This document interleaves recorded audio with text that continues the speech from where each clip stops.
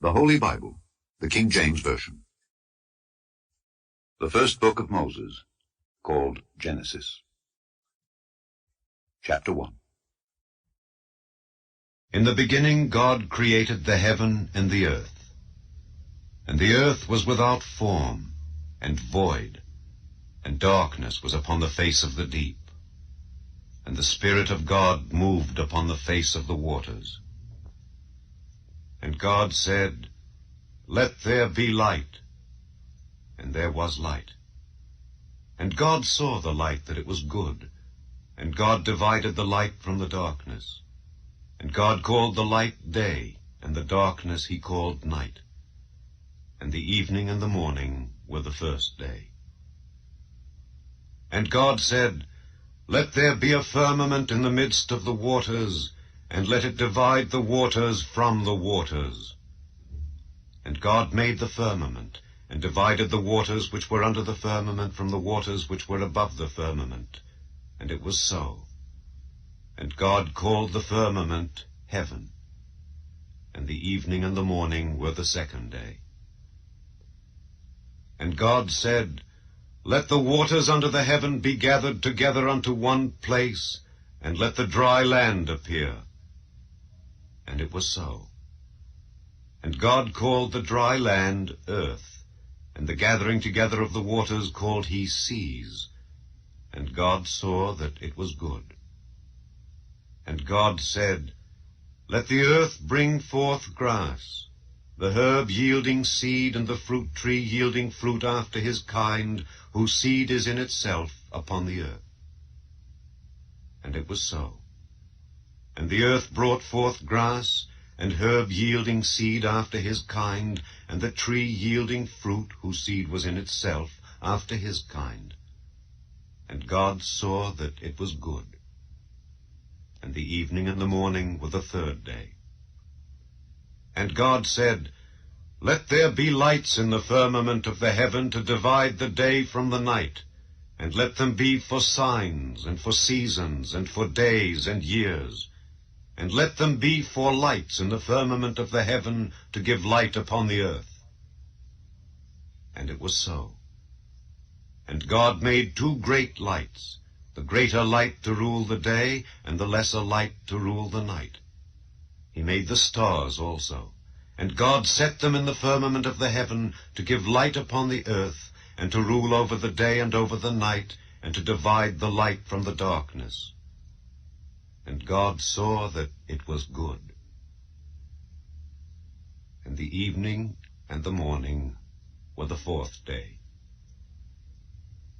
And God said, "Let the waters bring forth abundantly the moving creature that hath life, and fowl that may fly above the earth in the open firmament of heaven."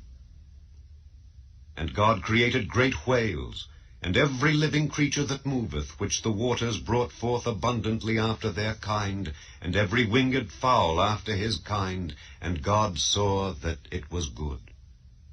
And God blessed them, saying, "Be fruitful and multiply, and fill the waters in the seas, and let fowl multiply in the earth." And the evening and the morning were the fifth day. And God said, "Let the earth bring forth the living creature after his kind, cattle and creeping thing and beast of the earth after his kind." And it was so. And God made the beast of the earth after his kind, and cattle after their kind, and everything that creepeth upon the earth after his kind. And God saw that it was good. And God said, "Let us make man in our image, after our likeness, and let them have dominion over the fish of the sea, and over the fowl of the air, and over the cattle, and over all the earth, and over every creeping thing that creepeth upon the earth." So God created man in his own image. In the image of God created he him. Male and female created he them.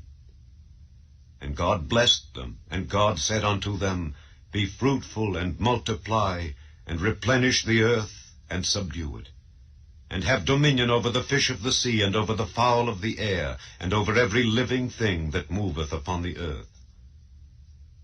And God said, Behold, I have given you every herb bearing seed which is upon the face of all the earth, and every tree in the which is the fruit of a tree yielding seed. To you it shall be for meat.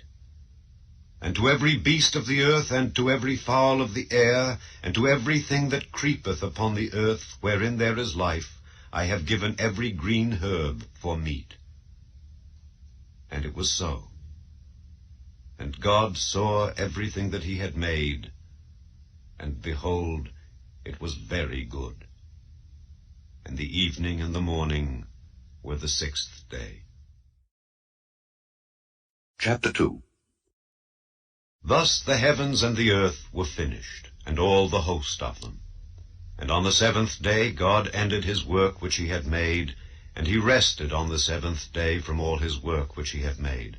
And God blessed the 7th day, and sanctified it, because that in it he had rested from all his work which God created and made.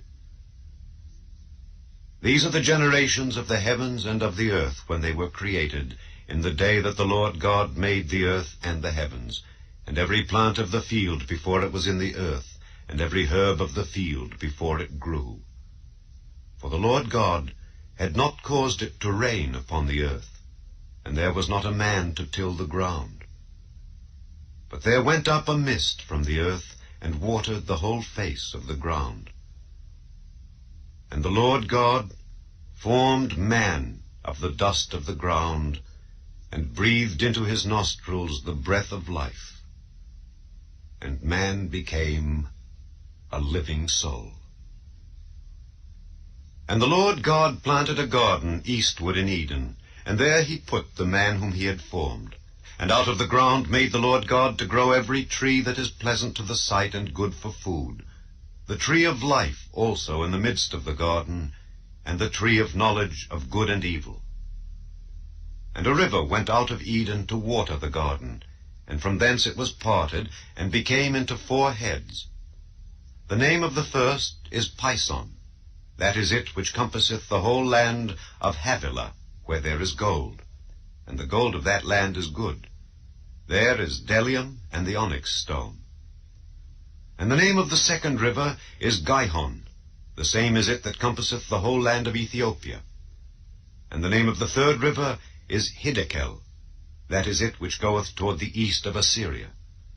And the 4th river is Euphrates. And the Lord God took the man, and put him into the garden of Eden, to dress it and to keep it.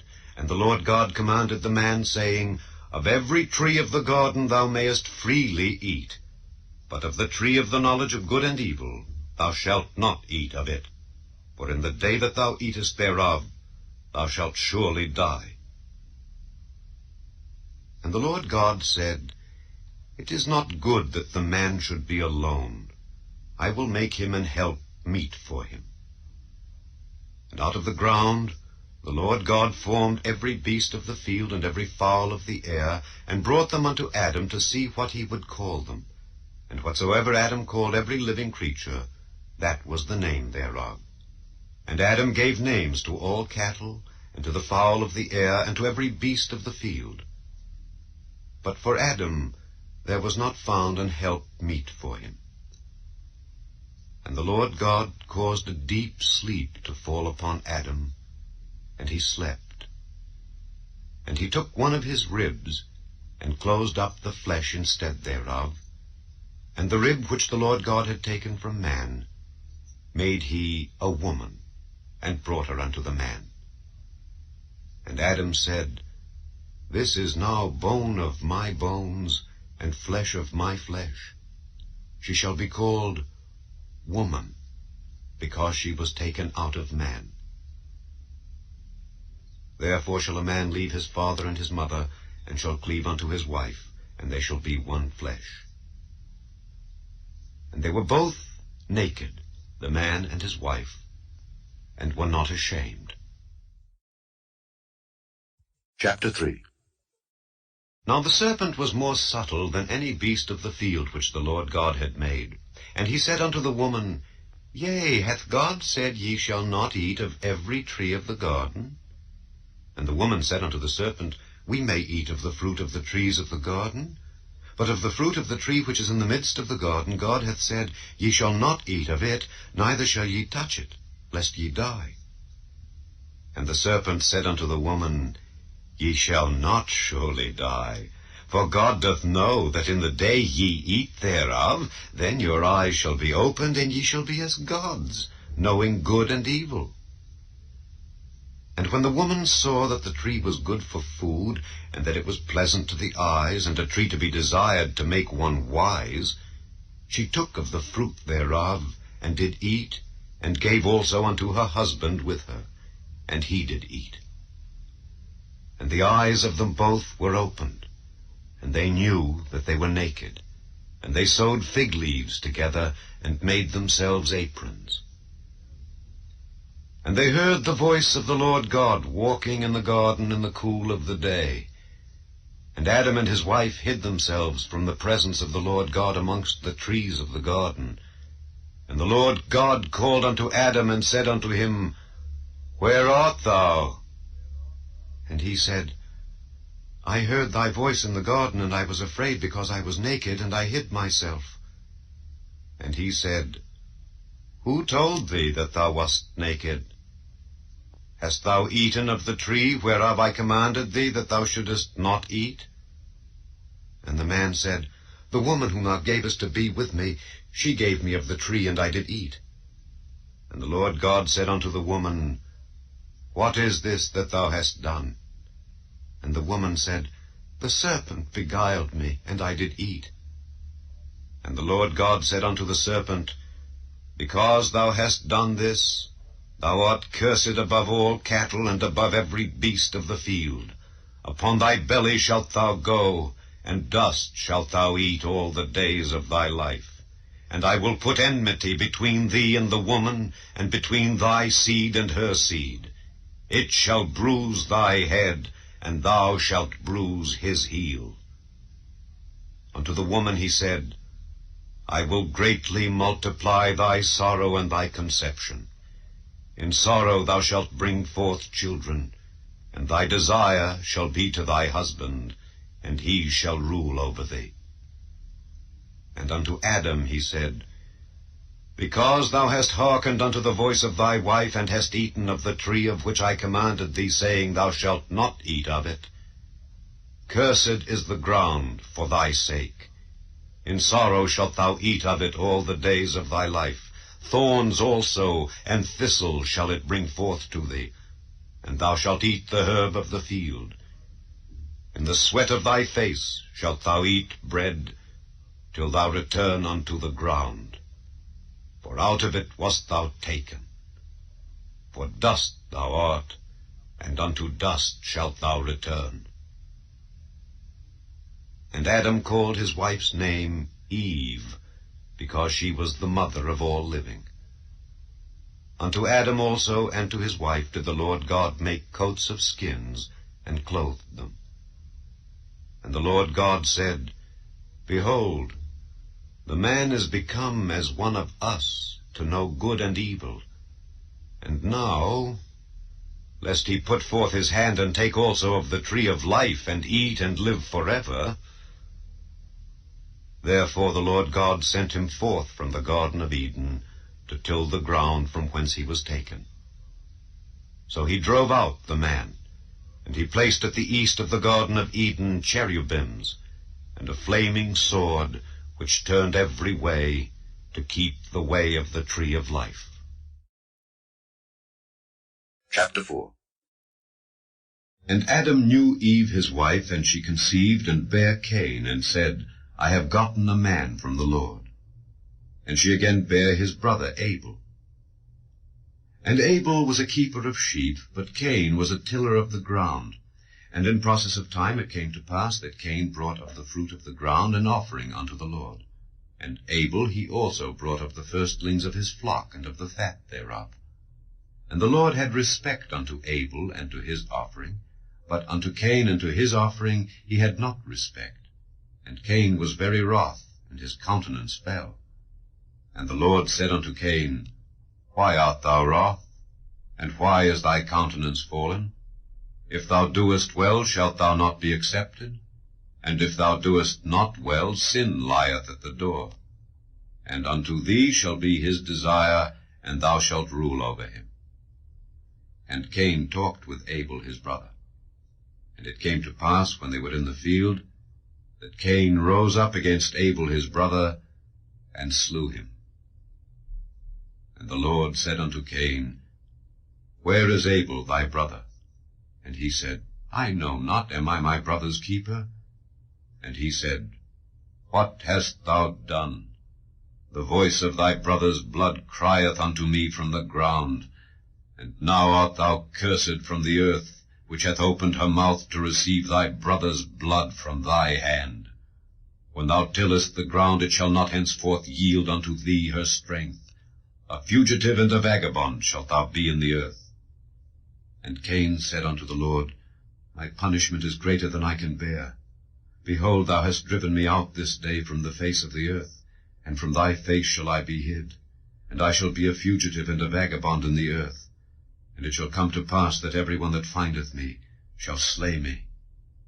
And the Lord said unto him, Therefore whosoever slayeth Cain, vengeance shall be taken on him sevenfold.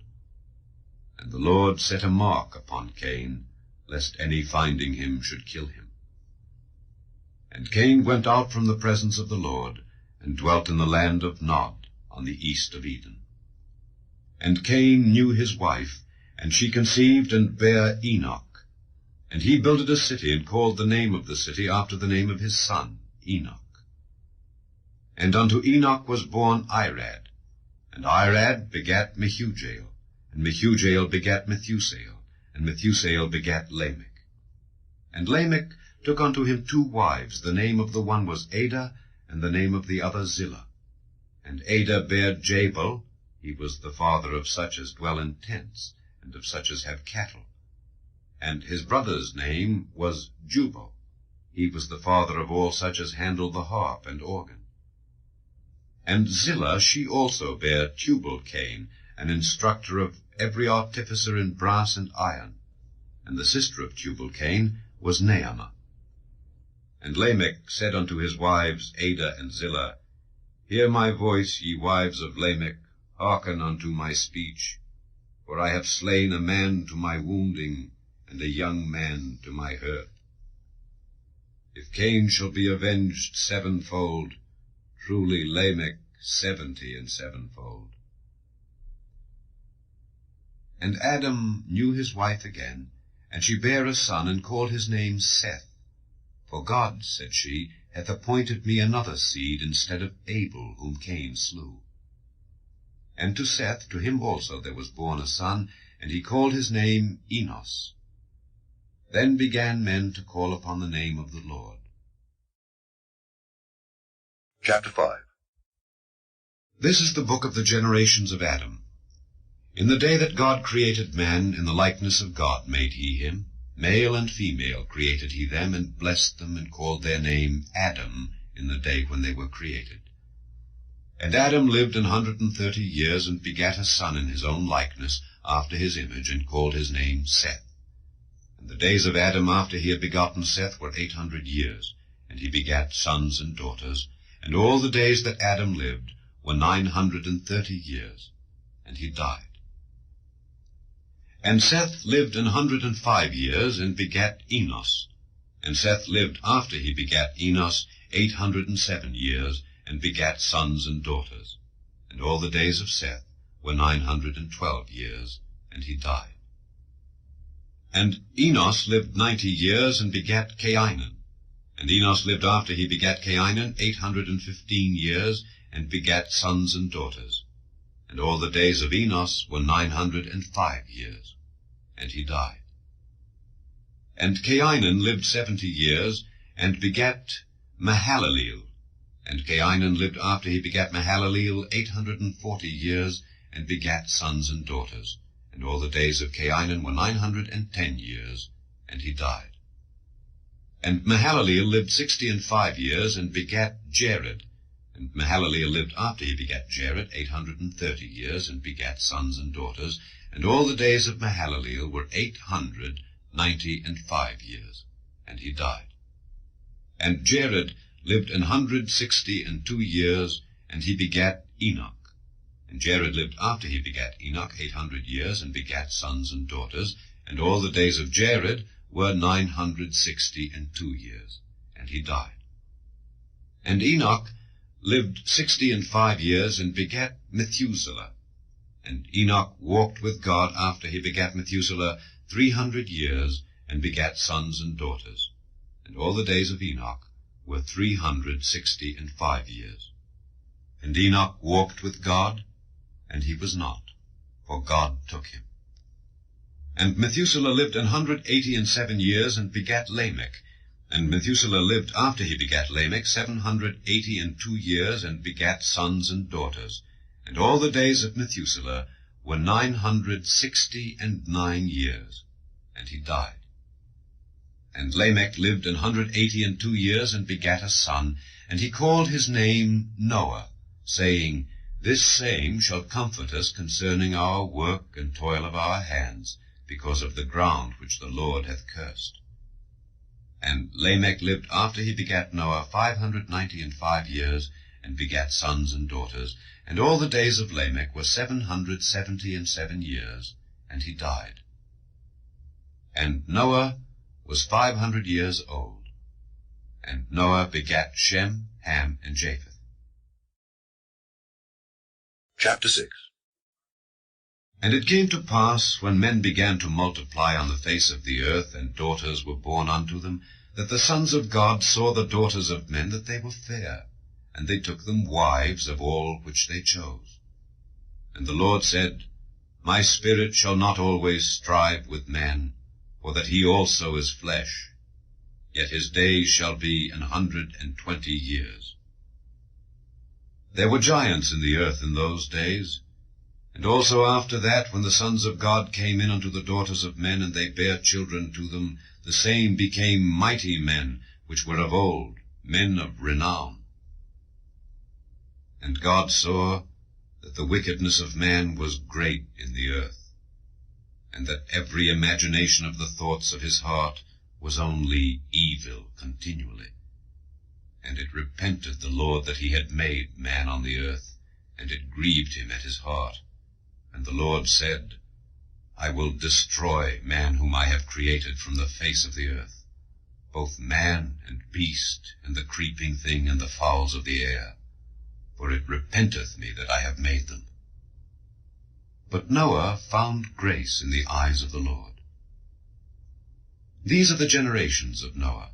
Noah was a just man, and perfect in his generations, and Noah walked with God. And Noah begat 3 sons, Shem, Ham, and Japheth. The earth also was corrupt before God, and the earth was filled with violence. And God looked upon the earth, and behold, it was corrupt, for all flesh had corrupted his way upon the earth. And God said unto Noah, The end of all flesh is come before me, for the earth is filled with violence through them. And behold, I will destroy them with the earth. Make thee an ark of gopher wood. Rooms shalt thou make in the ark, and shalt pitch it within and without with pitch. And this is the fashion which thou shalt make it of. The length of the ark shall be 300 cubits, the breadth of it 50 cubits, and the height of it 30 cubits. A window shalt thou make to the ark, and in a cubit shalt thou finish it above, and the door of the ark shalt thou set in the side thereof. With lower, second, and third stories shalt thou make it. And behold, I, even I, do bring a flood of waters upon the earth, to destroy all flesh wherein is the breath of life from under heaven. And everything that is in the earth shall die. But with thee will I establish my covenant, and thou shalt come into the ark, thou and thy sons, and thy wife, and thy sons' wives with thee. And of every living thing, of all flesh, 2 of every sort shalt thou bring into the ark, to keep them alive with thee. they shall be male and female. Of fowls after their kind, and of cattle after their kind, of every creeping thing of the earth after his kind, 2 of every sort shall come unto thee to keep them alive. And take thou unto thee of all food that is eaten, and thou shalt gather it to thee, and it shall be for food for thee and for them. Thus did Noah, according to all that God commanded him, so did he. Chapter 7. And the Lord said unto Noah, Come thou and all thy house into the ark, for thee have I seen righteous before me in this generation. Of every clean beast thou shalt take to thee by 7s the male and his female, and of beasts that are not clean by 2 the male and his female. Of fowls also of the air by 7s the male and the female, to keep seed alive upon the face of all the earth. For yet 7 days, and I will cause it to rain upon the earth 40 days and 40 nights, and every living substance that I have made will I destroy from off the face of the earth. And Noah did according unto all that the Lord commanded him. And Noah was 600 years old when the flood of waters was upon the earth. And Noah went in, and his sons and his wife and his sons' wives with him into the ark, because of the waters of the flood, of clean beasts and of beasts that are not clean, and of fowls and of everything that creepeth upon the earth. There went in 2 and 2 unto Noah into the ark, the male and the female, as God had commanded Noah. And it came to pass, after 7 days, that the waters of the flood were upon the earth. In the 600th year of Noah's life, in the 2nd month, the 17th day of the month, the same day were all the fountains of the great deep broken up, and the windows of heaven were opened, and the rain was upon the earth 40 days and 40 nights. In the selfsame day entered Noah, and Shem, and Ham, and Japheth, the sons of Noah, and Noah's wife, and the 3 wives of his sons with them, into the ark. They, and every beast after his kind, and all the cattle after their kind, and every creeping thing that creepeth upon the earth after his kind, and every fowl after his kind, every bird of every sort. And they went in unto Noah into the ark, 2 and 2 of all flesh, wherein is the breath of life. And they that went in male and female of all flesh, as God had commanded him. And the Lord shut him in. And the flood was 40 days upon the earth. And the waters increased, and bare up the ark, and it was lift up above the earth. And the waters prevailed, and were increased greatly upon the earth. And the ark went upon the face of the waters. And the waters prevailed exceedingly upon the earth, and all the high hills that were under the whole heaven were covered. 15 cubits upward did the waters prevail, and the mountains were covered. And all flesh died that moved upon the earth, both of fowl and of cattle and of beast, and of every creeping thing that creepeth upon the earth, and every man. All in whose nostrils was the breath of life, of all that was in the dry land, died.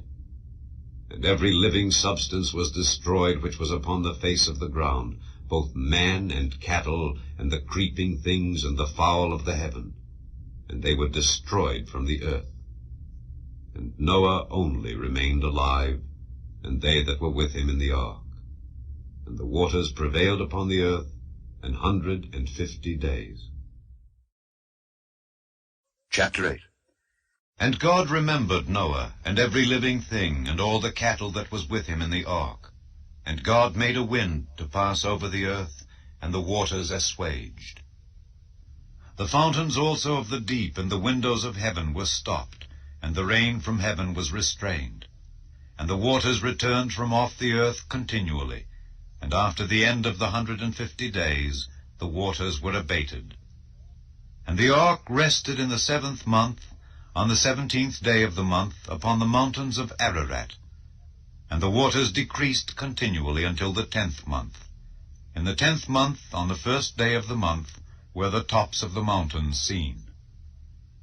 And it came to pass at the end of 40 days that Noah opened the window of the ark which he had made, and he sent forth a raven, which went forth to and fro until the waters were dried up from off the earth. Also he sent forth a dove from him to see if the waters were abated from off the face of the ground. But the dove found no rest for the sole of her foot, and she returned unto him into the ark, for the waters were on the face of the whole earth. Then he put forth his hand, and took her, and pulled her in unto him into the ark. And he stayed yet other 7 days, and again he sent forth the dove out of the ark. And the dove came in to him in the evening, and lo, in her mouth was an olive leaf plucked off. So Noah knew that the waters were abated from off the earth. And he stayed yet other 7 days, and sent forth the dove, which returned not again unto him any more. And it came to pass in the 601st year, in the 1st month, the 1st day of the month, the waters were dried up from off the earth. And Noah removed the covering of the ark, and looked, and behold, the face of the ground was dry. And in the 2nd month, on the 27th day of the month, was the earth dried. And God spake unto Noah, saying, Go forth of the ark, thou and thy wife, and thy sons wives with thee. Bring forth with thee every living thing that is with thee of all flesh, both of fowl and of cattle, and of every creeping thing that creepeth upon the earth, that they may breed abundantly in the earth, and be fruitful, and multiply upon the earth. And Noah went forth, and his sons, and his wife, and his sons' wives with him. Every beast, every creeping thing, and every fowl, and whatsoever creepeth upon the earth, after their kinds, went forth out of the ark. And Noah builded an altar unto the Lord, and took of every clean beast, and of every clean fowl, and offered burnt offerings on the altar. And the Lord smelled a sweet savour, and the Lord said in his heart, I will not again curse the ground any more for man's sake, for the imagination of man's heart is evil from his youth. Neither will I again smite any more everything living, as I have done. While the earth remaineth, seed time and harvest, and cold and heat, and summer and winter, and day and night shall not cease. Chapter 9. And God blessed Noah and his sons, and said unto them, Be fruitful, and multiply, and replenish the earth. And the fear of you and the dread of you shall be upon every beast of the earth, and upon every fowl of the air, upon all that moveth upon the earth, and upon all the fishes of the sea. Into your hand are they delivered. Every moving thing that liveth shall be meat for you, even as the green herb have I given you all things. But flesh with the life thereof, which is the blood thereof, shall ye not eat. And surely your blood of your lives will I require. At the hand of every beast will I require it, and at the hand of man. At the hand of every man's brother will I require the life of man. Whoso sheddeth man's blood, by man shall his blood be shed. For in the image of God made he man. And you, be ye fruitful and multiply. Bring forth abundantly in the earth, and multiply therein. And God spake unto Noah and to his sons with him, saying, And I, behold, I establish my covenant with you and with your seed after you, and with every living creature that is with you, of the fowl, of the cattle, and of every beast of the earth with you, from all that go out of the ark, to every beast of the earth. And I will establish my covenant with you, neither shall all flesh be cut off any more by the waters of a flood, neither shall there any more be a flood to destroy the earth. And God said, This is the token of the covenant which I make between me and you and every living creature that is with you for perpetual generations. I do set my bow in the cloud, and it shall be for a token of a covenant between me and the earth. And it shall come to pass, when I bring a cloud over the earth, that the bow shall be seen in the cloud.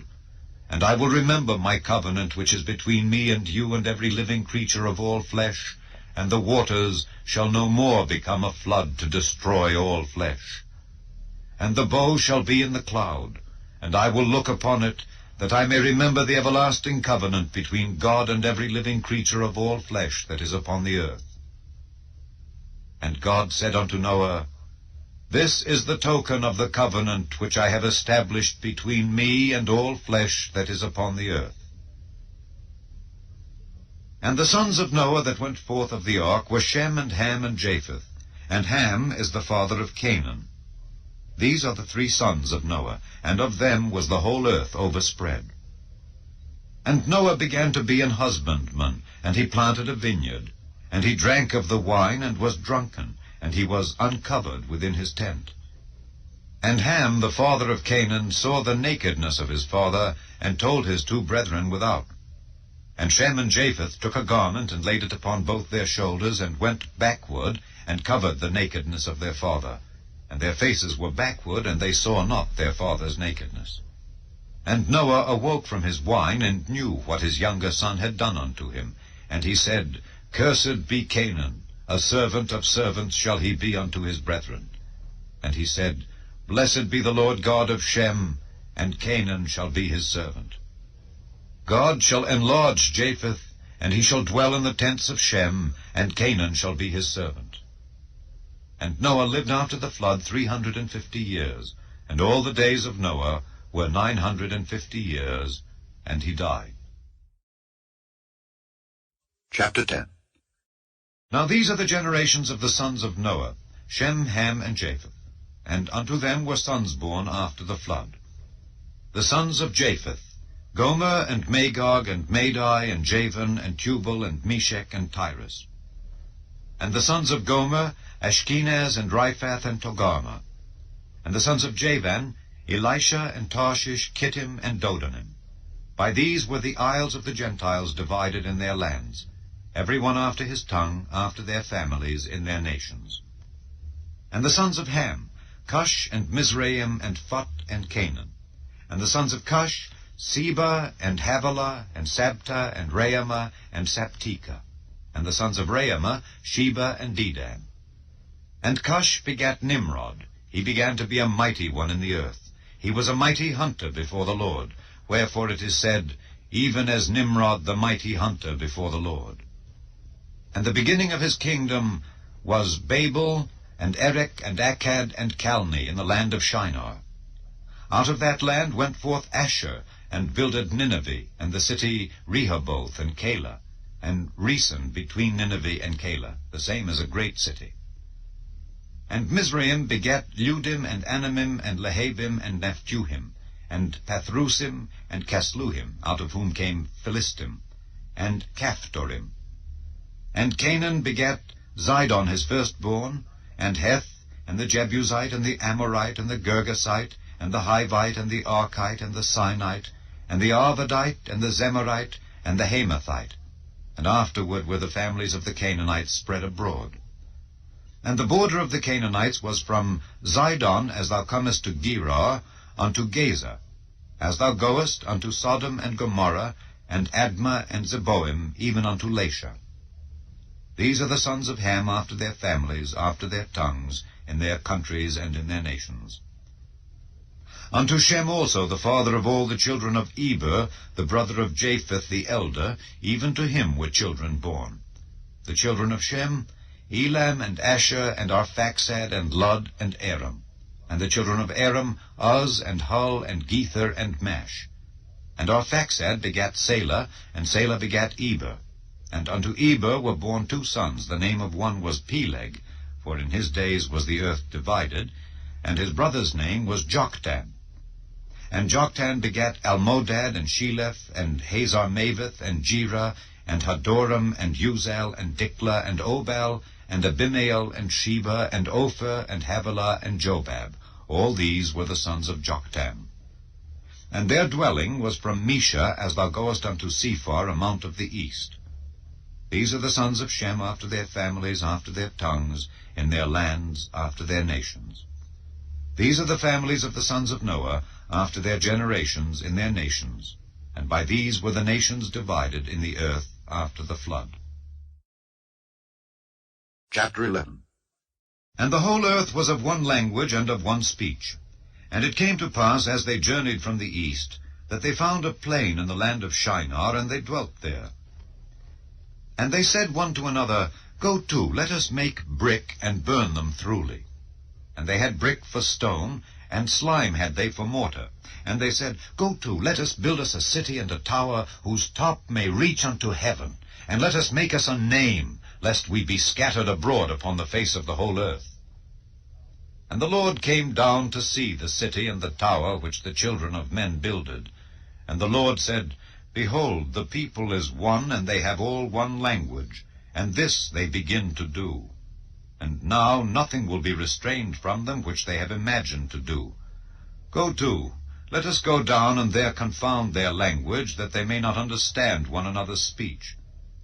So the Lord scattered them abroad from thence upon the face of all the earth, and they left off to build the city. Therefore is the name of it called Babel, because the Lord did there confound the language of all the earth. And from thence did the Lord scatter them abroad upon the face of all the earth. These are the generations of Shem. Shem was 100 years old, and begat Arphaxad 2 years after the flood. And Shem lived after he begat Arphaxad 500 years, and begat sons and daughters. And Arphaxad lived 35 years, and begat Salah. And Arphaxad lived after he begat Salah 403 years, and begat sons and daughters. And Salah lived 30 years, and begat Eber. And Salah lived after he begat Eber 403 years, and begat sons and daughters. And Eber lived 34 years, and begat Peleg. And Eber lived after he begat Peleg 430 years, and begat sons and daughters.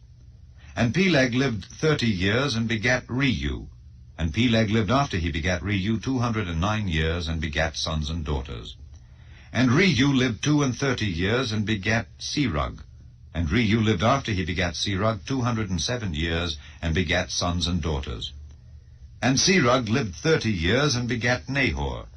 And Serug lived after he begat Nahor 200 years, and begat sons and daughters. And Nahor lived 29 years, and begat Terah. And Nahor lived after he begat Terah 119 years, and begat sons and daughters. And Terah lived 70 years, and begat Abram, Nahor, and Haran. Now these are the generations of Terah. Terah begat Abram, Nahor, and Haran. And Haran begat Lot. And Haran died before his father Terah in the land of his nativity, in Ur of the Chaldees. And Abram and Nahor took them wives. The name of Abram's wife was Sarai, and the name of Nahor's wife Milcah, the daughter of Haran, the father of Milcah and the father of Iscah. But Sarai was barren, she had no child. And Terah took Abram his son, and Lot the son of Haran his son's son, and Sarai his daughter-in-law, his son Abram's wife, and they went forth with them from Ur of the Chaldees to go into the land of Canaan. And they came unto Haran, and dwelt there. And the days of Terah were 205 years, and Terah died in Haran. Chapter 12. Now the Lord had said unto Abram, Get thee out of thy country, and from thy kindred, and from thy father's house, unto a land that I will show thee. And I will make of thee a great nation, and I will bless thee, and make thy name great, and thou shalt be a blessing. And I will bless them that bless thee, and curse him that curseth thee. And in thee shall all families of the earth be blessed. So Abram departed as the Lord had spoken unto him, and Lot went with him. And Abram was 75 years old when he departed out of Haran. And Abram took Sarai his wife, and Lot his brother's son, and all their substance that they had gathered, and the souls that they had gotten in Haran, and they went forth to go into the land of Canaan. And into the land of Canaan they came. And Abram passed through the land unto the place of Sichem, unto the plain of Moreh, and the Canaanite was then in the land. And the Lord appeared unto Abram, and said, Unto thy seed will I give this land. And there builded he an altar unto the Lord, who appeared unto him. And he removed from thence unto a mountain on the east of Bethel, and pitched his tent, having Bethel on the west, and Hai on the east. And there he builded an altar unto the Lord, and called upon the name of the Lord. And Abram journeyed, going on still toward the south. And there was a famine in the land.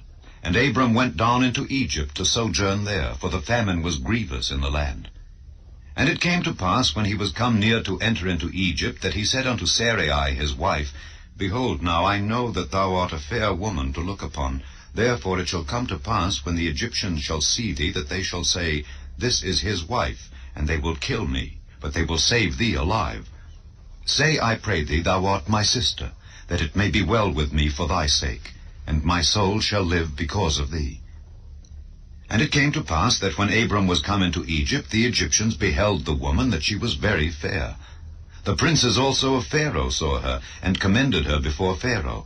And the woman was taken into Pharaoh's house. And he entreated Abram well for her sake. And he had sheep and oxen, and he-asses, and men-servants, and maid-servants, and she-asses, and camels. And the Lord plagued Pharaoh and his house with great plagues, because of Sarai, Abram's wife. And Pharaoh called Abram, and said, What is this that thou hast done unto me? Why didst thou not tell me that she was thy wife? Why saidst thou, She is my sister, so I might have taken her to me to wife?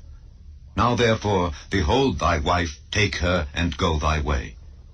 And Pharaoh commanded his men concerning him, and they sent him away, and his wife, and all that he had. Chapter 13. And Abram went up out of Egypt, he and his wife, and all that he had, and Lot with him, into the south. And Abram was very rich in cattle, in silver, and in gold. And he went on his journeys from the south even to Bethel, unto the place where his tent had been at the beginning, between Bethel and Hai, unto the place of the altar which he had made there at the first. And there Abram called on the name of the Lord. And Lot also, which went with Abram, had flocks and herds and tents. And the land was not able to bear them, that they might dwell together, for their substance was great, so that they could not dwell together. And there was a strife between the herdmen of Abram's cattle and the herdmen of Lot's cattle, and the Canaanite and the Perizzite dwelled then in the land. And Abram said unto Lot, Let there be no strife, I pray thee, between me and thee, and between my herdmen and thy herdmen, for we be brethren.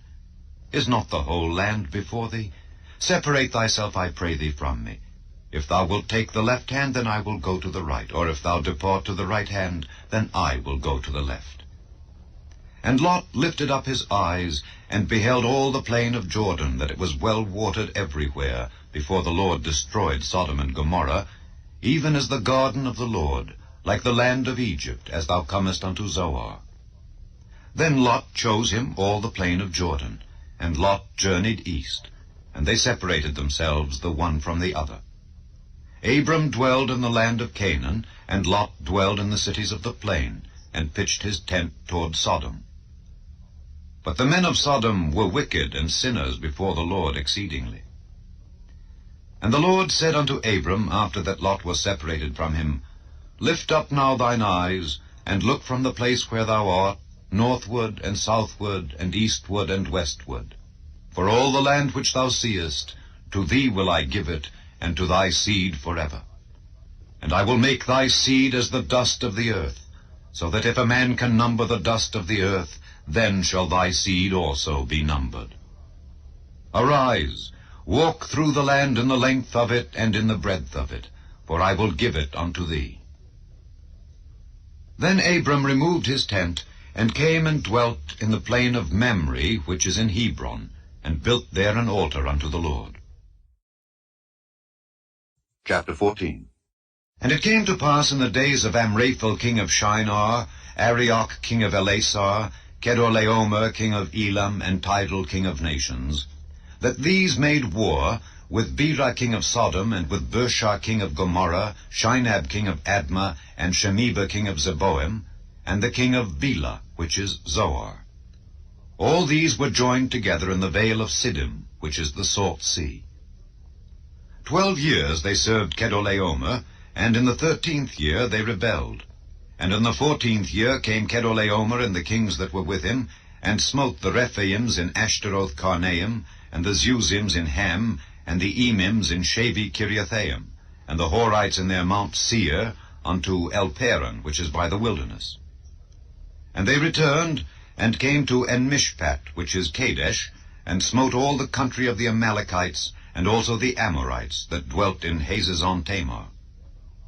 And there went out the king of Sodom, and the king of Gomorrah, and the king of Admah, and the king of Zeboim, and the king of Bela, the same is Zoar, and they joined battle with them in the vale of Siddim, with Kedorlaomer the king of Elam, and with Tidal king of nations, and Amraphel king of Shinar, and Arioch king of Elasar, 4 kings with 5.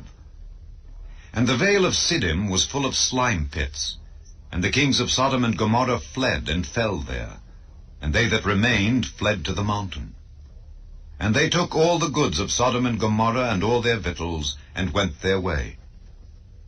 And they took Lot, Abram's brother's son, who dwelt in Sodom, and his goods, and departed. And there came one that had escaped, and told Abram the Hebrew, for he dwelt in the plain of Mamre the Amorite, brother of Eshcol, and brother of Aner, and these were confederate with Abram. And when Abram heard that his brother was taken captive, he armed his trained servants, born in his own house, 318, and pursued them unto Dan. And he divided himself against them, he and his servants, by night, and smote them, and pursued them unto Hobah, which is on the left hand of Damascus. And he brought back all the goods, and also brought again his brother Lot, and his goods, and the women also, and the people. And the king of Sodom went out to meet him after his return from the slaughter of Kedorlaomer and of the kings that were with him, at the valley of Shaveh, which is the king's dale. And Melchizedek king of Salem brought forth bread and wine, and he was the priest of the Most High God. And he blessed him and said, Blessed be Abram of the Most High God, possessor of heaven and earth, and blessed be the Most High God, which hath delivered thine enemies into thy hand. And he gave him tithes of all. And the king of Sodom said unto Abram, Give me the persons, and take the goods to thyself. And Abram said to the king of Sodom, I have lift up mine hand unto the Lord, the Most High God, the possessor of heaven and earth, that I will not take from a thread even to a shoe latchet, and that I will not take anything that is thine, lest thou shouldest say, I have made Abram rich. Save only that which the young men have eaten, and the portion of the men which went with me, Aner, Eshcol, and Mamre. Let them take their portion. Chapter 15. After these things the word of the Lord came unto Abram in a vision, saying, Fear not, Abram, I am thy shield and thy exceeding great reward. And Abram said, Lord God, what wilt thou give me, seeing I go childless, and the steward of my house is this Eliezer of Damascus? And Abram said, Behold, to me thou hast given no seed, and lo, one born in my house is mine heir. And behold, the word of the Lord came unto him, saying, This shall not be thine heir, but he that shall come forth out of thine own bowels shall be thine heir. And he brought him forth abroad, and said, Look now toward heaven, and tell the stars, if thou be able to number them. And he said unto him, So shall thy seed be. And he believed in the Lord, and he counted it to him for righteousness. And he said unto him, I am the Lord that brought thee out of Ur of the Chaldees to give thee this land to inherit it. And he said, Lord God, whereby shall I know that I shall inherit it? And he said unto him, Take me an heifer of 3 years old, and a she-goat of 3 years old, and a ram of 3 years old, and a turtle dove, and a young pigeon. And he took unto him all these, and divided them in the midst, and laid each piece one against another. But the birds divided he not. And when the fowls came down upon the carcasses, Abram drove them away. And when the sun was going down, a deep sleep fell upon Abram, and lo, an horror of great darkness fell upon him. And he said unto Abram, Know of a surety that thy seed shall be a stranger in a land that is not theirs, and shall serve them, and they shall afflict them 400 years. And also that nation whom they shall serve will I judge, and afterward shall they come out with great substance. And thou shalt go to thy fathers in peace, thou shalt be buried in a good old age. But in the 4th generation they shall come hither again, for the iniquity of the Amorites is not yet full.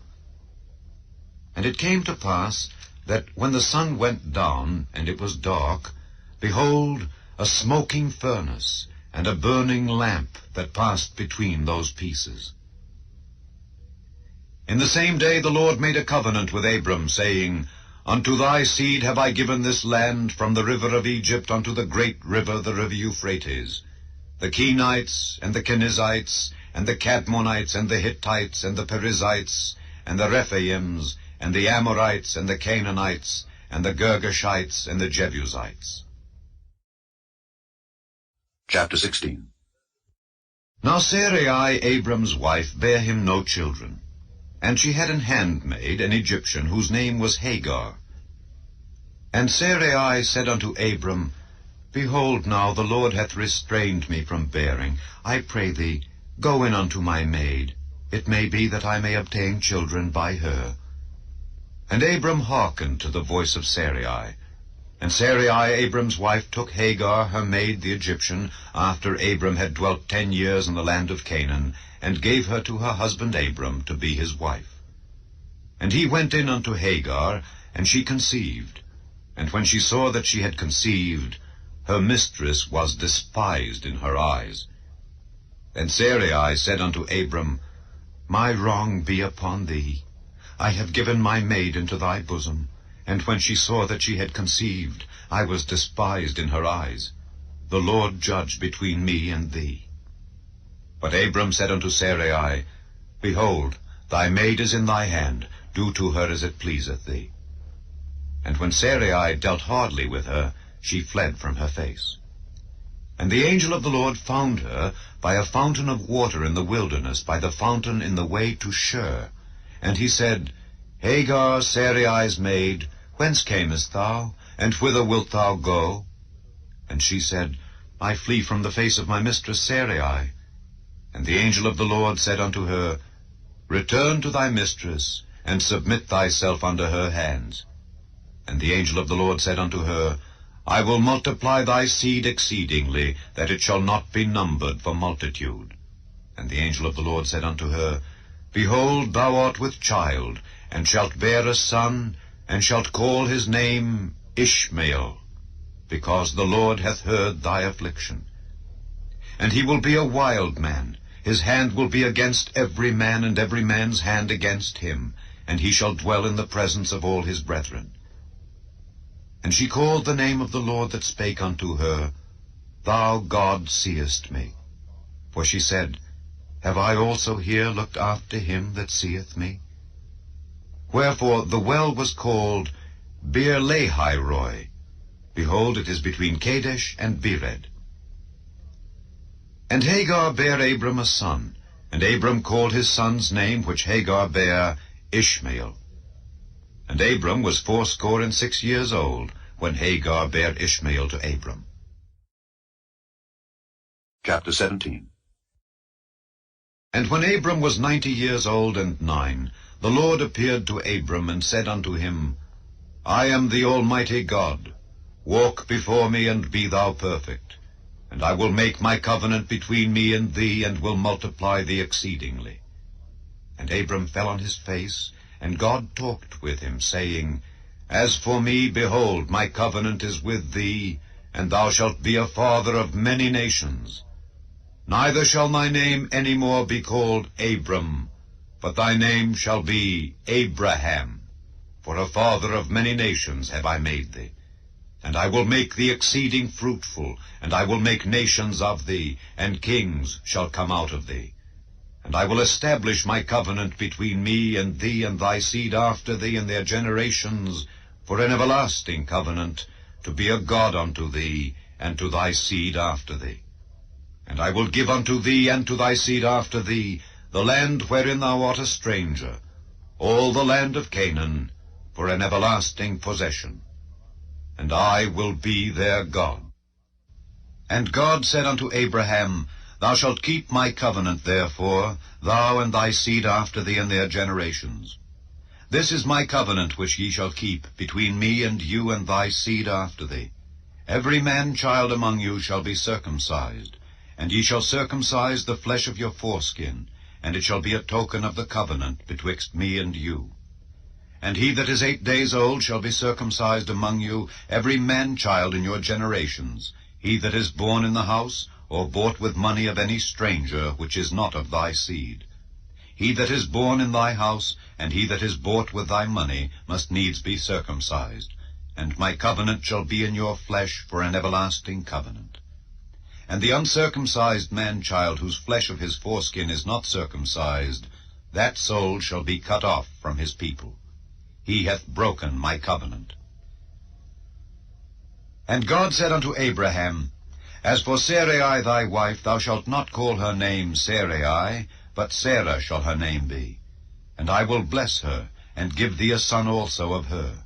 Yea, I will bless her, and she shall be a mother of nations. Kings of people shall be of her.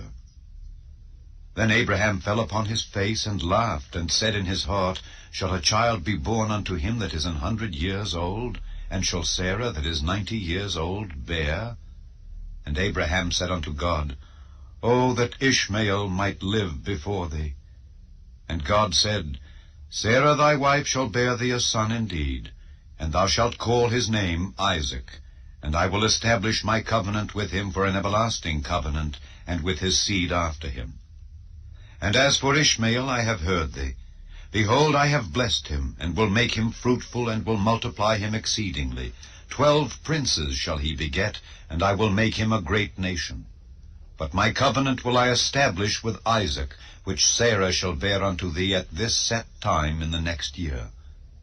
And he left off talking with him, and God went up from Abraham. And Abraham took Ishmael his son, and all that were born in his house, and all that were bought with his money, every male among the men of Abraham's house, and circumcised the flesh of their foreskin in the selfsame day, as God had said unto him. And Abraham was 90 years old and 9 when he was circumcised in the flesh of his foreskin. And Ishmael his son was 13 years old when he was circumcised in the flesh of his foreskin. In the selfsame day was Abraham circumcised, and Ishmael his son. And all the men of his house born in the house, and bought with money of the stranger, were circumcised with him. Chapter 18. And the Lord appeared unto him in the plains of Mamre, and he sat in the tent door in the heat of the day. And he lifted up his eyes, and looked, and lo, 3 men stood by him.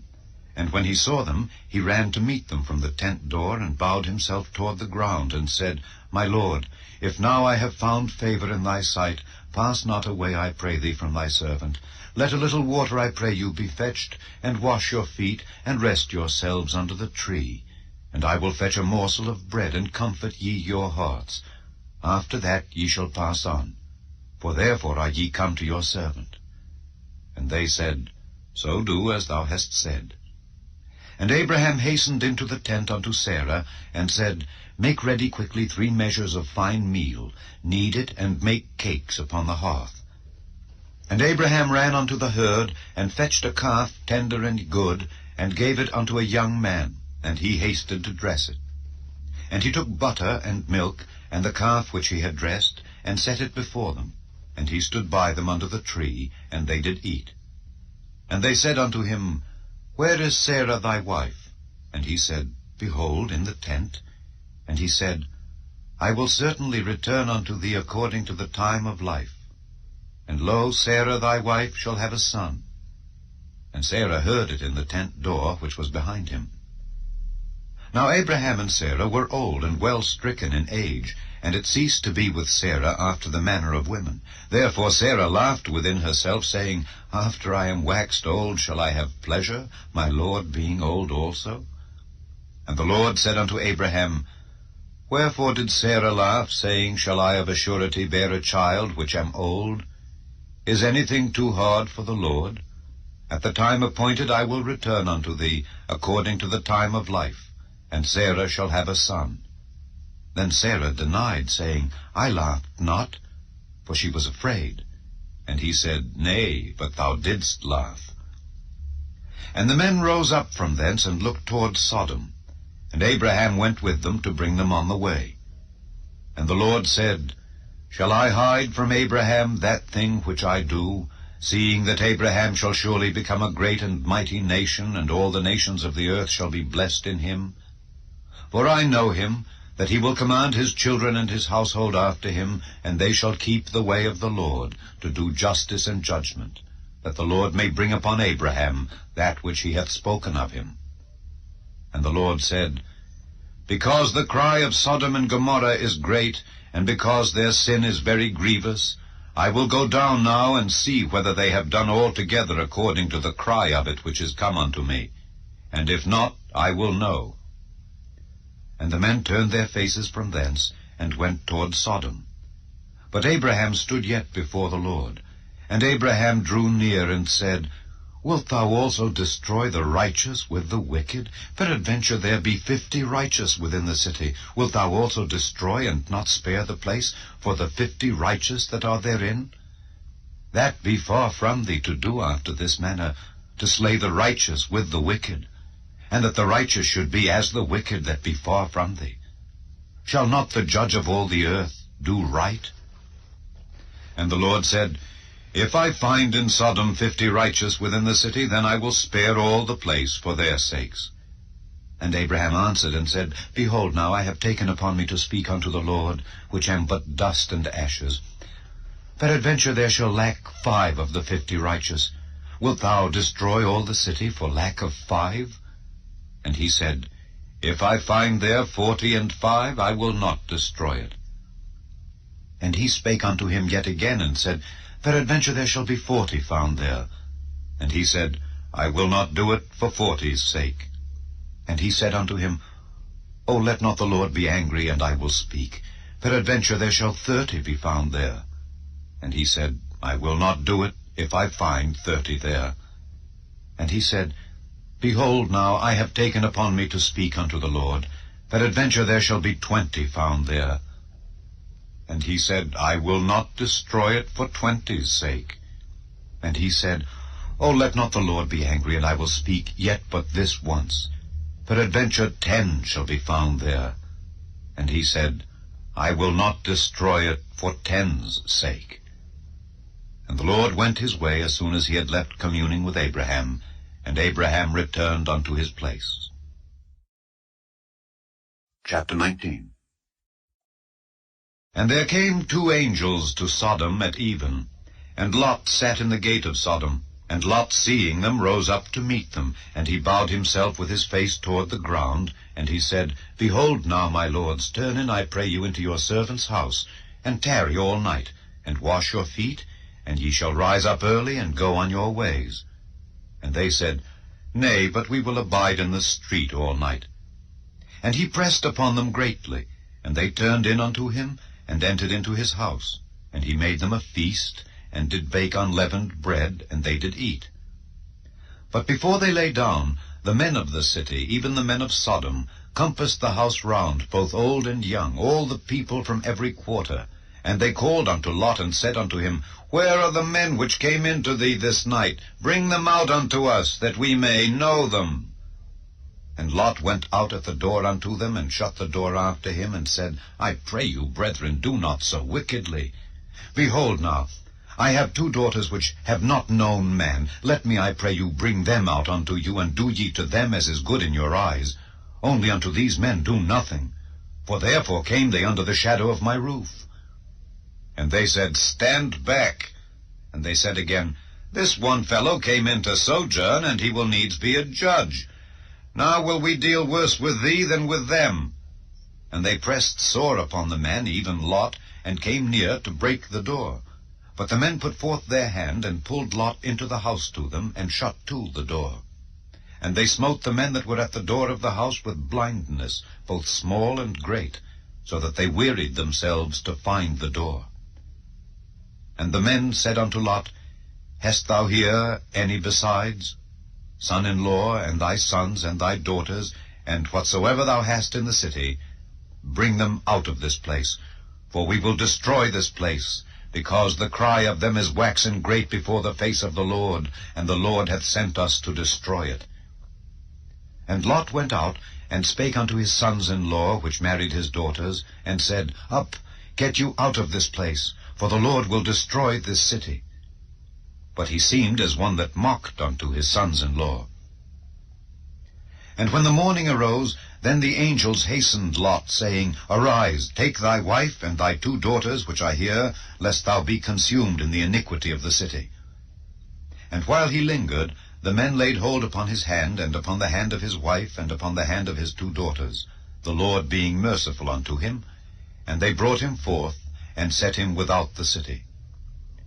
And it came to pass, when they had brought them forth abroad, that he said, Escape for thy life. Look not behind thee, neither stay thou in all the plain. Escape to the mountain, lest thou be consumed. And Lot said unto them, O not so, my lord. Behold now, thy servant hath found grace in thy sight, and thou hast magnified thy mercy, which thou hast showed unto me in saving my life. And I cannot escape to the mountain, lest some evil take me, and I die. Behold now, this city is near to flee unto, and it is a little one. O, let me escape thither.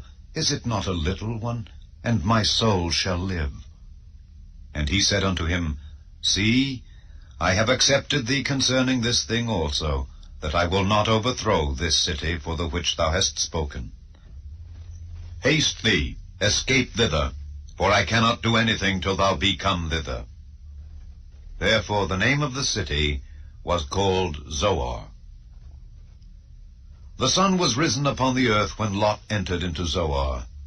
Then the Lord rained upon Sodom and upon Gomorrah brimstone and fire from the Lord out of heaven. And he overthrew those cities, and all the plain, and all the inhabitants of the cities, and that which grew upon the ground. But his wife looked back from behind him, and she became a pillar of salt. And Abraham gat up early in the morning to the place where he stood before the Lord, and he looked toward Sodom and Gomorrah, and toward all the land of the plain, and beheld, and lo, the smoke of the country went up as the smoke of a furnace. And it came to pass, when God destroyed the cities of the plain, that God remembered Abraham, and sent Lot out of the midst of the overthrow, when he overthrew the cities in the which Lot dwelt. And Lot went up out of Zoar, and dwelt in the mountain, and his 2 daughters with him, for he feared to dwell in Zoar. And he dwelt in a cave, he and his 2 daughters. And the firstborn said unto the younger, Our father is old, and there is not a man in the earth to come in unto us after the manner of all the earth. Come, let us make our father drink wine, and we will lie with him, that we may preserve seed of our father. And they made their father drink wine that night, and the firstborn went in and lay with her father. And he perceived not when she lay down, nor when she arose. And it came to pass on the morrow, that the firstborn said unto the younger, Behold, I lay yesternight with my father. Let us make him drink wine this night also, and go thou in and lie with him, that we may preserve seed of our father. And they made their father drink wine that night also. And the younger arose and lay with him, and he perceived not when she lay down, nor when she arose. Thus were both the daughters of Lot with child by their father. And the firstborn bare a son, and called his name Moab. The same is the father of the Moabites unto this day. And the younger she also bare a son, and called his name Ben-Ammi. The same is the father of the children of Ammon unto this day. Chapter 20. And Abraham journeyed from thence toward the south country, and dwelled between Kadesh and Shur, and sojourned in Gerar. And Abraham said of Sarah his wife, She is my sister. And Abimelech king of Gerar sent and took Sarah. But God came to Abimelech in a dream by night, and said to him, Behold, thou art but a dead man for the woman which thou hast taken, for she is a man's wife. But Abimelech had not come near her, and he said, Lord, wilt thou slay also a righteous nation? Said he not unto me, She is my sister? And she, even she herself, said, He is my brother. In the integrity of my heart and innocency of my hands have I done this. And God said unto him in a dream, Yea, I know that thou didst this in the integrity of thy heart, for I also withheld thee from sinning against me. Therefore suffered I thee not to touch her. Now therefore restore the man his wife, for he is a prophet, and he shall pray for thee, and thou shalt live. And if thou restore her not, know thou that thou shalt surely die, thou and all that are thine. Therefore Abimelech rose early in the morning, and called all his servants, and told all these things in their ears. And the men were sore afraid. Then Abimelech called Abraham, and said unto him, What hast thou done unto us? And what have I offended thee, that thou hast brought on me and on my kingdom a great sin? Thou hast done deeds unto me that ought not to be done. And Abimelech said unto Abraham, What sawest thou that thou hast done this thing? And Abraham said, Because I thought, surely the fear of God is not in this place, and they will slay me for my wife's sake. And yet indeed she is my sister. She is the daughter of my father, but not the daughter of my mother, and she became my wife. And it came to pass, when God caused me to wander from my father's house, that I said unto her, This is thy kindness which thou shalt show unto me. At every place whither we shall come, say of me, He is my brother. And Abimelech took sheep and oxen and men servants and women servants, and gave them unto Abraham, and restored him Sarah his wife. And Abimelech said, Behold, my land is before thee, dwell where it pleaseth thee. And unto Sarah he said, Behold, I have given thy brother 1,000 pieces of silver. Behold, he is to thee a covering of the eyes unto all that are with thee, and with all other. Thus she was reproved. So Abraham prayed unto God, and God healed Abimelech and his wife and his maidservants, and they bare children. For the Lord had fast closed up all the wombs of the house of Abimelech because of Sarah, Abraham's wife. Chapter 21. And the Lord visited Sarah as he had said, and the Lord did unto Sarah as he had spoken. For Sarah conceived, and bare Abraham a son in his old age, at the set time of which God had spoken to him. And Abraham called the name of his son that was born unto him, whom Sarah bare to him, Isaac. And Abraham circumcised his son Isaac, being 8 days old, as God had commanded him. And Abraham was 100 years old, when his son Isaac was born unto him. And Sarah said, God hath made me to laugh, so that all that hear will laugh with me. And she said, Who would have said unto Abraham that Sarah should have given children suck? For I have borne him a son in his old age. And the child grew and was weaned, and Abraham made a great feast the same day that Isaac was weaned. And Sarah saw the son of Hagar the Egyptian, which she had borne unto Abraham, mocking. Wherefore she said unto Abraham, Cast out this bondwoman and her son, for the son of this bondwoman shall not be heir with my son, even with Isaac. And the thing was very grievous in Abraham's sight because of his son.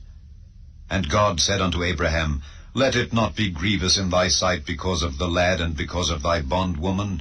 In all that Sarah hath said unto thee, hearken unto her voice. For in Isaac shall thy seed be called. And also of the son of the bondwoman will I make a nation, because he is thy seed. And Abraham rose up early in the morning, and took bread and a bottle of water, and gave it unto Hagar, putting it on her shoulder, and the child, and sent her away. And she departed, and wandered in the wilderness of Beersheba. And the water was spent in the bottle, and she cast the child under one of the shrubs. And she went and sat her down over against him a good way off, as it were a bowshot, for she said, Let me not see the death of the child. And she sat over against him, and lifted up her voice, and wept. And God heard the voice of the lad. And the angel of God called to Hagar out of heaven, and said unto her, What aileth thee, Hagar? Fear not, for God hath heard the voice of the lad where he is. Arise, lift up the lad, and hold him in thine hand, for I will make him a great nation. And God opened her eyes, and she saw a well of water, and she went and filled the bottle with water, and gave the lad drink. And God was with the lad, and he grew and dwelt in the wilderness, and became an archer. And he dwelt in the wilderness of Paran, and his mother took him a wife out of the land of Egypt. And it came to pass at that time that Abimelech and Phicol, the chief captain of his host, spake unto Abraham, saying, God is with thee in all that thou doest. Now therefore swear unto me here by God that thou wilt not deal falsely with me, nor with my son, nor with my son's son. But according to the kindness that I have done unto thee, thou shalt do unto me, and to the land wherein thou hast sojourned. And Abraham said, I will swear. And Abraham reproved Abimelech because of a well of water which Abimelech's servants had violently taken away. And Abimelech said, I wot not who hath done this thing. Neither didst thou tell me, neither yet heard I of it, but today. And Abraham took sheep and oxen, and gave them unto Abimelech, and both of them made a covenant. And Abraham set 7 ewe lambs of the flock by themselves. And Abimelech said unto Abraham, What mean these 7 ewe lambs which thou hast set by themselves? And he said, For these 7 ewe lambs shalt thou take of my hand, that they may be a witness unto me that I have digged this well. Wherefore he called that place Beersheba, because there they swear both of them. Thus they made a covenant at Beersheba. Then Abimelech rose up, and Phicol the chief captain of his host, and they returned into the land of the Philistines. And Abraham planted a grove in Beersheba, and called there on the name of the Lord, the everlasting God. And Abraham sojourned in the Philistines' land many days. Chapter 22. And it came to pass after these things that God did tempt Abraham, and said unto him, Abraham. And he said, Behold, here I am. And he said, Take now thy son, thine only son Isaac, whom thou lovest, and get thee into the land of Moriah, and offer him there for a burnt offering upon one of the mountains which I will tell thee of. And Abraham rose up early in the morning, and saddled his ass, and took 2 of his young men with him, and Isaac his son, and clave the wood for the burnt offering, and rose up, and went unto the place of which God had told him. Then on the 3rd day Abraham lifted up his eyes, and saw the place afar off. And Abraham said unto his young men, Abide ye here with the ass, and I and the lad will go yonder and worship, and come again to you. And Abraham took the wood of the burnt offering, and laid it upon Isaac his son. And he took the fire in his hand, and a knife. And they went both of them together. And Isaac spake unto Abraham his father, and said, My father. And he said, Here am I, my son. And he said, Behold the fire and the wood, but where is the lamb for a burnt offering? And Abraham said, My son, God will provide himself a lamb for a burnt offering. So they went both of them together.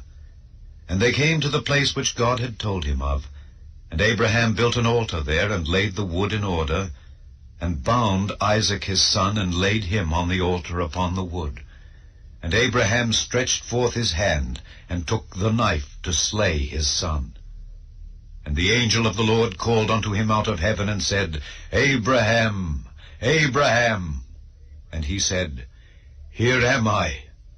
And he said, Lay not thine hand upon the lad, neither do thou anything unto him, for now I know that thou fearest God, seeing thou hast not withheld thy son, thine only son, from me. And Abraham lifted up his eyes and looked, and behold, behind him a ram caught in a thicket by his horns. And Abraham went and took the ram, and offered him up for a burnt offering in the stead of his son.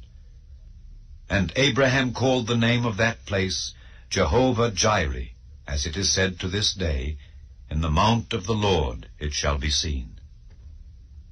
And the angel of the Lord called unto Abraham out of heaven the 2nd time, and said, By myself have I sworn, saith the Lord, for because thou hast done this thing, and hast not withheld thy son, thine only son, that in blessing I will bless thee, and in multiplying I will multiply thy seed as the stars of the heaven, and as the sand which is upon the seashore, and thy seed shall possess the gate of his enemies.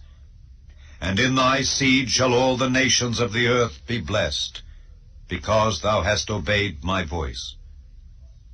So Abraham returned unto his young men, and they rose up and went together to Beersheba, and Abraham dwelt at Beersheba. And it came to pass after these things, that it was told Abraham, saying, Behold, Milcah, she hath also borne children unto thy brother Nahor, Huz his firstborn, and Buz his brother, and Kemuel the father of Aram, and Kesed, and Hazo, and Pildash, and Jidlaph, and Bethuel. And Bethuel begat Rebekah. These 8 Milcah did bear to Nahor, Abraham's brother. And his concubine, whose name was Reumah, She bare also Tebah, and Gaham, and Thahash, and Maacah. Chapter 23. And Sarah was 127 years old. These were the years of the life of Sarah. And Sarah died in Kirjath Arba, the same as Hebron, in the land of Canaan. And Abraham came to mourn for Sarah, and to weep for her. And Abraham stood up from before his dead, and spake unto the sons of Heth, saying, I am a stranger and a sojourner with you. Give me a possession of a burying place with you, that I may bury my dead out of my sight. And the children of Heth answered Abraham, saying unto him, Hear us, my lord. Thou art a mighty prince among us. In the choice of our sepulchres bury thy dead. None of us shall withhold from thee his sepulchre, but that thou mayest bury thy dead. And Abraham stood up and bowed himself to the people of the land, even to the children of Heth. And he communed with them, saying, If it be your mind that I should bury my dead out of my sight, hear me, and entreat for me to Ephron the son of Zohar, that he may give me the cave of Machpelah, which he hath, which is in the end of his field. For as much money as it is worth, he shall give it me for a possession of a burying place amongst you. And Ephron dwelt among the children of Heth. And Ephron the Hittite answered Abraham in the audience of the children of Heth, even of all that went in at the gate of his city, saying, Nay, my lord, hear me. The field give I thee, and the cave that is therein I give it thee. In the presence of the sons of my people give I it thee. Bury thy dead. And Abraham bowed down himself before the people of the land, and he spake unto Ephron in the audience of the people of the land, saying, But if thou wilt give it, I pray thee hear me. I will give thee money for the field. Take it of me, and I will bury my dead there. And Ephron answered Abraham, saying unto him, My lord, hearken unto me. The land is worth 400 shekels of silver. What is that betwixt me and thee? Bury therefore thy dead. And Abraham hearkened unto Ephron. And Abraham weighed to Ephron the silver which he had named in the audience of the sons of Heth, 400 shekels of silver, current money with the merchant. And the field of Ephron, which was in Machpelah, which was before Mamre, the field and the cave which was therein, and all the trees that were in the field, that were in all the borders round about, were made sure unto Abraham for a possession in the presence of the children of Heth, before all that went in at the gate of his city. And after this Abraham buried Sarah his wife in the cave of the field of Machpelah before Mamre, the same as Hebron in the land of Canaan. And the field and the cave that is therein were made sure unto Abraham for a possession of a burying place by the sons of Heth. Chapter 24. And Abraham was old and well stricken in age, and the Lord had blessed Abraham in all things. And Abraham said unto his eldest servant of his house, that ruled over all that he had, Put, I pray thee, thy hand under my thigh, and I will make thee swear by the Lord, the God of heaven and the God of the earth, that thou shalt not take a wife unto my son of the daughters of the Canaanites among whom I dwell, but thou shalt go unto my country and to my kindred, and take a wife unto my son Isaac. And the servant said unto him, Peradventure the woman will not be willing to follow me unto this land. Must I needs bring thy son again unto the land from whence thou camest? And Abraham said unto him, Beware thou that thou bring not my son thither again.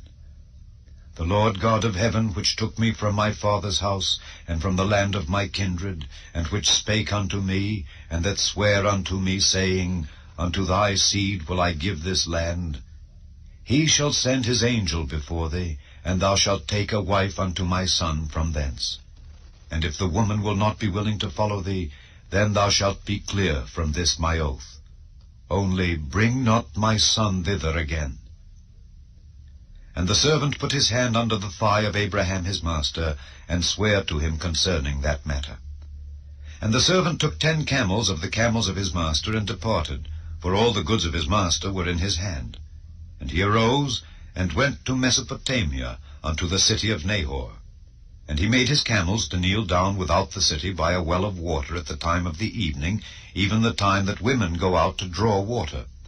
And he said, O Lord God of my master Abraham, I pray thee, send me good speed this day, and show kindness unto my master Abraham.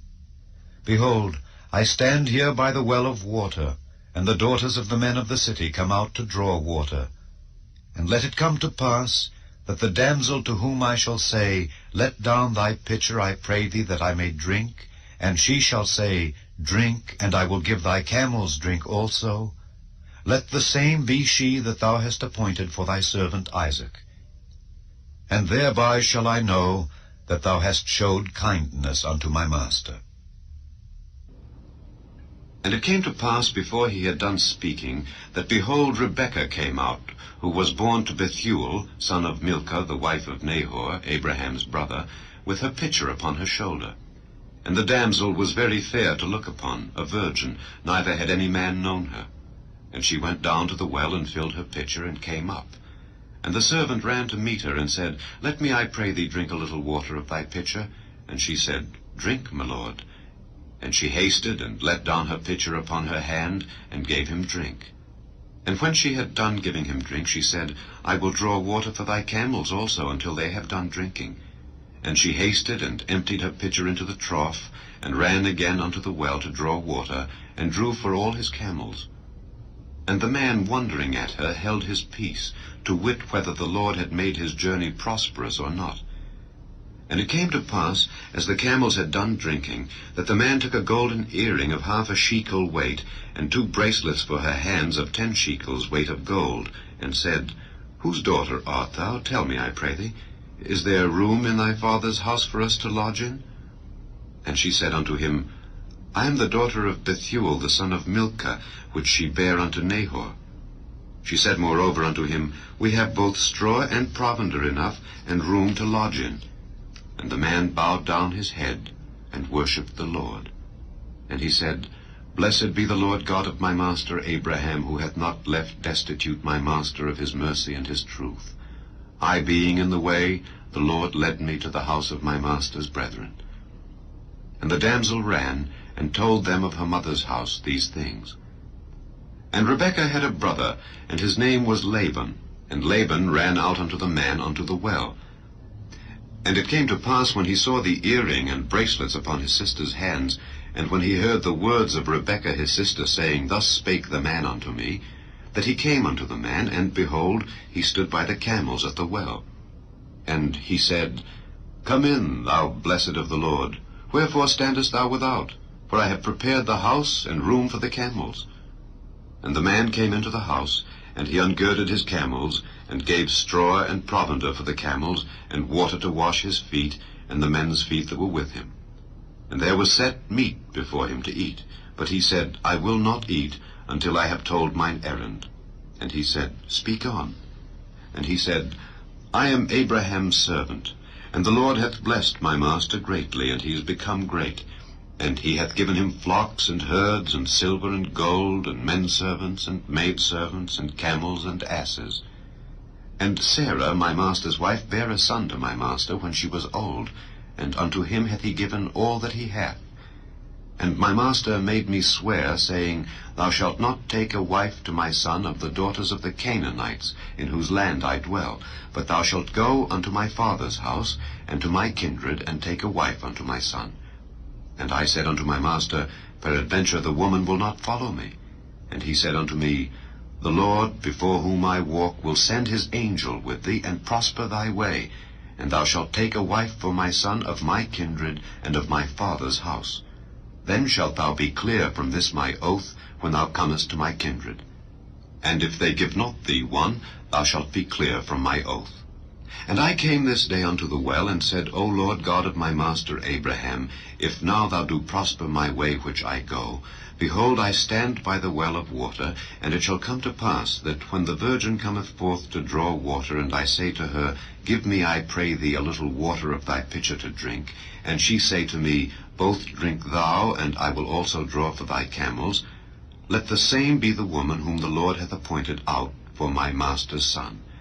And before I had done speaking in mine heart, behold, Rebekah came forth with her pitcher on her shoulder, and she went down unto the well and drew water, and I said unto her, Let me drink, I pray thee. And she made haste and let down her pitcher from her shoulder and said, Drink, and I will give thy camels drink also. So I drank, and she made the camels drink also. And I asked her and said, Whose daughter art thou? And she said, The daughter of Bethuel, Nahor's son, whom Milcah bare unto him. And I put the earring upon her face, and the bracelets upon her hands. And I bowed down my head and worshipped the Lord, and blessed the Lord God of my master Abraham, which had led me in the right way to take my master's brother's daughter unto his son. And now, if ye will deal kindly and truly with my master, tell me. And if not, tell me, that I may turn to the right hand or to the left. Then Laban and Bethuel answered and said, The thing proceedeth from the Lord. We cannot speak unto thee bad or good. Behold, Rebekah is before thee. Take her and go, and let her be thy master's son's wife, as the Lord hath spoken. And it came to pass that when Abraham's servant heard their words, he worshipped the Lord, bowing himself to the earth. And the servant brought forth jewels of silver and jewels of gold and raiment, and gave them to Rebekah. He gave also to her brother and to her mother precious things. And they did eat and drink, he and the men that were with him, and tarried all night. And they rose up in the morning, and he said, Send me away unto my master. And her brother and her mother said, Let the damsel abide with us a few days, at least 10. After that she shall go. And he said unto them, Hinder me not, seeing the Lord hath prospered my way. Send me away, that I may go to my master. And they said, We will call the damsel, and inquire at her mouth. And they called Rebekah, and said unto her, Wilt thou go with this man? And she said, I will go. And they sent away Rebekah their sister, and her nurse, and Abraham's servant, and his men. And they blessed Rebekah, and said unto her, Thou art our sister, be thou the mother of thousands of millions, and let thy seed possess the gate of those which hate them. And Rebekah arose, and her damsels, and they rode upon the camels, and followed the man. And the servant took Rebekah, and went his way. And Isaac came from the way of the well Lahairoi, for he dwelt in the south country. And Isaac went out to meditate in the field at the eventide, and he lifted up his eyes and saw, and behold, the camels were coming. And Rebekah lifted up her eyes, and when she saw Isaac, she lighted off the camel. For she had said unto the servant, What man is this that walketh in the field to meet us? And the servant had said, It is my master. Therefore she took a veil, and covered herself. And the servant told Isaac all things that he had done. And Isaac brought her into his mother Sarah's tent, and took Rebekah, and she became his wife. And he loved her. And Isaac was comforted after his mother's death. Chapter 25. Then again Abraham took a wife, and her name was Keturah. And she bare Zimran, and Jokshan, and Medan, and Midian, and Ishbak, and Shua. And Jokshan begat Sheba and Dedan. And the sons of Dedan were Ashurim, and Letushim, and Leamim. And the sons of Midian, Ephah, and Ephah, and Hanok, and Abida, and Eldaah. All these were the children of Keturah. And Abraham gave all that he had unto Isaac. But unto the sons of the concubines which Abraham had, Abraham gave gifts, and sent them away from Isaac his son, while he yet lived, eastward unto the east country. And these are the days of the years of Abraham's life which he lived, 160 years. Then Abraham gave up the ghost, and died in a good old age, an old man and full of years, and was gathered to his people. And his sons Isaac and Ishmael buried him in the cave of Machpelah, in the field of Ephron the son of Zohar the Hittite, which is before Mamre, the field which Abraham purchased of the sons of Heth. There was Abraham buried, and Sarah his wife. And it came to pass after the death of Abraham, that God blessed his son Isaac, and Isaac dwelt by the well Lahairoi. Now these are the generations of Ishmael, Abraham's son, whom Hagar the Egyptian, Sarah's handmaid, bare unto Abraham. And these are the names of the sons of Ishmael, by their names according to their generations. The firstborn of Ishmael, Nebajoth, and Kedar, and Adbeel, and Mibsam, and Mishma, and Dumah, and Massa. Hadar and Tema, Jeter, Naphish, and Kedemah. These are the sons of Ishmael, and these are their names by their towns and by their castles, 12 princes according to their nations. And these are the years of the life of Ishmael, 137 years. And he gave up the ghost and died, and was gathered unto his people.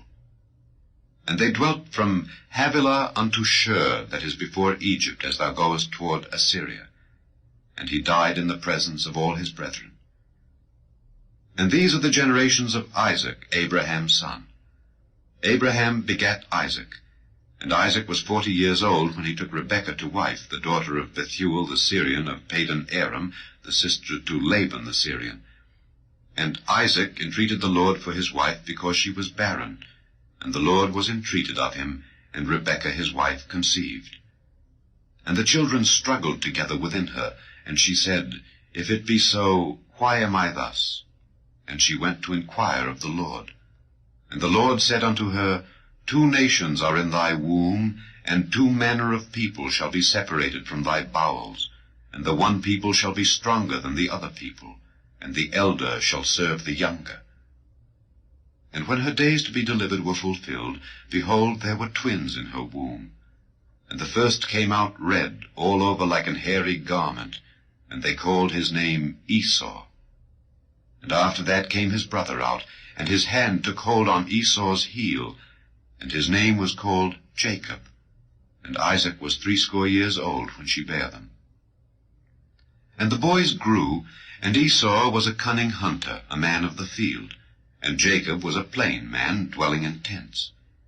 And Isaac loved Esau because he did eat of his venison, but Rebekah loved Jacob. And Jacob sawed pottage, and Esau came from the field, and he was faint. And Esau said to Jacob, Feed me, I pray thee, with that same red pottage, for I am faint. Therefore was his name called Edom. And Jacob said, Sell me this day thy birthright. And Esau said, Behold, I am at the point to die, and what profit shall this birthright do to me? And Jacob said, Swear to me this day. And he sware unto him, and he sold his birthright unto Jacob. Then Jacob gave Esau bread and pottage of lentils, and he did eat and drink, and rose up and went his way. Thus Esau despised his birthright. Chapter 26. And there was a famine in the land, beside the first famine that was in the days of Abraham. And Isaac went unto Abimelech, king of the Philistines, unto Gerar. And the Lord appeared unto him, and said, Go not down into Egypt, dwell in the land which I shall tell thee of. Sojourn in this land, and I will be with thee, and will bless thee. For unto thee and unto thy seed I will give all these countries, and I will perform the oath which I sware unto Abraham thy father. And I will make thy seed to multiply as the stars of heaven, and will give unto thy seed all these countries. And in thy seed shall all the nations of the earth be blessed, because that Abraham obeyed my voice, and kept my charge, my commandments, my statutes, and my laws. And Isaac dwelt in Gerar. And the men of the place asked him of his wife, and he said, She is my sister. For he feared to say, She is my wife, lest, said he, the men of the place should kill me for Rebekah, because she was fair to look upon. And it came to pass, when he had been there a long time, that Abimelech, king of the Philistines, looked out at a window, and saw, and behold, Isaac was sporting with Rebekah his wife. And Abimelech called Isaac, and said, Behold, of a surety she is thy wife. And how saidst thou, She is my sister? And Isaac said unto him, Because I said, Lest I die for her. And Abimelech said, What is this thou hast done unto us? One of the people might likely have lain with thy wife, and thou shouldest have brought guiltiness upon us. And Abimelech charged all his people, saying, He that toucheth this man or his wife shall surely be put to death. Then Isaac sowed in that land, and received in the same year 100-fold, and the Lord blessed him. And the man waxed great, and went forward, and grew until he became very great, for he had possession of flocks, and possession of herds, and great store of servants. And the Philistines envied him. For all the wells which his father's servants had digged in the days of Abraham his father, the Philistines had stopped them, and filled them with earth. And Abimelech said unto Isaac, Go from us, for thou art much mightier than we. And Isaac departed thence, and pitched his tent in the valley of Gerar, and dwelt there. And Isaac digged again the wells of water, which they had digged in the days of Abraham his father, for the Philistines had stopped them after the death of Abraham. And he called their names after the names by which his father had called them. And Isaac's servants digged in the valley, and found there a well of springing water. And the herdmen of Gerar did strive with Isaac's herdmen, saying, The water is ours. And he called the name of the well Esek, because they strove with him. And they digged another well, and strove for that also, and he called the name of it Sitnah. And he removed from thence, and digged another well, and for that they strove not, and he called the name of it Rehoboth.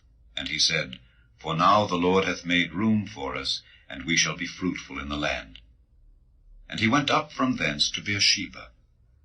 And the Lord appeared unto him the same night, and said, I am the God of Abraham thy father. Fear not, for I am with thee, and will bless thee, and multiply thy seed for my servant Abraham's sake. And he builded an altar there, and called upon the name of the Lord, and pitched his tent there. And there Isaac's servants digged a well. Then Abimelech went to him from Gerar, and Ahuzzath one of his friends, and Phicol the chief captain of his army. And Isaac said unto them, Wherefore come ye to me, seeing ye hate me, and have sent me away from you? And they said, We saw certainly that the Lord was with thee. And we said, Let there be now an oath betwixt us, even betwixt us and thee, and let us make a covenant with thee, that thou wilt do us no hurt, as we have not touched thee, and as we have done unto thee nothing but good, and have sent thee away in peace. Thou art now the blessed of the Lord. And he made them a feast, and they did eat and drink. And they rose up betimes in the morning, and sware one to another. And Isaac sent them away, and they departed from him in peace. And it came to pass the same day that Isaac's servants came, and told him concerning the well which they had digged, and said unto him, We have found water. And he called it Sheba. Therefore the name of the city is Beersheba unto this day. And Esau was 40 years old, when he took to wife Judith the daughter of Beeri the Hittite, and Bashemath the daughter of Elon the Hittite, which were a grief of mind unto Isaac and to Rebekah. Chapter 27. And it came to pass that when Isaac was old, and his eyes were dim, so that he could not see, he called Esau his eldest son, and said unto him, My son. And he said unto him, Behold, here am I. And he said, Behold, now I am old, I know not the day of my death. Now therefore take, I pray thee, thy weapons, thy quiver, and thy bow, and go out to the field, and take me some venison, and make me savory meat, such as I love, and bring it to me, that I may eat, that my soul may bless thee before I die. And Rebekah heard when Isaac spake to Esau his son. And Esau went to the field to hunt for venison, and to bring it. And Rebekah spake unto Jacob her son, saying, Behold, I heard thy father speak unto Esau thy brother, saying, Bring me venison, and make me savory meat, that I may eat, and bless thee before the Lord before my death. Now therefore, my son, obey my voice according to that which I command thee. Go now to the flock, and fetch me from thence 2 good kids of the goats, and I will make them savory meat for thy father, such as he loveth, and thou shalt bring it to thy father, that he may eat, and that he may bless thee before his death. And Jacob said to Rebekah his mother, Behold, Esau my brother is a hairy man, and I am a smooth man. My father peradventure will feel me, and I shall seem to him as a deceiver, and I shall bring a curse upon me, and not a blessing. And his mother said unto him, Upon me be thy curse, my son. Only obey my voice, and go fetch me them. And he went and fetched, and brought them to his mother. And his mother made savory meat, such as his father loved. And Rebekah took goodly raiment of her eldest son Esau, which were with her in the house, and put them upon Jacob her younger son. And she put the skins of the kids of the goats upon his hands, and upon the smooth of his neck. And she gave the savory meat and the bread which she had prepared into the hand of her son Jacob. And he came unto his father, and said, My father? And he said, Here am I. Who art thou, my son? And Jacob said unto his father, I am Esau thy firstborn. I have done according as thou badest me. Arise, I pray thee, sit and eat of my venison, that thy soul may bless me. And Isaac said unto his son, How is it that thou hast found it so quickly, my son? And he said, Because the Lord thy God brought it to me. And Isaac said unto Jacob, Come near, I pray thee, that I may feel thee, my son, whether thou be my very son Esau or not. And Jacob went near unto Isaac his father, and he felt him, and said, The voice is Jacob's voice, but the hands are the hands of Esau. And he discerned him not, because his hands were hairy, as his brother Esau's hands. So he blessed him. And he said, Art thou my very son Esau? And he said, I am. And he said, Bring it near to me, and I will eat of my son's venison, that my soul may bless thee. And he brought it near to him, and he did eat. And he brought him wine, and he drank. And his father Isaac said unto him, Come near now, and kiss me, my son. And he came near and kissed him.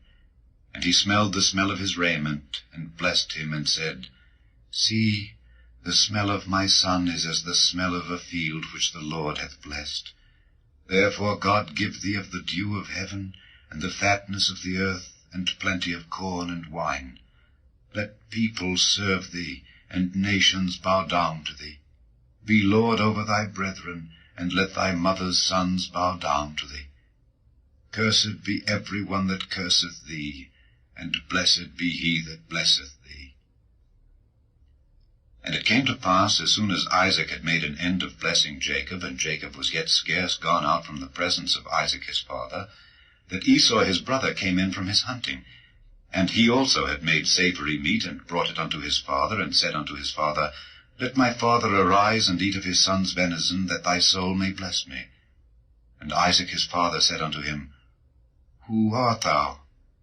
And he said, I am thy son, thy firstborn Esau. And Isaac trembled very exceedingly, and said, Who? Where is he that hath taken venison, and brought it me? And I have eaten of all before thou camest, and have blessed him. Yea, and he shall be blessed. And when Esau heard the words of his father, he cried with a great and exceeding bitter cry, and said unto his father, Bless me, even me also, O my father. And he said, Thy brother came with subtlety, and hath taken away thy blessing. And he said, Is not he rightly named Jacob? For he hath supplanted me these 2 times. He took away my birthright, and behold, now he hath taken away my blessing. And he said, Hast thou not reserved a blessing for me? And Isaac answered and said unto Esau, Behold, I have made him thy lord, and all his brethren have I given to him for servants, and with corn and wine have I sustained him. And what shall I do now unto thee, my son? And Esau said unto his father, Hast thou but one blessing, my father? Bless me, even me also, O my father. And Esau lifted up his voice and wept. And Isaac his father answered and said unto him, Behold, thy dwelling shall be the fatness of the earth, and of the dew of heaven from above. And by thy sword shalt thou live, and shalt serve thy brother. And it shall come to pass, when thou shalt have the dominion, that thou shalt break his yoke from off thy neck.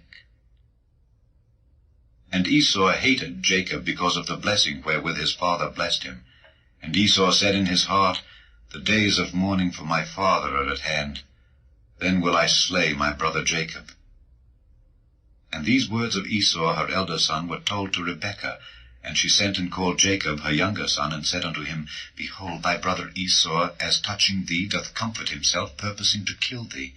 Now therefore, my son, obey my voice, and arise, flee thou to Laban my brother, to Haran, and tarry with him a few days, until thy brother's fury turn away, until thy brother's anger turn away from thee, and he forget that which thou hast done to him.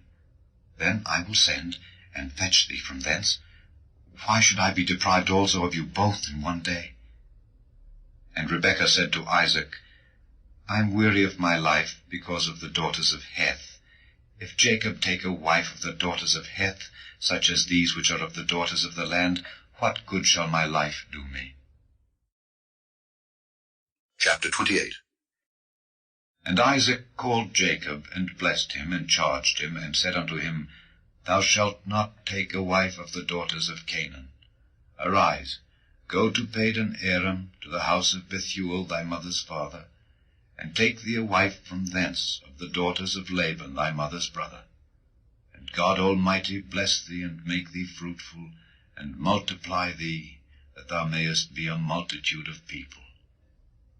And give thee the blessing of Abraham to thee and to thy seed with thee, that thou mayest inherit the land wherein thou art a stranger, which God gave unto Abraham. And Isaac sent away Jacob, and he went to Padan Aram unto Laban, son of Bethuel the Syrian, the brother of Rebekah, Jacob's and Esau's mother. When Esau saw that Isaac had blessed Jacob, and sent him away to Padan Aram to take him a wife from thence, and that as he blessed him he gave him a charge, saying, Thou shalt not take a wife of the daughters of Canaan, and that Jacob obeyed his father and his mother, and was gone to Padan Aram, and Esau, seeing that the daughters of Canaan pleased not Isaac his father, then went Esau unto Ishmael, and took unto the wives which he had Mahalath, the daughter of Ishmael, Abraham's son, the sister of Nebajoth, to be his wife. And Jacob went out from Beersheba, and went toward Haran. And he lighted upon a certain place, and tarried there all night, because the sun was set. And he took up the stones of that place, and put them for his pillows, and laid down in that place to sleep. And he dreamed, and behold, a ladder set up on the earth, and the top of it reached to heaven. And behold, the angels of God ascending and descending on it.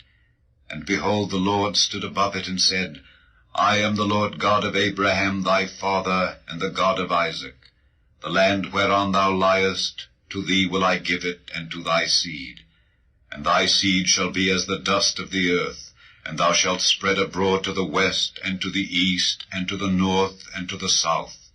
And in thee and in thy seed shall all the families of the earth be blessed. And behold, I am with thee, and will keep thee in all places whither thou goest, and will bring thee again into this land. For I will not leave thee until I have done that which I have spoken to thee of. And Jacob awaked out of his sleep, and he said, Surely the Lord is in this place, and I knew it not. And he was afraid, and said, How dreadful is this place! This is none other but the house of God, and this is the gate of heaven. And Jacob rose up early in the morning, and took the stone that he had put for his pillows, and set it up for a pillar, and poured oil upon the top of it. And he called the name of that place Bethel, but the name of that city was called Luz at the first.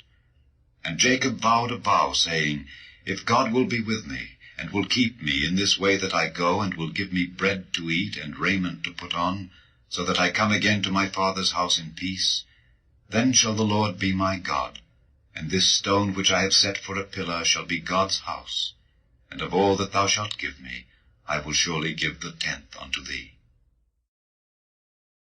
Chapter 29. Then Jacob went on his journey, and came into the land of the people of the east. And he looked, and behold, a well in the field, and lo, there were 3 flocks of sheep lying by it, for out of that well they watered the flocks. And a great stone was upon the well's mouth. And thither were all the flocks gathered. And they rolled the stone from the well's mouth, and watered the sheep, and put the stone again upon the well's mouth in his place. And Jacob said unto them, My brethren, whence be ye? And they said, Of Haran are we. And he said unto them, Know ye Laban the son of Nahor? And they said, We know him. And he said unto them, Is he well? And they said, He is well. And behold, Rachel his daughter cometh with the sheep. And he said, Lo, it is yet high day, neither is it time that the cattle should be gathered together. Water ye the sheep, and go and feed them. And they said, We cannot until all the flocks be gathered together, and till they roll the stone from the well's mouth, then we water the sheep. And while he yet spake with them, Rachel came with her father's sheep, for she kept them. And it came to pass, when Jacob saw Rachel the daughter of Laban his mother's brother, and the sheep of Laban his mother's brother, that Jacob went near, and rolled the stone from the well's mouth, and watered the flock of Laban his mother's brother. And Jacob kissed Rachel, and lifted up his voice, and wept. And Jacob told Rachel that he was her father's brother, and that he was Rebekah's son. And she ran and told her father. And it came to pass, when Laban heard the tidings of Jacob his sister's son, that he ran to meet him, and embraced him, and kissed him, and brought him to his house. And he told Laban all these things.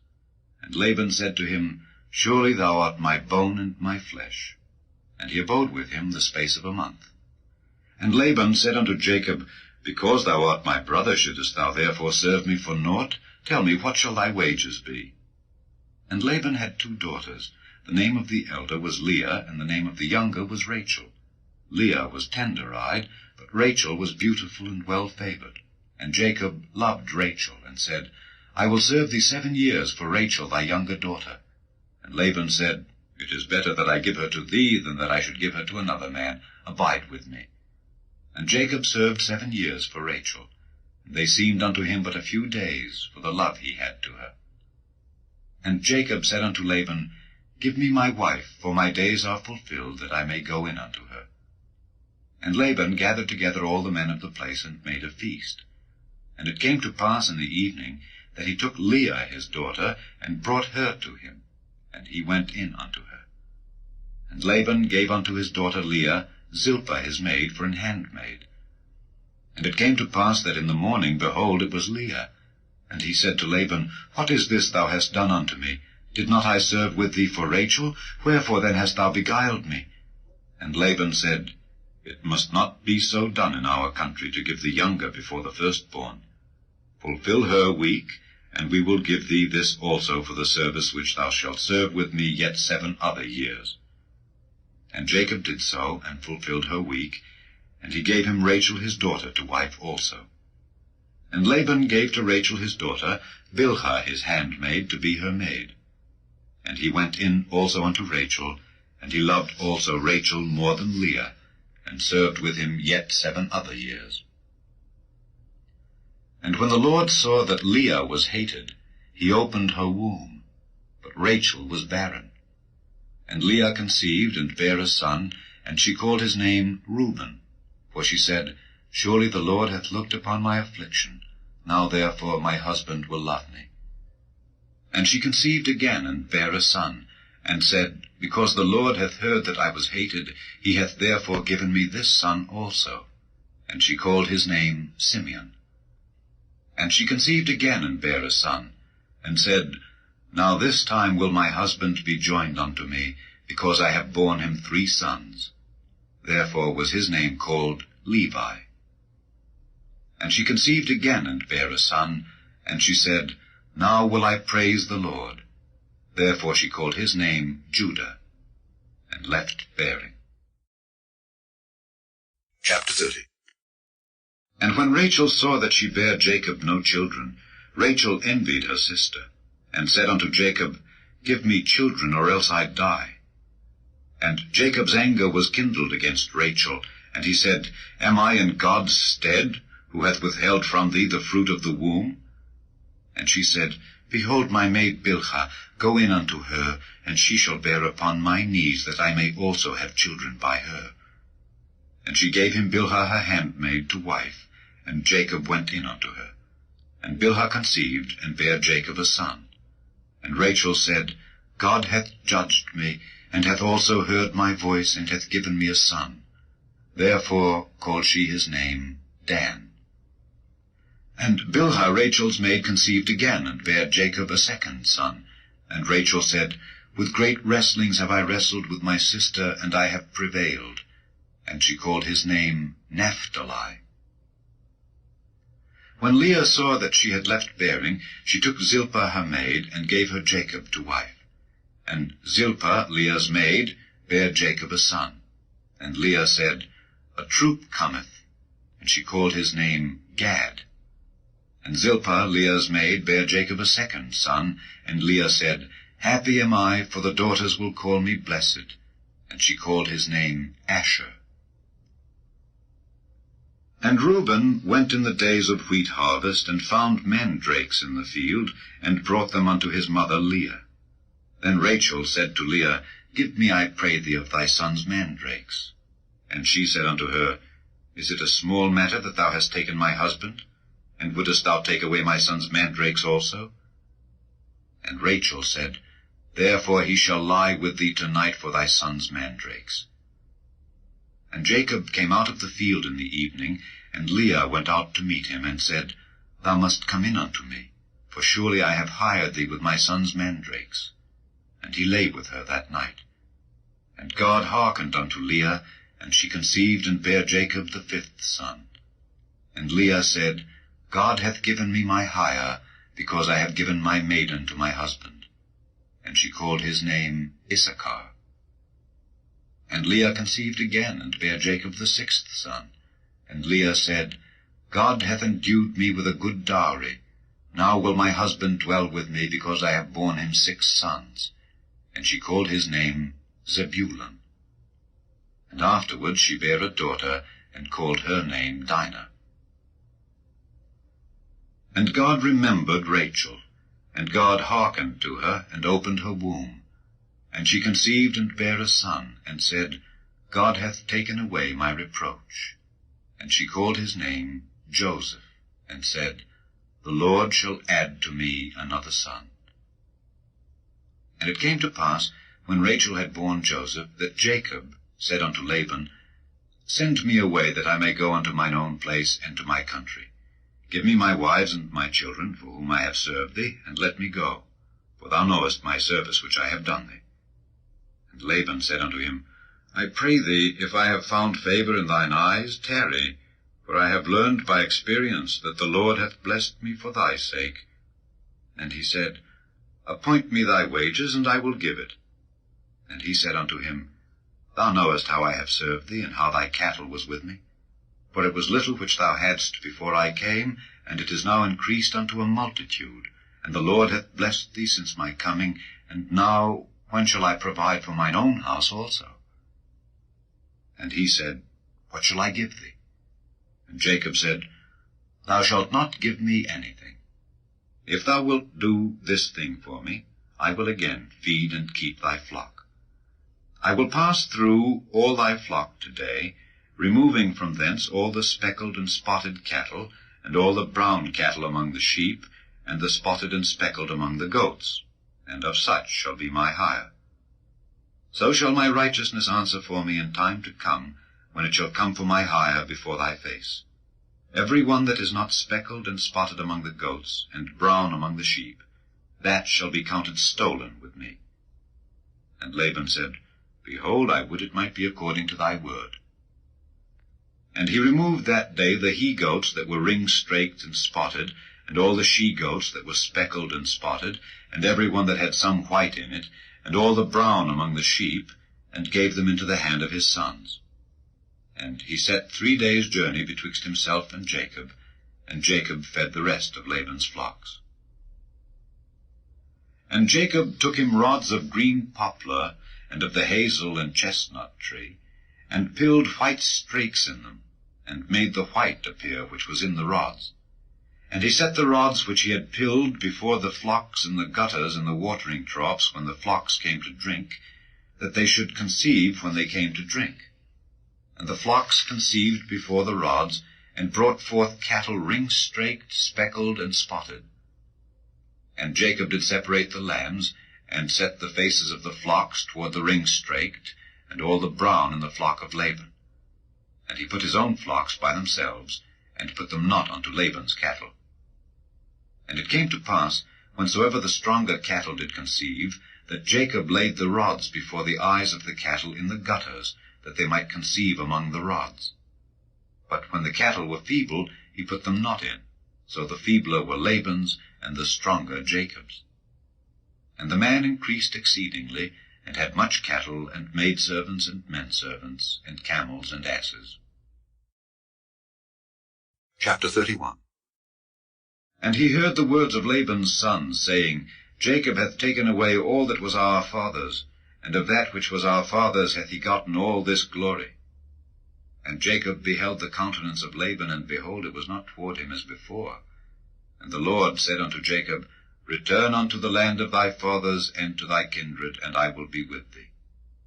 And Jacob sent and called Rachel and Leah to the field unto his flock, and said unto them, I see your father's countenance, that it is not toward me as before, but the God of my father hath been with me. And ye know that with all my power I have served your father. And your father hath deceived me, and changed my wages 10 times. But God suffered him not to hurt me. If he said thus, The speckled shall be thy wages, then all the cattle bear speckled. And if he said thus, The ring-straked shall be thy hire, then bear all the cattle ring-straked. Thus God hath taken away the cattle of your father, and given them to me. And it came to pass at the time that the cattle conceived, that I lifted up mine eyes, and saw in a dream, and behold, the rams which leaped upon the cattle were ring-straked, speckled, and grizzled. And the angel of God spake unto me in a dream, saying, Jacob. And I said, Here am I. And he said, Lift up now thine eyes, and see, all the rams which leap upon the cattle are ring-straked, speckled, and grizzled. For I have seen all that Laban doeth unto thee. I am the God of Bethel, where thou anointedst the pillar, and where thou vowedst a vow unto me. Now arise, get thee out from this land, and return unto the land of thy kindred. And Rachel and Leah answered and said unto him, Is there yet any portion or inheritance for us in our father's house? Are we not counted of him strangers? For he hath sold us, and hath quite devoured also our money. For all the riches which God hath taken from our father, that is ours, and our children's. Now then, whatsoever God hath said unto thee, do. Then Jacob rose up, and set his sons and his wives upon camels, and he carried away all his cattle, and all his goods which he had gotten, the cattle of his getting, which he had gotten in Padan Aram, for to go to Isaac his father in the land of Canaan. And Laban went to shear his sheep, and Rachel had stolen the images that were her father's. And Jacob stole away unawares to Laban the Syrian, in that he told him not that he fled. So he fled with all that he had, and he rose up and passed over the river, and set his face toward the Mount Gilead. And it was told Laban on the 3rd day that Jacob was fled. And he took his brethren with him, and pursued after him 7 days' journey, and they overtook him in the Mount Gilead. And God came to Laban the Syrian in a dream by night, and said unto him, Take heed that thou speak not to Jacob either good or bad. Then Laban overtook Jacob. Now Jacob had pitched his tent in the mount, and Laban with his brethren pitched in the mount of Gilead. And Laban said to Jacob, What hast thou done, that thou hast stolen away unawares to me, and carried away my daughters as captives taken with the sword? Wherefore didst thou flee away secretly, and steal away from me, and didst not tell me, that I might have sent thee away with mirth, and with songs, with tabret, and with harp, and hast not suffered me to kiss my sons and my daughters? Thou hast now done foolishly in so doing. It is in the power of my hand to do you hurt. But the God of your father spake unto me yesternight, saying, Take thou heed that thou speak not to Jacob either good or bad. And now, though thou wouldest needs be gone, because thou sore longedst after thy father's house, yet wherefore hast thou stolen my gods? And Jacob answered and said to Laban, Because I was afraid. For I said, Peradventure thou wouldest take by force thy daughters from me. With whomsoever thou findest thy gods, let him not live. Before our brethren discern thou what is thine with me, and take it to thee. For Jacob knew not that Rachel had stolen them. And Laban went into Jacob's tent, and into Leah's tent, and into the 2 maidservants' tents, but he found them not. Then went he out of Leah's tent, and entered into Rachel's tent. Now Rachel had taken the images, and put them in the camel's furniture, and sat upon them. And Laban searched all the tent, but found them not. And she said to her father, Let it not displease my lord that I cannot rise up before thee, for the custom of women is upon me. And he searched, but found not the images. And Jacob was wroth, and chode with Laban. And Jacob answered and said to Laban, What is my trespass? What is my sin, that thou hast so hotly pursued after me? Whereas thou hast searched all my stuff, what hast thou found of all thy household stuff? Set it here before my brethren and thy brethren, that they may judge betwixt us both. This 20 years have I been with thee.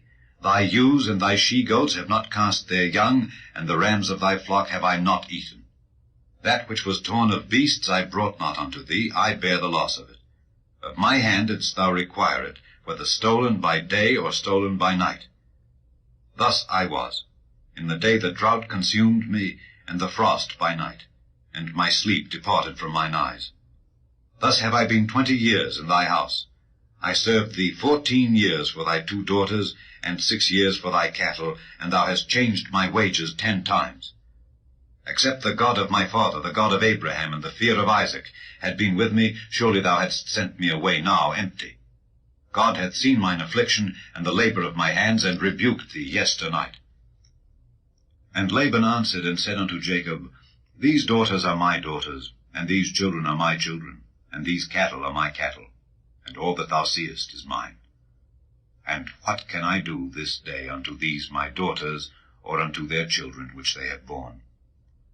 Now therefore come thou, let us make a covenant, I and thou, and let it be for a witness between me and thee. And Jacob took a stone, and set it up for a pillar. And Jacob said unto his brethren, Gather stones.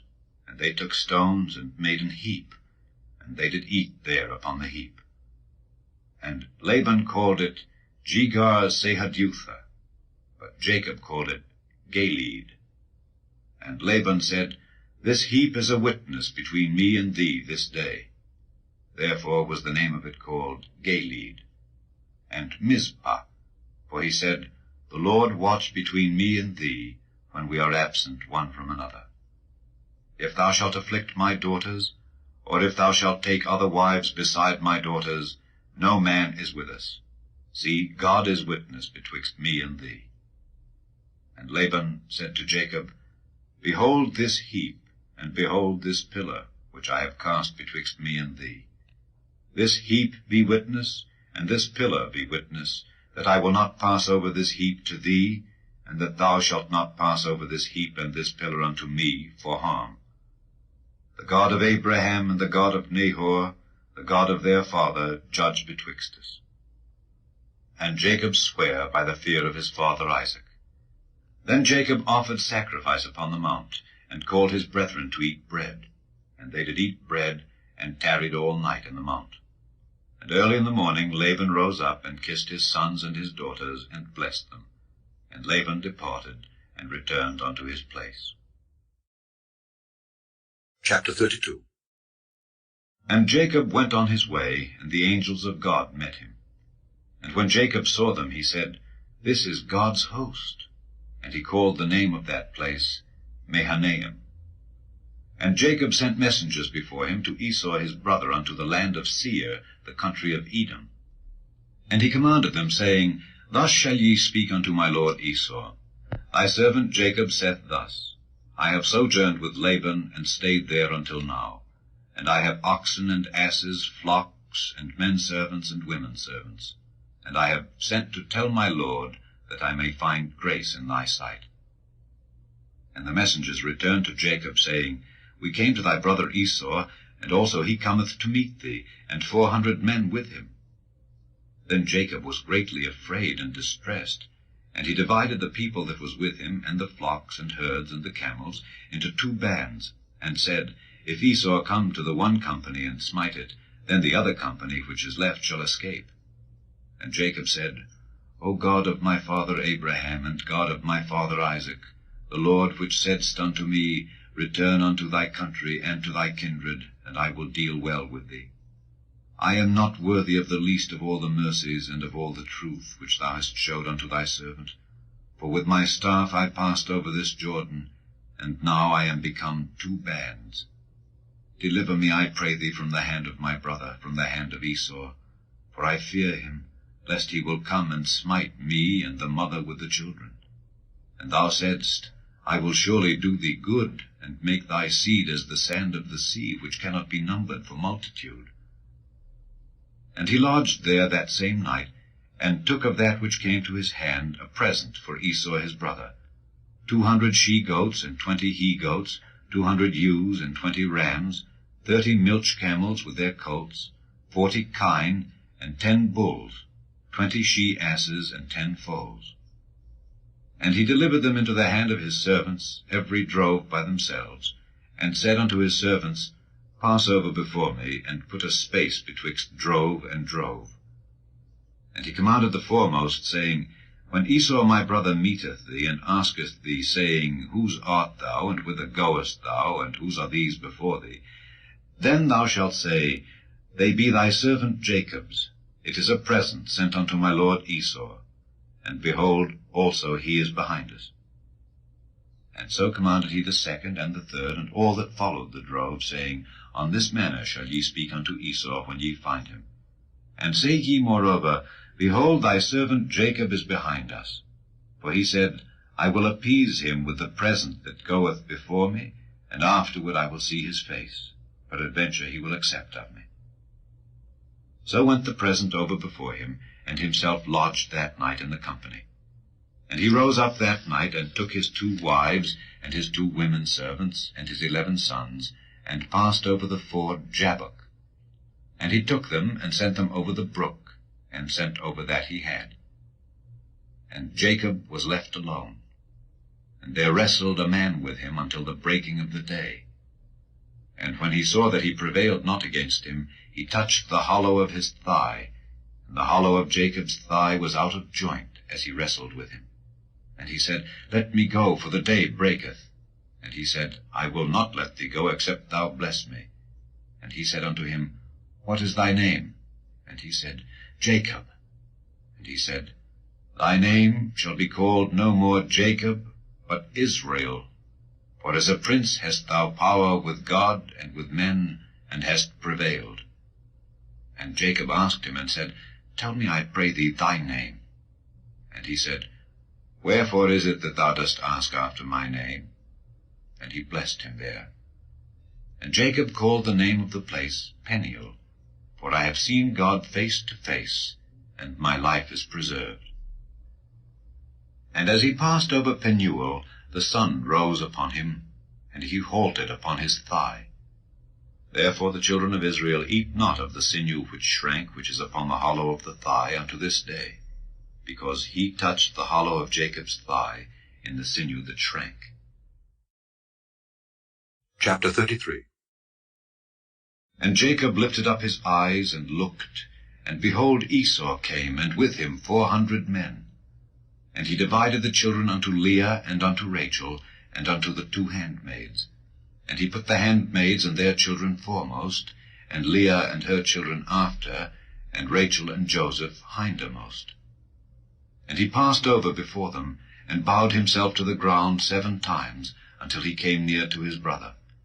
And Esau ran to meet him, and embraced him, and fell on his neck, and kissed him, and they wept.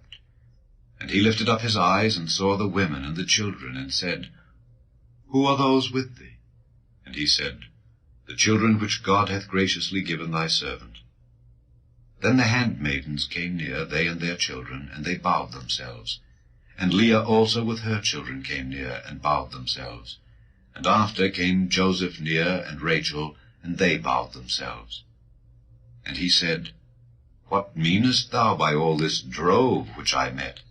And he said, These are to find grace in the sight of my Lord. And Esau said, I have enough, my brother. Keep that thou hast unto thyself. And Jacob said, Nay, I pray thee, if now I have found grace in thy sight, then receive my present at my hand. For therefore I have seen thy face, as though I had seen the face of God, and thou wast pleased with me. Take, I pray thee, my blessing that is brought to thee, because God hath dealt graciously with me, and because I have enough. And he urged him, and he took it. And he said, Let us take our journey, and let us go, and I will go before thee. And he said unto him, My Lord knoweth that the children are tender, and the flocks and herds with young are with me, and if men should overdrive them one day, all the flock will die. Let my Lord, I pray thee, pass over before his servant, and I will lead on softly, according as the cattle that goeth before me, and the children be able to endure, until I come unto my Lord unto Seir. And Esau said, Let me now leave with thee some of the folk that are with me. And he said, What needeth it?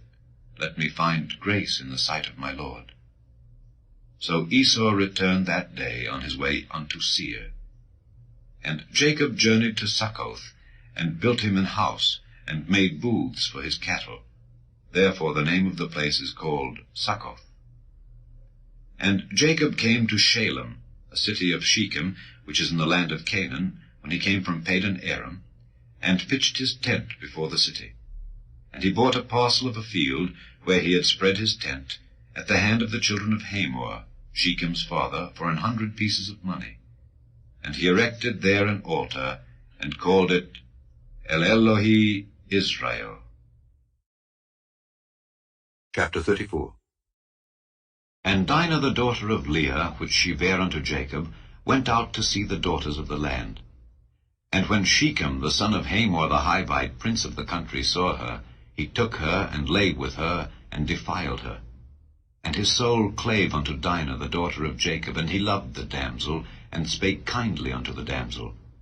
And Shechem spake unto his father Hamor, saying, Get me this damsel to wife. And Jacob heard that he had defiled Dinah his daughter. Now his sons were with his cattle in the field. And Jacob held his peace until they were come. And Hamor the father of Shechem went out unto Jacob to commune with him. And the sons of Jacob came out of the field when they heard it, and the men were grieved, and they were very wroth, because he had wrought folly in Israel in lying with Jacob's daughter, which thing ought not to be done. And Hamor communed with them, saying, The soul of my son Shechem longeth for your daughter. I pray you give her him to wife. And make ye marriages with us, and give your daughters unto us, and take our daughters unto you. And ye shall dwell with us, and the land shall be before you. Dwell and trade ye therein, and get you possessions therein. And Shechem said unto her father, and unto her brethren, Let me find grace in your eyes, and what ye shall say unto me I will give. Ask me never so much dowry and gift, and I will give according as ye shall say unto me. But give me the damsel to wife. The sons of Jacob answered Shechem and Hamor his father deceitfully, and said, because he had defiled Dinah their sister, and they said unto them, We cannot do this thing, to give our sister to one that is uncircumcised, for that were a reproach unto us. But in this will we consent unto you, if ye will be as we be, that every male of you be circumcised. Then will we give our daughters unto you, and we will take your daughters to us, and we will dwell with you, and we will become one people. But if ye will not hearken unto us to be circumcised, then will we take our daughter, and we will be gone. And their words pleased Hamor, and Shechem Hamor's son. And the young man deferred not to do the thing, because he had delight in Jacob's daughter, and he was more honorable than all the house of his father. And Hamor and Shechem his son came unto the gate of their city, and communed with the men of their city, saying, These men are peaceable with us, therefore let them dwell in the land, and trade therein. For the land, behold, it is large enough for them. Let us take their daughters to us for wives, and let us give them our daughters. Only herein will the men consent unto us, for to dwell with us, to be one people, if every male among us be circumcised, as they are circumcised. Shall not their cattle and their substance and every beast of theirs be ours? Only let us consent unto them, and they will dwell with us. And unto Hamor and unto Shechem his son hearkened all that went out of the gate of his city, and every male was circumcised, all that went out of the gate of his city. And it came to pass on the 3rd day, when they were sore, that 2 of the sons of Jacob, Simeon and Levi, Dinah's brethren, took each man his sword, and came upon the city boldly, and slew all the males. And they slew Hamor and Shechem his son with the edge of the sword, and took Dinah out of Shechem's house, and went out. The sons of Jacob came upon the slain, and spoiled the city, because they had defiled their sister. They took their sheep, and their oxen, and their asses, and that which was in the city, and that which was in the field, and all their wealth. And all their little ones and their wives took they captive, and spoiled even all that was in the house. And Jacob said to Simeon and Levi, Ye have troubled me, to make me to stink among the inhabitants of the land, among the Canaanites and the Perizzites. And I, being few in number, they shall gather themselves together against me, and slay me, and I shall be destroyed, I and my house. And they said, Should he deal with our sister as with an harlot? Chapter 35. And God said unto Jacob, Arise, go up to Bethel, and dwell there, and make there an altar unto God that appeared unto thee when thou fleddest from the face of Esau thy brother. Then Jacob said unto his household, and to all that were with him, Put away the strange gods that are among you, and be clean, and change your garments. And let us arise and go up to Bethel, and I will make there an altar unto God, who answered me in the day of my distress, and was with me in the way which I went. And they gave unto Jacob all the strange gods which were in their hand, and all their earrings which were in their ears, and Jacob hid them under the oak which was by Shechem. And they journeyed, and the terror of God was upon the cities that were round about them, and they did not pursue after the sons of Jacob. So Jacob came to Luz, which is in the land of Canaan, that is, Bethel, he and all the people that were with him. And he built there an altar, and called the place El Bethel, because there God appeared unto him when he fled from the face of his brother. But Deborah, Rebekah's nurse, died, and she was buried beneath Bethel under an oak, and the name of it was called Allon-Bacuth. And God appeared unto Jacob again when he came out of Padan Aram, and blessed him. And God said unto him, Thy name is Jacob. Thy name shall not be called any more Jacob, but Israel shall be thy name. And he called his name Israel. And God said unto him, I am God Almighty. Be fruitful and multiply. A nation and a company of nations shall be of thee, and kings shall come out of thy loins. And the land which I gave Abraham and Isaac, to thee I will give it, and to thy seed after thee will I give the land. And God went up from him in the place where he talked with him. And Jacob set up a pillar in the place where he talked with him, even a pillar of stone. And he poured a drink offering thereon, and he poured oil thereon. And Jacob called the name of the place where God spake with him, Bethel. And they journeyed from Bethel, and there was but a little way to come to Ephrath. And Rachel travailed, and she had hard labor. And it came to pass, when she was in hard labor, that the midwife said unto her, Fear not, thou shalt have this son also. And it came to pass, as her soul was in departing, for she died, that she called his name Benoni, but his father called him Benjamin. And Rachel died, and was buried in the way to Ephrath, which is Bethlehem. And Jacob set a pillar upon her grave, that is the pillar of Rachel's grave unto this day. And Israel journeyed, and spread his tent beyond the tower of Edar. And it came to pass, when Israel dwelt in that land, that Reuben went and lay with Bilhah his father's concubine, and Israel heard it. Now the sons of Jacob were 12. The sons of Leah, Reuben, Jacob's firstborn, and Simeon, and Levi, and Judah, and Issachar, and Zebulun. The sons of Rachel, Joseph, and Benjamin.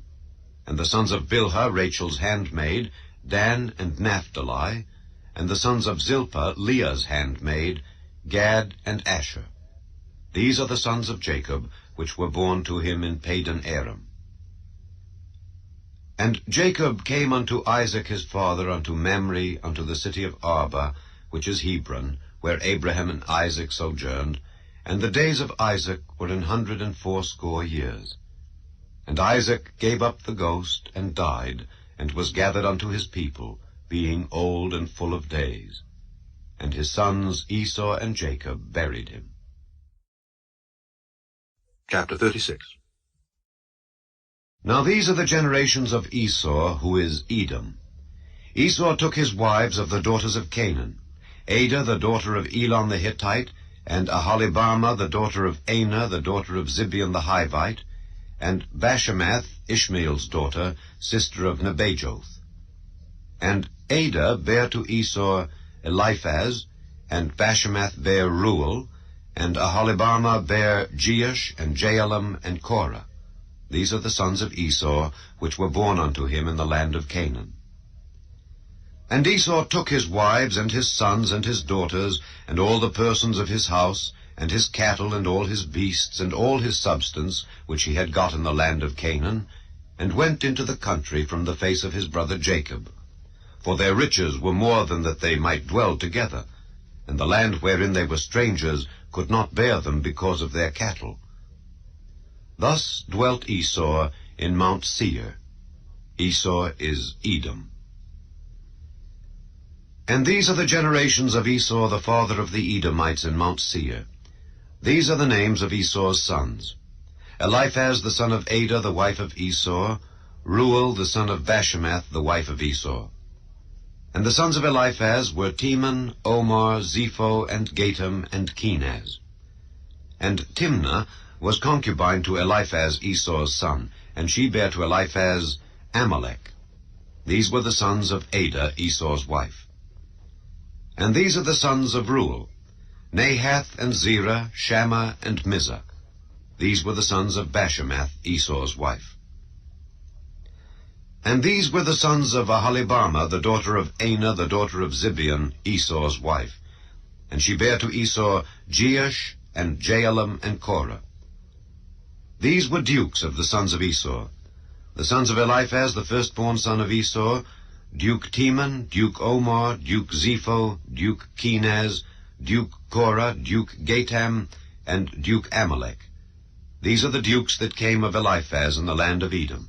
These were the sons of Adah. And these are the sons of Reuel, Esau's son: Duke Nahath, Duke Zerah, Duke Shammah, Duke Mizah. These are the dukes that came of Reuel in the land of Edom. These are the sons of Bashemath, Esau's wife. And these are the sons of Aholibamah, Esau's wife: Duke Jeush, Duke Jaalam, Duke Korah. These were the dukes that came of Aholibamah, the daughter of Anah, Esau's wife. These are the sons of Esau, who is Edom, and these are their dukes. These are the sons of Seir the Horite, who inhabited the land: Lotan, and Shobal, and Zibeon, and Anah, and Dishon, and Ezer, and Dishan. These are the dukes of the Horites, the children of Seir, in the land of Edom. And the children of Lotan were Hori and Hemam, and Lotan's sister was Timnah. And the children of Shobal were these: Alvan, and Manahath, and Ebal, Shepho, and Onam. And these are the children of Zibeon, both Ajah and Anah. This was that Anah that found the mules in the wilderness as he fed the asses of Zibeon his father. And the children of Anah were these: Dishon, and Aholibamah, the daughter of Anah. And these are the children of Dishon: Hemdan, and Eshban, and Ithran, and Kiran. The children of Ezer are these: Bilhan, and Zaavan, and Achan. The children of Dishan are these: Uz, and Aaron. These are the dukes that came of the Horites: Duke Lotan, Duke Shobal, Duke Zibeon, Duke Anah, Duke Dishon, Duke Ezer, Duke Dishan. These are the dukes that came of Hori among their dukes in the land of Seir. And these are the kings that reigned in the land of Edom before there reigned any king over the children of Israel. And Bela the son of Beor reigned in Edom, and the name of his city was Dinhabah. And Bela died, and Jobab the son of Zerah of Bozrah reigned in his stead. And Jobab died, and Husham of the land of Temani reigned in his stead. And Husham died, and Hadad the son of Bedad, who smote Midian in the field of Moab, reigned in his stead. And the name of his city was Avith. And Hadad died, and Samlah of Masrekah reigned in his stead. And Samlah died, and Saul of Rehoboth by the river reigned in his stead. And Saul died, and Baal-Hanan the son of Achbor reigned in his stead. And Baal-Hanan the son of Achbor died, and Hadar reigned in his stead. And the name of his city was Payu. And his wife's name was Mehetabel, the daughter of Matred, the daughter of Mezahab. And these are the names of the dukes that came of Esau, according to their families after their places, by their names: Duke Timnah, Duke Alva, Duke Jetheth, Duke Aholibama, Duke Elah, Duke Pinon, Duke Kenaz, Duke Teman, Duke Mibzar, Duke Magdiel, Duke Iram. These be the dukes of Edom, according to their habitations in the land of their possession. He is Esau, the father of the Edomites. Chapter 37. And Jacob dwelt in the land wherein his father was a stranger, in the land of Canaan. These are the generations of Jacob. Joseph, being 17 years old, was feeding the flock with his brethren, and the lad was with the sons of Bilhah, and with the sons of Zilpah, his father's wives. And Joseph brought unto his father their evil report. Now Israel loved Joseph more than all his children, because he was the son of his old age. And he made him a coat of many colors. And when his brethren saw that their father loved him more than all his brethren, they hated him, and could not speak peaceably unto him. And Joseph dreamed a dream, and he told it his brethren, and they hated him yet the more. And he said unto them, Hear, I pray you, this dream which I have dreamed. For behold, we were binding sheaves in the field, and lo, my sheaf arose, and also stood upright, and behold, your sheaves stood round about, and made obeisance to my sheaf. And his brethren said to him, Shalt thou indeed reign over us? Or shalt thou indeed have dominion over us? And they hated him yet the more for his dreams and for his words. And he dreamed yet another dream, and told it his brethren, and said, Behold, I have dreamed a dream more. And behold, the sun and the moon and the 11 stars made obeisance to me. And he told it to his father and to his brethren. And his father rebuked him, and said unto him, What is this dream that thou hast dreamed? Shall I and thy mother and thy brethren indeed come to bow down ourselves to thee to the earth? And his brethren envied him, but his father observed the saying. And his brethren went to feed their father's flock in Shechem. And Israel said unto Joseph, Do not thy brethren feed the flock in Shechem? Come, and I will send thee unto them. And he said to him, Here am I. And he said to him, Go, I pray thee, see whether it be well with thy brethren, and well with the flocks, and bring me word again. So he sent him out of the vale of Hebron, and he came to Shechem. And a certain man found him, and behold, he was wandering in the field. And the man asked him, saying, What seekest thou? And he said, I seek my brethren. Tell me, I pray thee, where they feed their flocks. And the man said, They are departed hence, for I heard them say, Let us go to Dothan. And Joseph went after his brethren, and found them in Dothan. And when they saw him afar off, even before he came near unto them, they conspired against him to slay him. And they said one to another, Behold, this dreamer cometh. Come now, therefore, and let us slay him, and cast him into some pit, and we will say, Some evil beast hath devoured him, and we shall see what will become of his dreams. And Reuben heard it, and he delivered him out of their hands, and said, Let us not kill him. And Reuben said unto them, Shed no blood, but cast him into this pit that is in the wilderness, and lay no hand upon him, that he might rid him out of their hands, to deliver him to his father again. And it came to pass, when Joseph was come unto his brethren, that they stripped Joseph out of his coat of many colors that was on him, and they took him and cast him into a pit. And the pit was empty, there was no water in it. And they sat down to eat bread. And they lifted up their eyes, and looked, and behold, a company of Ishmaelites came from Gilead, with their camels bearing spicery and balm and myrrh, going to carry it down to Egypt. And Judah said unto his brethren, What profit is it, if we slay our brother and conceal his blood? Come, and let us sell him to the Ishmaelites, and let not our hand be upon him, for he is our brethren and our flesh. And his brethren were content. Then there passed by Midianites merchantmen, and they drew and lifted up Joseph out of the pit, and sold Joseph to the Ishmaelites for 20 pieces of silver.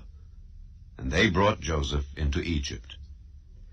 And Reuben returned unto the pit, and behold, Joseph was not in the pit, and he rent his clothes.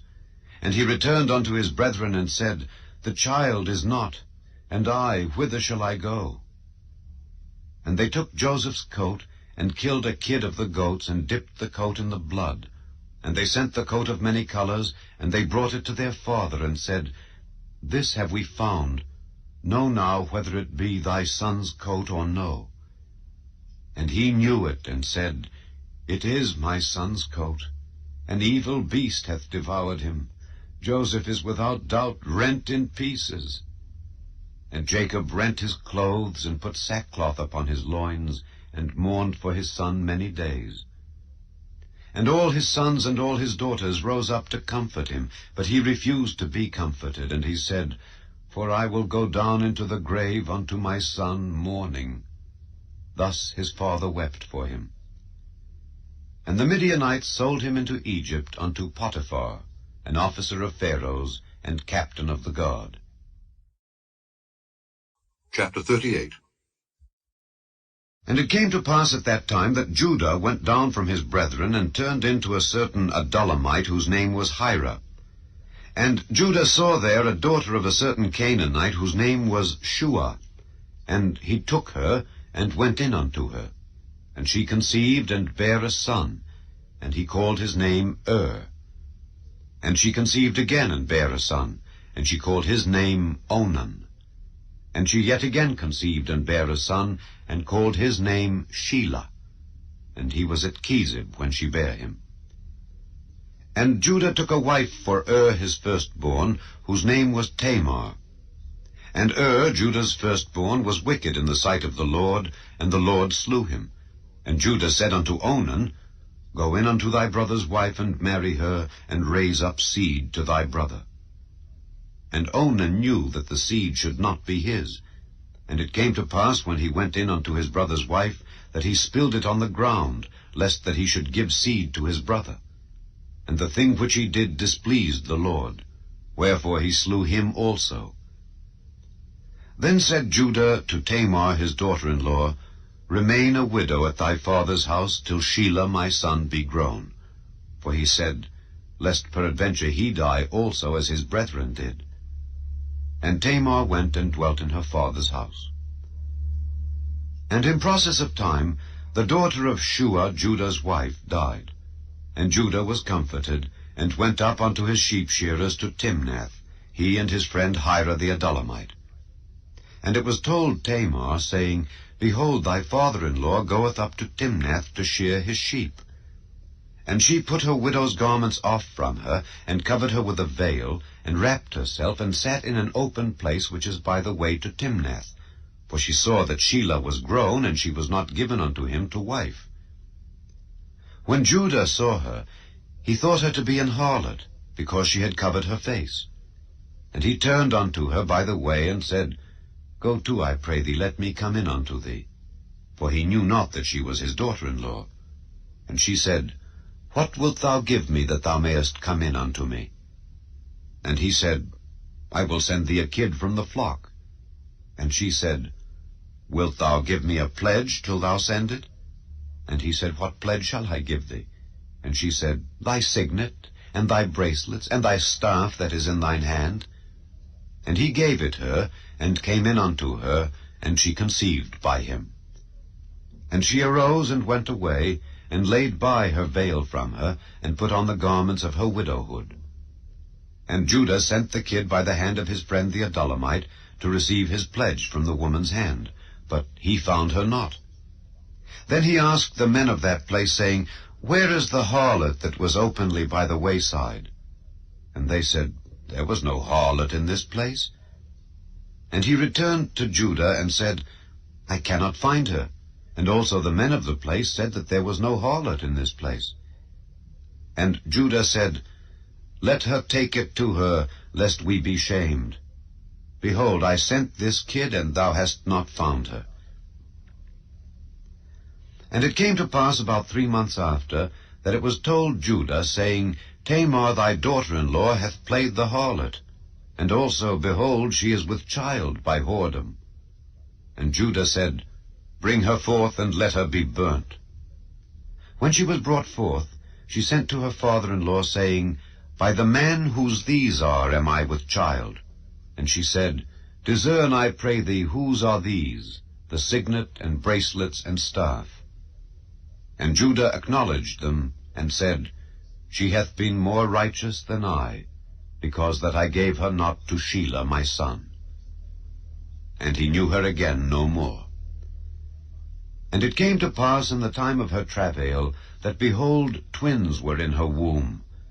And it came to pass, when she travailed, that the one put out his hand, and the midwife took and bound upon his hand a scarlet thread, saying, This came out first. And it came to pass, as he drew back his hand, that, behold, his brother came out. And she said, How hast thou broken forth? This breach be upon thee. Therefore his name was called Pharez. And afterward came out his brother, that had the scarlet thread upon his hand, and his name was called Zerah. Chapter 39. And Joseph was brought down to Egypt, and Potiphar, an officer of Pharaoh, captain of the guard, an Egyptian, bought him of the hands of the Ishmaelites, which had brought him down thither. And the Lord was with Joseph, and he was a prosperous man, and he was in the house of his master the Egyptian. And his master saw that the Lord was with him, and that the Lord made all that he did to prosper in his hand. And Joseph found grace in his sight, and he served him. And he made him overseer over his house, and all that he had he put into his hand.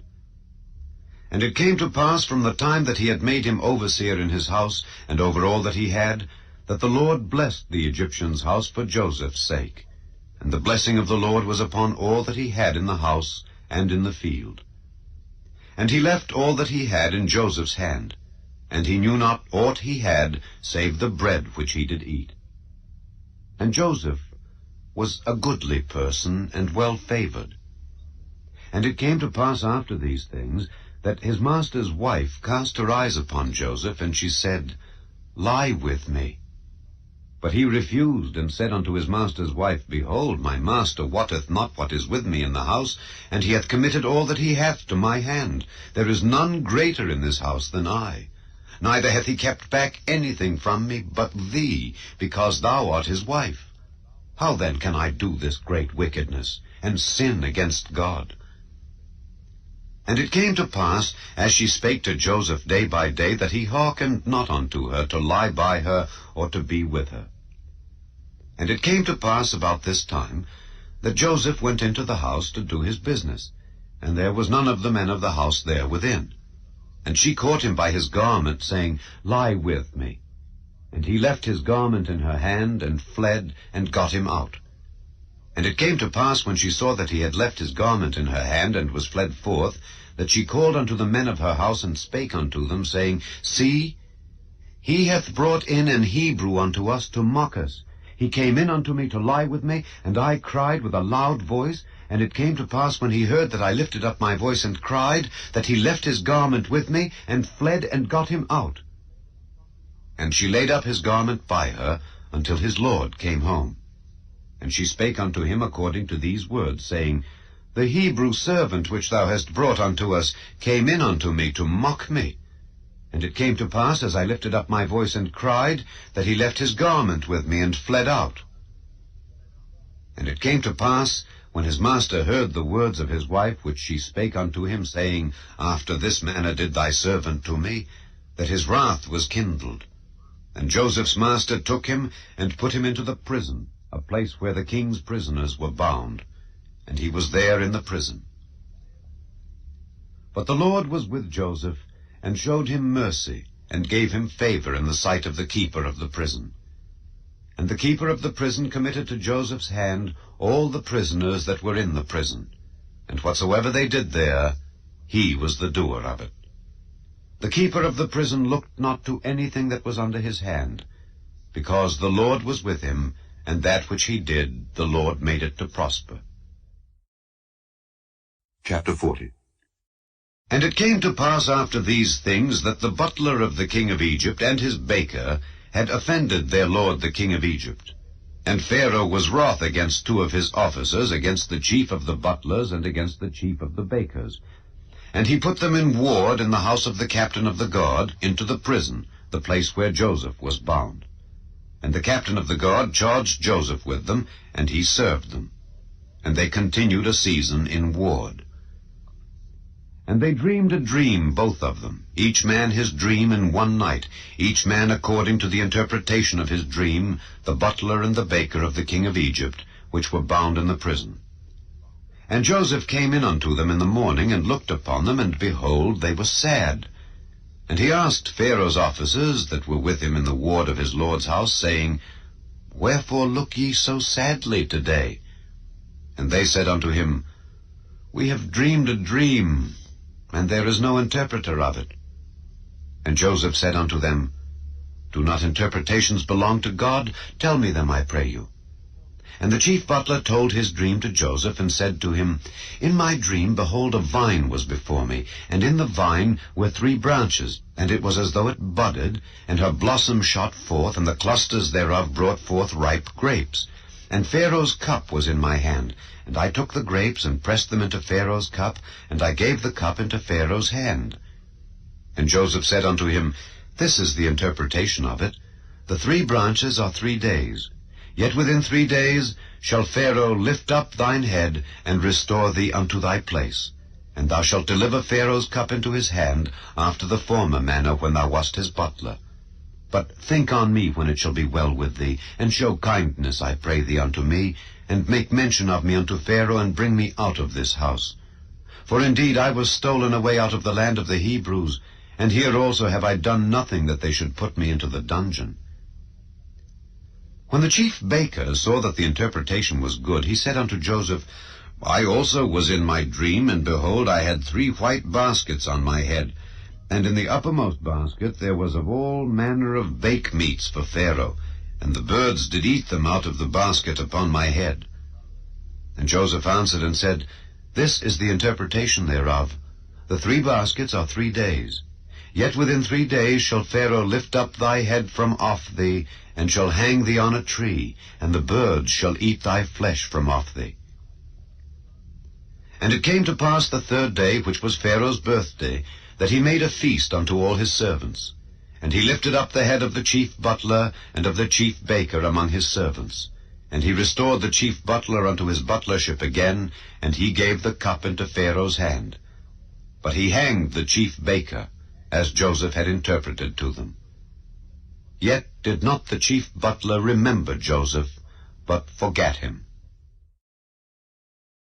Chapter 41. And it came to pass at the end of 2 full years that Pharaoh dreamed. And behold, he stood by the river. And behold, there came up out of the river 7 well-favored kine, and fat-fleshed, and they fed in a meadow. And behold, 7 other kine came up after them out of the river, ill-favored and lean-fleshed, and stood by the other kine upon the brink of the river. And the ill-favored and lean-fleshed kine did eat up the 7 well-favored and fat kine. So Pharaoh awoke. And he slept and dreamed the 2nd time. And behold, 7 ears of corn came up upon one stalk, rank and good. And behold, 7 thin ears, and blasted with the east wind, sprung up after them. And the 7 thin ears devoured the 7 rank and full ears. And Pharaoh awoke, and behold, it was a dream. And it came to pass in the morning that his spirit was troubled, and he sent and called for all the magicians of Egypt and all the wise men thereof, and Pharaoh told them his dream. But there was none that could interpret them unto Pharaoh. Then spake the chief butler unto Pharaoh, saying, I do remember my faults this day. Pharaoh was wroth with his servants, and put me in ward in the captain of the guard's house, both me and the chief baker. And we dreamed a dream in one night, I and he. We dreamed each man according to the interpretation of his dream. And there was there with us a young man, an Hebrew, servant to the captain of the guard, and we told him, and he interpreted to us our dreams, to each man according to his dream he did interpret. And it came to pass, as he interpreted to us, so it was. Me he restored into mine office, and him he hanged. Then Pharaoh sent and called Joseph, and they brought him hastily out of the dungeon, And he shaved himself, and changed his raiment, and came in unto Pharaoh. And Pharaoh said unto Joseph, I have dreamed a dream, and there is none that can interpret it. And I have heard say of thee that thou canst understand a dream to interpret it. And Joseph answered Pharaoh, saying, It is not in me. God shall give Pharaoh an answer of peace. And Pharaoh said unto Joseph, In my dream, behold, I stood upon the bank of the river, and behold, there came up out of the river 7 kine, fat-fleshed and well-favored, and they fed in a meadow. And behold, 7 other kine came up after them, poor and very ill-favored and lean-fleshed, such as I never saw in all the land of Egypt for badness. And the lean and the ill-favored kine did eat up the first 7 fat kine. And when they had eaten them up, it could not be known that they had eaten them, but they were still ill-favored as at the beginning. So I awoke, and I saw in my dream, and behold, 7 ears came up in one stalk, full and good, and behold, 7 ears withered, thin, and blasted with the east wind sprung up after them, and the thin ears devoured the 7 good ears. And I told this unto the magicians, but there was none that could declare it to me. And Joseph said unto Pharaoh, The dream of Pharaoh is one. God hath showed Pharaoh what he is about to do. The 7 good kine are 7 years, and the 7 good ears are 7 years. The dream is one. And the 7 thin and ill-favored kine that came up after them are 7 years, and the 7 empty ears blasted with the east wind shall be 7 years of famine. This is the thing which I have spoken unto Pharaoh. What God is about to do, he showeth unto Pharaoh. Behold, there come 7 years of great plenty throughout all the land of Egypt, and there shall arise after them 7 years of famine, and all the plenty shall be forgotten in the land of Egypt, and the famine shall consume the land. And the plenty shall not be known in the land by reason of that famine following, for it shall be very grievous. And for that the dream was doubled unto Pharaoh twice, it is because the thing is established by God, and God will shortly bring it to pass. Now therefore let Pharaoh look out a man discreet and wise, and set him over the land of Egypt.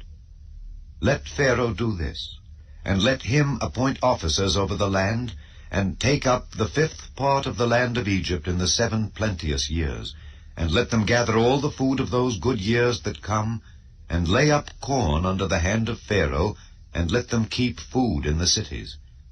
And that food shall be for store to the land against the 7 years of famine, which shall be in the land of Egypt, that the land perish not through the famine.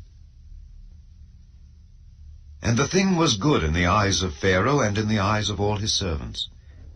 And Pharaoh said unto his servants, Can we find such a one as this is, a man in whom the Spirit of God is? And Pharaoh said unto Joseph, Forasmuch as God hath showed thee all this, there is none so discreet and wise as thou art. Thou shalt be over my house, and according unto thy word shall all my people be ruled. Only in the throne will I be greater than thou. And Pharaoh said unto Joseph, See, I have set thee over all the land of Egypt. And Pharaoh took off his ring from his hand, and put it upon Joseph's hand, and arrayed him in vestures of fine linen, and put a gold chain about his neck. And he made him to ride in the 2nd chariot which he had. And they cried before him, Bow the knee. And he made him ruler over all the land of Egypt. And Pharaoh said unto Joseph, I am Pharaoh, and without thee shall no man lift up his hand or foot in all the land of Egypt. And Pharaoh called Joseph's name Zaphnath-Paneah, and he gave him to wife Asenath, the daughter of Potiphera, priest of On. And Joseph went out over all the land of Egypt. And Joseph was 30 years old when he stood before Pharaoh king of Egypt. And Joseph went out from the presence of Pharaoh, and went throughout all the land of Egypt. And in the 7 plenteous years the earth brought forth by handfuls. And he gathered up all the food of the 7 years which were in the land of Egypt, and laid up the food in the cities.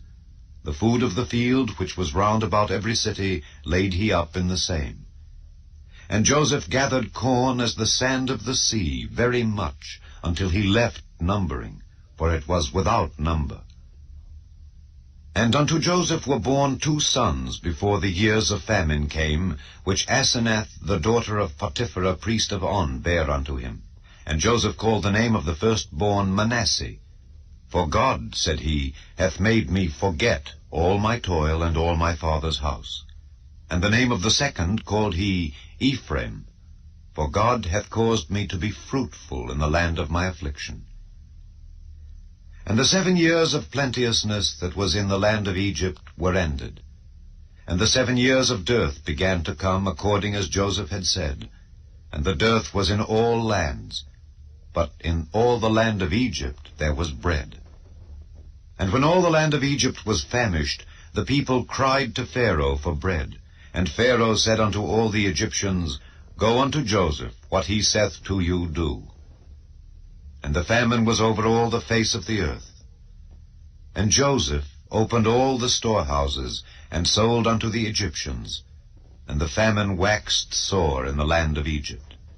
And all countries came into Egypt to Joseph for to buy corn, because that the famine was so sore in all lands. Chapter 42.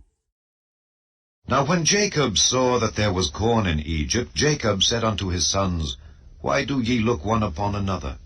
And he said, Behold, I have heard that there is corn in Egypt. Get you down thither, and buy for us from thence, that we may live, and not die. And Joseph's 10 brethren went down to buy corn in Egypt. But Benjamin, Joseph's brother, Jacob sent not with his brethren, for he said, Lest peradventure mischief befall him. And the sons of Israel came to buy corn among those that came, for the famine was in the land of Canaan. And Joseph was the governor over the land, and he it was that sold to all the people of the land. And Joseph's brethren came and bowed down themselves before him with their faces to the earth.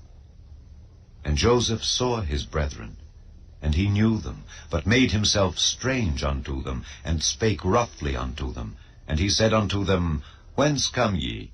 And they said, From the land of Canaan, to buy food. And Joseph knew his brethren, but they knew not him. And Joseph remembered the dreams which he dreamed of them, and said unto them, Ye are spies, to see the nakedness of the land ye are come. And they said unto him, Nay, my lord, but to buy food are thy servants come. We are all one man's sons. We are true men. Thy servants are no spies. And he said unto them, Nay, but to see the nakedness of the land ye are come. And they said, Thy servants are 12 brethren, the sons of one man in the land of Canaan. And behold, the youngest is this day with our father, and one is not. And Joseph said unto them, That is it that I spake unto you, saying, Ye are spies. Hereby ye shall be proved. By the life of Pharaoh ye shall not go forth hence, except your youngest brother come hither. Send one of you, and let him fetch your brother, and ye shall be kept in prison, that your words may be proved, whether there be any truth in you. Or else by the life of Pharaoh surely ye are spies. And he put them all together into ward 3 days.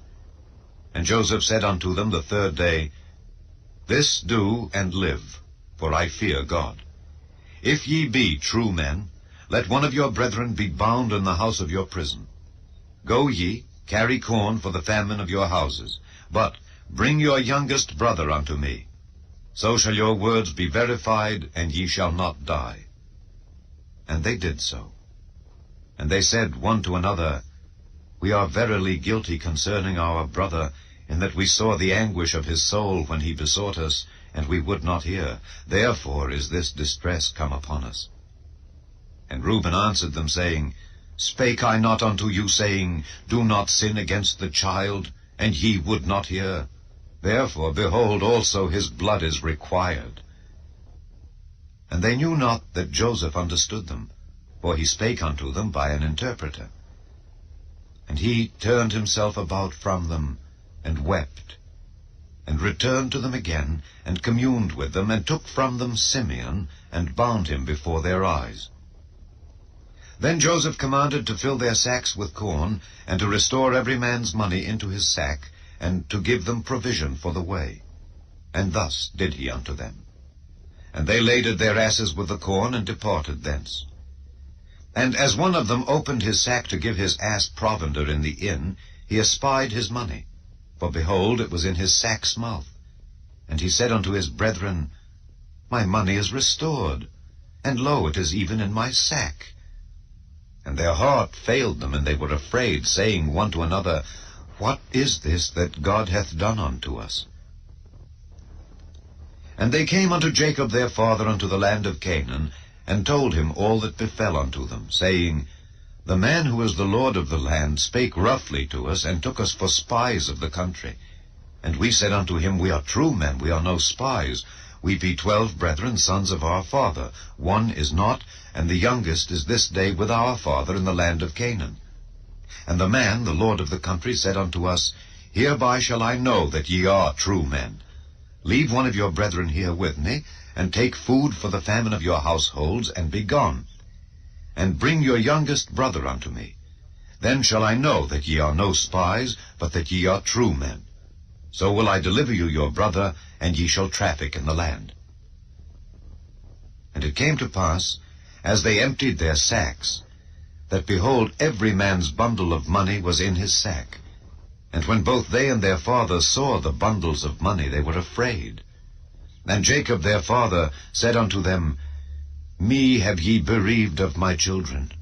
Joseph is not, and Simeon is not, and ye will take Benjamin away. All these things are against me.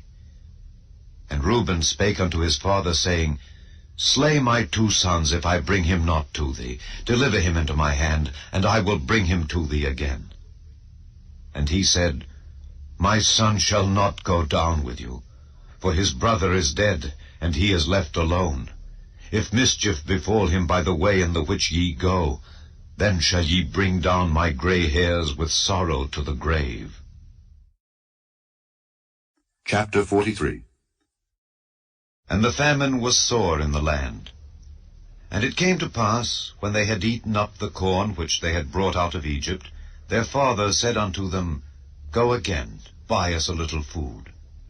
And Judah spake unto him, saying, The man did solemnly protest unto us, saying, Ye shall not see my face, except your brother be with you. If thou wilt send our brother with us, we will go down and buy thee food. But if thou wilt not send him, we will not go down. For the man said unto us, Ye shall not see my face, except your brother be with you. And Israel said, Wherefore dealt ye so ill with me as to tell the man whether ye had yet a brother? And they said, The man asked us straitly of our estate and of our kindred, saying, Is your father yet alive? Have ye another brother? And we told him according to the tenor of these words. Could we certainly know that he would say, Bring your brother down? And Judah said unto Israel his father, Send the lad with me, and we will arise and go, that we may live and not die, both we and thou, and also our little ones. I will be surety for him. Of my hand shalt thou require him. If I bring him not unto thee, and set him before thee, then let me bear the blame forever. For except we had lingered, surely now we had returned this second time. And their father Israel said unto them, If it must be so now, do this. Take of the best fruits in the land in your vessels, and carry down the man a present, a little balm, and a little honey, spices, and myrrh, nuts, and almonds. And take double money in your hand, and the money that was brought again in the mouth of your sacks, carry it again in your hand. Peradventure it was an oversight. Take also your brother, and arise. Go again unto the man. And God Almighty give you mercy before the man, that he may send away your other brother and Benjamin. If I be bereaved of my children, I am bereaved. And the men took that present, and they took double money in their hand, and Benjamin, and rose up and went down to Egypt, and stood before Joseph. And when Joseph saw Benjamin with them, he said to the ruler of his house, Bring these men home, and slay and make ready, for these men shall dine with me at noon. And the man did as Joseph bade, and the man brought the men into Joseph's house. And the men were afraid, because they were brought into Joseph's house. And they said, Because of the money that was returned in our sacks at the first time are we brought in, that he may seek occasion against us, and fall upon us, and take us for bondmen, and our asses. And they came near to the steward of Joseph's house, and they communed with him at the door of the house, and said, O sir, we came indeed down at the first time to buy food. And it came to pass, when we came to the inn, that we opened our sacks, and behold, every man's money was in the mouth of his sack, our money in full weight. And we have brought it again in our hand. And other money have we brought down in our hands to buy food. We cannot tell who put our money in our sacks.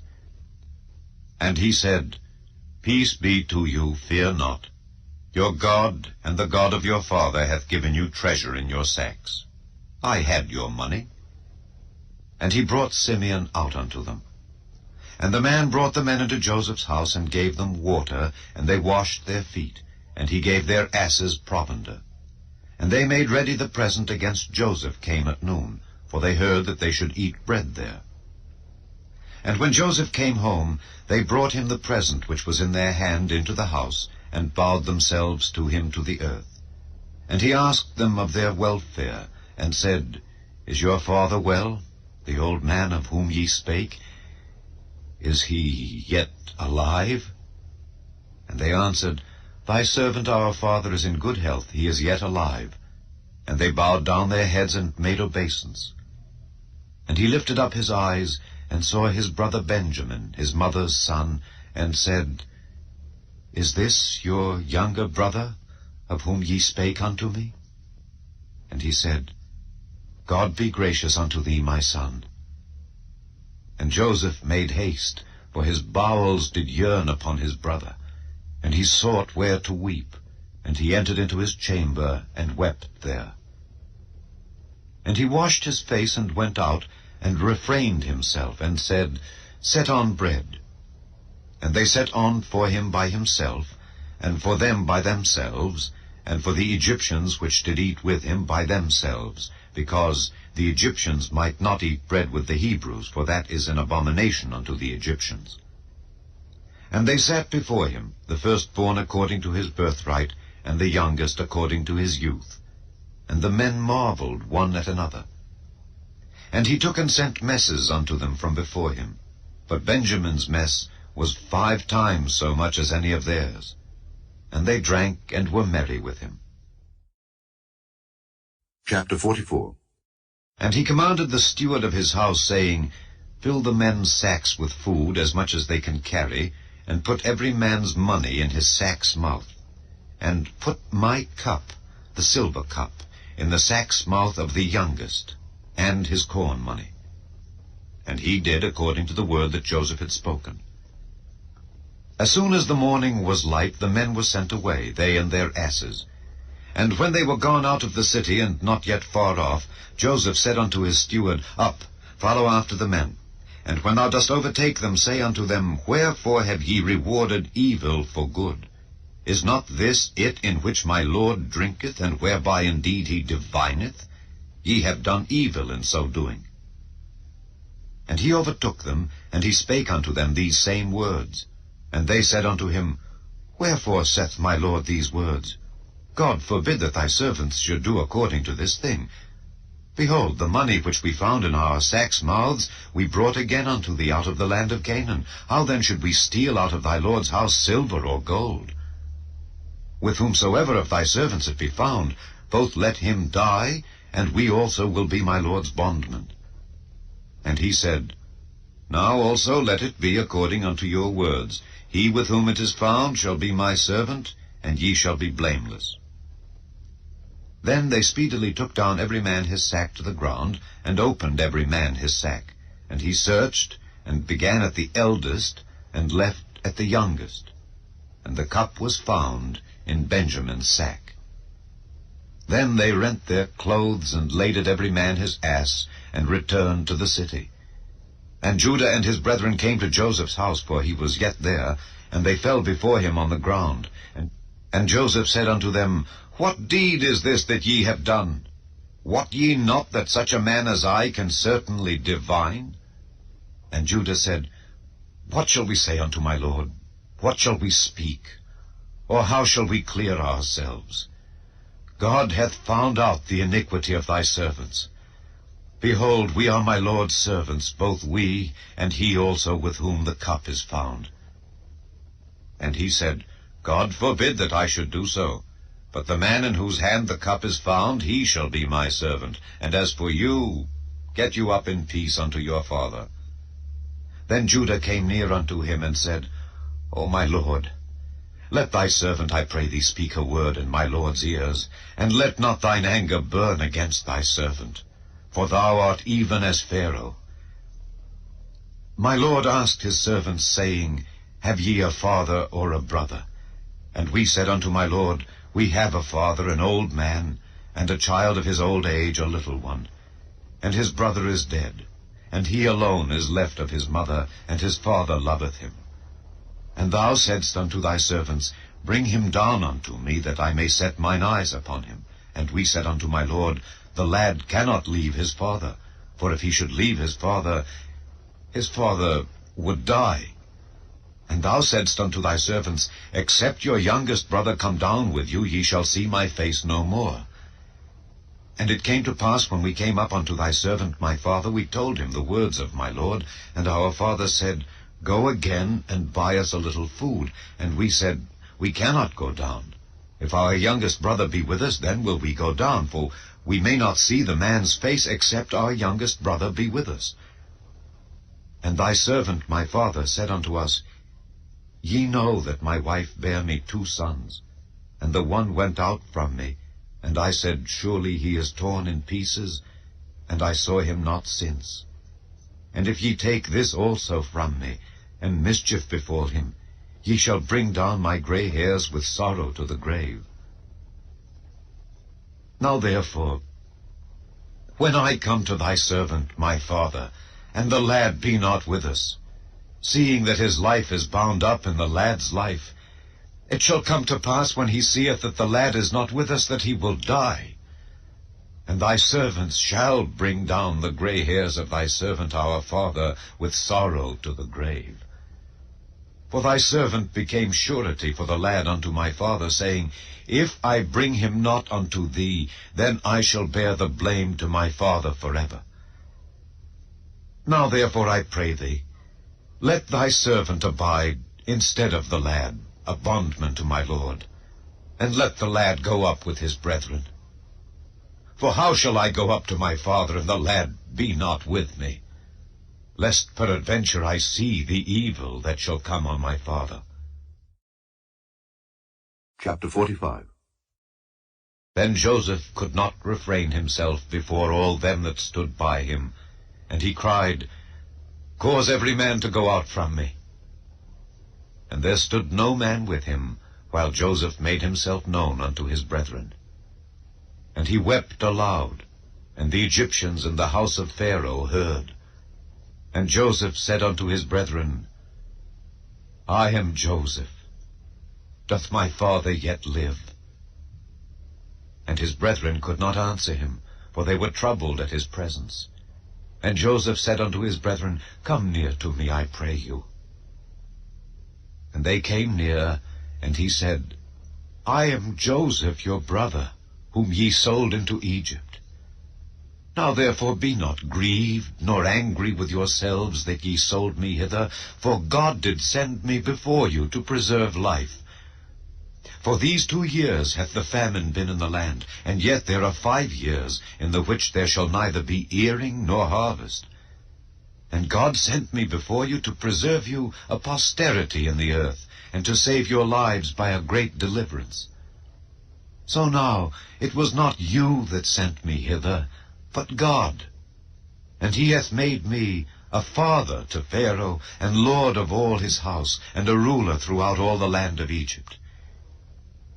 Haste ye, and go up to my father, and say unto him, Thus saith thy son Joseph, God hath made me lord of all Egypt. come down unto me, tarry not. And thou shalt dwell in the land of Goshen, and thou shalt be near unto me, thou and thy children, and thy children's children, and thy flocks, and thy herds, and all that thou hast. And there will I nourish thee, for yet there are 5 years of famine, lest thou and thy household, and all that thou hast, come to poverty. And behold, your eyes see, and the eyes of my brother Benjamin, that it is my mouth that speaketh unto you. And ye shall tell my father of all my glory in Egypt, and of all that ye have seen. And ye shall haste and bring down my father hither. And he fell upon his brother Benjamin's neck, and wept. And Benjamin wept upon his neck. Moreover he kissed all his brethren, and wept upon them. And after that his brethren talked with him. And the fame thereof was heard in Pharaoh's house, saying, Joseph's brethren are come. And it pleased Pharaoh well, and his servants. And Pharaoh said unto Joseph, Say unto thy brethren, This do ye, Lade your beasts, and go, get you unto the land of Canaan, and take your father and your households, and come unto me. And I will give you the good of the land of Egypt, and ye shall eat the fat of the land. Now thou art commanded, this do ye. Take you wagons out of the land of Egypt for your little ones, and for your wives, and bring your father, and come. Also regard not your stuff, for the good of all the land of Egypt is yours. And the children of Israel did so, and Joseph gave them wagons according to the commandment of Pharaoh, and gave them provision for the way. To all of them he gave each man changes of raiment, but to Benjamin he gave 300 pieces of silver, and 5 changes of raiment. And to his father he sent after this manner, 10 asses laden with the good things of Egypt, and 10 she-asses laden with corn and bread and meat for his father by the way. So he sent his brethren away, and they departed. And he said unto them, See that ye fall not out by the way. And they went up out of Egypt, and came into the land of Canaan unto Jacob their father, and told him, saying, Joseph is yet alive, and he is governor over all the land of Egypt. And Jacob's heart fainted, for he believed them not. And they told him all the words of Joseph, which he had said unto them. And when he saw the wagons which Joseph had sent to carry him, the spirit of Jacob their father revived. And Israel said, It is enough. Joseph my son is yet alive. I will go and see him before I die. Chapter 46. And Israel took his journey with all that he had, and came to Beersheba, and offered sacrifices unto the God of his father Isaac. And God spake unto Israel in the visions of the night, and said, Jacob, Jacob. And he said, Here am I. And he said, I am God, the God of thy father. Fear not to go down into Egypt, for I will there make of thee a great nation.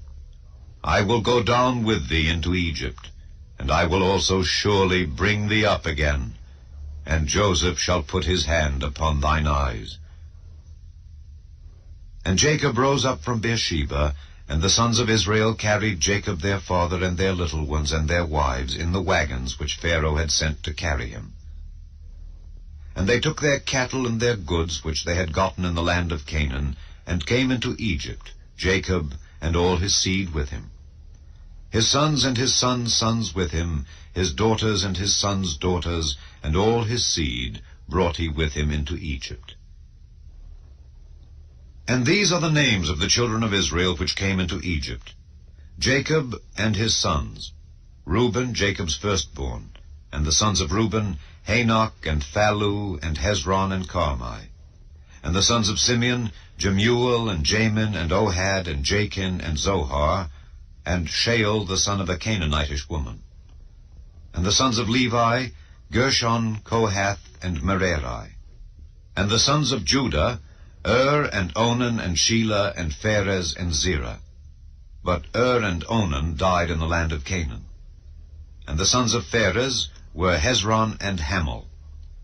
And the sons of Issachar, Tola, and Phuvah, and Job, and Shimron. And the sons of Zebulun, Sered, and Elon, and Jaleel.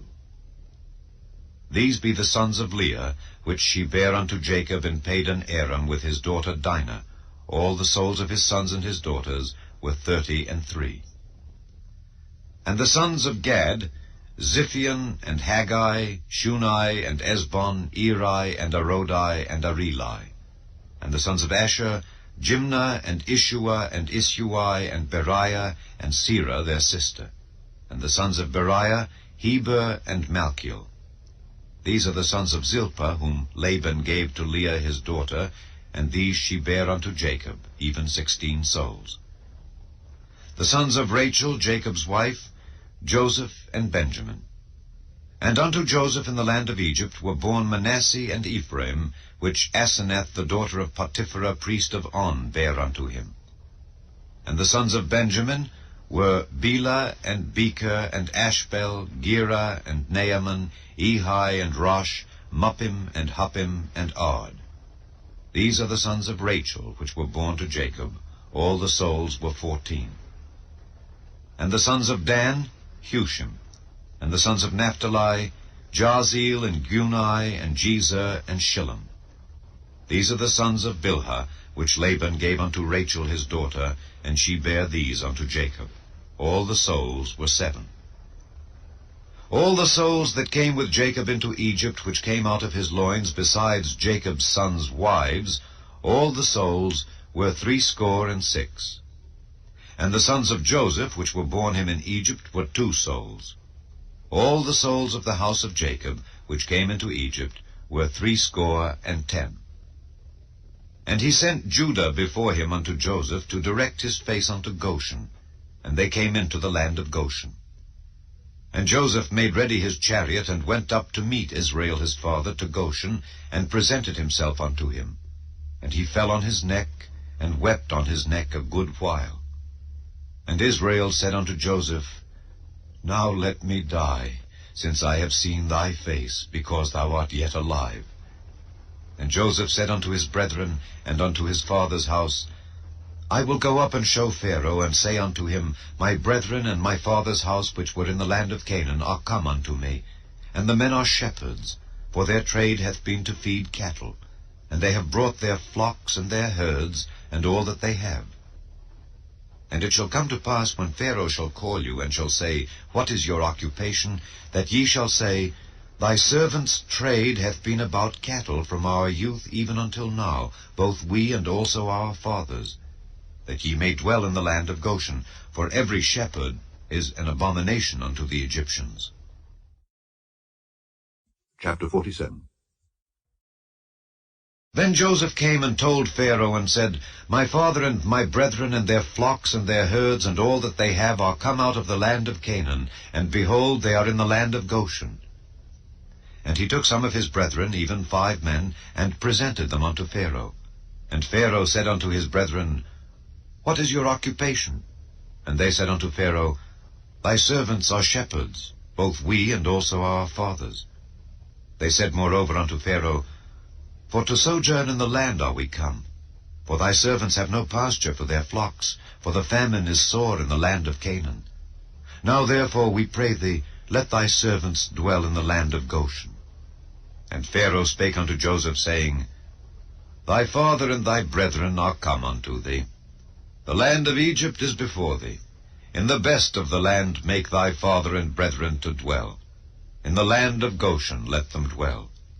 And if thou knowest any men of activity among them, then make them rulers over my cattle. And Joseph brought in Jacob his father, and set him before Pharaoh. And Jacob blessed Pharaoh. And Pharaoh said unto Jacob, How old art thou? And Jacob said unto Pharaoh, The days of the years of my pilgrimage are 130 years. Few and evil have the days of the years of my life been, and have not attained unto the days of the years of the life of my fathers in the days of their pilgrimage. And Jacob blessed Pharaoh, and went out from before Pharaoh. And Joseph placed his father and his brethren, and gave them a possession in the land of Egypt, in the best of the land, in the land of Ramesses, as Pharaoh had commanded. And Joseph nourished his father and his brethren, and all his father's household, with bread, according to their families. And there was no bread in all the land, for the famine was very sore, so that the land of Egypt and all the land of Canaan fainted by reason of the famine. And Joseph gathered up all the money that was found in the land of Egypt and in the land of Canaan for the corn which they bought. And Joseph brought the money into Pharaoh's house. And when money failed in the land of Egypt and in the land of Canaan, all the Egyptians came unto Joseph and said, Give us bread, for why should we die in thy presence? For the money faileth. And Joseph said, Give your cattle, and I will give you for your cattle, if money fail. And they brought their cattle unto Joseph, and Joseph gave them bread in exchange for horses, and for the flocks, and for the cattle of the herds, and for the asses. And he fed them with bread for all their cattle for that year. When that year was ended, they came unto him the second year, and said unto him, We will not hide it from my lord, how that our money is spent. My lord also hath our herds of cattle. There is not aught left in the sight of my lord, but our bodies and our lands. Wherefore shall we die before thine eyes, both we and our land? Buy us and our land for bread, and we and our land will be servants unto Pharaoh. And give us seed, that we may live and not die, that the land be not desolate. And Joseph bought all the land of Egypt for Pharaoh, for the Egyptians sold every man his field, because the famine prevailed over them. So the land became Pharaoh's. And as for the people, he removed them to cities from one end of the borders of Egypt, even to the other end thereof. Only the land of the priests bought he not, for the priests had a portion assigned them of Pharaoh, and did eat their portion which Pharaoh gave them. Wherefore they sold not their lands. Then Joseph said unto the people, Behold, I have bought you this day and your land for Pharaoh. Lo, here is seed for you, and ye shall sow the land. And it shall come to pass in the increase that ye shall give the 5th part unto Pharaoh, and 4 parts shall be your own, for seed of the field, and for your food, and for them of your households, and for food for your little ones. And they said, Thou hast saved our lives. Let us find grace in the sight of my lord, and we will be Pharaoh's servants. And Joseph made it a law over the land of Egypt unto this day, that Pharaoh should have the 5th part, except the land of the priests only, which became not Pharaoh's. And Israel dwelt in the land of Egypt in the country of Goshen, and they had possessions therein, and grew and multiplied exceedingly. And Jacob lived in the land of Egypt 17 years, so the whole age of Jacob was 147 years. And the time drew nigh that Israel must die. And he called his son Joseph, and said unto him, If now I have found grace in thy sight, put, I pray thee, thy hand under my thigh, and deal kindly and truly with me. Bury me not, I pray thee, in Egypt, but I will lie with my fathers, and thou shalt carry me out of Egypt, and bury me in their burying place. And he said, I will do as thou hast said. And he said, Swear unto me. And he sware unto him. And Israel bowed himself upon the bed's head. Chapter 48. And it came to pass after these things, that one told Joseph, Behold, thy father is sick. And he took with him his 2 sons, Manasseh and Ephraim. And one told Jacob, and said, Behold, thy son Joseph cometh unto thee. And Israel strengthened himself, and sat upon the bed.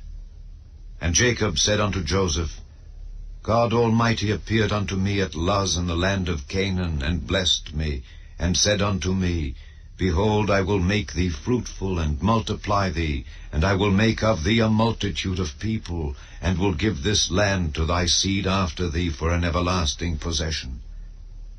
And now thy 2 sons, Ephraim and Manasseh, which were born unto thee in the land of Egypt, before I came unto thee into Egypt, are mine. as Reuben and Simeon they shall be mine. And thy issue, which thou begettest after them, shall be thine, and shall be called after the name of their brethren in their inheritance.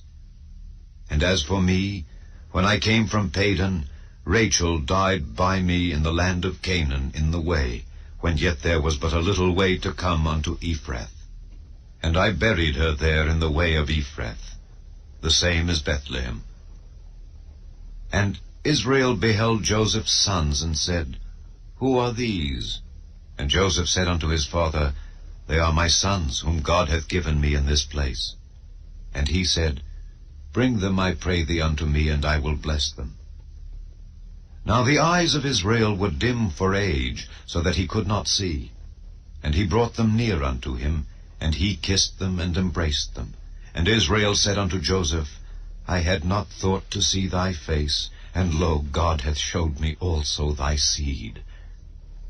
And Joseph brought them out from between his knees, and he bowed himself with his face to the earth. And Joseph took them both, Ephraim in his right hand toward Israel's left hand, and Manasseh in his left hand toward Israel's right hand, and brought them near unto him. And Israel stretched out his right hand, and laid it upon Ephraim's head, who was the younger, and his left hand upon Manasseh's head, guiding his hands wittingly, for Manasseh was the firstborn. And he blessed Joseph, and said, God, before whom my fathers Abraham and Isaac did walk, the God which fed me all my life long unto this day, the angel which redeemed me from all evil, bless the lads, and let my name be named on them, and the name of my fathers Abraham and Isaac, and let them grow into a multitude in the midst of the earth. And when Joseph saw that his father laid his right hand upon the head of Ephraim, it displeased him, and he held up his father's hand to remove it from Ephraim's head unto Manasseh's head. And Joseph said unto his father, Not so, my father, for this is the firstborn. Put thy right hand upon his head. And his father refused, and said, I know it, my son, I know it. He also shall become a people, and he also shall be great. But truly his younger brother shall be greater than he, and his seed shall become a multitude of nations. And he blessed them that day, saying, In thee shall Israel bless, saying, God make thee as Ephraim and as Manasseh.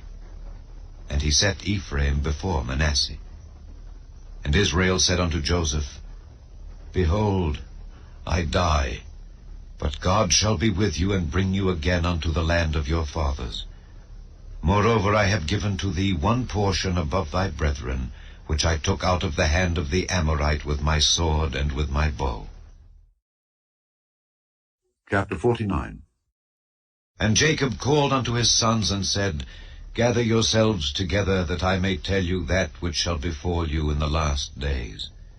Gather yourselves together, and hear, ye sons of Jacob, and hearken unto Israel your father.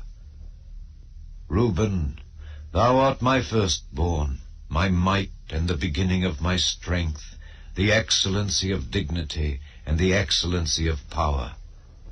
Unstable as water, thou shalt not excel, because thou wentest up to thy father's bed. Then defiledst thou it. He went up to my couch. Simeon and Levi are brethren. Instruments of cruelty are in their habitations. O my soul, come not thou into their secret. Unto their assembly, mine honor, be not thou united. For in their anger they slew a man, and in their self-will they digged down a wall. Cursed be their anger, for it was fierce, and their wrath, for it was cruel. I will divide them in Jacob, and scatter them in Israel. Judah, thou art he whom thy brethren shall praise. Thy hand shall be in the neck of thine enemies. Thy father's children shall bow down before thee. Judah is a lion's whelp. From the prey, my son, thou art gone up. He stooped down, he couched as a lion, and as an old lion. Who shall rouse him up? The scepter shall not depart from Judah, nor a lawgiver from between his feet, until Shiloh come. and unto him shall the gathering of the people be. Binding his foal unto the vine, and his ass's colt unto the choice vine, he washed his garments in wine, and his clothes in the blood of grapes. His eyes shall be red with wine, and his teeth white with milk. Zebulun shall dwell at the haven of the sea, and he shall be for an haven of ships, and his border shall be unto Zidon. Issachar is a strong ass couching down between two burdens, and he saw that rest was good, and the land that it was pleasant, and bowed his shoulder to bear, and became a servant unto tribute. Dan shall judge his people, as one of the tribes of Israel. Dan shall be a serpent by the way, an adder in the path, that biteth the horse heels, so that his rider shall fall backward. I have waited for thy salvation, O Lord. Gad, a troop shall overcome him, but he shall overcome at the last. Out of Asher his bread shall be fat, and he shall yield royal dainties. Naphtali is a hind let loose, he giveth goodly words. Joseph is a fruitful bough, even a fruitful bough by a well, whose branches run over the wall. The archers have sorely grieved him, and shot at him, and hated him. But his bow abode in strength, and the arms of his hands were made strong by the hands of the mighty God of Jacob. From thence is the shepherd, the stone of Israel. Even by the God of thy father, who shall help thee, and by the Almighty, who shall bless thee with blessings of heaven above, blessings of the deep that lieth under, blessings of the breasts and of the womb. The blessings of thy father have prevailed above the blessings of my progenitors unto the utmost bound of the everlasting hills. They shall be on the head of Joseph, and on the crown of the head of him that was separate from his brethren. Benjamin shall ravin as a wolf. In the morning he shall devour the prey, and at night he shall divide the spoil. All these are the 12 tribes of Israel, and this is it that their father spake unto them, and blessed them. Every one according to his blessing he blessed them. And he charged them, and said unto them, I am to be gathered unto my people. Bury me with my fathers in the cave that is in the field of Ephron the Hittite, in the cave that is in the field of Machpelah, which is before Mamre in the land of Canaan, which Abraham bought with the field of Ephron the Hittite, for a possession of a burying place. There they buried Abraham and Sarah his wife. There they buried Isaac and Rebekah his wife. And there I buried Leah. The purchase of the field and of the cave that is therein was from the children of Heth. And when Jacob had made an end of commanding his sons, he gathered up his feet into the bed, and yielded up the ghost, and was gathered unto his people. Chapter 50. And Joseph fell upon his father's face, and wept upon him, and kissed him. And Joseph commanded his servants the physicians to embalm his father, and the physicians embalmed Israel. And 40 days were fulfilled for him, for so are fulfilled the days of those which are embalmed. And the Egyptians mourned for him 70 days.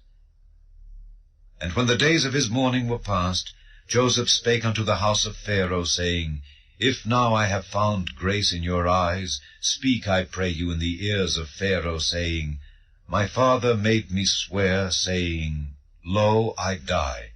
In my grave which I have digged for me in the land of Canaan, there shalt thou bury me. Now therefore let me go up, I pray thee, and bury my father, and I will come again. And Pharaoh said, Go up and bury thy father according as he made thee swear. And Joseph went up to bury his father, and with him went up all the servants of Pharaoh, the elders of his house, and all the elders of the land of Egypt, and all the house of Joseph, and his brethren, and his father's house. Only their little ones, and their flocks, and their herds, they left in the land of Goshen. And there went up with him both chariots and horsemen, and it was a very great company. And they came to the threshing floor of Atad, which is beyond Jordan, and there they mourned with a great and very sore lamentation. And he made a mourning for his father 7 days. And when the inhabitants of the land, the Canaanites, saw the mourning in the floor of Atad, they said, This is a grievous mourning to the Egyptians. Wherefore the name of it was called Abel Mizraim, which is beyond Jordan. And his sons did unto him according as he commanded them. For his sons carried him into the land of Canaan, and buried him in the cave of the field of Machpelah, which Abraham bought with the field for a possession of a burying place of Ephron the Hittite before Mamre. And Joseph returned into Egypt, he and his brethren, and all that went up with him to bury his father, after he had buried his father. And when Joseph's brethren saw that their father was dead, they said, Joseph will peradventure hate us, and will certainly requite us all the evil which we did unto him. And they sent a messenger unto Joseph, saying, Thy father did command before he died, saying, So shall ye say unto Joseph, Forgive, I pray thee now, the trespass of thy brethren and their sin, for they did unto thee evil. And now we pray thee, forgive the trespass of the servants of the God of thy father. And Joseph wept when they spake unto him.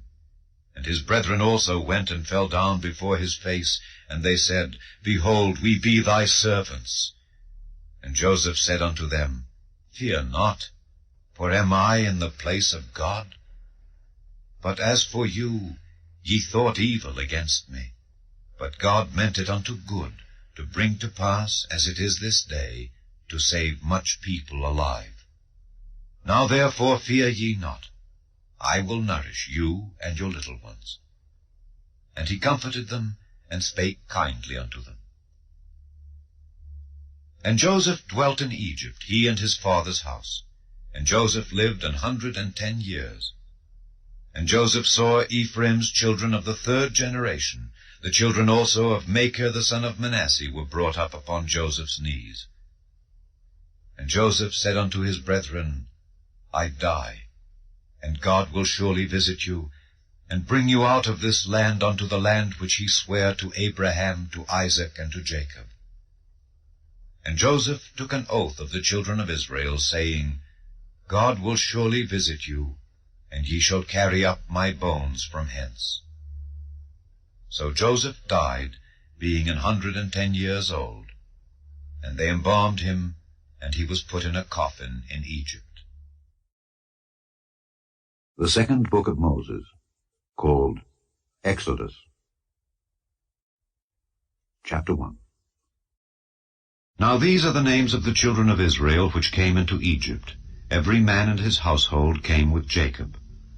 Reuben, Simeon, Levi, and Judah, Issachar, Zebulun, and Benjamin, Dan and Naphtali, Gad and Asher.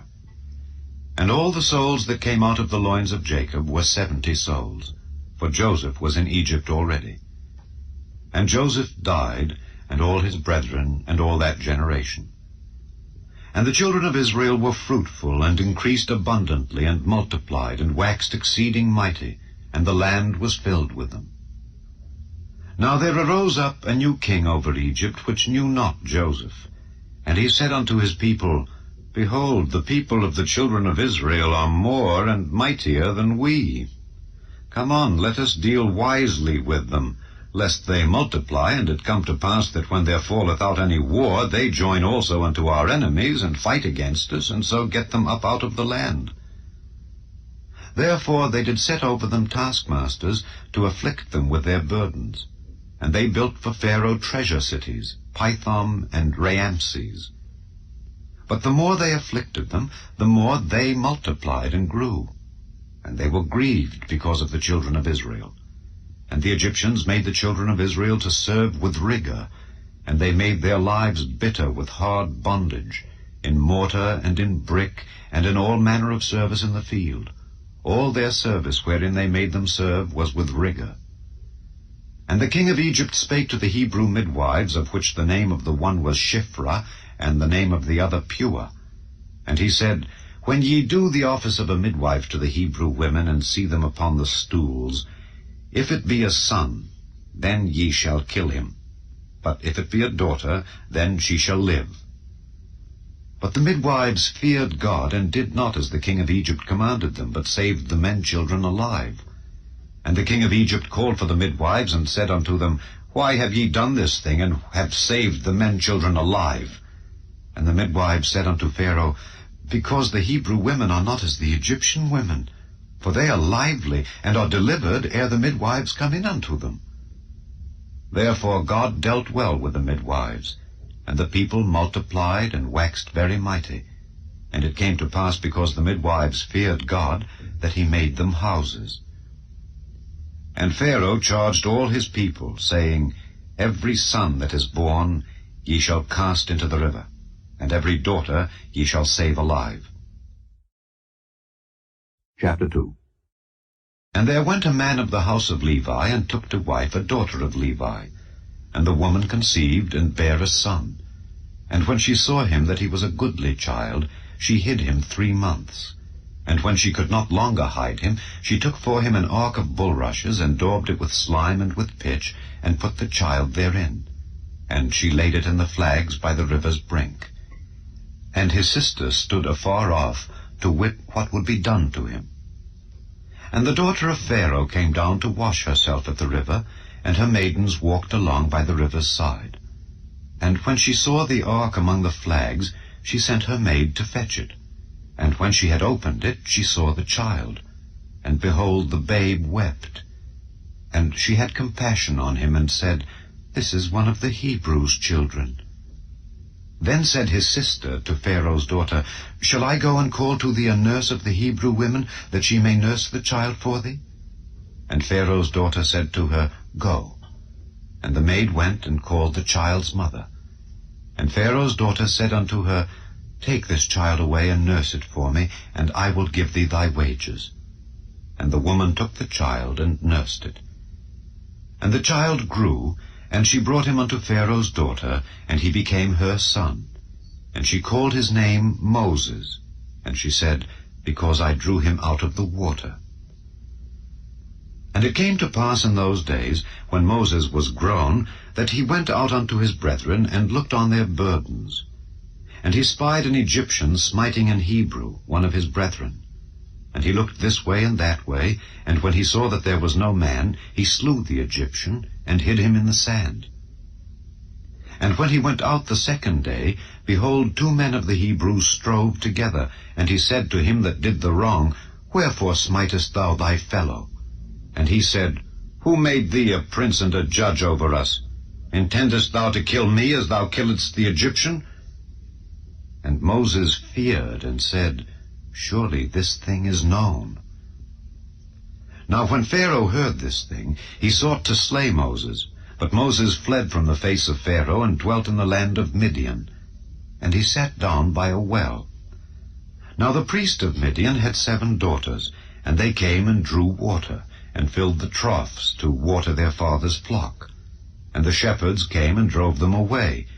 But Moses stood up and helped them, and watered their flock. And when they came to Reuel their father, he said, How is it that ye are come so soon today? And they said, An Egyptian delivered us out of the hand of the shepherds, and also drew water enough for us, and watered the flock. And he said unto his daughters, And where is he? Why is it that ye have left the man? Call him that he may eat bread. And Moses was content to dwell with the man. And he gave Moses Zipporah his daughter. And she bare him a son, and he called his name Gershom. For he said, I have been a stranger in a strange land. And it came to pass, in process of time, that the king of Egypt died. And the children of Israel sighed by reason of the bondage. And they cried, and their cry came up unto God by reason of the bondage. And God heard their groaning, and God remembered his covenant with Abraham, with Isaac, and with Jacob. And God looked upon the children of Israel, and God had respect unto them. Chapter 3. Now Moses kept the flock of Jethro his father-in-law, the priest of Midian. And he led the flock to the backside of the desert, and came to the mountain of God, even to Horeb. And the angel of the Lord appeared unto him in a flame of fire out of the midst of a bush. And he looked, and behold, the bush burned with fire, and the bush was not consumed. And Moses said, I will now turn aside and see this great sight, why the bush is not burnt. And when the Lord saw that he turned aside to see, God called unto him out of the midst of the bush, and said, Moses, Moses. And he said, Here am I. And he said, Draw not nigh hither. Put off thy shoes from off thy feet, for the place whereon thou standest is holy ground. Moreover he said, I am the God of thy father, the God of Abraham, the God of Isaac, and the God of Jacob. And Moses hid his face, for he was afraid to look upon God. And the Lord said, I have surely seen the affliction of my people which are in Egypt, and have heard their cry by reason of their taskmasters, for I know their sorrows. And I am come down to deliver them out of the hand of the Egyptians, and to bring them up out of that land unto a good land and a large, unto a land flowing with milk and honey, unto the place of the Canaanites and the Hittites and the Amorites and the Perizzites and the Hivites and the Jebusites. Now therefore, behold, the cry of the children of Israel is come unto me, and I have also seen the oppression wherewith the Egyptians oppress them. Come now therefore, and I will send thee unto Pharaoh, that thou mayest bring forth my people the children of Israel out of Egypt. And Moses said unto God, Who am I that I should go unto Pharaoh, and that I should bring forth the children of Israel out of Egypt? And he said, Certainly I will be with thee, and this shall be a token unto thee that I have sent thee. When thou hast brought forth the people out of Egypt, ye shall serve God upon this mountain. And Moses said unto God, Behold, when I come unto the children of Israel, and shall say unto them, The God of your fathers hath sent me unto you, and they shall say to me, What is his name? What shall I say unto them? And God said unto Moses, I am that I am. And he said, Thus shalt thou say unto the children of Israel, I am hath sent me unto you. And God said moreover unto Moses, Thus shalt thou say unto the children of Israel, The Lord God of your fathers, the God of Abraham, the God of Isaac, and the God of Jacob, hath sent me unto you. This is my name forever, and this is my memorial unto all generations. Go and gather the elders of Israel together, and say unto them, The Lord God of your fathers, the God of Abraham, of Isaac, and of Jacob, appeared unto me, saying, I have surely visited you, and seen that which is done to you in Egypt. And I have said, I will bring you up out of the affliction of Egypt unto the land of the Canaanites, and the Hittites, and the Amorites, and the Perizzites, and the Hivites, and the Jebusites, unto a land flowing with milk and honey. And they shall hearken to thy voice. And thou shalt come, thou and the elders of Israel, unto the king of Egypt, and ye shall say unto him, The Lord God of the Hebrews hath met with us. And now let us go, we beseech thee, 3 days' journey into the wilderness, that we may sacrifice to the Lord our God. And I am sure that the king of Egypt will not let you go, no, not by a mighty hand. And I will stretch out my hand, and smite Egypt with all my wonders, which I will do in the midst thereof. And after that he will let you go. And I will give this people favor in the sight of the Egyptians, and it shall come to pass that when ye go, ye shall not go empty. But every woman shall borrow of her neighbor, and of her that sojourneth in her house, jewels of silver, and jewels of gold, and raiment. And ye shall put them upon your sons and upon your daughters, and ye shall spoil the Egyptians. Chapter 4. And Moses answered and said, But behold, they will not believe me, nor hearken unto my voice. For they will say, The Lord hath not appeared unto thee. And the Lord said unto him, What is that in thine hand? And he said, A rod. And he said, Cast it on the ground. And he cast it on the ground, and it became a serpent, and Moses fled from before it. And the Lord said unto Moses, Put forth thine hand, and take it by the tail. And he put forth his hand, and caught it, and it became a rod in his hand. That they may believe that the Lord God of their fathers, the God of Abraham, the God of Isaac, and the God of Jacob, hath appeared unto thee. And the Lord said furthermore unto him, Put now thine hand into thy bosom. And he put his hand into his bosom, and when he took it out, behold, his hand was leprous as snow. And he said, Put thine hand into thy bosom again. And he put his hand into his bosom again, and plucked it out of his bosom, and behold, it was turned again as his other flesh. And it shall come to pass, if they will not believe thee, neither hearken to the voice of the first sign, that they will believe the voice of the latter sign. And it shall come to pass, if they will not believe also these two signs, neither hearken unto thy voice, that thou shalt take of the water of the river, and pour it upon the dry land. And the water which thou takest out of the river shall become blood upon the dry land. And Moses said unto the Lord, O my Lord, I am not eloquent, neither heretofore, nor since thou hast spoken unto thy servant, but I am slow of speech and of a slow tongue. And the Lord said unto him, Who hath made man's mouth? Or who maketh the dumb, or deaf, or the seeing, or the blind? Have not I the Lord? Now therefore go, and I will be with thy mouth, and teach thee what thou shalt say. And he said, O my Lord, send, I pray thee, by the hand of him whom thou wilt send. And the anger of the Lord was kindled against Moses, and he said, Is not Aaron the Levite thy brother? I know that he can speak well, and also, behold, he cometh forth to meet thee. And when he seeth thee, he will be glad in his heart.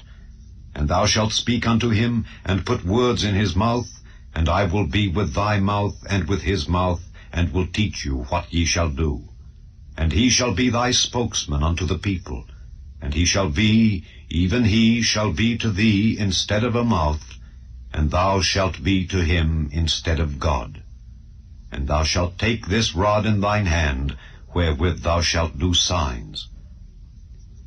And Moses went and returned to Jethro his father-in-law, and said unto him, Let me go, I pray thee, and return unto my brethren which are in Egypt, and see whether they be yet alive.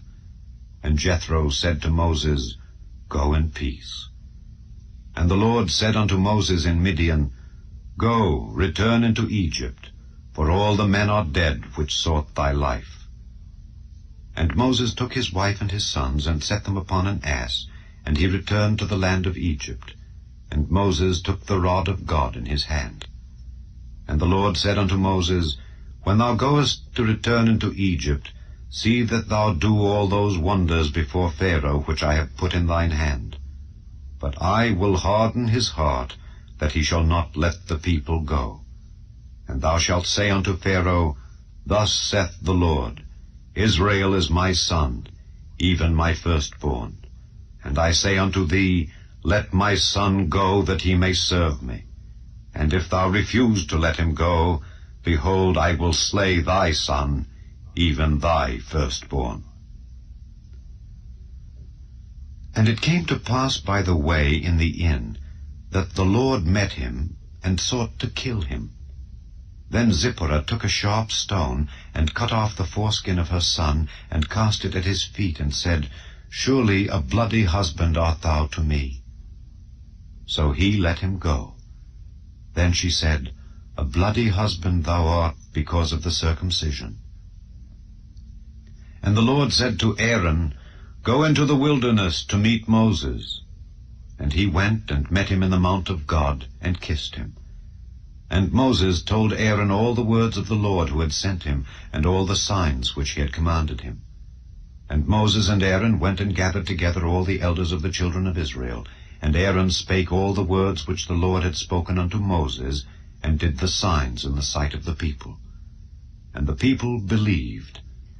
And when they heard that the Lord had visited the children of Israel, and that he had looked upon their affliction, then they bowed their heads and worshipped.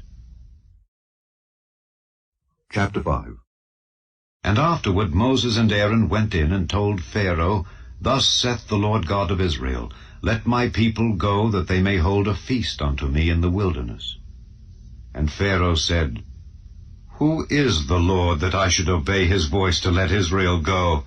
I know not the Lord, neither will I let Israel go. And they said, The God of the Hebrews hath met with us. Let us go, we pray thee, 3 days' journey into the desert, and sacrifice unto the Lord our God, lest he fall upon us with pestilence or with the sword. And the king of Egypt said unto them, Wherefore do ye, Moses and Aaron, let the people from their works? Get you unto your burdens. And Pharaoh said, Behold, the people of the land now are many, and ye make them rest from their burdens.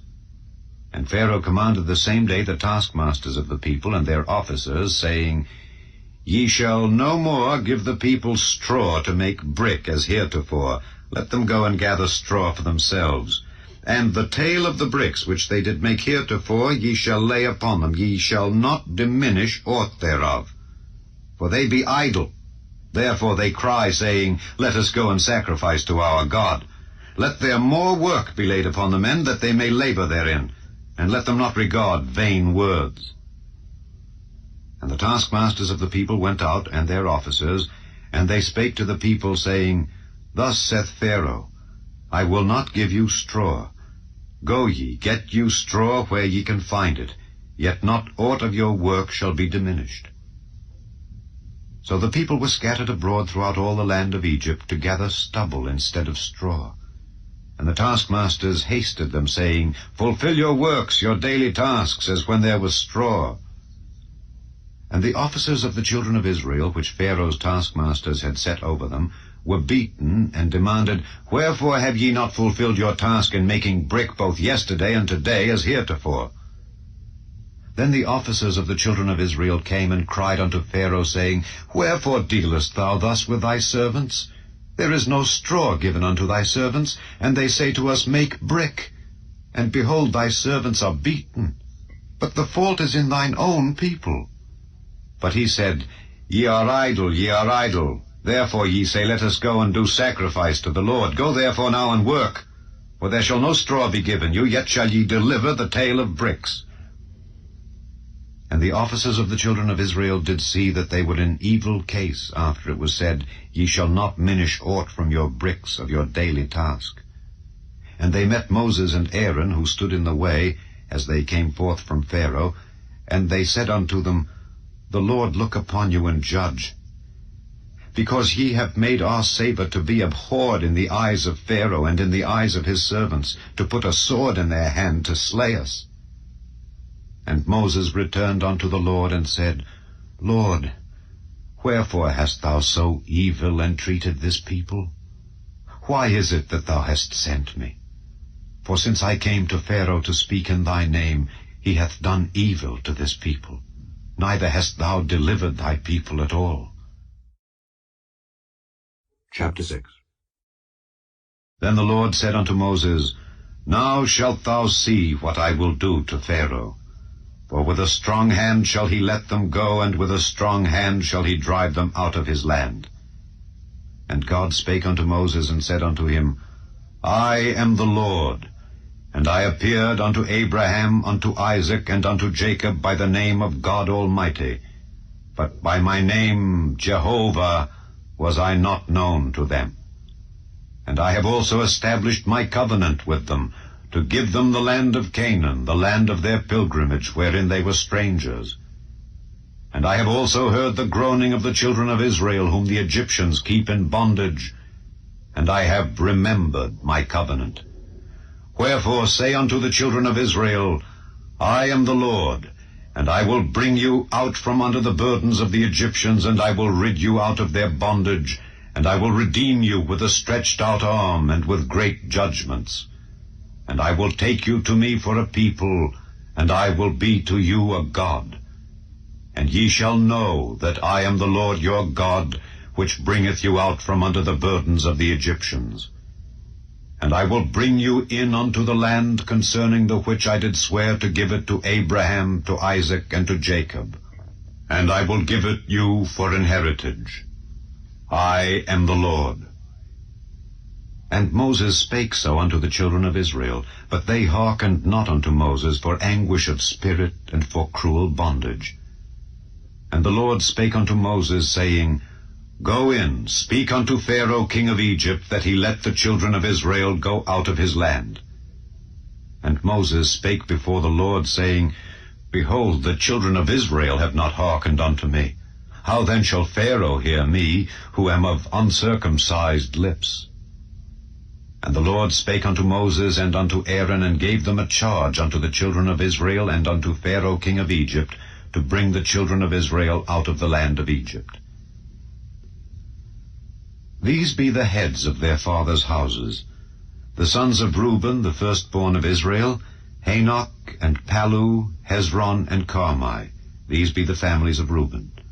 And the sons of Simeon, Jemuel, and Jamin, and Ohad, and Jachin, and Zohar, and Shaul, the son of a Canaanitish woman. These are the families of Simeon. And these are the names of the sons of Levi according to their generations, Gershon, and Kohath, and Merari. And the years of the life of Levi were 137 years. The sons of Gershon, Libni and Shimei, according to their families. And the sons of Kohath, Amram, and Izhar, and Hebron, and Uzziel. And the years of the life of Kohath were 133 years. And the sons of Merari, Mahali, and Mushi. These are the families of Levi according to their generations. And Amram took him Jochebed, his father's sister, to wife, and she bare him Aaron and Moses. And the years of the life of Amram were 137 years. And the sons of Izhar, Korah, and Nepheg, and Zichri.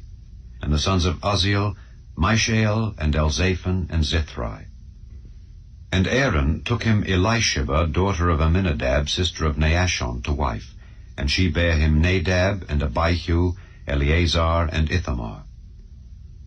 And the sons of Korah, Assir, and Elkanah, and Abiasaph. These are the families of the Korhites. And Eleazar, Aaron's son, took him one of the daughters of Putiel to wife, and she bare him Phinehas. These are the heads of the fathers of the Levites according to their families. These are that Aaron and Moses, to whom the Lord said, Bring out the children of Israel from the land of Egypt according to their armies. These are they which spake to Pharaoh king of Egypt, to bring out the children of Israel from Egypt. These are that Moses and Aaron. And it came to pass on the day when the Lord spake unto Moses in the land of Egypt, that the Lord spake unto Moses, saying, I am the Lord. Speak thou unto Pharaoh king of Egypt all that I say unto thee.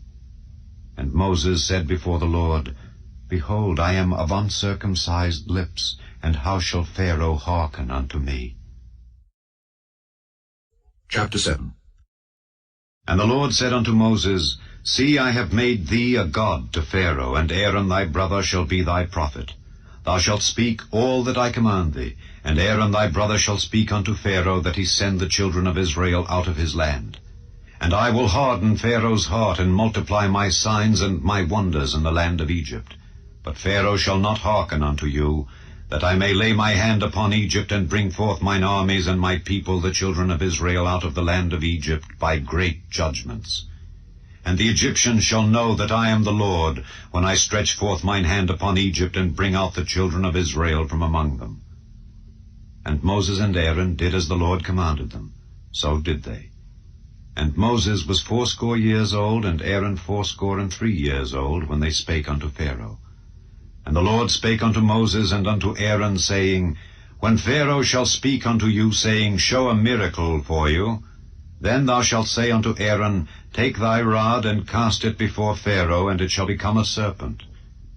And Moses and Aaron went in unto Pharaoh, and they did so as the Lord had commanded. And Aaron cast down his rod before Pharaoh and before his servants, and it became a serpent. Then Pharaoh also called the wise men and the sorcerers. Now the magicians of Egypt, they also did in like manner with their enchantments, for they cast down every man his rod, and they became serpents. but Aaron's rod swallowed up their rods. And he hardened Pharaoh's heart, that he hearkened not unto them, as the Lord had said. And the Lord said unto Moses, Pharaoh's heart is hardened, he refuseth to let the people go. Get thee unto Pharaoh in the morning. Lo, he goeth out unto the water, and thou shalt stand by the river's brink against he come. And the rod which was turned to a serpent shalt thou take in thine hand. And thou shalt say unto him, The Lord God of the Hebrews hath sent me unto thee, saying, Let my people go, that they may serve me in the wilderness. And behold, hitherto thou wouldest not hear. Thus saith the Lord, In this thou shalt know that I am the Lord. Behold, I will smite with the rod that is in mine hand upon the waters which are in the river, and they shall be turned to blood, and the fish that is in the river shall die, and the river shall stink, and the Egyptians shall loathe to drink of the water of the river. And the Lord spake unto Moses, Say unto Aaron, Take thy rod, and stretch out thine hand upon the waters of Egypt, upon their streams, upon their rivers, and upon their ponds, and upon all their pools of water, that they may become blood, and that there may be blood throughout all the land of Egypt, both in vessels of wood and in vessels of stone. And Moses and Aaron did so as the Lord commanded. And he lifted up the rod, and smote the waters that were in the river in the sight of Pharaoh and in the sight of his servants, and all the waters that were in the river were turned to blood, and the fish that was in the river died, and the river stank, and the Egyptians could not drink of the water of the river, and there was blood throughout all the land of Egypt. And the magicians of Egypt did so with their enchantments. And Pharaoh's heart was hardened, neither did he hearken unto them, as the Lord had said. And Pharaoh turned and went into his house, neither did he set his heart to this also. And all the Egyptians digged round about the river for water to drink, for they could not drink of the water of the river. And 7 days were fulfilled after that the Lord had smitten the river.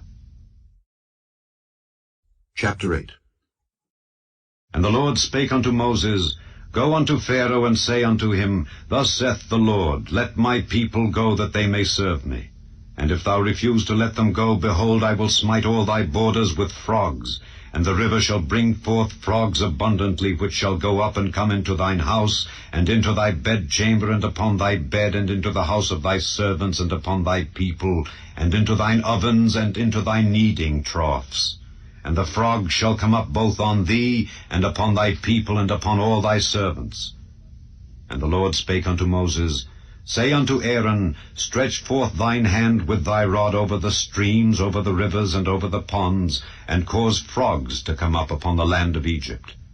And Aaron stretched out his hand over the waters of Egypt, and the frogs came up and covered the land of Egypt. And the magicians did so with their enchantments, and brought up frogs upon the land of Egypt. Then Pharaoh called for Moses and Aaron, and said, Entreat the Lord that he may take away the frogs from me and from my people, and I will let the people go, that they may do sacrifice unto the Lord. And Moses said unto Pharaoh, Glory over me, when shall I entreat for thee, and for thy servants, and for thy people, to destroy the frogs from thee and thy houses, that they may remain in the river only? And he said, Tomorrow. And he said, Be it according to thy word, that thou mayest know that there is none like unto the Lord our God. And the frogs shall depart from thee, and from thy houses, and from thy servants, and from thy people. They shall remain in the river only. And Moses and Aaron went out from Pharaoh, and Moses cried unto the Lord because of the frogs which he had brought against Pharaoh. And the Lord did according to the word of Moses, and the frogs died out of the houses, out of the villages, and out of the fields. And they gathered them together upon heaps, and the land stank. But when Pharaoh saw that there was respite, he hardened his heart, and hearkened not unto them, as the Lord had said. And the Lord said unto Moses, Say unto Aaron, Stretch out thy rod, and smite the dust of the land, that it may become lice throughout all the land of Egypt. And they did so. For Aaron stretched out his hand with his rod, and smote the dust of the earth, and it became lice in man and in beast. All the dust of the land became lice throughout all the land of Egypt. And the magicians did so with their enchantments to bring forth lice, but they could not. So there were lice upon man and upon beast. Then the magicians said unto Pharaoh, This is the finger of God. And Pharaoh's heart was hardened, and he hearkened not unto them, as the Lord had said. And the Lord said unto Moses, Rise up early in the morning, and stand before Pharaoh. Lo, he cometh forth to the water. And say unto him, Thus saith the Lord, Let my people go, that they may serve me. Else, if thou wilt not let my people go, behold, I will send swarms of flies upon thee, and upon thy servants, and upon thy people, and into thy houses. And the houses of the Egyptians shall be full of swarms of flies, and also the ground whereon they are. And I will sever in that day the land of Goshen, in which my people dwell, that no swarms of flies shall be there, to the end thou mayest know that I am the Lord in the midst of the earth. And I will put a division between my people and thy people. Tomorrow shall this sign be. And the Lord did so. And there came a grievous swarm of flies into the house of Pharaoh, and into his servants' houses, and into all the land of Egypt. The land was corrupted by reason of the swarm of flies. And Pharaoh called for Moses and for Aaron, and said, Go ye, sacrifice to your God in the land. And Moses said, It is not meet so to do, for we shall sacrifice the abomination of the Egyptians to the Lord our God. Lo, shall we sacrifice the abomination of the Egyptians before their eyes? And will they not stone us? We will go 3 days' journey into the wilderness, and sacrifice to the Lord our God, as he shall command us. And Pharaoh said, I will let you go, that ye may sacrifice to the Lord your God in the wilderness. Only ye shall not go very far away. Entreat for me. And Moses said, Behold, I go out from thee, and I will entreat the Lord that the swarms of flies may depart from Pharaoh, from his servants, and from his people tomorrow. But let not Pharaoh deal deceitfully any more in not letting the people go to sacrifice to the Lord. And Moses went out from Pharaoh, and entreated the Lord. And the Lord did according to the word of Moses, and he removed the swarms of flies from Pharaoh, from his servants, and from his people. There remained not one. And Pharaoh hardened his heart at this time also, neither would he let the people go. Chapter 9. Then the Lord said unto Moses, Go in unto Pharaoh, and tell him, Thus saith the Lord God of the Hebrews, Let my people go, that they may serve me. For if thou refuse to let them go, and wilt hold them still, behold, the hand of the Lord is upon thy cattle which is in the field, upon the horses, upon the asses, upon the camels, upon the oxen, and upon the sheep. There shall be a very grievous murrain. And the Lord shall sever between the cattle of Israel and the cattle of Egypt, and there shall nothing die of all that is the children's of Israel. And the Lord appointed a set time, saying, Tomorrow the Lord shall do this thing in the land. And the Lord did that thing on the morrow, and all the cattle of Egypt died. But of the cattle of the children of Israel died not one. And Pharaoh sent, and behold, there was not one of the cattle of the Israelites dead. And the heart of Pharaoh was hardened, and he did not let the people go.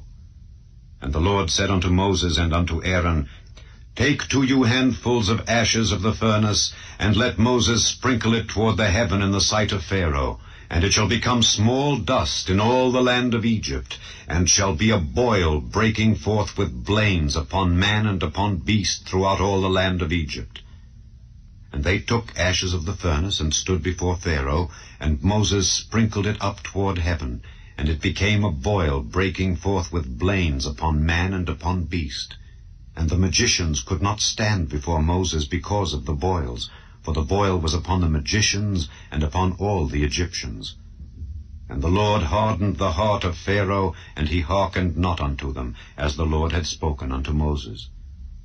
And the Lord said unto Moses, Rise up early in the morning, and stand before Pharaoh, and say unto him, Thus saith the Lord God of the Hebrews, Let my people go, that they may serve me.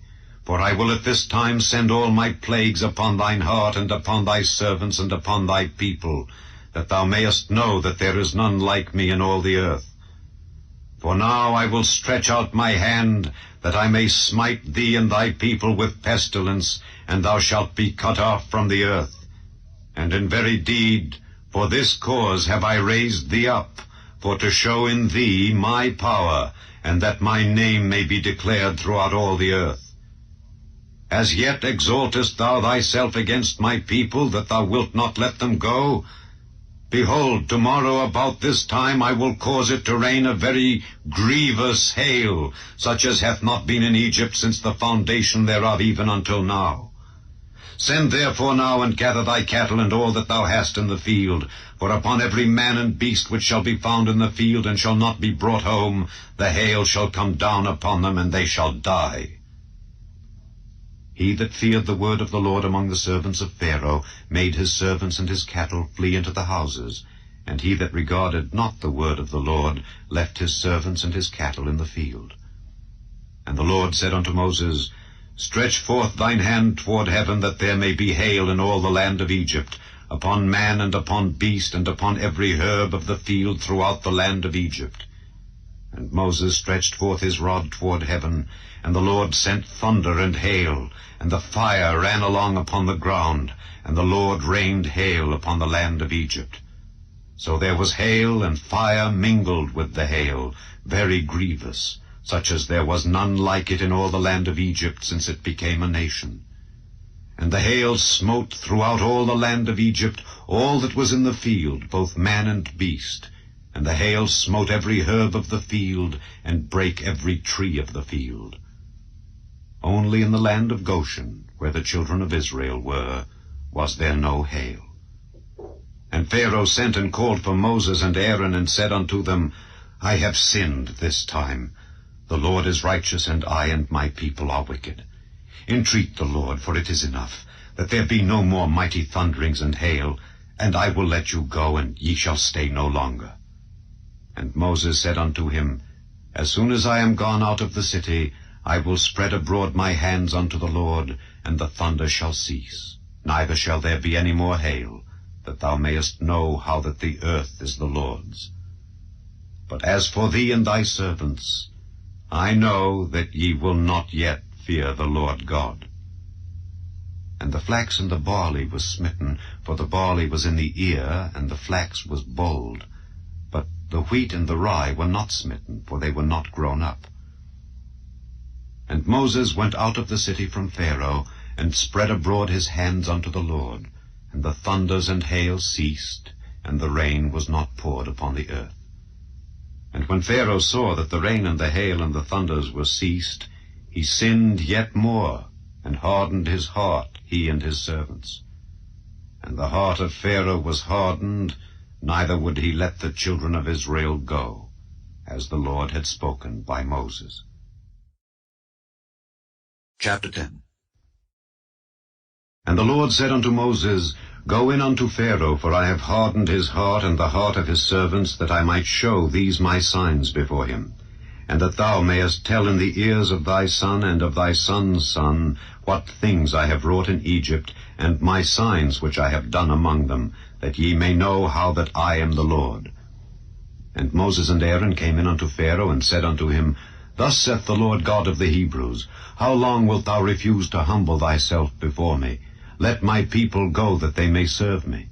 Else, if thou refuse to let my people go, behold, tomorrow will I bring the locusts into thy coast, and they shall cover the face of the earth, that one cannot be able to see the earth. And they shall eat the residue of that which is escaped, which remaineth unto you from the hail, and shall eat every tree which groweth for you out of the field. And they shall fill thy houses, and the houses of all thy servants, and the houses of all the Egyptians, which neither thy fathers nor thy fathers' fathers have seen since the day that they were upon the earth unto this day. And he turned himself and went out from Pharaoh. And Pharaoh's servants said unto him, How long shall this man be a snare unto us? Let the men go, that they may serve the Lord their God. Knowest thou not yet that Egypt is destroyed? And Moses and Aaron were brought again unto Pharaoh, and he said unto them, Go, serve the Lord your God. But who are they that shall go? And Moses said, We will go with our young and with our old, with our sons and with our daughters. With our flocks and with our herds will we go, for we must hold a feast unto the Lord.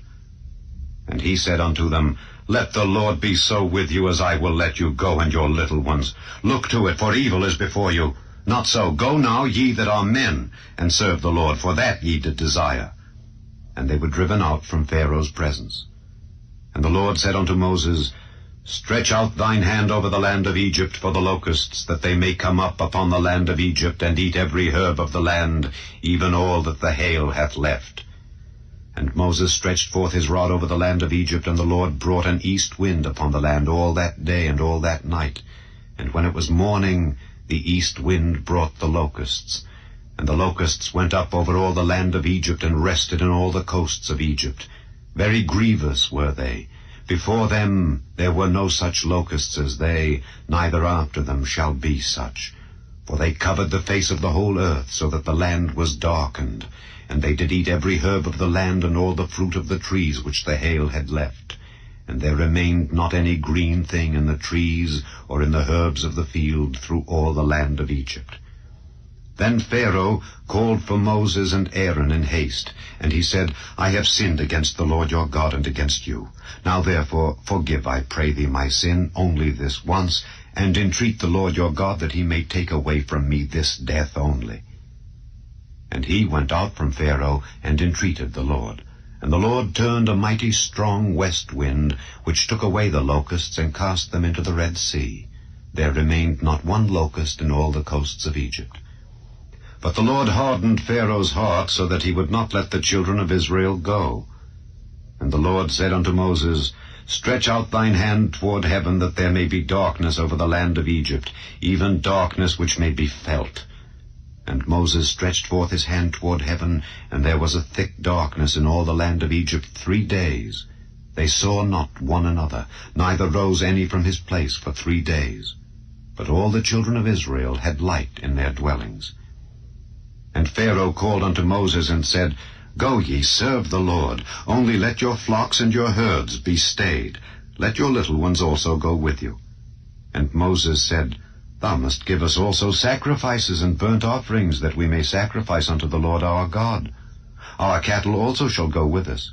There shall not an hoof be left behind, for thereof must we take to serve the Lord our God. And we know not with what we must serve the Lord until we come thither. But the Lord hardened Pharaoh's heart, and he would not let them go. And Pharaoh said unto him, Get thee from me. Take heed to thyself, see my face no more, for in that day thou seest my face thou shalt die. And Moses said, Thou hast spoken well. I will see thy face again no more. Chapter 11. And the Lord said unto Moses, Yet will I bring one plague more upon Pharaoh and upon Egypt. Afterwards he will let you go hence. When he shall let you go, he shall surely thrust you out hence altogether. Speak now in the ears of the people, and let every man borrow of his neighbor, and every woman of her neighbor, jewels of silver and jewels of gold. And the Lord gave the people favor in the sight of the Egyptians. Moreover, the man Moses was very great in the land of Egypt, in the sight of Pharaoh's servants, and in the sight of the people. And Moses said, Thus saith the Lord, About midnight will I go out into the midst of Egypt, and all the firstborn in the land of Egypt shall die, from the firstborn of Pharaoh that sitteth upon his throne, even unto the firstborn of the maidservant that is behind the mill, and all the firstborn of beasts. And there shall be a great cry throughout all the land of Egypt, such as there was none like it, nor shall be like it any more. But against any of the children of Israel shall not a dog move his tongue against man or beast, that ye may know how that the Lord doth put a difference between the Egyptians and Israel. And all these thy servants shall come down unto me, and bow down themselves unto me, saying, Get thee out, and all the people that follow thee. And after that I will go out. And he went out from Pharaoh in a great anger. And the Lord said unto Moses, Pharaoh shall not hearken unto you, that my wonders may be multiplied in the land of Egypt. And Moses and Aaron did all these wonders before Pharaoh. And the Lord hardened Pharaoh's heart, so that he would not let the children of Israel go out of his land. Chapter 12. And the Lord spake unto Moses and Aaron in the land of Egypt, saying, This month shall be unto you the beginning of months. It shall be the first month of the year to you. Speak ye unto all the congregation of Israel, saying, In the 10th day of this month they shall take to them every man a lamb according to the house of their fathers, a lamb for an house. And if the household be too little for the lamb, let him and his neighbor next unto his house take it according to the number of the souls. Every man according to his eating shall make your count for the lamb. Your lamb shall be without blemish, a male of the first year. Ye shall take it out from the sheep or from the goats. And ye shall keep it up until the 14th day of the same month. And the whole assembly of the congregation of Israel shall kill it in the evening. And they shall take of the blood, and strike it on the 2 side posts, and on the upper doorpost of the houses wherein they shall eat it. And they shall eat the flesh in that night, roast with fire, and unleavened bread, and with bitter herbs they shall eat it.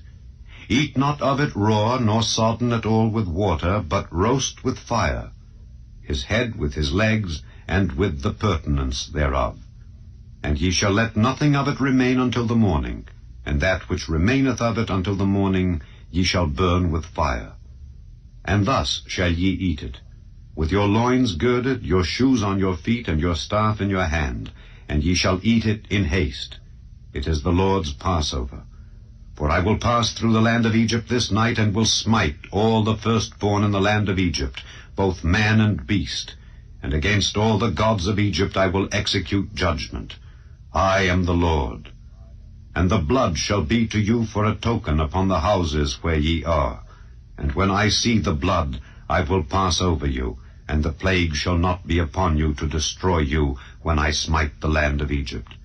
And this day shall be unto you for a memorial, and ye shall keep it a feast to the Lord throughout your generations. Ye shall keep it a feast by an ordinance forever. 7 days shall ye eat unleavened bread. Even the first day ye shall put away leaven out of your houses. For whosoever eateth leavened bread from the first day until the 7th day, that soul shall be cut off from Israel. And in the first day there shall be an holy convocation, and in the 7th day there shall be an holy convocation to you. No manner of work shall be done in them, save that which every man must eat, that only may be done of you. And ye shall observe the feast of unleavened bread. For in this selfsame day have I brought your armies out of the land of Egypt. Therefore shall ye observe this day in your generations by an ordinance forever. In the 1st month, on the 14th day of the month, at even, ye shall eat unleavened bread until the 21st day of the month at even. 7 days shall there be no leaven found in your houses. For whosoever eateth that which is leavened, even that soul shall be cut off from the congregation of Israel, whether he be a stranger or born in the land. Ye shall eat nothing leavened. In all your habitations shall ye eat unleavened bread. Then Moses called for all the elders of Israel, and said unto them, Draw out and take you a lamb according to your families, and kill the Passover. And ye shall take a bunch of hyssop, and dip it in the blood that is in the basin, and strike the lintel and the 2 side posts with the blood that is in the basin. And none of you shall go out at the door of his house until the morning. For the Lord will pass through to smite the Egyptians. And when he seeth the blood upon the lintel and on the 2 side posts, the Lord will pass over the door, and will not suffer the destroyer to come in unto your houses to smite you. And ye shall observe this thing for an ordinance to thee and to thy sons forever. And it shall come to pass, when ye be come to the land which the Lord will give you, according as he hath promised, that ye shall keep this service. And it shall come to pass, when your children shall say unto you, What mean ye by this service? That ye shall say, It is the sacrifice of the Lord's Passover, who passed over the houses of the children of Israel in Egypt, when he smote the Egyptians and delivered our houses. And the people bowed the head and worshipped. And the children of Israel went away, and did as the Lord had commanded Moses and Aaron. So did they. And it came to pass, that at midnight the Lord smote all the firstborn in the land of Egypt, from the firstborn of Pharaoh that sat on his throne unto the firstborn of the captive that was in the dungeon, and all the firstborn of cattle. And Pharaoh rose up in the night, he and all his servants and all the Egyptians, and there was a great cry in Egypt, for there was not a house where there was not one dead. And he called for Moses and Aaron by night, and said, Rise up and get you forth from among my people, both ye and the children of Israel, and go, serve the Lord as ye have said. Also take your flocks and your herds as ye have said, and be gone, and bless me also. And the Egyptians were urgent upon the people that they might send them out of the land in haste, for they said, We be all dead men. And the people took their dough before it was leavened, their kneading troughs being bound up in their clothes upon their shoulders. And the children of Israel did according to the word of Moses. And they borrowed of the Egyptians jewels of silver and jewels of gold and raiment. And the Lord gave the people favor in the sight of the Egyptians, so that they lent unto them such things as they required. And they spoiled the Egyptians. And the children of Israel journeyed from Ramesses to Succoth, about 600,000 on foot that were men, beside children. And a mixed multitude went up also with them, and flocks and herds, even very much cattle. And they baked unleavened cakes of the dough which they brought forth out of Egypt, for it was not leavened, because they were thrust out of Egypt and could not tarry, neither had they prepared for themselves any victual. Now the sojourning of the children of Israel who dwelt in Egypt was 430 years. And it came to pass at the end of the 430 years, even the selfsame day it came to pass, that all the hosts of the Lord went out from the land of Egypt. It is a night to be much observed unto the Lord for bringing them out from the land of Egypt. This is that night of the Lord to be observed of all the children of Israel in their generations. And the Lord said unto Moses and Aaron, This is the ordinance of the Passover. There shall no stranger eat thereof. But every man's servant that is bought for money, when thou hast circumcised him, then shall he eat thereof. A foreigner and an hired servant shall not eat thereof. In one house shall it be eaten. Thou shalt not carry forth aught of the flesh abroad out of the house, neither shall ye break a bone thereof. All the congregation of Israel shall keep it. And when a stranger shall sojourn with thee, and will keep the Passover to the Lord, let all his males be circumcised, and then let him come near and keep it. And he shall be as one that is born in the land. For no uncircumcised person shall eat thereof. One law shall be to him that is home-born, and unto the stranger that sojourneth among you. Thus did all the children of Israel, as the Lord commanded Moses and Aaron, so did they. And it came to pass the selfsame day that the Lord did bring the children of Israel out of the land of Egypt by their armies. Chapter 13. And the Lord spake unto Moses, saying, Sanctify unto me all the firstborn, whatsoever openeth the womb among the children of Israel, both of man and of beast. It is mine. And Moses said unto the people, Remember this day in which ye came out from Egypt out of the house of bondage, for by strength of hand the Lord brought you out from this place. There shall no leavened bread be eaten. This day came ye out in the month Abib.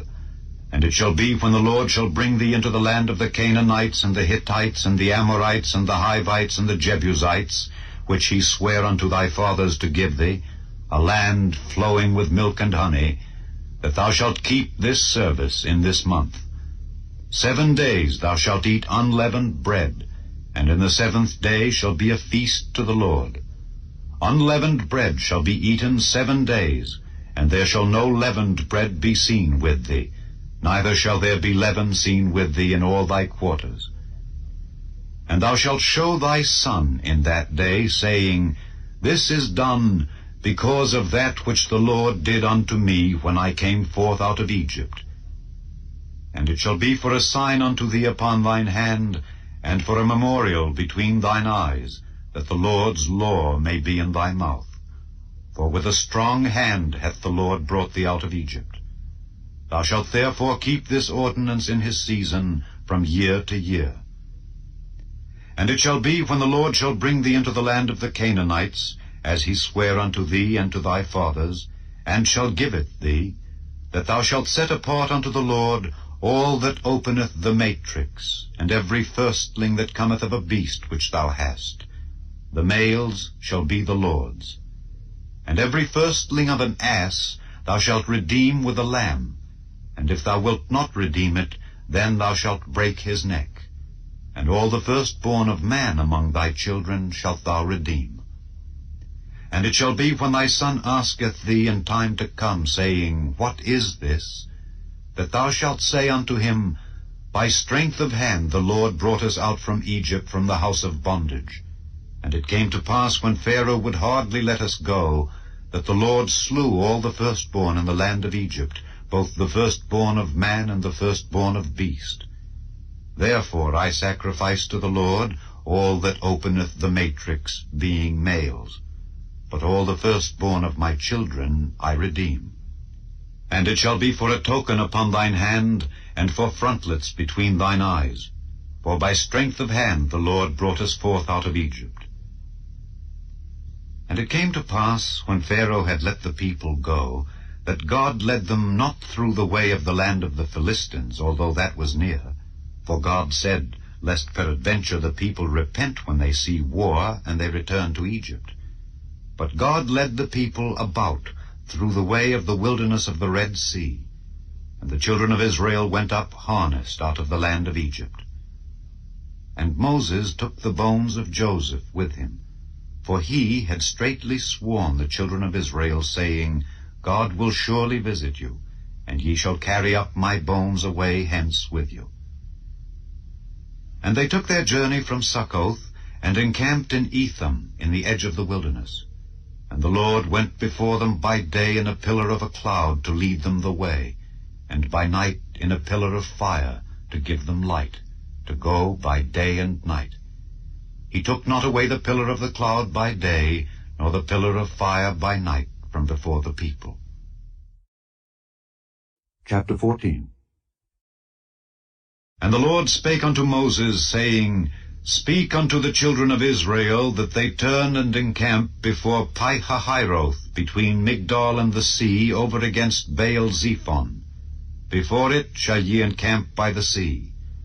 For Pharaoh will say of the children of Israel, They are entangled in the land, the wilderness hath shut them in. And I will harden Pharaoh's heart, that he shall follow after them. And I will be honored upon Pharaoh and upon all his host, that the Egyptians may know that I am the Lord. And they did so. And it was told the king of Egypt that the people fled. And the heart of Pharaoh and of his servants was turned against the people, and they said, Why have we done this, that we have let Israel go from serving us? And he made ready his chariot, and took his people with him. And he took 600 chosen chariots, and all the chariots of Egypt, and captains over every one of them. And the Lord hardened the heart of Pharaoh king of Egypt, and he pursued after the children of Israel. And the children of Israel went out with an high hand. But the Egyptians pursued after them, all the horses and chariots of Pharaoh, and his horsemen and his army, and overtook them encamping by the sea, beside Pi-hahiroth, before Baal-zephon. And when Pharaoh drew nigh, the children of Israel lifted up their eyes, and behold, the Egyptians marched after them, and they were sore afraid. And the children of Israel cried out unto the Lord. And they said unto Moses, Because there were no graves in Egypt, hast thou taken us away to die in the wilderness? Wherefore hast thou dealt thus with us to carry us forth out of Egypt? Is not this the word that we did tell thee in Egypt, saying, Let us alone, that we may serve the Egyptians? For it had been better for us to serve the Egyptians, than that we should die in the wilderness. And Moses said unto the people, Fear ye not, stand still, and see the salvation of the Lord, which he will show to you today. For the Egyptians whom ye have seen today, ye shall see them again no more forever. The Lord shall fight for you, and ye shall hold your peace. And the Lord said unto Moses, Wherefore criest thou unto me? Speak unto the children of Israel, that they go forward. But lift thou up thy rod, and stretch out thine hand over the sea, and divide it. And the children of Israel shall go on dry ground through the midst of the sea. And I, behold, I will harden the hearts of the Egyptians, and they shall follow them. And I will get me honor upon Pharaoh and upon all his host, upon his chariots and upon his horsemen. And the Egyptians shall know that I am the Lord, when I have gotten me honor upon Pharaoh, upon his chariots, and upon his horsemen. And the angel of God, which went before the camp of Israel, removed, and went behind them. And the pillar of the cloud went from before their face, and stood behind them. And it came between the camp of the Egyptians and the camp of Israel. And it was a cloud and darkness to them, but it gave light by night to these, so that the one came not near the other all the night. And Moses stretched out his hand over the sea, and the Lord caused the sea to go back by a strong east wind all that night, and made the sea dry land, and the waters were divided. And the children of Israel went into the midst of the sea upon the dry ground, and the waters were a wall unto them on their right hand and on their left. And the Egyptians pursued, and went in after them to the midst of the sea, even all Pharaoh's horses, his chariots, and his horsemen. And it came to pass that in the morning watch the Lord looked unto the host of the Egyptians through the pillar of fire and of the cloud, and troubled the host of the Egyptians, and took off their chariot wheels, that they drave them heavily. So that the Egyptians said, Let us flee from the face of Israel, for the Lord fighteth for them against the Egyptians. And the Lord said unto Moses, Stretch out thine hand over the sea, that the waters may come again upon the Egyptians, upon their chariots and upon their horsemen. And Moses stretched forth his hand over the sea, and the sea returned to his strength when the morning appeared, and the Egyptians fled against it, and the Lord overthrew the Egyptians in the midst of the sea. And the waters returned and covered the chariots and the horsemen, and all the host of Pharaoh that came into the sea after them. There remained not so much as one of them. But the children of Israel walked upon dry land in the midst of the sea, and the waters were a wall unto them on their right hand and on their left. Thus the Lord saved Israel that day out of the hand of the Egyptians, and Israel saw the Egyptians dead upon the seashore. And Israel saw that great work which the Lord did upon the Egyptians. And the people feared the Lord, and believed the Lord and his servant Moses. Chapter 15. Then sang Moses and the children of Israel this song unto the Lord, and spake, saying, I will sing unto the Lord, for he hath triumphed gloriously. The horse and his rider hath he thrown into the sea. The Lord is my strength and song, and he is become my salvation. He is my God, and I will prepare him an habitation, my father's God, and I will exalt him. The Lord is a man of war, the Lord is his name. Pharaoh's chariots and his host hath he cast into the sea. His chosen captains also are drowned in the Red Sea. The depths have covered them. They sank into the bottom as a stone. Thy right hand, O Lord, is become glorious in power.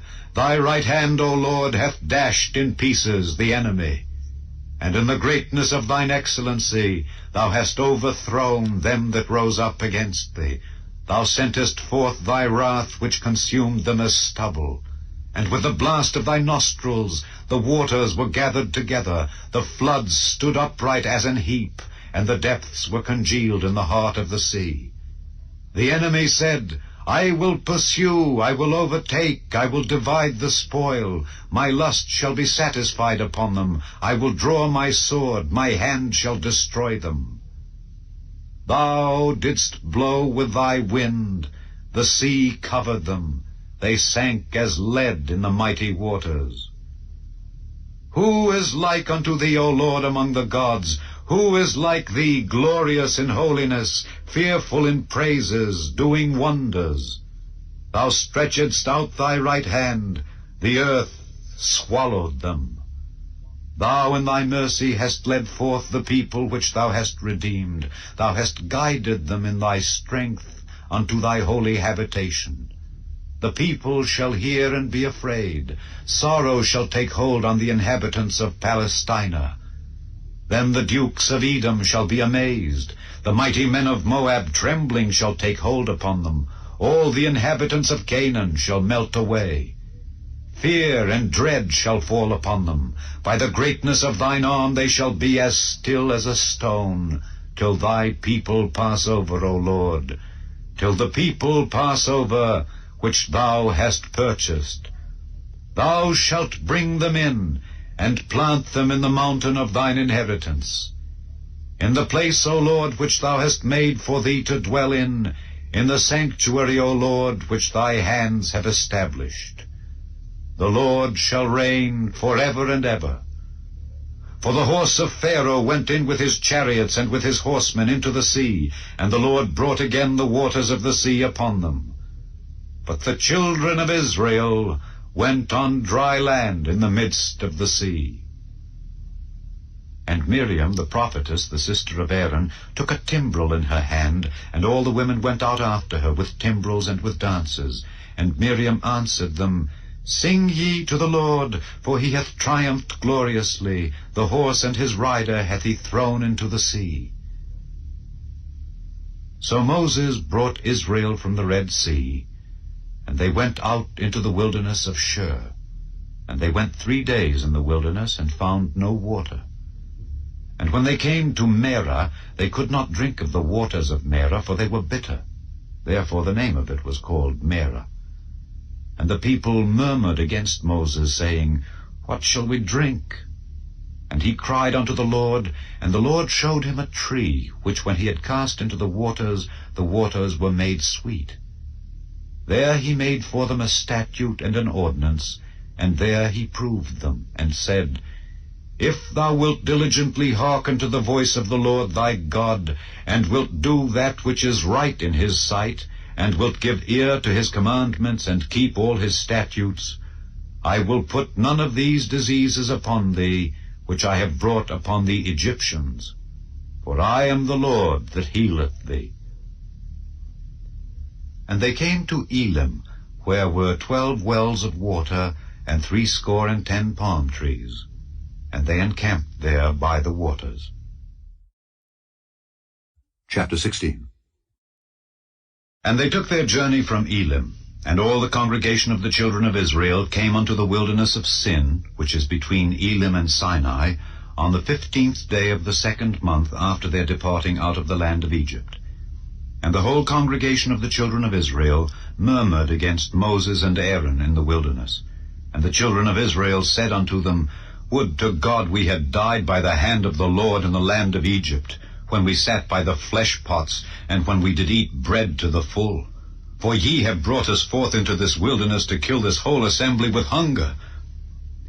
Then said the Lord unto Moses, Behold, I will rain bread from heaven for you, and the people shall go out and gather a certain rate every day, that I may prove them whether they will walk in my law or no.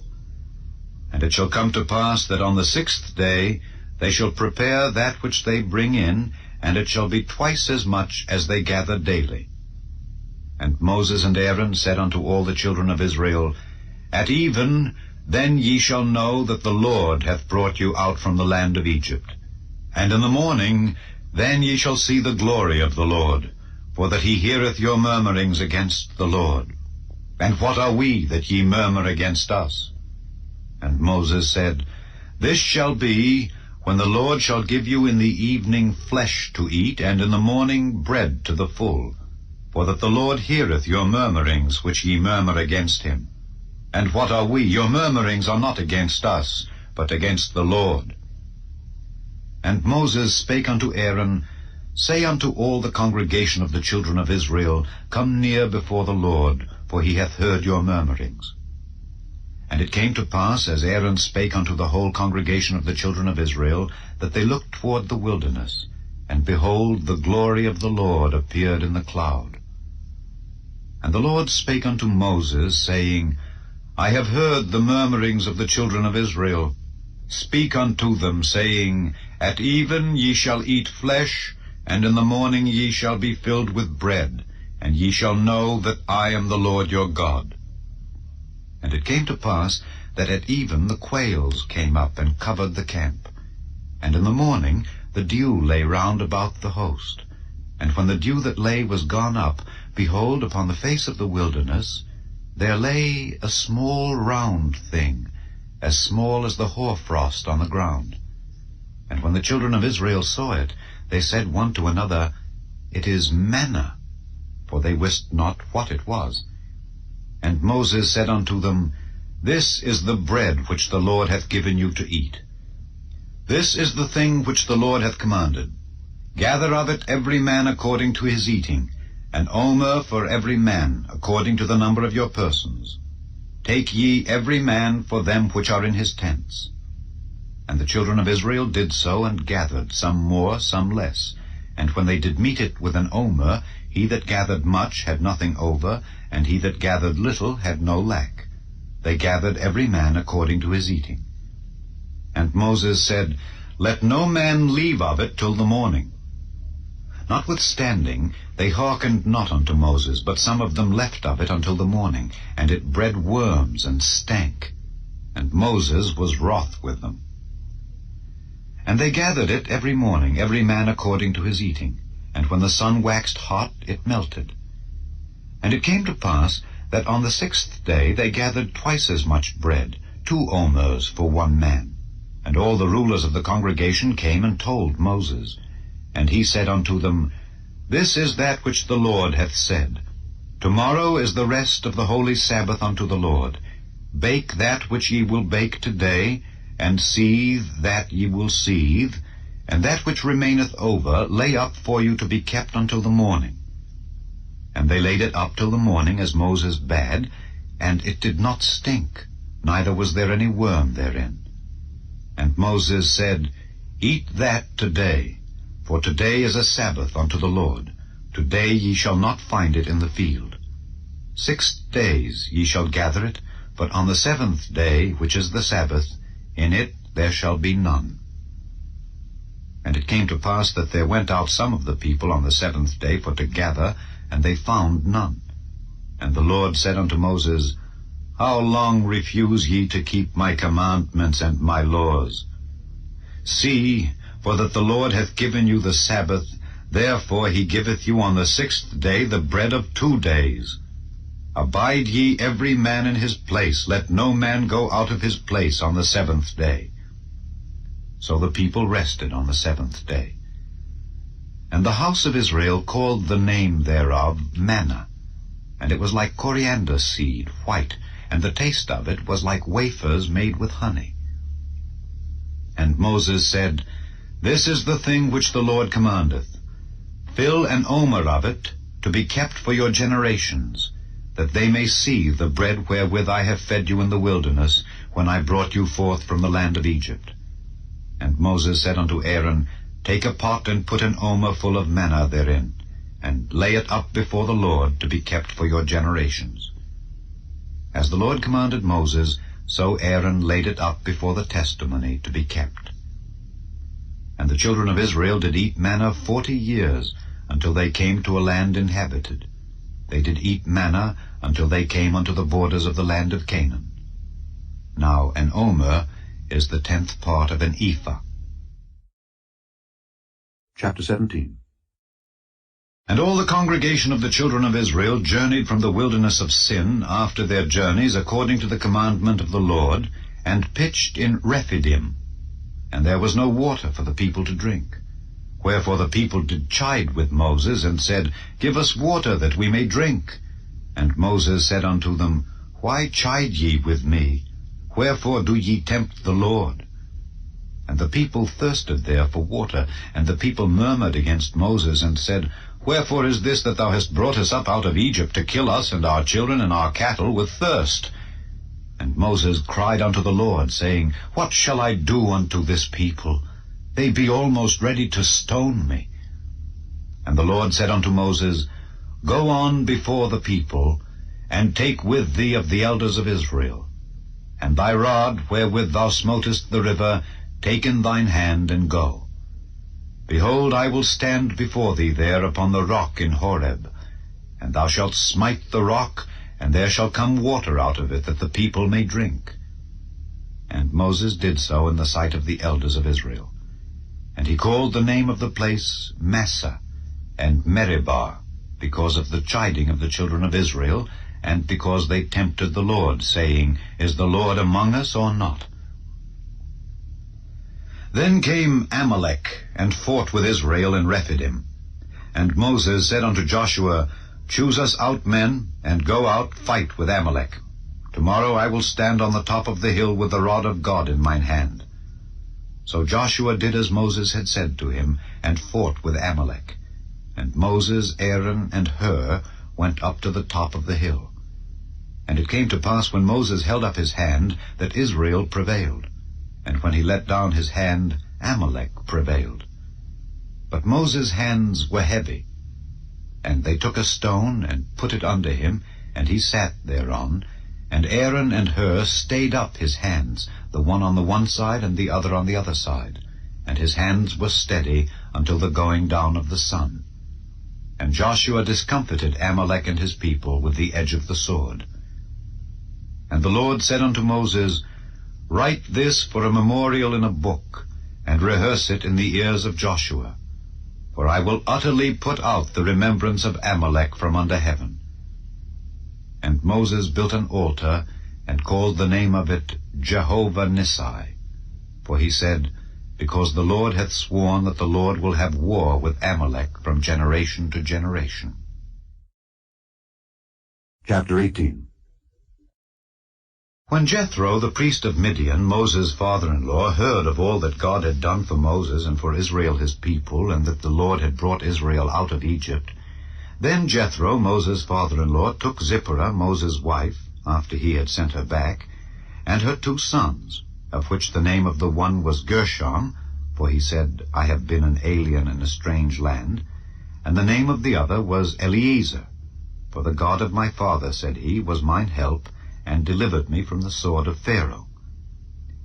And Jethro, Moses' father-in-law, came with his sons and his wife unto Moses into the wilderness, where he encamped at the mount of God. And he said unto Moses, I, thy father-in-law Jethro, am come unto thee, and thy wife and her 2 sons with her. And Moses went out to meet his father-in-law, and did obeisance, and kissed him. And they asked each other of their welfare, and they came into the tent. And Moses told his father-in-law all that the Lord had done unto Pharaoh and to the Egyptians for Israel's sake, and all the travail that had come upon them by the way, and how the Lord delivered them.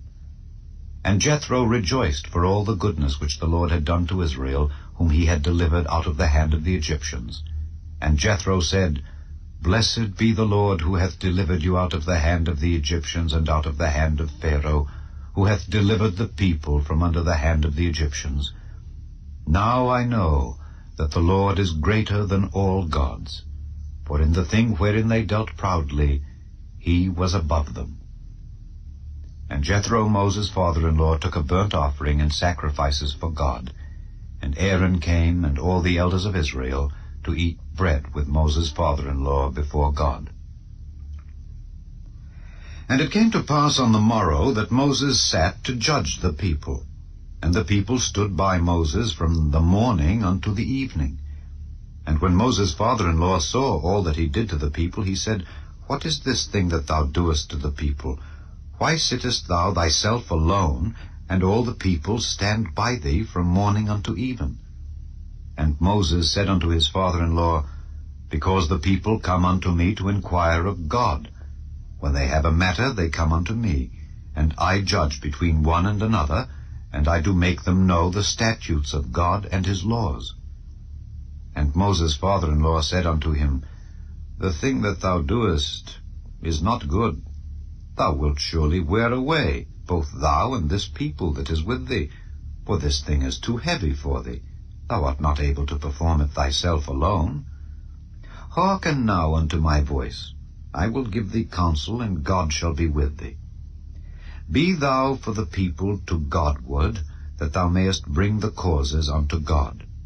And thou shalt teach them ordinances and laws, and shalt show them the way wherein they must walk, and the work that they must do. Moreover, thou shalt provide out of all the people able men, such as fear God, men of truth, hating covetousness, and place such over them to be rulers of thousands, and rulers of hundreds, rulers of 50s, and rulers of 10s. And let them judge the people at all seasons. And it shall be that every great matter they shall bring unto thee, but every small matter they shall judge. So shall it be easier for thyself, and they shall bear the burden with thee. If thou shalt do this thing, and God command thee so, then thou shalt be able to endure, and all this people shall also go to their place in peace. So Moses hearkened to the voice of his father-in-law, and did all that he had said. And Moses chose able men out of all Israel, and made them heads over the people, rulers of thousands, rulers of hundreds, rulers of 50s, and rulers of 10s. And they judged the people at all seasons. The hard causes they brought unto Moses, but every small matter they judged themselves. And Moses let his father-in-law depart, and he went his way into his own land. Chapter 19. In the 3rd month, when the children of Israel were gone forth out of the land of Egypt, the same day came they into the wilderness of Sinai. For they were departed from Rephidim, and were come to the desert of Sinai, and had pitched in the wilderness. And there Israel camped before the mount. And Moses went up unto God, and the Lord called unto him out of the mountain, saying, Thus shalt thou say to the house of Jacob, and tell the children of Israel, Ye have seen what I did unto the Egyptians, and how I bare you on eagle's wings, and brought you unto myself. Now therefore, if ye will obey my voice indeed, and keep my covenant, then ye shall be a peculiar treasure unto me above all people, for all the earth is mine. And ye shall be unto me a kingdom of priests, and an holy nation. These are the words which thou shalt speak unto the children of Israel. And Moses came and called for the elders of the people, and laid before their faces all these words which the Lord commanded him. And all the people answered together, and said, All that the Lord hath spoken we will do. And Moses returned the words of the people unto the Lord. And the Lord said unto Moses, Lo, I come unto thee in a thick cloud, that the people may hear when I speak with thee, and believe thee forever. And Moses told the words of the people unto the Lord. And the Lord said unto Moses, Go unto the people, and sanctify them today and tomorrow, and let them wash their clothes, and be ready against the 3rd day. For the 3rd day the Lord will come down in the sight of all the people upon Mount Sinai. And thou shalt set bounds unto the people round about, saying, Take heed to yourselves, that ye go not up into the mount, or touch the border of it. Whosoever toucheth the mount shall be surely put to death. There shall not an hand touch it, but he shall surely be stoned or shot through. Whether it be beast or man, it shall not live. When the trumpet soundeth long, they shall come up to the mount. And Moses went down from the mount unto the people, and sanctified the people, and they washed their clothes. And he said unto the people, Be ready against the 3rd day. Come not at your wives. And it came to pass on the 3rd day in the morning, that there were thunders and lightnings, and a thick cloud upon the mount, and the voice of the trumpet exceeding loud, so that all the people that was in the camp trembled. And Moses brought forth the people out of the camp to meet with God, and they stood at the nether part of the mount. And Mount Sinai was altogether on a smoke, because the Lord descended upon it in fire, and the smoke thereof ascended as the smoke of a furnace, and the whole mount quaked greatly. And when the voice of the trumpet sounded long, and waxed louder and louder, Moses spake, and God answered him by a voice. And the Lord came down upon Mount Sinai on the top of the mount. And the Lord called Moses up to the top of the mount, and Moses went up. And the Lord said unto Moses, Go down, charge the people, lest they break through unto the Lord to gaze, and many of them perish. And let the priests also which come near to the Lord sanctify themselves, lest the Lord break forth upon them. And Moses said unto the Lord, The people cannot come up to Mount Sinai, for thou chargedst us, saying, Set bounds about the mount, and sanctify it. And the Lord said unto him, Away, get thee down, and thou shalt come up, thou and Aaron with thee. But let not the priests and the people break through to come up unto the Lord, lest he break forth upon them. So Moses went down unto the people, and spake unto them. Chapter 20. And God spake all these words, saying, I am the Lord thy God, which have brought thee out of the land of Egypt, out of the house of bondage. Thou shalt have no other gods before me. Thou shalt not make unto thee any graven image, or any likeness of anything that is in heaven above, or that is in the earth beneath, or that is in the water under the earth. Thou shalt not bow down thyself to them, nor serve them. For I, the Lord thy God, am a jealous God, visiting the iniquity of the fathers upon the children unto the third and fourth generation of them that hate me, and showing mercy unto thousands of them that love me and keep my commandments. Thou shalt not take the name of the Lord thy God in vain, for the Lord will not hold him guiltless that taketh his name in vain. Remember the Sabbath day to keep it holy.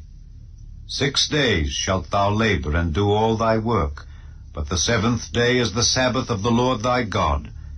In it thou shalt not do any work, thou, nor thy son, nor thy daughter, thy manservant, nor thy maidservant, nor thy cattle, nor thy stranger that is within thy gates. For in 6 days the Lord made heaven and earth, the sea, and all that in them is, and rested the 7th day. Wherefore the Lord blessed the Sabbath day, and hallowed it. Honor thy father and thy mother, that thy days may be long upon the land which the Lord thy God giveth thee. Thou shalt not kill. Thou shalt not commit adultery. Thou shalt not steal.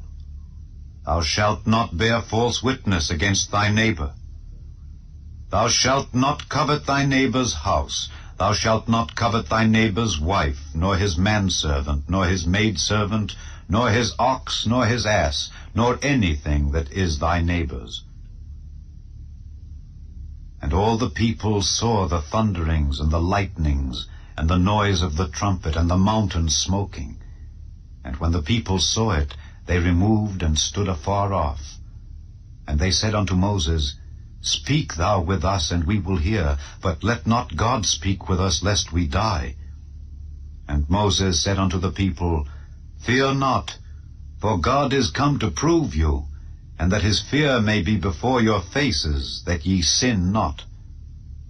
And the people stood afar off, and Moses drew near unto the thick darkness where God was.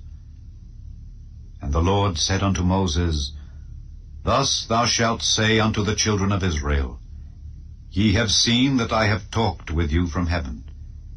Ye shall not make with me gods of silver, neither shall ye make unto you gods of gold. An altar of earth thou shalt make unto me, and shalt sacrifice thereon thy burnt offerings and thy peace offerings, thy sheep and thine oxen. In all places where I record my name, I will come unto thee, and I will bless thee. And if thou wilt make me an altar of stone, thou shalt not build it of hewn stone. For if thou lift up thy tool upon it, thou hast polluted it. Neither shalt thou go up by steps unto mine altar, that thy nakedness be not discovered thereon. Chapter 21. Now these are the judgments which thou shalt set before them. If thou buy an Hebrew servant, 6 years he shall serve, and in the 7th he shall go out free for nothing. If he came in by himself, he shall go out by himself. If he were married, then his wife shall go out with him. If his master have given him a wife, and she have borne him sons or daughters, the wife and her children shall be her master's, and he shall go out by himself. And if the servant shall plainly say, I love my master, my wife, and my children, I will not go out free, then his master shall bring him unto the judges.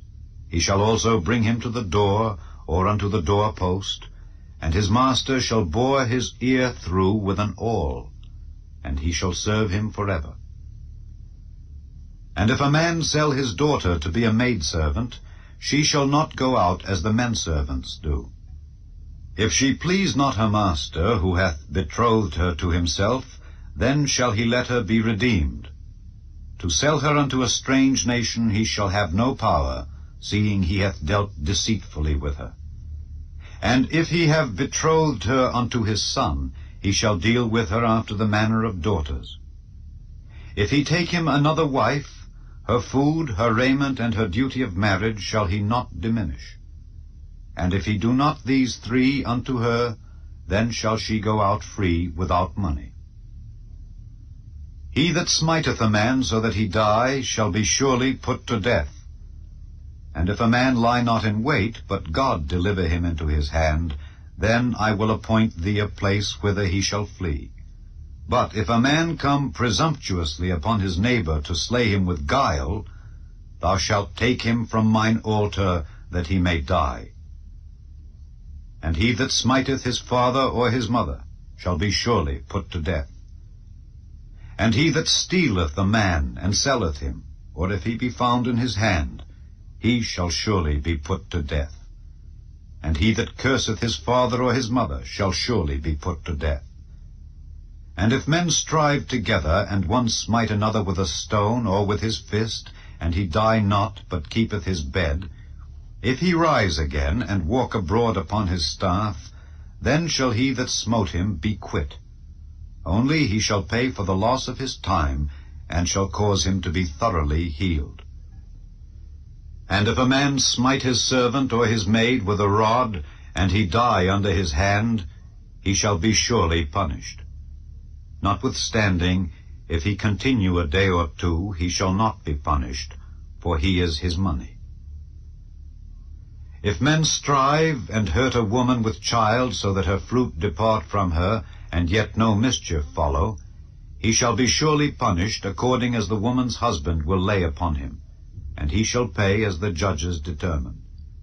And if any mischief follow, then thou shalt give life for life, eye for eye, tooth for tooth, hand for hand, foot for foot, burning for burning, wound for wound, stripe for stripe.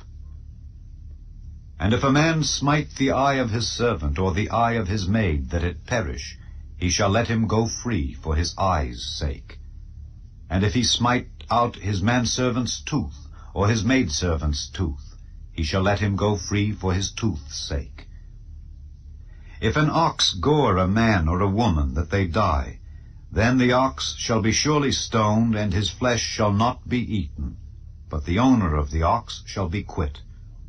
But if the ox were wont to push with his horn in time past, and it hath been testified to his owner, and he hath not kept him in, but that he hath killed a man or a woman, the ox shall be stoned, and his owner also shall be put to death.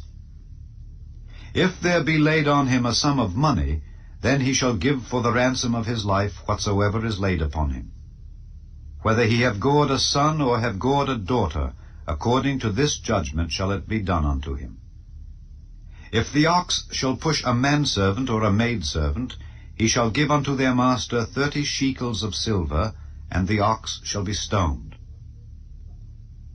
And if a man shall open a pit, or if a man shall dig a pit, and not cover it, and an ox or an ass fall therein, the owner of the pit shall make it good, and give money unto the owner of them, and the dead beast shall be his.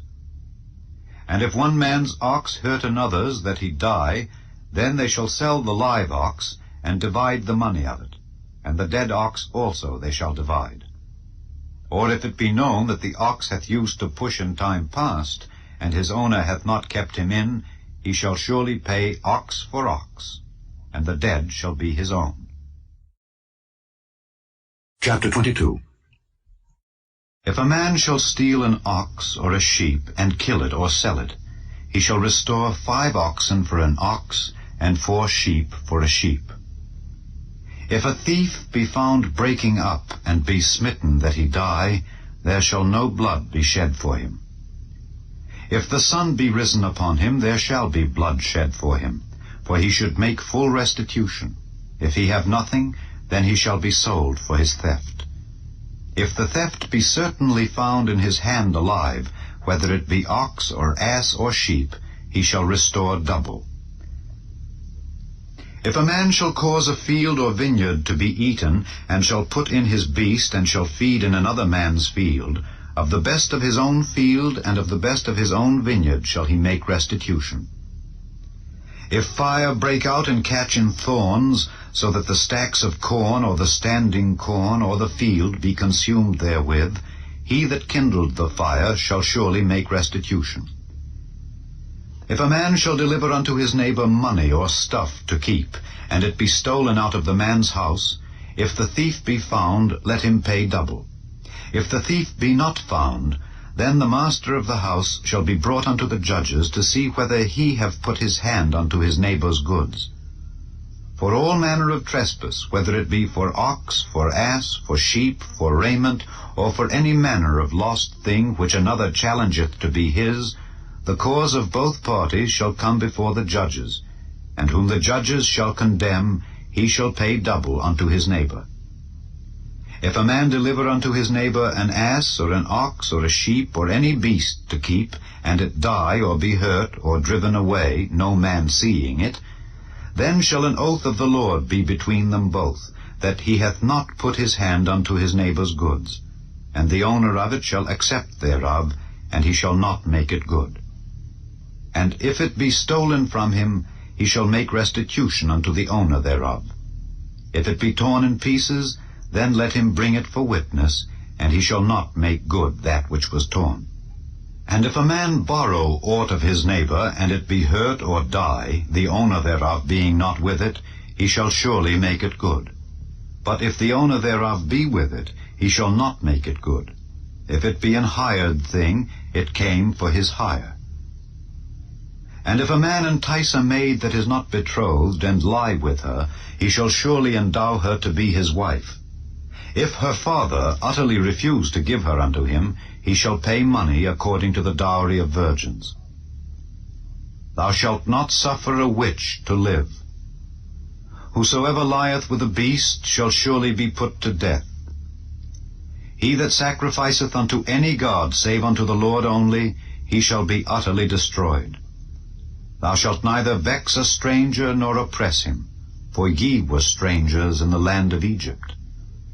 Ye shall not afflict any widow or fatherless child. If thou afflict them in any wise, and they cry at all unto me, I will surely hear their cry, and my wrath shall wax hot, and I will kill you with the sword, and your wives shall be widows, and your children fatherless. If thou lend money to any of my people that is poor by thee, thou shalt not be to him as an usurer, neither shalt thou lay upon him usury. If thou at all take thy neighbor's raiment to pledge, thou shalt deliver it unto him by that the sun goeth down. For that is his covering only, it is his raiment for his skin. Wherein shall he sleep? And it shall come to pass when he crieth unto me, that I will hear, for I am gracious. Thou shalt not revile the gods, nor curse the ruler of thy people. Thou shalt not delay to offer the first of thy ripe fruits and of thy liquors, the firstborn of thy sons shalt thou give unto me. Likewise shalt thou do with thine oxen and with thy sheep. 7 days it shall be with his dam, on the 8th day thou shalt give it me. And ye shall be holy men unto me. Neither shall ye eat any flesh that is torn of beasts in the field. Ye shall cast it to the dogs. Chapter 23. Thou shalt not raise a false report. Put not thine hand with the wicked to be an unrighteous witness. Thou shalt not follow a multitude to do evil, neither shalt thou speak in a cause to decline after many to wrest judgment. Neither shalt thou countenance a poor man in his cause. If thou meet thine enemy's ox or his ass going astray, thou shalt surely bring it back to him again. If thou see the ass of him that hateth thee lying under his burden, and wouldest forbear to help him, thou shalt surely help with him. Thou shalt not wrest the judgment of thy poor in his cause. Keep thee far from a false matter, and the innocent and righteous slay thou not, for I will not justify the wicked. And thou shalt take no gift, for the gift blindeth the wise, and perverteth the words of the righteous. Also thou shalt not oppress a stranger, for ye know the heart of a stranger, seeing ye were strangers in the land of Egypt. And 6 years thou shalt sow thy land, and shalt gather in the fruits thereof. But the 7th year thou shalt let it rest and lie still, that the poor of thy people may eat, and what they leave the beasts of the field shall eat. In like manner thou shalt deal with thy vineyard and with thy olive yard. 6 days thou shalt do thy work, and on the 7th day thou shalt rest, that thine ox and thine ass may rest, and the son of thy handmaid and the stranger may be refreshed.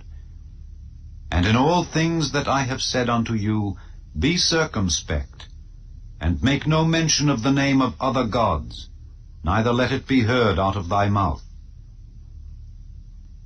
3 times thou shalt keep a feast unto me in the year. Thou shalt keep the feast of unleavened bread.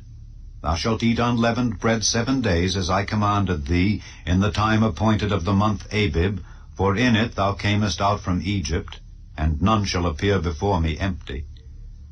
And the feast of harvest, the first fruits of thy labors which thou hast sown in the field, and the feast of ingathering, which is in the end of the year, when thou hast gathered in thy labors out of the field. 3 times in the year all thy males shall appear before the Lord God. Thou shalt not offer the blood of my sacrifice with leavened bread, neither shall the fat of my sacrifice remain until the morning. The first of the first fruits of thy land thou shalt bring into the house of the Lord thy God. Thou shalt not see the kid in his mother's milk. Behold, I send an angel before thee to keep thee in the way, and to bring thee into the place which I have prepared. Beware of him, and obey his voice. Provoke him not, for he will not pardon your transgressions, for my name is in him. But if thou shalt indeed obey his voice, and do all that I speak, then I will be an enemy unto thine enemies, and an adversary unto thine adversaries. For mine angel shall go before thee, and bring thee in unto the Amorites, and the Hittites, and the Perizzites, and the Canaanites, and the Hivites, and the Jebusites, and I will cut them off. Thou shalt not bow down to their gods, nor serve them, nor do after their works, but thou shalt utterly overthrow them, and quite break down their images. And ye shall serve the Lord your God, and he shall bless thy bread and thy water, and I will take sickness away from the midst of thee. There shall nothing cast their young, nor be barren in thy land. The number of thy days I will fulfill. I will send my fear before thee, and will destroy all the people to whom thou shalt come, and I will make all thine enemies turn their backs unto thee. And I will send hornets before thee, which shall drive out the Hivite, the Canaanite, and the Hittite from before thee. I will not drive them out from before thee in 1 year, lest the land become desolate, and the beast of the field multiply against thee. By little and little I will drive them out from before thee, until thou be increased, and inherit the land. And I will set thy bounds from the Red Sea even unto the sea of the Philistines, and from the desert unto the river. For I will deliver the inhabitants of the land into your hand, and thou shalt drive them out before thee. Thou shalt make no covenant with them, nor with their gods. They shall not dwell in thy land, lest they make thee sin against me. For if thou serve their gods, it will surely be a snare unto thee. Chapter 24. And he said unto Moses, Come up unto the Lord, thou and Aaron, Nadab, and Abihu, and 70 of the elders of Israel, and worship ye afar off. And Moses alone shall near the Lord, but they shall not come nigh, neither shall the people go up with him. And Moses came and told the people all the words of the Lord, and all the judgments. And all the people answered with one voice, and said, All the words which the Lord hath said will we do. And Moses wrote all the words of the Lord, and rose up early in the morning, and builded an altar under the hill, and 12 pillars according to the 12 tribes of Israel. And he sent young men of the children of Israel, which offered burnt offerings and sacrificed peace offerings of oxen unto the Lord. And Moses took half of the blood, and put it in basins, and half of the blood he sprinkled on the altar. And he took the book of the covenant, and read in the audience of the people. And they said, All that the Lord hath said will we do, and be obedient. And Moses took the blood and sprinkled it on the people, and said, Behold the blood of the covenant which the Lord hath made with you concerning all these words. Then went up Moses and Aaron, Nadab and Abihu, and 70 of the elders of Israel, and they saw the God of Israel. And there was under his feet as it were a paved work of a sapphire stone, and as it were the body of heaven in his clearness. And upon the nobles of the children of Israel he laid not his hand. Also they saw God, and did eat and drink. And the Lord said unto Moses, Come up to me into the mount, and be there. And I will give thee tables of stone, and a law and commandments which I have written, that thou mayest teach them. And Moses rose up, and his minister Joshua, and Moses went up into the mount of God. And he said unto the elders, Tarry ye here for us until we come again unto you. And behold, Aaron and Hur are with you. If any man have any matters to do, let him come unto them. And Moses went up into the mount, and a cloud covered the mount. And the glory of the Lord abode upon Mount Sinai, and the cloud covered it 6 days. And the 7th day he called unto Moses out of the midst of the cloud. And the sight of the glory of the Lord was like devouring fire on the top of the mount in the eyes of the children of Israel. And Moses went into the midst of the cloud, and gat him up into the mount. And Moses was in the mount 40 days and 40 nights. Chapter 25. And the Lord spake unto Moses, saying, Speak unto the children of Israel, that they bring me an offering. Of every man that giveth it willingly with his heart ye shall take my offering. And this is the offering which ye shall take of them: gold, and silver, and brass, and blue, and purple, and scarlet, and fine linen, and goat's hair, and rams' skins dyed red, and badgers' skins, and shittim wood, oil for the light, spices for anointing oil, and for sweet incense, onyx stones, and stones to be set in the ephod and in the breastplate. And let them make me a sanctuary, that I may dwell among them. According to all that I show thee, after the pattern of the tabernacle and the pattern of all the instruments thereof, even so shall ye make it. And they shall make an ark of shittim wood. 2 cubits and a half shall be the length thereof, and 1 cubit and a half the breadth thereof, and 1 cubit and a half the height thereof. And thou shalt overlay it with pure gold, within and without shalt thou overlay it, and shalt make upon it a crown of gold round about. And thou shalt cast 4 rings of gold for it, and put them in the 4 corners thereof. And 2 rings shall be in the one side of it, and 2 rings in the other side of it. And thou shalt make staves of shittim wood, and overlay them with gold. And thou shalt put the staves into the rings by the sides of the ark, that the ark may be borne with them. The staves shall be in the rings of the ark, they shall not be taken from it. And thou shalt put into the ark the testimony which I shall give thee. And thou shalt make a mercy seat of pure gold. 2 cubits and a half shall be the length thereof, and 1 cubit and a half the breadth thereof. And thou shalt make 2 cherubims of gold, of beaten work shalt thou make them, in the 2 ends of the mercy seat. And make 1 cherub on the one end, and the other cherub on the other end. Even of the mercy seat shall ye make the cherubims on the 2 ends thereof. And the cherubim shall stretch forth their wings on high, covering the mercy seat with their wings, and their faces shall look one to another. Toward the mercy seat shall the faces of the cherubims be. And thou shalt put the mercy seat above upon the ark, and in the ark thou shalt put the testimony that I shall give thee. And there I will meet with thee, And I will commune with thee from above the mercy seat, from between the two cherubims which are upon the ark of the testimony, of all things which I will give thee in commandment unto the children of Israel. Thou shalt also make a table of shittim wood. 2 cubits shall be the length thereof, and a cubit the breadth thereof, and a cubit and a half the height thereof. And thou shalt overlay it with pure gold, and make thereto a crown of gold round about. And thou shalt make unto it a border of an handbreadth round about, and thou shalt make a golden crown to the border thereof round about. And thou shalt make for it 4 rings of gold, and put the rings in the 4 corners that are on the 4 feet thereof. Over against the border shall the rings be for places of the staves to bear the table.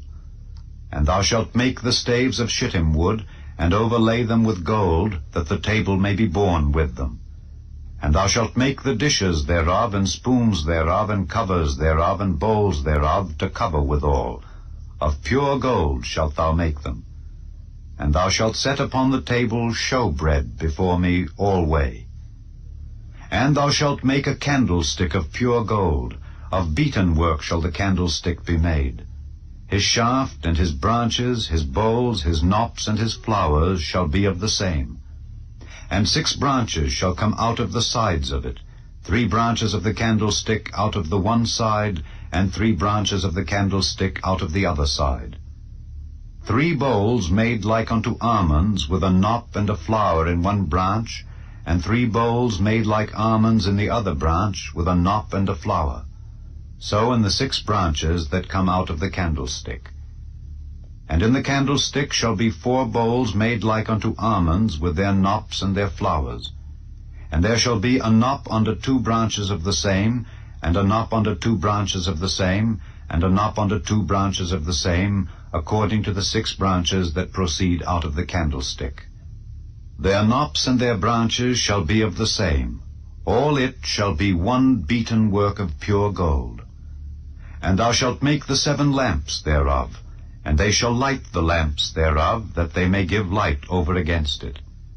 And the tongs thereof and the snuff dishes thereof shall be of pure gold. Of a talent of pure gold shall he make it with all these vessels. And look that thou make them after their pattern, which was showed thee in the mount.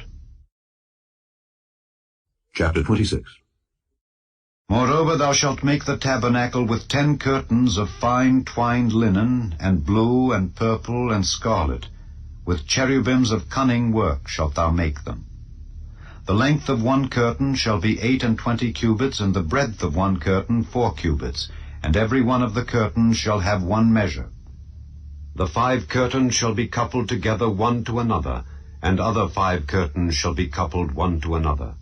And thou shalt make loops of blue upon the edge of the one curtain from the selvage in the coupling, and likewise shalt thou make in the uttermost edge of another curtain in the coupling of the second. 50 loops shalt thou make in the one curtain, and 50 loops shalt thou make in the edge of the curtain that is in the coupling of the second, that the loops may take hold one of another. And thou shalt make 50 taches of gold, and couple the curtains together with the taches, and it shall be one tabernacle. And thou shalt make curtains of goat's hair to be a covering upon the tabernacle. 11 curtains shalt thou make. The length of one curtain shall be 30 cubits, and the breadth of one curtain 4 cubits. And the 11 curtains shall be all of one measure. And thou shalt couple 5 curtains by themselves, and 6 curtains by themselves, and shalt double the 6th curtain in the forefront of the tabernacle. And thou shalt make 50 loops on the edge of the one curtain that is outmost in the coupling, and 50 loops in the edge of the curtain which coupleth the second. And thou shalt make 50 taches of brass, and put the taches into the loops, and couple the tent together, that it may be one. And the remnant that remaineth of the curtains of the tent, the half curtain that remaineth, shall hang over the back side of the tabernacle. And a cubit on the one side, and a cubit on the other side of that which remaineth in the length of the curtains of the tent, it shall hang over the sides of the tabernacle on this side and on that side, to cover it. And thou shalt make a covering for the tent of rams' skins dyed red, and a covering above of badgers' skins. And thou shalt make boards for the tabernacle of shittim wood standing up. 10 cubits shall be the length of a board, and 1.5 cubits shall be the breadth of one board. 2 tenons shall there be in one board, set in order one against another. Thus shalt thou make for all the boards of the tabernacle. And thou shalt make the boards for the tabernacle 20 boards on the south side southward. And thou shalt make 40 sockets of silver under the 20 boards, 2 sockets under one board for his 2 tenons, and 2 sockets under another board for his 2 tenons.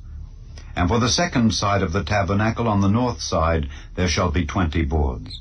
And there 40 sockets of silver, 2 sockets under one board, and 2 sockets under another board. And for the sides of the tabernacle westward thou shalt make 6 boards, and 2 boards shalt thou make for the corners of the tabernacle in the 2 sides. And they shall be coupled together beneath, and they shall be coupled together above the head of it unto one ring. Thus shall it be for them both. They shall be for the 2 corners. And they shall be 8 boards, and their sockets of silver, 16 sockets, 2 sockets under one board, and 2 sockets under another board. And thou shalt make bars of shittim wood, 5 for the boards of the one side of the tabernacle, and 5 bars for the boards of the other side of the tabernacle, and 5 bars for the boards of the side of the tabernacle, for the 2 sides westward. And the middle bar in the midst of the boards shall reach from end to end. And thou shalt overlay the boards with gold, and make their rings of gold for places for the bars, and thou shalt overlay the bars with gold. And thou shalt rear up the tabernacle according to the fashion thereof which was showed thee in the mount. And thou shalt make a veil of blue and purple and scarlet and fine twined linen of cunning work, with cherubims shall it be made. And thou shalt hang it upon 4 pillars of shittim wood overlaid with gold. Their hooks shall be of gold upon the 4 sockets of silver. And thou shalt hang up the veil under the taches, that thou mayest bring in thither within the veil the ark of the testimony. And the veil shall divide unto you between the holy place and the most holy. And thou shalt put the mercy seat upon the ark of the testimony in the most holy place. And thou shalt set the table without the veil, and the candlestick over against the table on the side of the tabernacle toward the south. And thou shalt put the table on the north side. And thou shalt make an hanging for the door of the tent of blue and purple and scarlet and fine twined linen wrought with needlework. And thou shalt make for the hanging 5 pillars of shittim wood, and overlay them with gold, and their hooks shall be of gold. And thou shalt cast 5 sockets of brass for them. Chapter 27. And thou shalt make an altar of shittim wood, 5 cubits long and 5 cubits broad. The altar shall be 4 square, and the height thereof shall be 3 cubits. And thou shalt make the horns of it upon the 4 corners thereof. His horns shall be of the same, and thou shalt overlay it with brass. And thou shalt make his pans to receive his ashes, and his shovels, and his basins, and his flesh hooks, and his fire pans. All the vessels thereof thou shalt make of brass.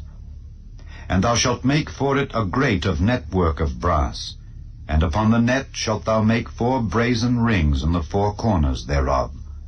And thou shalt put it under the compass of the altar beneath, that the net may be even to the midst of the altar.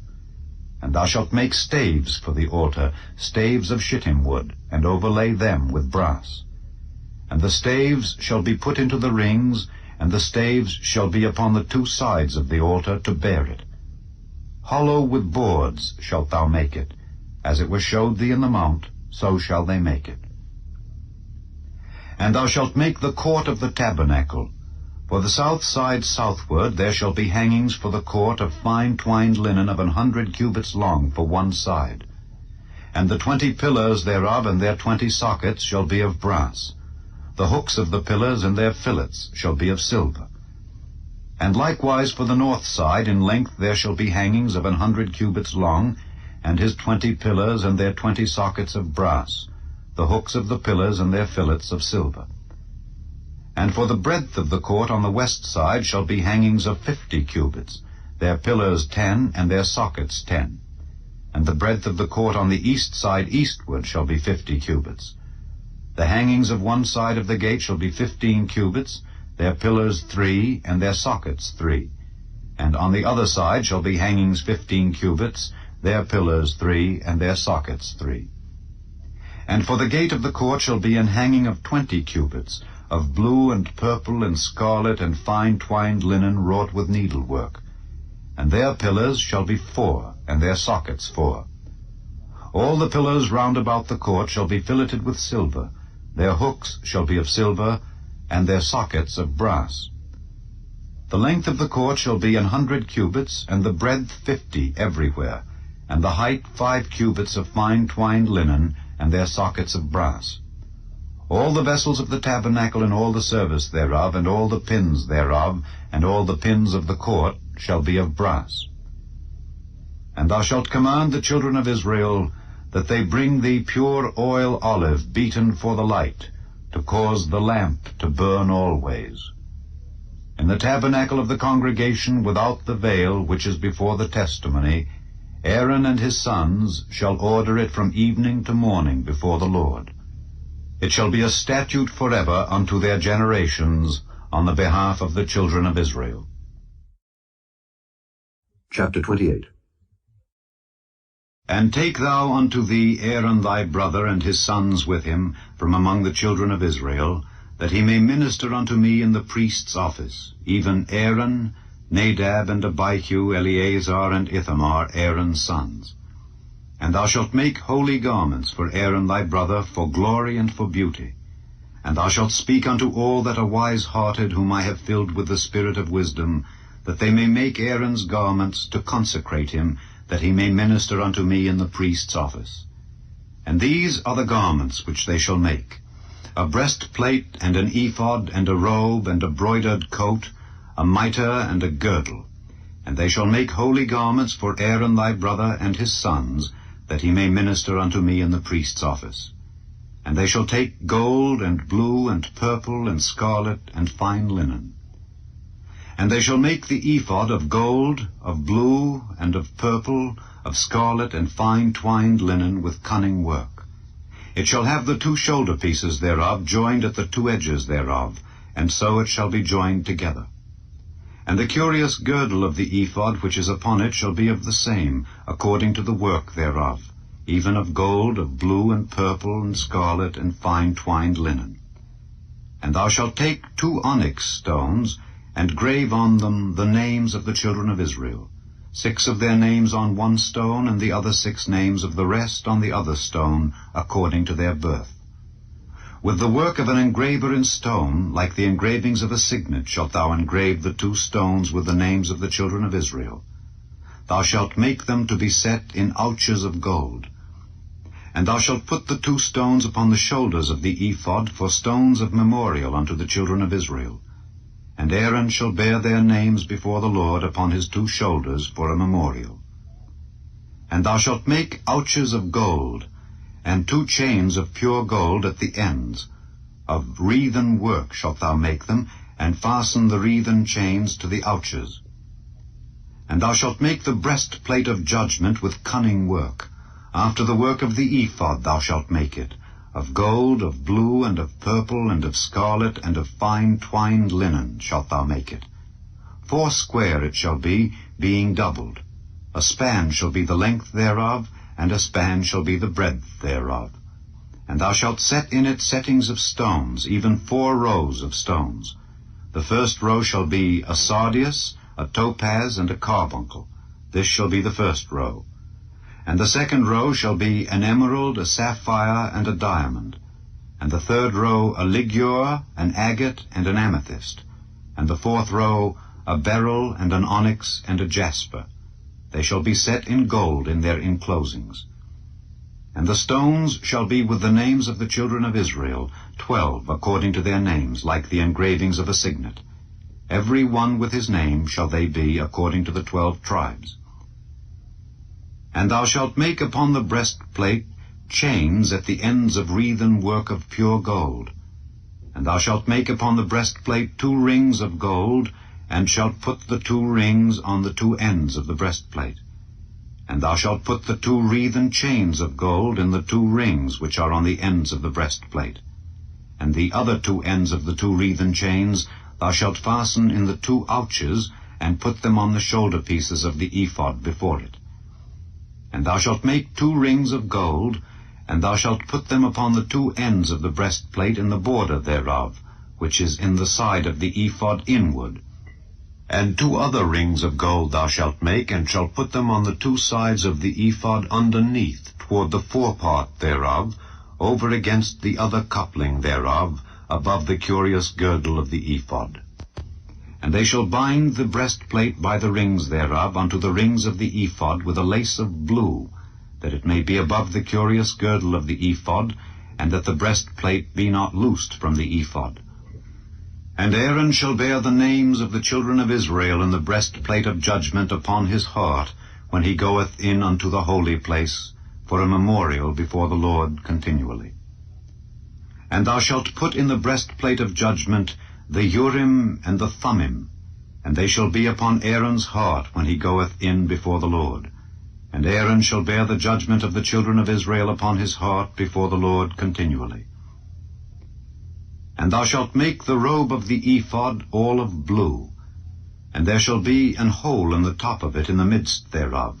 It shall have a binding of woven work round about the whole of it, as it were the hole of an habergeon, that it be not rent. And beneath upon the hem of it thou shalt make pomegranates of blue and of purple and of scarlet round about the hem thereof, and bells of gold between them round about, a golden bell and a pomegranate, a golden bell and a pomegranate upon the hem of the robe round about. And it shall be upon Aaron to minister, and his sound shall be heard when he goeth in unto the holy place before the Lord, and when he cometh out, that he die not. And thou shalt make a plate of pure gold, and grave upon it, like the engravings of a signet, Holiness to the Lord. And thou shalt put it on a blue lace, that it may be upon the mitre, upon the forefront of the mitre it shall be. And it shall be upon Aaron's forehead, that Aaron may bear the iniquity of the holy things which the children of Israel shall hallow in all their holy gifts. And it shall be always upon his forehead, that they may be accepted before the Lord. And thou shalt embroider the coat of fine linen, and thou shalt make the mitre of fine linen, and thou shalt make the girdle of needlework. And for Aaron's sons thou shalt make coats, and thou shalt make for them girdles, and bonnets shalt thou make for them, for glory and for beauty. And thou shalt put them upon Aaron thy brother and his sons with him, and shalt anoint them, and consecrate them, and sanctify them, that they may minister unto me in the priest's office. And thou shalt make them linen breeches to cover their nakedness. From the loins even unto the thighs they shall reach. And they shall be upon Aaron and upon his sons, when they come in unto the tabernacle of the congregation, or when they come near unto the altar to minister in the holy place, that they bear not iniquity and die. It shall be a statute forever unto him and his seed after him. Chapter 29. And this is the thing that thou shalt do unto them to hallow them, to minister unto me in the priest's office. Take 1 young bullock, and 2 rams without blemish, and unleavened bread, and cakes unleavened tempered with oil, and wafers unleavened anointed with oil. Of wheaten flour shalt thou make them. And thou shalt put them into 1 basket, and bring them in the basket with the bullock and the 2 rams. And Aaron and his sons thou shalt bring unto the door of the tabernacle of the congregation, and shalt wash them with water. And thou shalt take the garments, and put upon Aaron the coat, and the robe of the ephod, and the breastplate, and gird him with the curious girdle of the ephod. And thou shalt put the mitre upon his head, and put the holy crown upon the mitre. Then shalt thou take the anointing oil, and pour it upon his head, and anoint him. And thou shalt bring his sons, and put coats upon them. And thou shalt gird them with girdles, Aaron and his sons, and put the bonnets on them. And the priest's office shall be theirs for a perpetual statute, and thou shalt consecrate Aaron and his sons. And thou shalt cause a bullock to be brought before the tabernacle of the congregation, and Aaron and his sons shall put their hands upon the head of the bullock. And thou shalt kill the bullock before the Lord by the door of the tabernacle of the congregation. And thou shalt take of the blood of the bullock, and put it upon the horns of the altar with thy finger, and pour all the blood beside the bottom of the altar. And thou shalt take all the fat that covereth the inwards, and the caul that is above the liver, and the 2 kidneys, and the fat that is upon them, and burn them upon the altar. But the flesh of the bullock, and his skin, and his dung, shalt thou burn with fire without the camp. It is a sin offering. Thou shalt also take 1 ram, and Aaron and his sons shall put their hands upon the head of the ram. And thou shalt slay the ram, and thou shalt take his blood and sprinkle it round about upon the altar. And thou shalt cut the ram in pieces, and wash the inwards of him and his legs, and put them unto his pieces, and unto his head. And thou shalt burn the whole ram upon the altar. It is a burnt offering unto the Lord. It is a sweet savour, an offering made by fire unto the Lord. And thou shalt take the other ram, and Aaron and his sons shall put their hands upon the head of the ram. Then shalt thou kill the ram, and take of his blood, and put it upon the tip of the right ear of Aaron, and upon the tip of the right ear of his sons, and upon the thumb of their right hand, and upon the great toe of their right foot, and sprinkle the blood upon the altar round about. And thou shalt take of the blood that is upon the altar, and of the anointing oil, and sprinkle it upon Aaron, and upon his garments, and upon his sons, and upon the garments of his sons with him. And he shall be hallowed, and his garments, and his sons' garments with him. Also thou shalt take of the ram the fat and the rump, and the fat that covereth the inwards, and the caul above the liver, and the 2 kidneys, and the fat that is upon them, and the right shoulder, for it is a ram of consecration. And 1 loaf of bread, and 1 cake of oiled bread, and 1 wafer out of the basket of the unleavened bread that is before the Lord. And thou shalt put all in the hands of Aaron, and in the hands of his sons, and shalt wave them for a wave offering before the Lord. And thou shalt receive them of their hands, and burn them upon the altar for a burnt offering, for a sweet savour before the Lord. It is an offering made by fire unto the Lord. And thou shalt take the breast of the ram of Aaron's consecration, and wave it for a wave offering before the Lord. And it shall be thy part. And thou shalt sanctify the breast of the wave offering, and the shoulder of the heave offering, which is waved, and which is heaved up, of the ram of the consecration, even of that which is for Aaron, and of that which is for his sons. And it shall be Aaron's and his sons by a statute forever from the children of Israel. For it is an heave offering, and it shall be an heave offering from the children of Israel of the sacrifice of their peace offerings, even their heave offering unto the Lord. And the holy garments of Aaron shall be his sons after him, to be anointed therein, and to be consecrated in them. And that son that is priest in his stead shall put them on 7 days, when he cometh into the tabernacle of the congregation, to minister in the holy place. And thou shalt take the ram of the consecration, and seethe his flesh in the holy place. And Aaron and his sons shall eat the flesh of the ram, and the bread that is in the basket by the door of the tabernacle of the congregation. And they shall eat those things wherewith the atonement was made, to consecrate and to sanctify them. But a stranger shall not eat thereof, because they are holy. And if aught of the flesh of the consecrations or of the bread remain unto the morning, then thou shalt burn the remainder with fire. It shall not be eaten, because it is holy. And thus shalt thou do unto Aaron and to his sons, according to all things which I have commanded thee. 7 days shalt thou consecrate them. And thou shalt offer every day a bullock for a sin offering for atonement. And thou shalt cleanse the altar when thou hast made an atonement for it, and thou shalt anoint it to sanctify it. 7 days thou shalt make an atonement for the altar and sanctify it, and it shall be an altar most holy.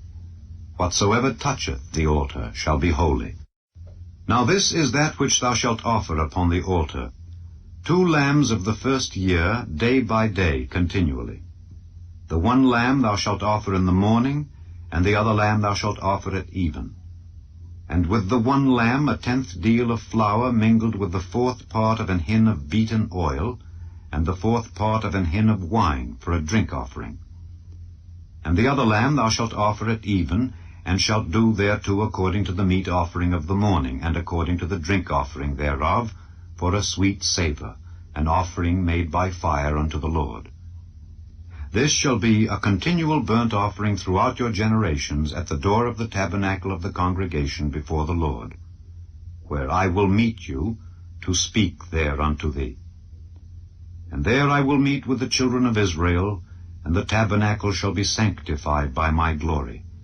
And I will sanctify the tabernacle of the congregation and the altar. I will sanctify also both Aaron and his sons to minister to me in the priest's office. And I will dwell among the children of Israel, and will be their God. And they shall know that I am the Lord their God, that brought them forth out of the land of Egypt, that I may dwell among them. I am the Lord their God. Chapter 30. And thou shalt make an altar to burn incense upon. Of shittim wood shalt thou make it. 1 cubit shall be the length thereof, and 1 cubit the breadth thereof. 4 square shall it be, and 2 cubits shall be the height thereof. The horns thereof shall be of the same. And thou shalt overlay it with pure gold, the top thereof and the sides thereof round about, and the horns thereof. And thou shalt make unto it a crown of gold round about. And 2 golden rings shalt thou make to it under the crown of it, by the 2 corners thereof. Upon the 2 sides of it shalt thou make it. And they shall be for places for the staves to bear it withal. And thou shalt make the staves of shittim wood, and overlay them with gold. And thou shalt put it before the veil that is by the ark of the testimony, before the mercy seat that is over the testimony, where I will meet with thee. And Aaron shall burn thereon sweet incense every morning. When he dresseth the lamps, he shall burn incense upon it. And when Aaron lighteth the lamps at even, he shall burn incense upon it, a perpetual incense before the Lord throughout your generations. Ye shall offer no strange incense thereon, nor burnt sacrifice, nor meat offering, neither shall ye pour drink offering thereon. And Aaron shall make an atonement upon the horns of it once in a year with the blood of the sin offering of atonements. Once in the year shall he make atonement upon it throughout your generations. It is most holy unto the Lord. And the Lord spake unto Moses, saying, When thou takest the sum of the children of Israel after their number, then shall they give every man a ransom for his soul unto the Lord, when thou numberest them, that there be no plague among them when thou numberest them. This they shall give every one that passeth among them that are numbered, 1/2 shekel after the shekel of the sanctuary. A shekel is 20 gerahs. And 1/2 shekel shall be the offering of the Lord. Every one that passeth among them that are numbered from 20 years old and above shall give an offering unto the Lord. The rich shall not give more, and the poor shall not give less than 1/2 shekel, when they give an offering unto the Lord to make an atonement for your souls. And thou shalt take the atonement money of the children of Israel, and shalt appoint it for the service of the tabernacle of the congregation, that it may be a memorial unto the children of Israel before the Lord, to make an atonement for your souls. And the Lord spake unto Moses, saying, Thou shalt also make a laver of brass, and his foot also of brass, to wash withal. And thou shalt put it between the tabernacle of the congregation and the altar, and thou shalt put water therein. For Aaron and his sons shall wash their hands and their feet thereat. When they go into the tabernacle of the congregation, they shall wash with water, that they die not. Or when they come near to the altar to minister, to burn offering made by fire unto the Lord, so they shall wash their hands and their feet, that they die not. And it shall be a statute forever to them, even to him and to his seed throughout their generations. Moreover the Lord spake unto Moses, saying, Take thou also unto thee principal spices, of pure myrrh 500 shekels, and of sweet cinnamon 1/2 so much, even 250 shekels, and of sweet calamus 250 shekels, and of cassia 500 shekels, after the shekel of the sanctuary, and of oil olive and hin. And thou shalt make it an oil of holy ointment, an ointment compound after the art of the apothecary.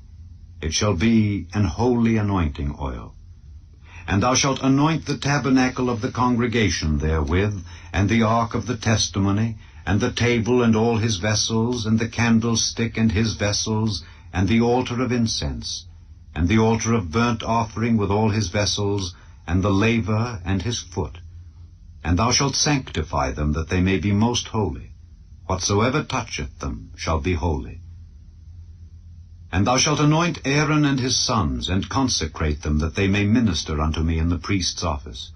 And thou shalt speak unto the children of Israel, saying, This shall be an holy anointing oil unto me throughout your generations.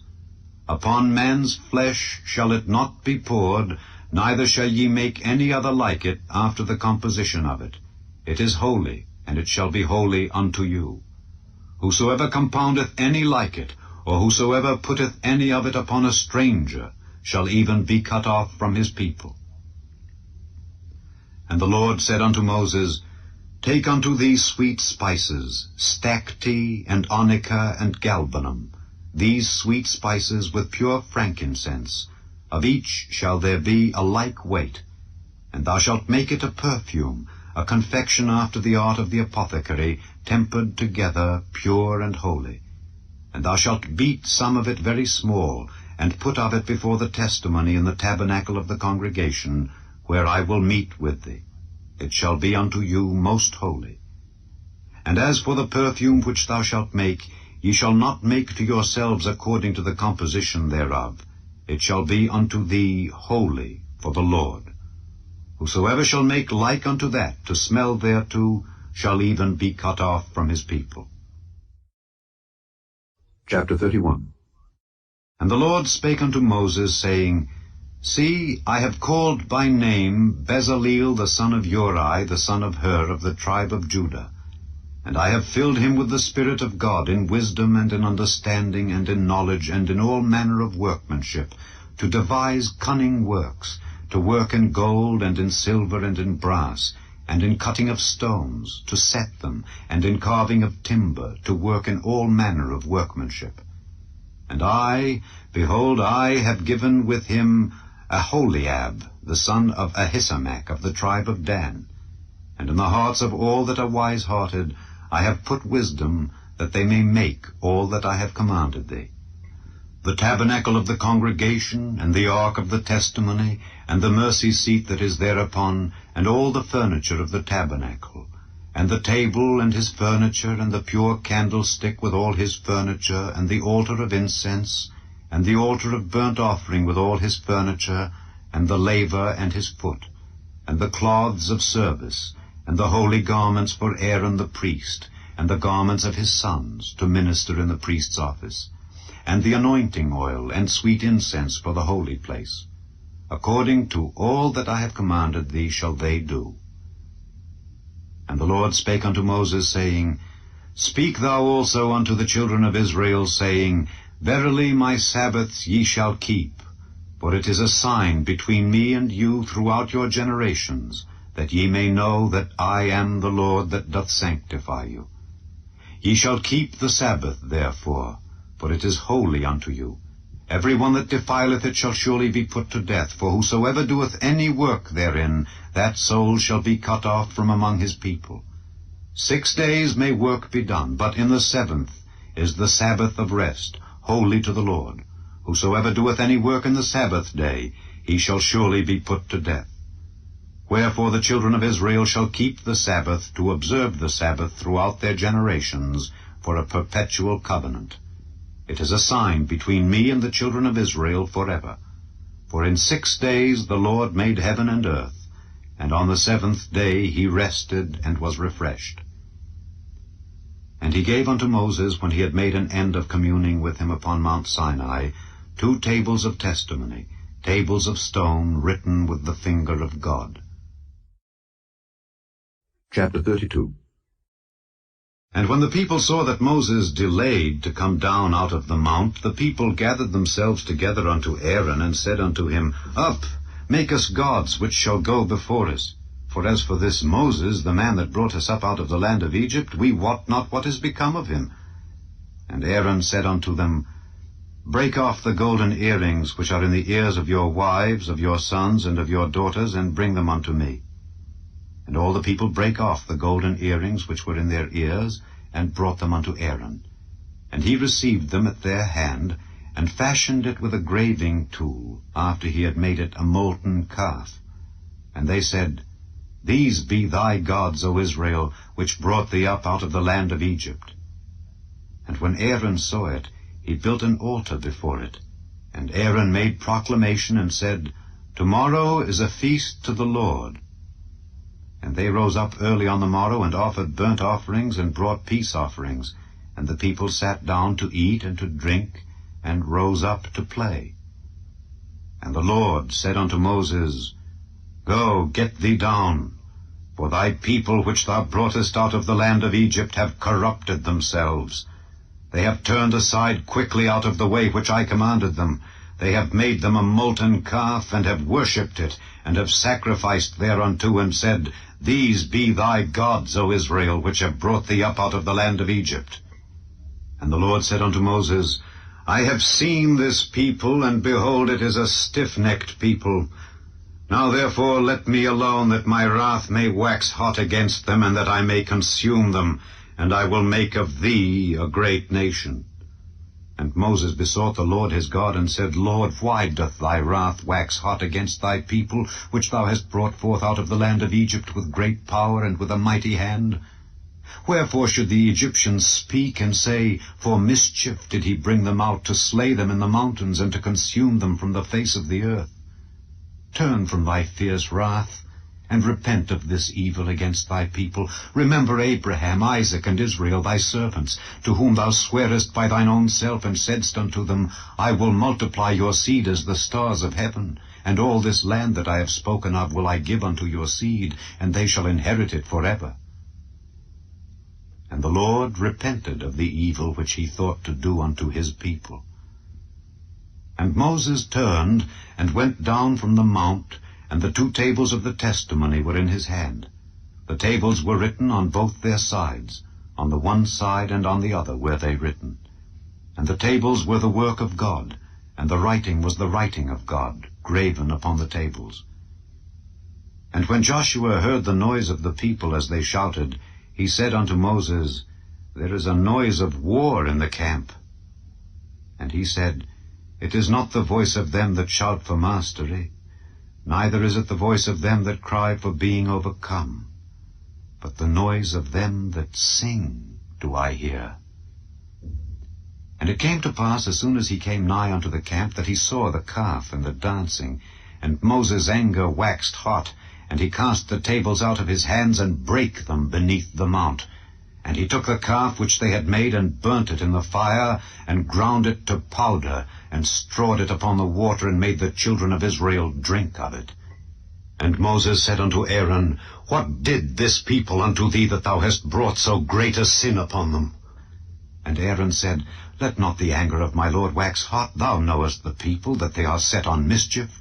For they said unto me, Make us gods which shall go before us. For as for this Moses, the man that brought us up out of the land of Egypt, we wot not what is become of him. And I said unto them, Whosoever hath any gold, let them break it off. So they gave it me.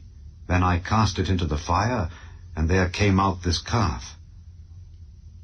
And when Moses saw that the people were naked, for Aaron had made them naked unto their shame among their enemies, then Moses stood in the gate of the camp, and said, Who is on the Lord's side? Let him come unto me. And all the sons of Levi gathered themselves together unto him. And he said unto them, Thus saith the Lord God of Israel, Put every man his sword by his side, and go in and out from gate to gate throughout the camp, and slay every man his brother, and every man his companion, and every man his neighbor. And the children of Levi did according to the word of Moses, and there fell of the people that day about 3,000 men. For Moses had said, Consecrate yourselves today to the Lord, even every man upon his son and upon his brother, that he may bestow upon you a blessing this day. And it came to pass on the morrow, that Moses said unto the people, Ye have sinned a great sin. And now I will go up unto the Lord. Peradventure I shall make an atonement for your sin. And Moses returned unto the Lord and said, O, this people have sinned a great sin, and have made them gods of gold. Yet now, if thou wilt, forgive their sin. And if not, blot me, I pray thee, out of thy book which thou hast written. And the Lord said unto Moses, Whosoever hath sinned against me, him will I blot out of my book. Therefore now go, lead the people unto the place of which I have spoken unto thee. Behold, mine angel shall go before thee. Nevertheless, in the day when I visit, I will visit their sin upon them. And the Lord plagued the people, because they made the calf which Aaron made. Chapter 33. And the Lord said unto Moses, Depart and go up hence, thou and the people which thou hast brought up out of the land of Egypt, unto the land which I swear unto Abraham, to Isaac, and to Jacob, saying, Unto thy seed will I give it.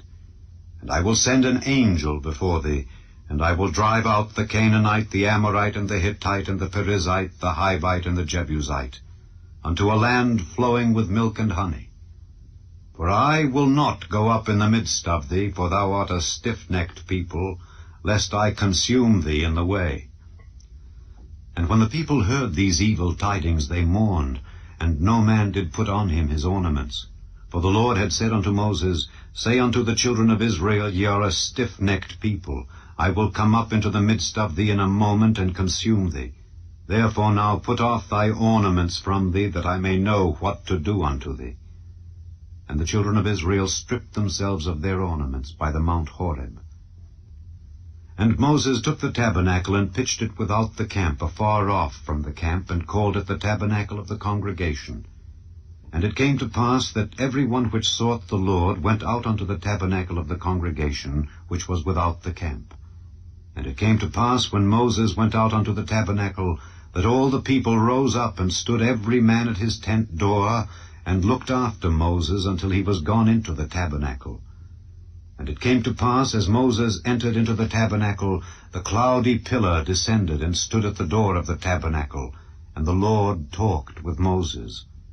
And all the people saw the cloudy pillar stand at the tabernacle door, and all the people rose up and worshipped, every man in his tent door.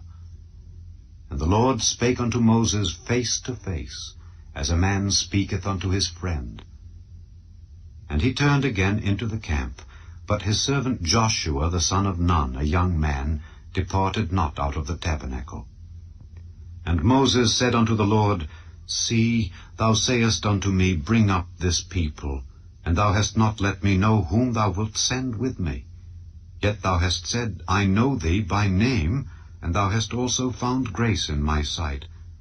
Now therefore I pray thee, if I have found grace in thy sight, show me now thy way, that I may know thee, that I may find grace in thy sight, and consider that this nation is thy people. And he said, My presence shall go with thee, and I will give thee rest. And he said unto him, If thy presence go not with me, carry us not up hence. For wherein shall it be known here that I and thy people have found grace in thy sight? Is it not in that thou goest with us? So shall we be separated, I and thy people, from all the people that are upon the face of the earth. And the Lord said unto Moses, I will do this thing also that thou hast spoken, for thou hast found grace in my sight, and I know thee by name. And he said, I beseech thee, show me thy glory. And he said, I will make all my goodness pass before thee, and I will proclaim the name of the Lord before thee, and will be gracious to whom I will be gracious, and will show mercy on whom I will show mercy. And he said, Thou canst not see my face, for there shall no man see me and live. And the Lord said, Behold, there is a place by me, and thou shalt stand upon a rock. And it shall come to pass, while my glory passeth by, that I will put thee in a clift of the rock, and will cover thee with my hand while I pass by. And I will take away mine hand, and thou shalt see my back parts, but my face shall not be seen. Chapter 34. And the Lord said unto Moses, Hew thee 2 tables of stone like unto the first, and I will write upon these tables the words that were in the first tables which thou breakest.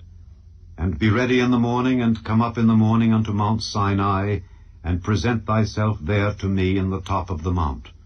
And no man shall come up with thee, neither let any man be seen throughout all the mount, neither let the flocks nor herds feed before that mount. And he hewed 2 tables of stone like unto the first. And Moses rose up early in the morning, and went up unto Mount Sinai, as the Lord had commanded him, and took in his hand the 2 tables of stone. And the Lord descended in the cloud, and stood with him there, and proclaimed the name of the Lord. And the Lord passed by before him, and proclaimed, the Lord God, merciful and gracious, long-suffering, and abundant in goodness and truth, keeping mercy for thousands, forgiving iniquity and transgression and sin, and that will by no means clear the guilty, visiting the iniquity of the fathers upon the children and upon the children's children, unto the 3rd and to the 4th generation. And Moses made haste, and bowed his head toward the earth, and worshipped. And he said, If now I have found grace in thy sight, O Lord, let my Lord, I pray thee, go among us, for it is a stiff-necked people, and pardon our iniquity and our sin, and take us for thine inheritance. And he said, Behold, I make a covenant. Before all thy people I will do marvels such as have not been done in all the earth, nor in any nation. And all the people among which thou art shall see the work of the Lord. For it is a terrible thing that I will do with thee. Observe thou that which I command thee this day. Behold, I drive out before thee the Amorite, and the Canaanite, and the Hittite, and the Perizzite, and the Hivite, and the Jebusite. Take heed to thyself, lest thou make a covenant with the inhabitants of the land whither thou goest, lest it be for a snare in the midst of thee. But ye shall destroy their altars, break their images, and cut down their groves. For thou shalt worship no other God, for the Lord, whose name is jealous, is a jealous God. Lest thou make a covenant with the inhabitants of the land, and they go a-whoring after their gods, and do sacrifice unto their gods, and one call thee, and thou eat of his sacrifice, and thou take of their daughters unto thy sons, and their daughters go a-whoring after their gods, and make thy sons go a-whoring after their gods. Thou shalt make thee no molten gods. The feast of unleavened bread shalt thou keep. 7 days thou shalt eat unleavened bread, as I commanded thee, in the time of the month Abib, for in the month Abib thou camest out from Egypt. All that openeth the matrix is mine, and every firstling among thy cattle, whether ox or sheep, that is male. But the firstling of an ass thou shalt redeem with a lamb, and if thou redeem him not, then shalt thou break his neck. All the firstborn of thy sons thou shalt redeem, and none shall appear before me empty. 6 days thou shalt work, but on the 7th day thou shalt rest. In earing time and in harvest thou shalt rest. And thou shalt observe the feast of weeks, of the first fruits of wheat harvest, and the feast of ingathering at the year's end. Thrice in the year shall all your men-children appear before the Lord God, the God of Israel.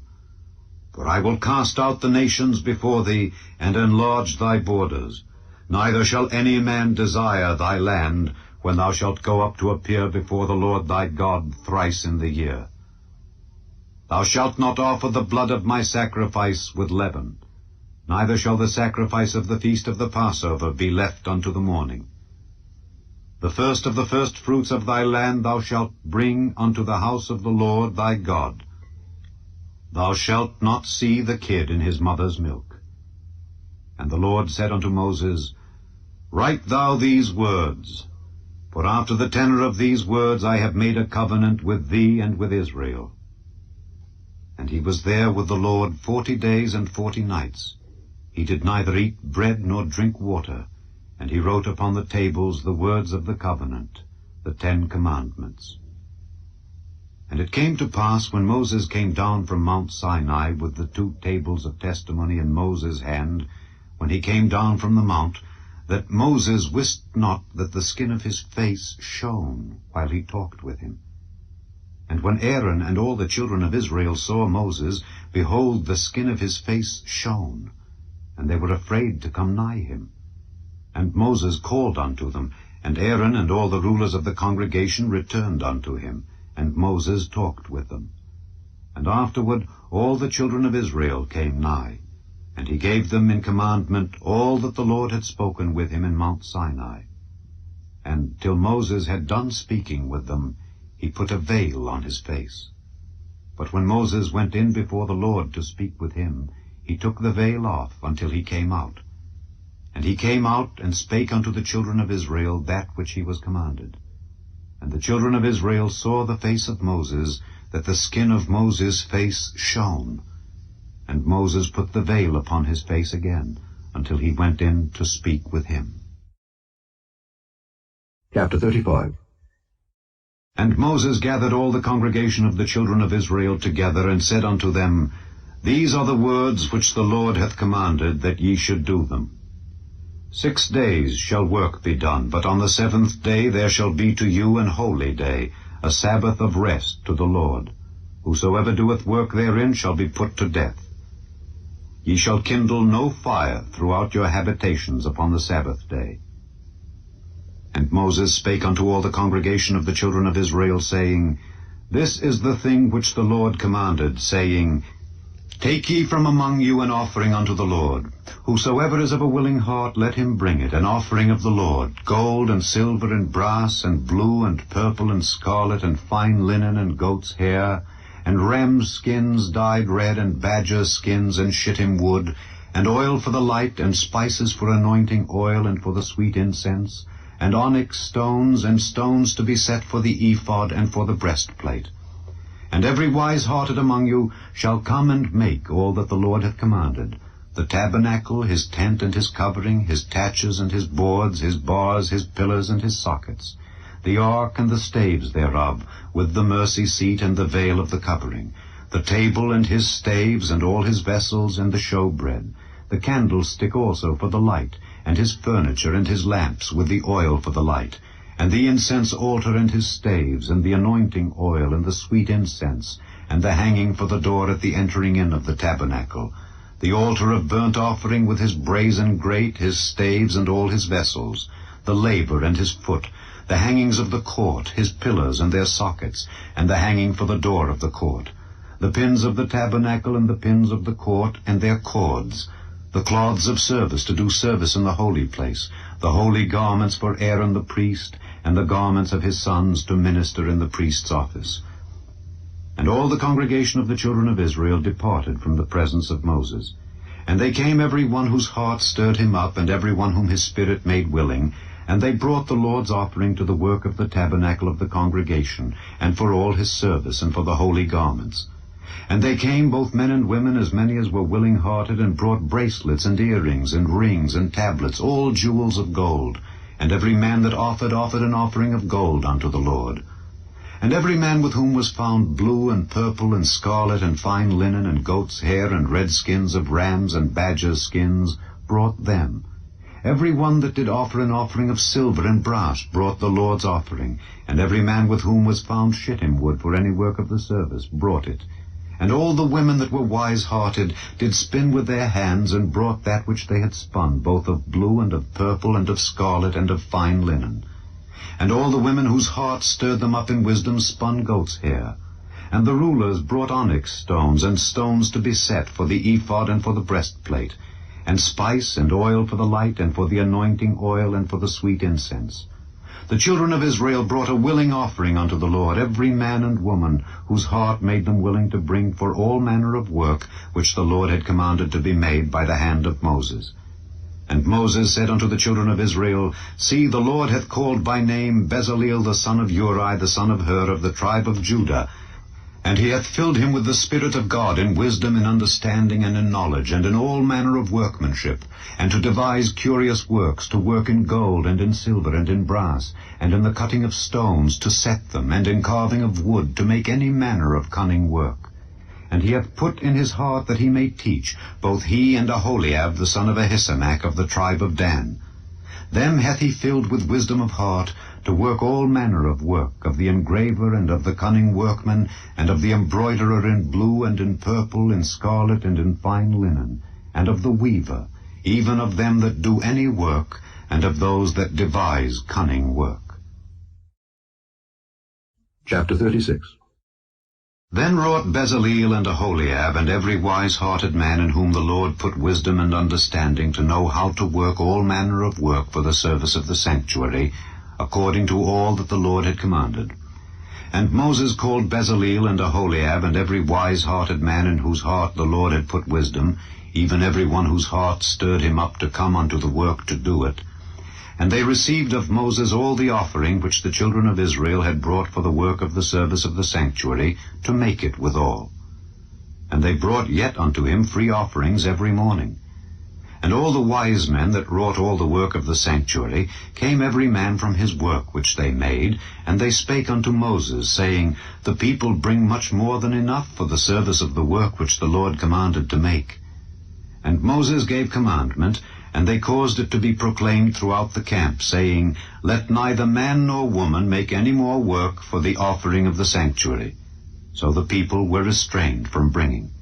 For the stuff they had was sufficient for all the work to make it, and too much. And every wise-hearted man among them that wrought the work of the tabernacle made 10 curtains of fine twined linen, and blue, and purple, and scarlet. With cherubims of cunning work made he them. The length of one curtain was 28 cubits, and the breadth of one curtain 4 cubits. The curtains were all of one size. And he coupled the 5 curtains one unto another, and the other 5 curtains he coupled one unto another. And he made loops of blue on the edge of one curtain from the selvage in the coupling.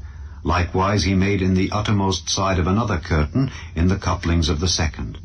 50 loops made he in one curtain, and 50 loops made he in the edge of the curtain which was in the coupling of the second. The loops held one curtain to another. And he made 50 taches of gold, and coupled the curtains one unto another with the taches. So it became one tabernacle. And he made curtains of goat's hair for the tent over the tabernacle. 11 curtains he made them. The length of one curtain was 30 cubits, and 4 cubits was the breadth of one curtain. The 11 curtains were of one size. And he coupled 5 curtains by themselves, and 6 curtains by themselves. And he made 50 loops upon the uttermost edge of the curtain in the coupling, and 50 loops made he upon the edge of the curtain which coupleth the second. And he made 50 taches of brass to couple the tent together, that it might be one.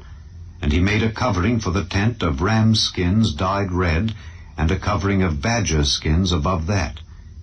And he made boards for the tabernacle of shittim wood standing up. The length of a board was 10 cubits, and the breadth of a board 1 cubit and a half. One board had 2 tenons, equally distant one from another. Thus did he make for all the boards of the tabernacle. And he made boards for the tabernacle, 20 boards for the south side southward, and 40 sockets of silver he made under the 20 boards, 2 sockets under one board for his 2 tenons, and 2 sockets under another board for his 2 tenons. And for the other side of the tabernacle, which is toward the north corner, he made 20 boards, and there 40 sockets of silver, 2 sockets under one board, and 2 sockets under another board. And for the sides of the tabernacle westward he made 6 boards, and 2 boards made he for the corners of the tabernacle in the 2 sides. And they were coupled beneath, and coupled together at the head thereof to one ring. Thus he did to both of them in both the corners. And there were 8 boards, and their sockets were 16 sockets of silver, under every board 2 sockets. And he made bars of shittim wood, 5 for the boards of the one side of the tabernacle, and 5 bars for the boards of the other side of the tabernacle, and 5 bars for the boards of the tabernacle for the sides westward. And he made the middle bar to shoot through the boards from the one end to the other. And he overlaid the boards with gold, and made their rings of gold to be places for the bars, and overlaid the bars with gold. And he made a veil of blue and purple and scarlet and fine twined linen. With cherubims made he it of cunning work. And he made thereunto 4 pillars of shittim wood, and overlaid them with gold. Their hooks were of gold, and he cast for them 4 sockets of silver. And he made an hanging for the tabernacle door of blue and purple and scarlet and fine twined linen, of needlework, and the 5 pillars of it with their hooks. And he overlaid their chapiters and their fillets with gold, but their 5 sockets were of brass. Chapter 37. And Bezaleel made the ark of shittim wood. 2 cubits and a half was the length of it, and 1 cubit and a half the breadth of it, and 1 cubit and a half the height of it. And he overlaid it with pure gold within and without, and made a crown of gold to it round about.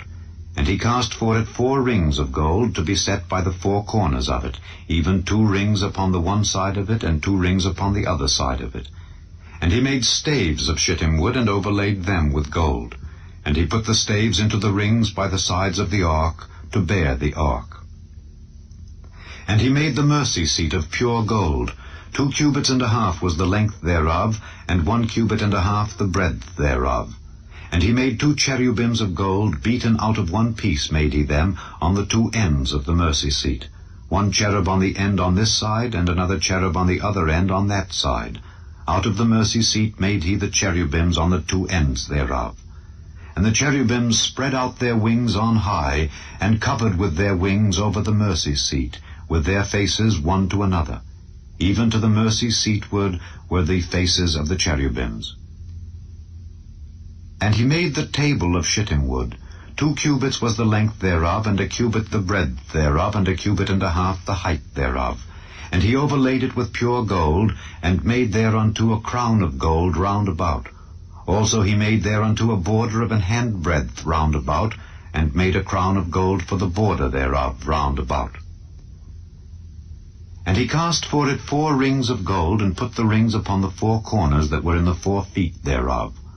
Over against the border were the rings, the places for the staves to bear the table. And he made the staves of shittim wood, and overlaid them with gold to bear the table. And he made the vessels which were upon the table, his dishes and his spoons and his bowls and his covers to cover withal, of pure gold. And he made the candlestick of pure gold. Of beaten work made he the candlestick. His shaft and his branch, his bowls, his knops, and his flowers were of the same. And 6 branches going out of the sides thereof, 3 branches of the candlestick out of the one side thereof, and 3 branches of the candlestick out of the other side thereof. 3 bowls made after the fashion of almonds in one branch, a knop and a flower, and 3 bowls made like almonds in another branch, a knop and a flower. So throughout the 6 branches going out of the candlestick. And in the candlestick were 4 bowls made like almonds, his knops and his flowers, and a knop under 2 branches of the same, and a knop under 2 branches of the same, and a knop under 2 branches of the same, according to the 6 branches going out of it. Their knops and their branches were of the same. All of it was one beaten work of pure gold. And he made his 7 lamps, and his snuffers, and his snuff dishes of pure gold. Of a talent of pure gold made he it, and all the vessels thereof. And he made the incense altar of shittim wood. The length of it was 1 cubit, and the breadth of it 1 cubit. It was 4 square, and 2 cubits was the height of it. The horns thereof were of the same. And he overlaid it with pure gold, both the top of it and the sides thereof round about, and the horns of it. Also he made unto it a crown of gold round about. And he made 2 rings of gold for it under the crown thereof, by the 2 corners of it, upon the 2 sides thereof, to be places for the staves to bear it withal. And he made the staves of shittim wood, and overlaid them with gold. And he made the holy anointing oil, and the pure incense of sweet spices, according to the work of the apothecary. Chapter 38. And he made the altar of burnt offering of shittim wood. 5 cubits was the length thereof, and 5 cubits the breadth thereof. It was 4 square, and 3 cubits the height thereof. And he made the horns thereof on the 4 corners of it. The horns thereof were of the same, and he overlaid it with brass. And he made all the vessels of the altar, the pots and the shovels and the basins and the flesh hooks and the fire pans. All the vessels thereof made he of brass. And he made for the altar a brazen grate of network unto the compass thereof beneath unto the midst of it. And he cast 4 rings for the 4 ends of the grate of brass to be places for the staves. And he made the staves of shittim wood, and overlaid them with brass. And he put the staves into the rings on the sides of the altar to bear it withal. He made the altar hollow with boards. And he made the laver of brass, and the foot of it of brass, of the looking glasses of the women assembling, which assembled at the door of the tabernacle of the congregation. And he made the court. On the south side southward the hangings of the court were of fine twined linen, 100 cubits. Their pillars were 20, and their brazen sockets 20. The hooks of the pillars and their fillets were of silver. And for the north side the hangings were 100 cubits, their pillars were 20, and their sockets of brass 20. The hooks of the pillars and their fillets of silver. And for the west side were hangings of 50 cubits, their pillars 10, and their sockets 10. The hooks of the pillars and their fillets of silver. And for the east side eastward 50 cubits. The hangings of the one side of the gate were 15 cubits, their pillars 3, and their sockets 3. And for the other side of the court gate, on this hand and that hand, were hangings of 15 cubits, their pillars 3, and their sockets 3. All the hangings of the court round about were of fine twined linen. And the sockets for the pillars were of brass, the hooks of the pillars and their fillets of silver, and the overlaying of their chapiters of silver, and all the pillars of the court were filleted with silver. And the hanging for the gate of the court was needlework of blue and purple and scarlet and fine twined linen, and 20 cubits was the length, and the height and the breadth was 5 cubits, answerable to the hangings of the court. And their pillars were 4, and their sockets of brass 4, their hooks of silver, and the overlaying of their chapiters and their fillets of silver. And all the pins of the tabernacle and of the court round about were of brass. This is the sum of the tabernacle, even of the tabernacle of testimony, as it was counted according to the commandment of Moses for the service of the Levites, by the hand of Ithamar, son to Aaron the priest. And Bezaleel the son of Uri the son of Hur of the tribe of Judah made all that the Lord commanded Moses. And with him was Aholiab son of Ahisamach of the tribe of Dan, an engraver and a cunning workman, and an embroiderer in blue and in purple and in scarlet and fine linen. All the gold that was occupied for the work and all the work of the holy place, even the gold of the offering, was 29 talents, and 730 shekels after the shekel of the sanctuary. And the silver of them that were numbered of the congregation was 100 talents, and 1,760 shekels after the shekel of the sanctuary. A beka for every man, that is, half a shekel after the shekel of the sanctuary, for every one that went to be numbered from 20 years old and upward, for 600,000 and 3,550 men. And of the 100 talents of silver were cast the sockets of the sanctuary and the sockets of the veil, 100 sockets of the 100 talents, a talent for a socket. And of the 1,775 shekels he made hooks for the pillars, and overlaid their chapiters, and filleted them. And the brass of the offering was 70 talents, and 2,400 shekels. And therewith he made the sockets to the door of the tabernacle of the congregation, and the brazen altar, and the brazen grate for it, and all the vessels of the altar, and the sockets of the court round about, and the sockets of the court gate, and all the pins of the tabernacle, and all the pins of the court round about. Chapter 39.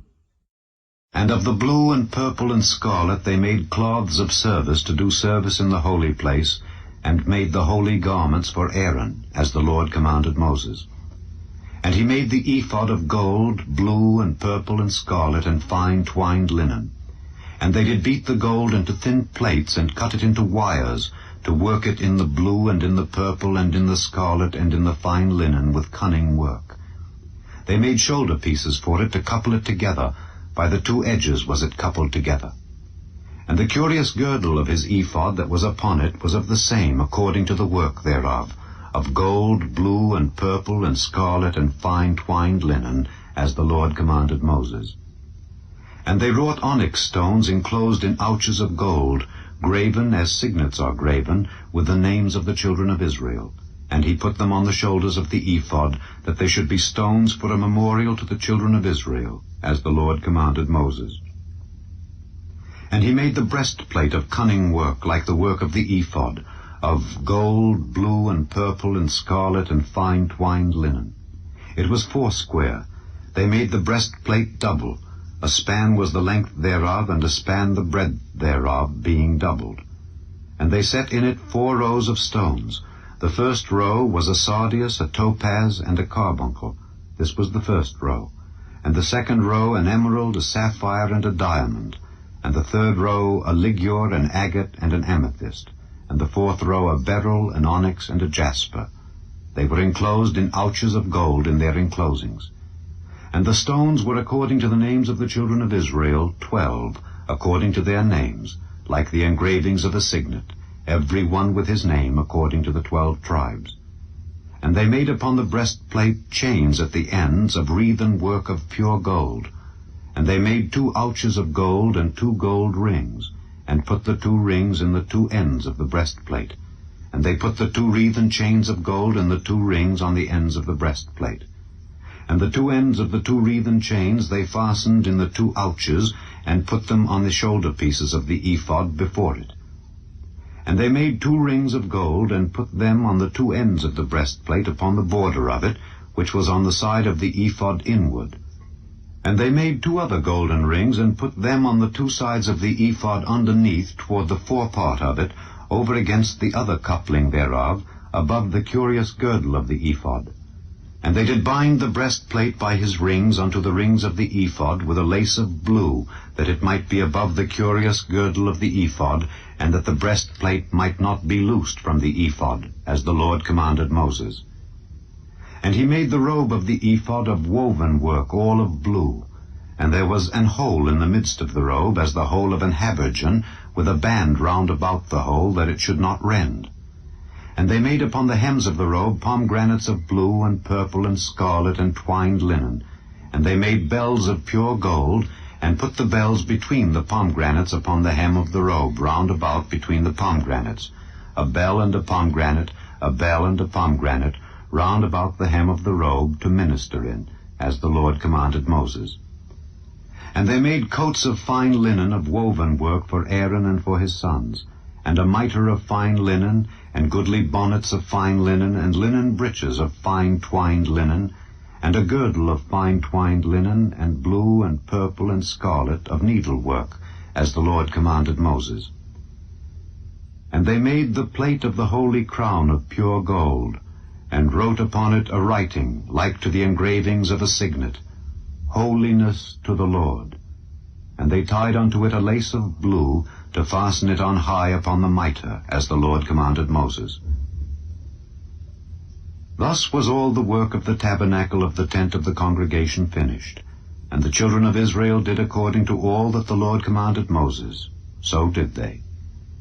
And they brought the tabernacle unto Moses, the tent and all his furniture, his taches, his boards, his bars, and his pillars, and his sockets, and the covering of ram skins dyed red, and the covering of badger skins, and the veil of the covering, the ark of the testimony, and the staves thereof, and the mercy seat, the table, and all the vessels thereof, and the showbread, the pure candlestick with the lamps thereof, even with the lamps to be set in order, and all the vessels thereof, and the oil for light, and the golden altar, and the anointing oil, and the sweet incense, and the hanging for the tabernacle door, the brazen altar, and his grate of brass, his staves, and all his vessels, the laver and his foot, the hangings of the court, his pillars and his sockets, and the hanging for the court gate, his cords and his pins, and all the vessels of the service of the tabernacle for the tent of the congregation, the cloths of service to do service in the holy place, and the holy garments for Aaron the priest and his sons' garments, to minister in the priest's office. According to all that the Lord commanded Moses, so the children of Israel made all the work. And Moses did look upon all the work, And behold, they had done it as the Lord had commanded. Even so had they done it. And Moses blessed them. Chapter 40. And the Lord spake unto Moses, saying, On the 1st day of the 1st month shalt thou set up the tabernacle of the tent of the congregation. And thou shalt put therein the ark of the testimony, and cover the ark with the veil. And thou shalt bring in the table, and set in order the things that are to be set in order upon it. And thou shalt bring in the candlestick, and light the lamps thereof. And thou shalt set the altar of gold for the incense before the ark of the testimony, and put the hanging of the door to the tabernacle. And thou shalt set the altar of the burnt offering before the door of the tabernacle of the tent of the congregation. And thou shalt set the laver between the tent of the congregation and the altar, and shalt put water therein. And thou shalt set up the court round about, and hang up the hanging at the court gate. And thou shalt take the anointing oil, and anoint the tabernacle, and all that is therein, and shalt hallow it, and all the vessels thereof, and it shall be holy. And thou shalt anoint the altar of the burnt offering, and all his vessels, and sanctify the altar, and it shall be an altar most holy. And thou shalt anoint the laver and his foot, and sanctify it.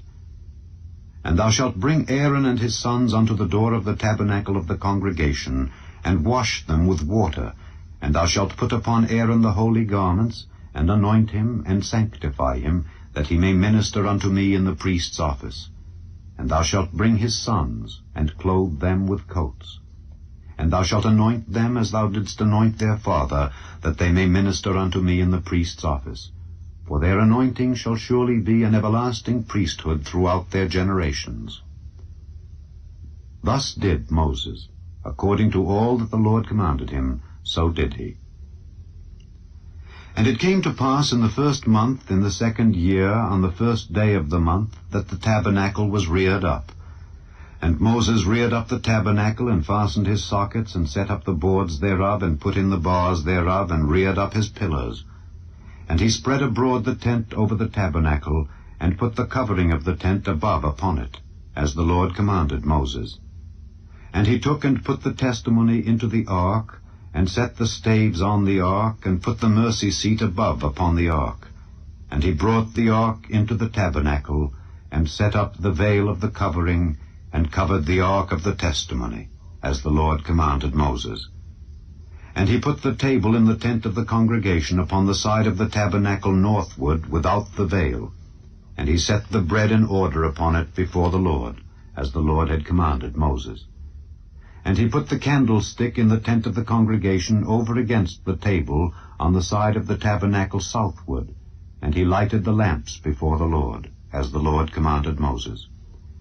And he put the golden altar in the tent of the congregation before the veil, and he burnt sweet incense thereon, as the Lord commanded Moses.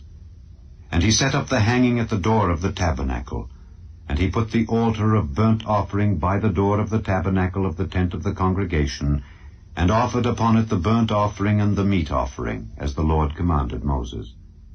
And he set the laver between the tent of the congregation and the altar, and put water there to wash withal. And Moses and Aaron and his sons washed their hands and their feet thereat, when they went into the tent of the congregation, and when they came near unto the altar, they washed, as the Lord commanded Moses.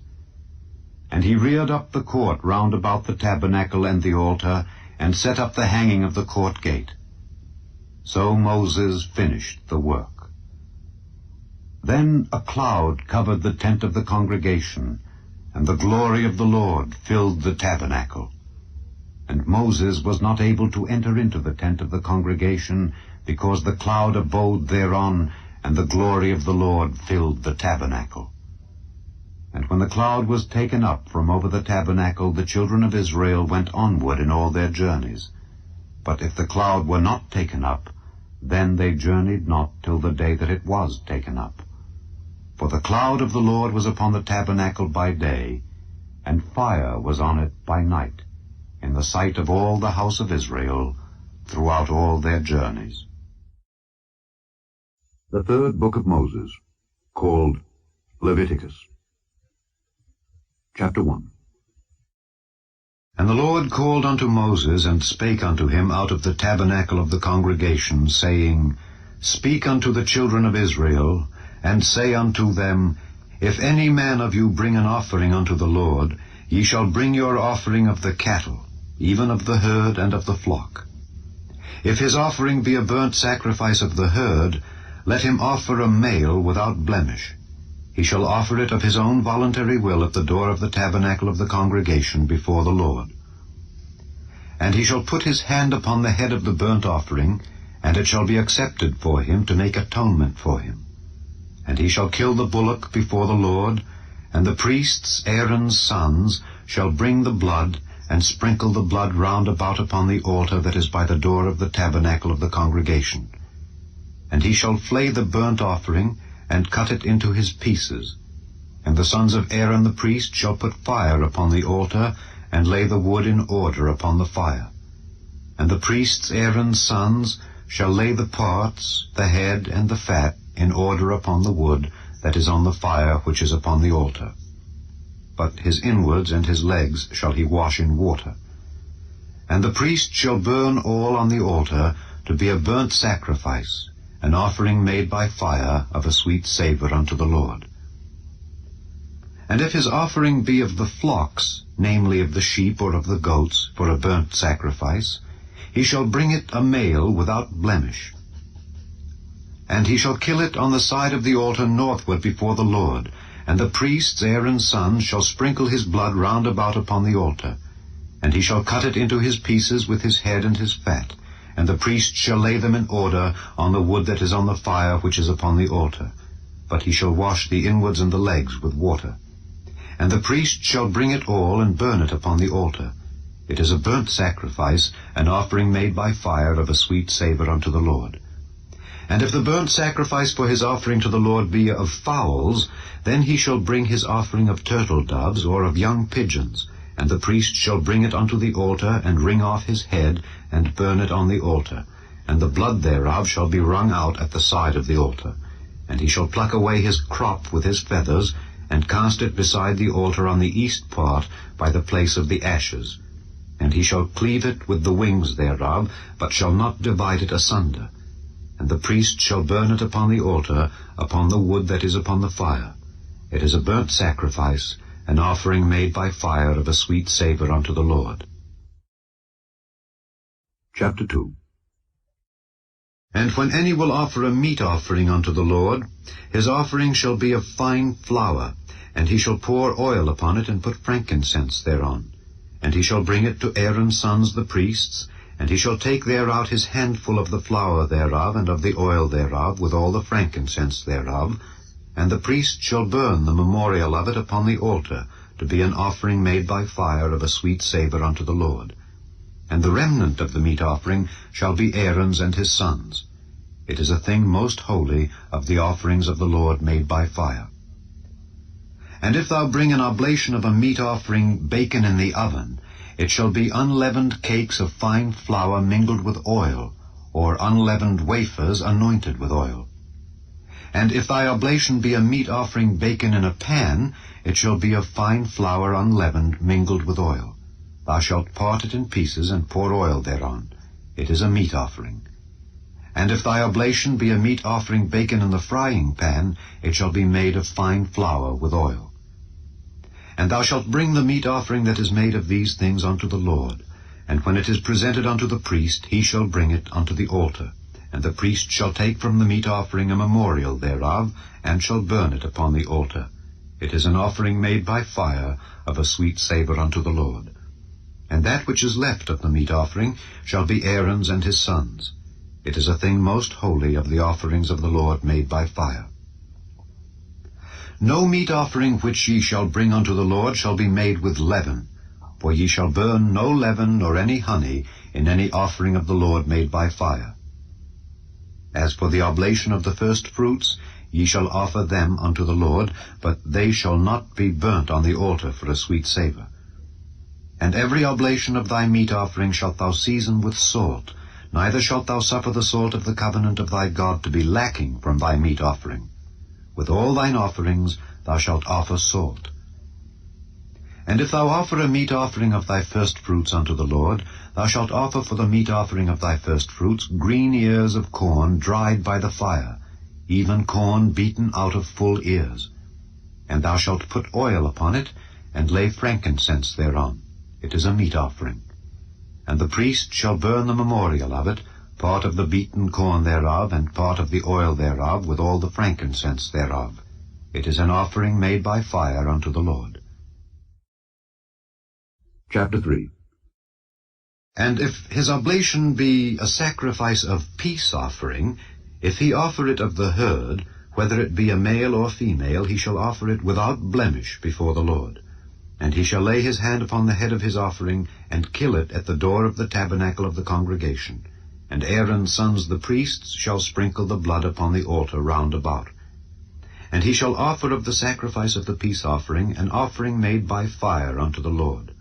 The fat that covereth the inwards, and all the fat that is upon the inwards, and the 2 kidneys, and the fat that is on them, which is by the flanks, and the caul above the liver with the kidneys, it shall he take away. And Aaron's sons shall burn it on the altar upon the burnt sacrifice, which is upon the wood that is on the fire. It is an offering made by fire of a sweet savour unto the Lord. And if his offering for a sacrifice of peace offering unto the Lord be of the flock, male or female, he shall offer it without blemish. If he offer a lamb for his offering, then shall he offer it before the Lord. And he shall lay his hand upon the head of his offering, and kill it before the tabernacle of the congregation. And Aaron's sons shall sprinkle the blood thereof round about upon the altar. And he shall offer of the sacrifice of the peace offering an offering made by fire unto the Lord. The fat thereof and the whole rump, it shall he take off hard by the backbone, and the fat that covereth the inwards, and all the fat that is upon the inwards, and the 2 kidneys, and the fat that is upon them, which is by the flanks, and the caul above the liver with the kidneys, it shall he take away. And the priest shall burn it upon the altar. It is the food of the offering made by fire unto the Lord. And if his offering be a goat, then he shall offer it before the Lord, and he shall lay his hand upon the head of it, and kill it before the tabernacle of the congregation. And the sons of Aaron shall sprinkle the blood thereof upon the altar round about. And he shall offer thereof his offering, even an offering made by fire unto the Lord. The fat that covereth the inwards, and all the fat that is upon the inwards, and the 2 kidneys, and the fat that is upon them, which is by the flanks, and the caul above the liver with the kidneys, it shall he take away. And the priest shall burn them upon the altar. It is the food of the offering made by fire for a sweet savour. All the fat is the Lord's. It shall be a perpetual statute for your generations throughout all your dwellings, that ye eat neither fat nor blood. Chapter 4. And the Lord spake unto Moses, saying, Speak unto the children of Israel, saying, If a soul shall sin through ignorance against any of the commandments of the Lord concerning things which ought not to be done, and shall do against any of them, if the priest that is anointed do sin according to the sin of the people, then let him bring for his sin which he hath sinned a young bullock without blemish unto the Lord for a sin offering. And he shall bring the bullock unto the door of the tabernacle of the congregation before the Lord, and shall lay his hand upon the bullock's head, and kill the bullock before the Lord. And the priest that is anointed shall take of the bullock's blood, and bring it to the tabernacle of the congregation. And the priest shall dip his finger in the blood, and sprinkle of the blood 7 times before the Lord, before the veil of the sanctuary. And the priest shall put some of the blood upon the horns of the altar of sweet incense before the Lord, which is in the tabernacle of the congregation, and shall pour all the blood of the bullock at the bottom of the altar of the burnt offering, which is at the door of the tabernacle of the congregation. And he shall take off from it all the fat of the bullock for the sin offering, the fat that covereth the inwards, and all the fat that is upon the inwards, and the 2 kidneys, and the fat that is upon them, which is by the flanks, and the caul above the liver with the kidneys, it shall he take away, as it was taken off from the bullock of the sacrifice of peace offerings. And the priest shall burn them upon the altar of the burnt offering. And the skin of the bullock, and all his flesh, with his head, and with his legs, and his inwards, and his dung, even the whole bullock shall he carry forth without the camp unto a clean place, where the ashes are poured out, and burn him on the wood with fire. Where the ashes are poured out shall he be burnt. And if the whole congregation of Israel sin through ignorance, and the thing be hid from the eyes of the assembly, and they have done somewhat against any of the commandments of the Lord concerning things which should not be done, and are guilty, when the sin which they have sinned against it is known, then the congregation shall offer a young bullock for the sin, and bring him before the tabernacle of the congregation. And the elders of the congregation shall lay their hands upon the head of the bullock before the Lord, and the bullock shall be killed before the Lord. And the priest that is anointed shall bring of the bullock's blood to the tabernacle of the congregation. And the priest shall dip his finger in some of the blood, and sprinkle it 7 times before the Lord, even before the veil. And he shall put some of the blood upon the horns of the altar which is before the Lord, that is in the tabernacle of the congregation, and shall pour out all the blood at the bottom of the altar of the burnt offering, which is at the door of the tabernacle of the congregation. And he shall take all his fat from him, and burn it upon the altar. And he shall do with the bullock, as he did with the bullock for a sin offering, so shall he do with this. And the priest shall make an atonement for them, and it shall be forgiven them. And he shall carry forth the bullock without the camp, and burn him as he burned the first bullock.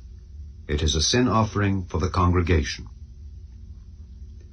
When a ruler hath sinned, and done somewhat through ignorance against any of the commandments of the Lord his God concerning things which should not be done, and is guilty, or if his sin wherein he hath sinned come to his knowledge, he shall bring his offering, a kid of the goats, a male without blemish. And he shall lay his hand upon the head of the goat, and kill it in the place where they kill the burnt offering before the Lord. It is a sin offering. And the priest shall take of the blood of the sin offering with his finger, and put it upon the horns of the altar of burnt offering, and shall pour out his blood at the bottom of the altar of burnt offering. And he shall burn all his fat upon the altar, as the fat of the sacrifice of peace offerings. And the priest shall make an atonement for him as concerning his sin, and it shall be forgiven him. And if any one of the common people sin through ignorance, while he doeth somewhat against any of the commandments of the Lord concerning things which ought not to be done, and be guilty, or if his sin which he hath sinned come to his knowledge, then he shall bring his offering, a kid of the goats, a female without blemish, for his sin which he hath sinned. And he shall lay his hand upon the head of the sin offering, and slay the sin offering in the place of the burnt offering. And the priest shall take of the blood thereof with his finger, and put it upon the horns of the altar of burnt offering, and shall pour out all the blood thereof at the bottom of the altar. And he shall take away all the fat thereof, as the fat is taken away from off the sacrifice of peace offerings, and the priest shall burn it upon the altar for a sweet savour unto the Lord. And the priest shall make an atonement for him, and it shall be forgiven him. And if he bring a lamb for a sin offering, he shall bring it a female without blemish. And he shall lay his hand upon the head of the sin offering, and slay it for a sin offering in the place where they kill the burnt offering.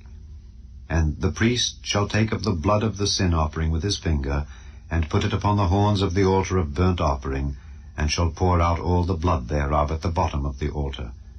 And he shall take away all the fat thereof, as the fat of the lamb is taken away from the sacrifice of the peace offerings, and the priest shall burn them upon the altar, according to the offerings made by fire unto the Lord. And the priest shall make an atonement for his sin that he hath committed, and it shall be forgiven him. Chapter 5. And if a soul sin, and hear the voice of swearing, and is a witness, whether he hath seen or known of it, if he do not utter it, then he shall bear his iniquity. Or if a soul touch any unclean thing, whether it be a carcass of an unclean beast, or a carcass of unclean cattle, or the carcass of unclean creeping things, and if it be hidden from him, he also shall be unclean and guilty. Or if he touch the uncleanness of man, whatsoever uncleanness it be, that a man shall be defiled withal, and it be hid from him, when he knoweth of it, then he shall be guilty. Or if a soul swear, pronouncing with his lips to do evil or to do good, whatsoever it be that a man shall pronounce with an oath, and it be hid from him, when he knoweth of it, then he shall be guilty in one of these. And it shall be, when he shall be guilty in one of these things, that he shall confess that he hath sinned in that thing. And he shall bring his trespass offering unto the Lord for his sin which he hath sinned, a female from the flock, a lamb or a kid of the goats, for a sin offering.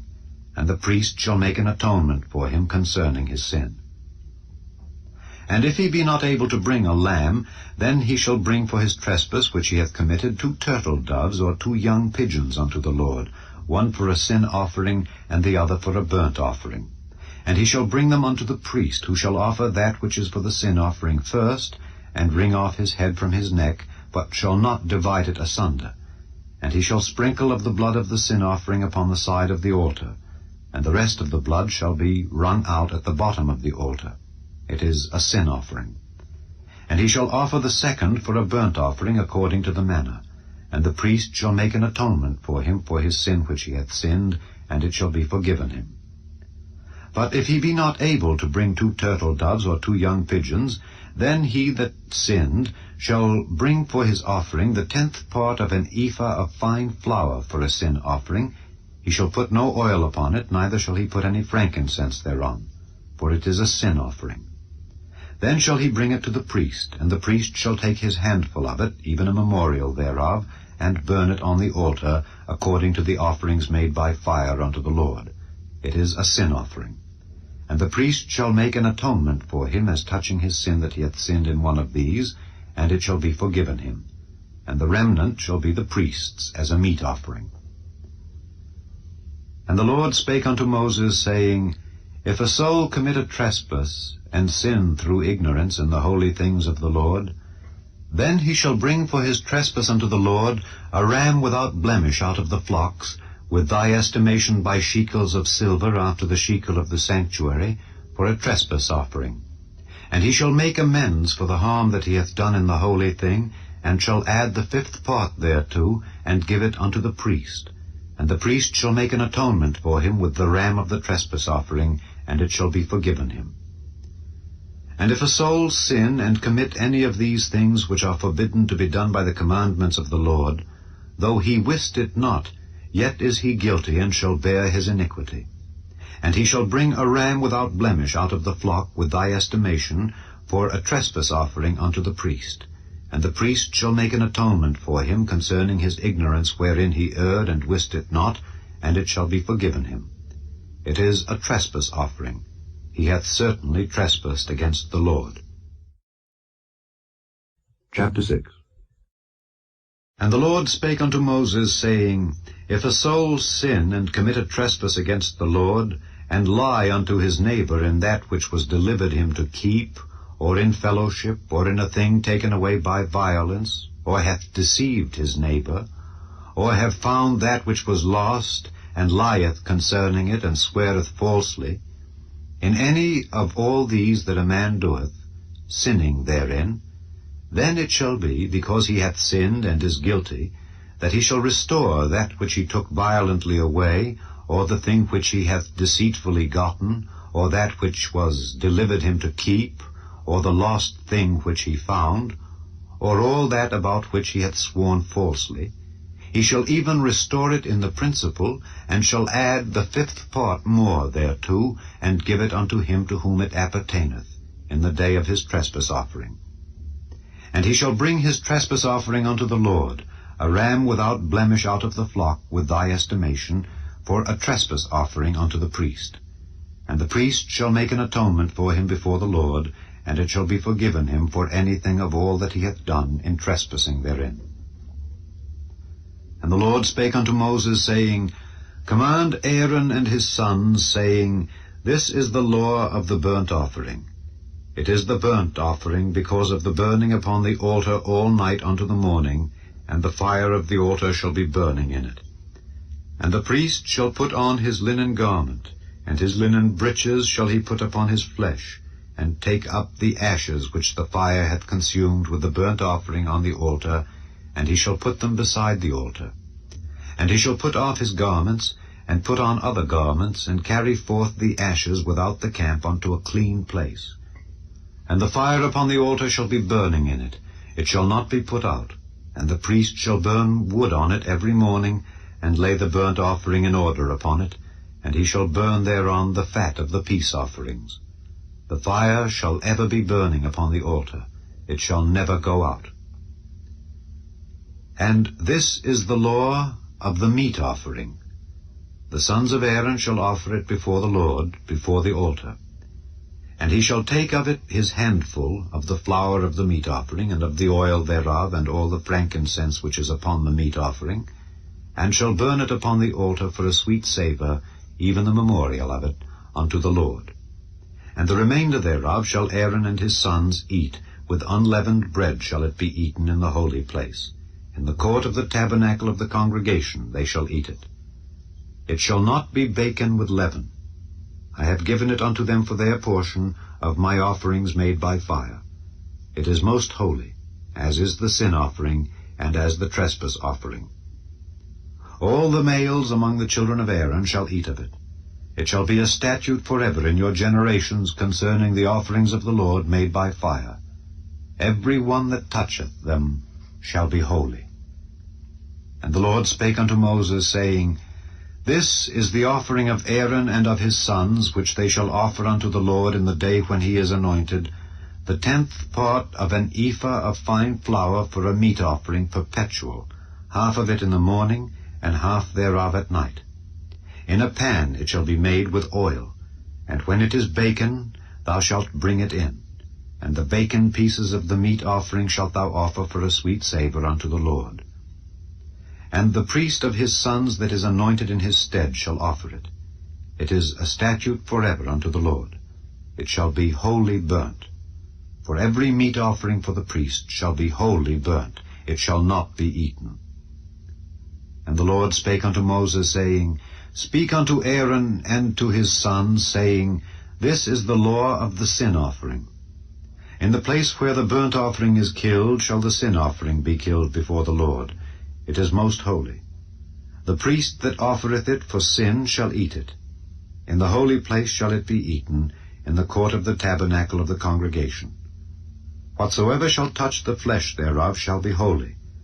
And when there is sprinkled of the blood thereof upon any garment, thou shalt wash that whereon it was sprinkled in the holy place. But the earthen vessel wherein it is sodden shall be broken, and if it be sodden in a brazen pot, it shall be both scoured and rinsed in water. All the males among the priests shall eat thereof. It is most holy. And no sin offering, whereof any of the blood is brought into the tabernacle of the congregation to reconcile withal in the holy place, shall be eaten. It shall be burnt in the fire. Chapter 7. Likewise, this is the law of the trespass offering. It is most holy. In the place where they killed the burnt offering shall they kill the trespass offering, and the blood thereof shall he sprinkle round about upon the altar. And he shall offer of it all the fat thereof, the rump, and the fat that covereth the inwards, and the 2 kidneys, and the fat that is on them, which is by the flanks, and the caul that is above the liver with the kidneys, it shall he take away. And the priest shall burn them upon the altar for an offering made by fire unto the Lord. It is a trespass offering. Every male among the priests shall eat thereof. It shall be eaten in the holy place. It is most holy. As the sin offering is, so is the trespass offering. There is one law for them. The priest that maketh atonement therewith shall have it. And the priest that offereth any man's burnt offering, even the priest shall have to himself the skin of the burnt offering which he hath offered. And all the meat offering that is baken in the oven, and all that is dressed in the frying pan and in the pan, shall be the priest's that offereth it. And every meat offering, mingled with oil and dry, shall all the sons of Aaron have, one as much as another. And this is the law of the sacrifice of peace offerings, which he shall offer unto the Lord. If he offer it for a thanksgiving, then he shall offer with the sacrifice of thanksgiving unleavened cakes mingled with oil, and unleavened wafers anointed with oil, and cakes mingled with oil of fine flour fried. Besides the cakes, he shall offer for his offering leavened bread with the sacrifice of thanksgiving of his peace offerings. And of it He shall offer one out of the whole oblation for an heave offering unto the Lord, and it shall be the priest's that sprinkleth the blood of the peace offerings. And the flesh of the sacrifice of his peace offerings for thanksgiving shall be eaten the same day that it is offered. He shall not leave any of it until the morning. But if the sacrifice of his offering be a vow or a voluntary offering, it shall be eaten the same day that he offereth his sacrifice, and on the morrow also the remainder of it shall be eaten. But the remainder of the flesh of the sacrifice on the third day shall be burnt with fire. And if any of the flesh of the sacrifice of his peace offerings be eaten at all on the third day, it shall not be accepted, neither shall it be imputed unto him that offereth it. It shall be an abomination, and the soul that eateth of it shall bear his iniquity. And the flesh that toucheth any unclean thing shall not be eaten. It shall be burnt with fire. And as for the flesh, all that be clean shall eat thereof.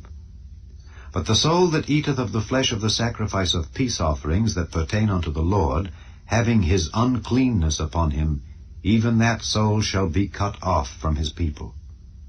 Moreover, the soul that shall touch any unclean thing, as the uncleanness of man, or any unclean beast, or any abominable unclean thing, and eat of the flesh of the sacrifice of peace offerings which pertain unto the Lord, even that soul shall be cut off from his people. And the Lord spake unto Moses, saying, Speak unto the children of Israel, saying, Ye shall eat no manner of fat, of ox, or of sheep, or of goat, and the fat of the beast that dieth of itself, and the fat of that which is torn with beasts may be used in any other use, but ye shall in no wise eat of it.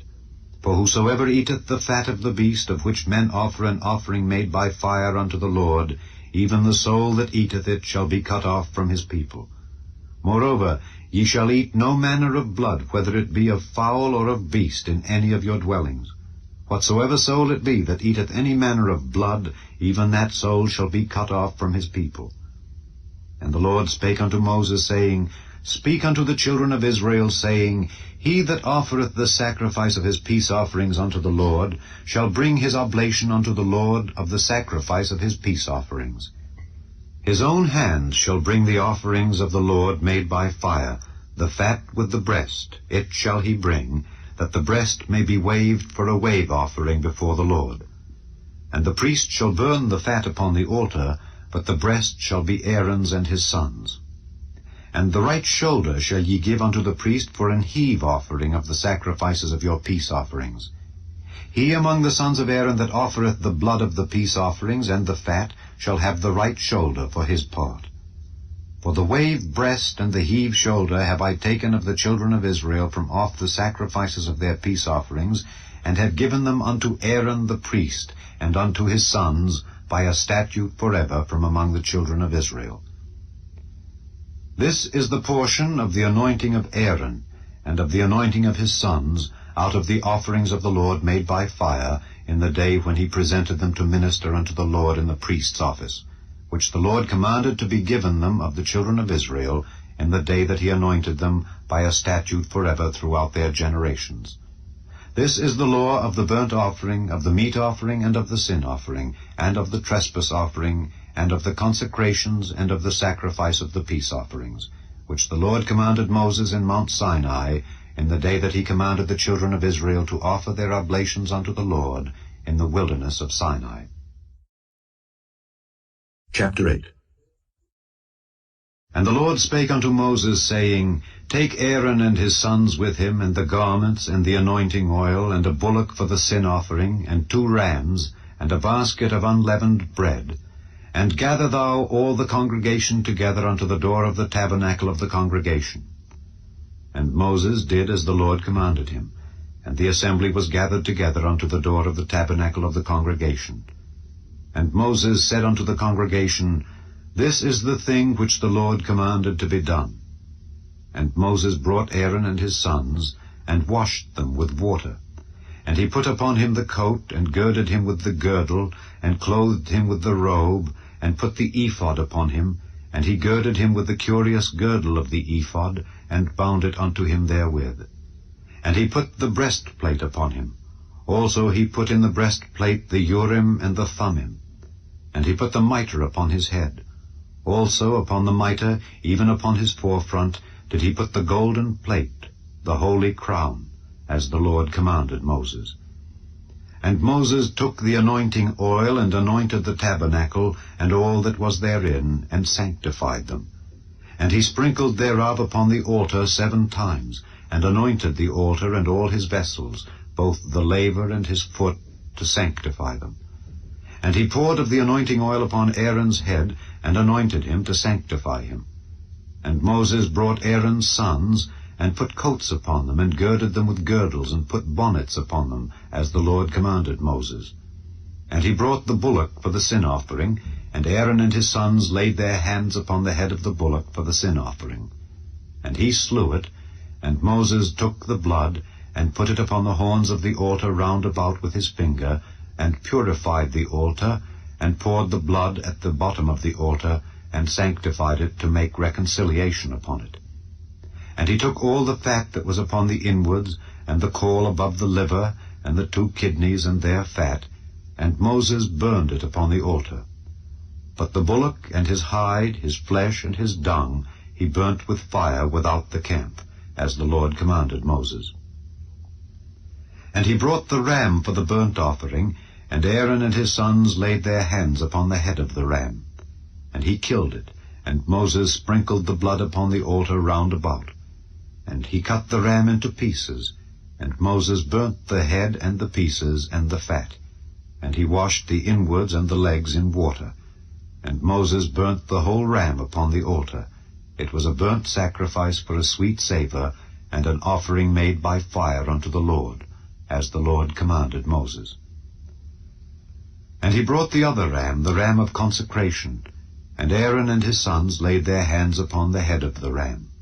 And he slew it, and Moses took of the blood of it, and put it upon the tip of Aaron's right ear, and upon the thumb of his right hand, and upon the great toe of his right foot. And he brought Aaron's sons, and Moses put of the blood upon the tip of their right ear, and upon the thumbs of their right hands, and upon the great toes of their right feet. And Moses sprinkled the blood upon the altar round about. And he took the fat and the rump, and all the fat that was upon the inwards, and the caul above the liver, and the 2 kidneys and their fat, and the right shoulder. And out of the basket of unleavened bread that was before the Lord, he took 1 unleavened cake, and a cake of oiled bread, and 1 wafer, and put them on the fat and upon the right shoulder. And he put all upon Aaron's hands, and upon his sons' hands, and waved them for a wave offering before the Lord. And Moses took them from off their hands, and burnt them on the altar upon the burnt offering. They were consecrations for a sweet savour.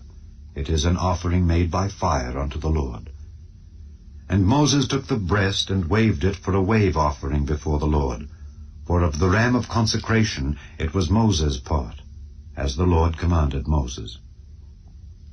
And Moses took of the anointing oil, and of the blood which was upon the altar, and sprinkled it upon Aaron, and upon his garments, and upon his sons, and upon his sons' garments with him, and sanctified Aaron and his garments, and his sons' garments with him.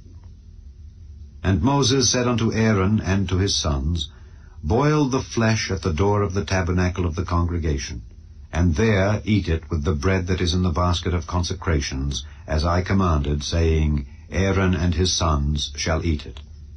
And that which remaineth of the flesh and of the bread shall ye burn with fire. And ye shall not go out of the door of the tabernacle of the congregation in 7 days, until the days of your consecration be at an end. For 7 days shall he consecrate you. As he hath done this day, so the Lord hath commanded to do, to make an atonement for you. Therefore shall ye abide at the door of the tabernacle of the congregation day and night 7 days, and keep the charge of the Lord, that ye die not, for so I am commanded. So Aaron and his sons did all things which the Lord commanded by the hand of Moses. Chapter 9. And it came to pass on the 8th day that Moses called Aaron and his sons and the elders of Israel, and he said unto Aaron, Take thee a young calf for a sin offering, and a ram for a burnt offering without blemish, and offer them before the Lord. And unto the children of Israel thou shalt speak, saying, Take ye a kid of the goats for a sin offering, and a calf and a lamb, both of the first year, without blemish, for a burnt offering. Also a bullock and a ram for peace offerings to sacrifice before the Lord, and a meat offering mingled with oil. For today the Lord will appear unto you. And they brought that which Moses commanded before the tabernacle of the congregation, and all the congregation drew near, and stood before the Lord. And Moses said, This is the thing which the Lord commanded that ye should do, and the glory of the Lord shall appear unto you. And Moses said unto Aaron, Go unto the altar, and offer thy sin offering and thy burnt offering, and make an atonement for thyself and for the people, and offer the offering of the people, and make an atonement for them, as the Lord commanded. Aaron therefore went unto the altar, and slew the calf of the sin offering, which was for himself. And the sons of Aaron brought the blood unto him, and he dipped his finger in the blood, and put it upon the horns of the altar, and poured out the blood at the bottom of the altar. But the fat and the kidneys, and the caul above the liver of the sin offering, he burnt upon the altar, as the Lord commanded Moses. And the flesh and the hide he burnt with fire without the camp. And he slew the burnt offering, and Aaron's sons presented unto him the blood which he sprinkled round about upon the altar. And they presented the burnt offering unto him with the pieces thereof, and the head, and he burnt them upon the altar. And he did wash the inwards and the legs, and burnt them upon the burnt offering on the altar. And he brought the people's offering, and took the goat, which was the sin offering for the people, and slew it, and offered it for sin, as the first. And he brought the burnt offering, and offered it according to the manner. And he brought the meat offering, and took an handful thereof, and burnt it upon the altar, beside the burnt sacrifice of the morning. He slew also the bullock and the ram for a sacrifice of peace offerings, which was for the people. And Aaron's sons presented unto him the blood, which he sprinkled upon the altar round about, and the fat of the bullock and of the ram, the rump and that which covereth the inwards, and the kidneys and the caul above the liver. And they put the fat upon the breasts, and he burnt the fat upon the altar. And the breasts and the right shoulder Aaron waved for a wave offering before the Lord, as Moses commanded. And Aaron lifted up his hand toward the people, and blessed them, and came down from offering of the sin offering, and the burnt offering, and peace offerings. And Moses and Aaron went into the tabernacle of the congregation, and came out and blessed the people. And the glory of the Lord appeared unto all the people. And there came a fire out from before the Lord, and consumed upon the altar the burnt offering and the fat, which when all the people saw, they shouted and fell on their faces. Chapter 10. And Nadab and Abihu, the sons of Aaron, took either of them his censer, and put fire therein, and put incense thereon, and offered strange fire before the Lord, which he commanded them not. And there went out fire from the Lord, and devoured them, and they died before the Lord. Then Moses said unto Aaron, This is it that the Lord spake, saying, I will be sanctified in them that come nigh me, and before all the people I will be glorified. And Aaron held his peace.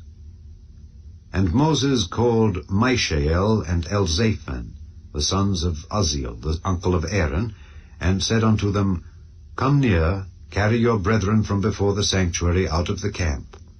So they went near and carried them in their coats out of the camp, as Moses had said. And Moses said unto Aaron, and unto Eleazar, and unto Ithamar his sons, Uncover not your heads, neither rend your clothes, lest ye die, and lest wrath come upon all the people. But let your brethren, the whole house of Israel, bewail the burning which the Lord hath kindled. And ye shall not go out from the door of the tabernacle of the congregation, lest ye die, for the anointing oil of the Lord is upon you. And they did according to the word of Moses. And the Lord spake unto Aaron, saying, Do not drink wine nor strong drink, thou nor thy sons with thee, when ye go into the tabernacle of the congregation, lest ye die.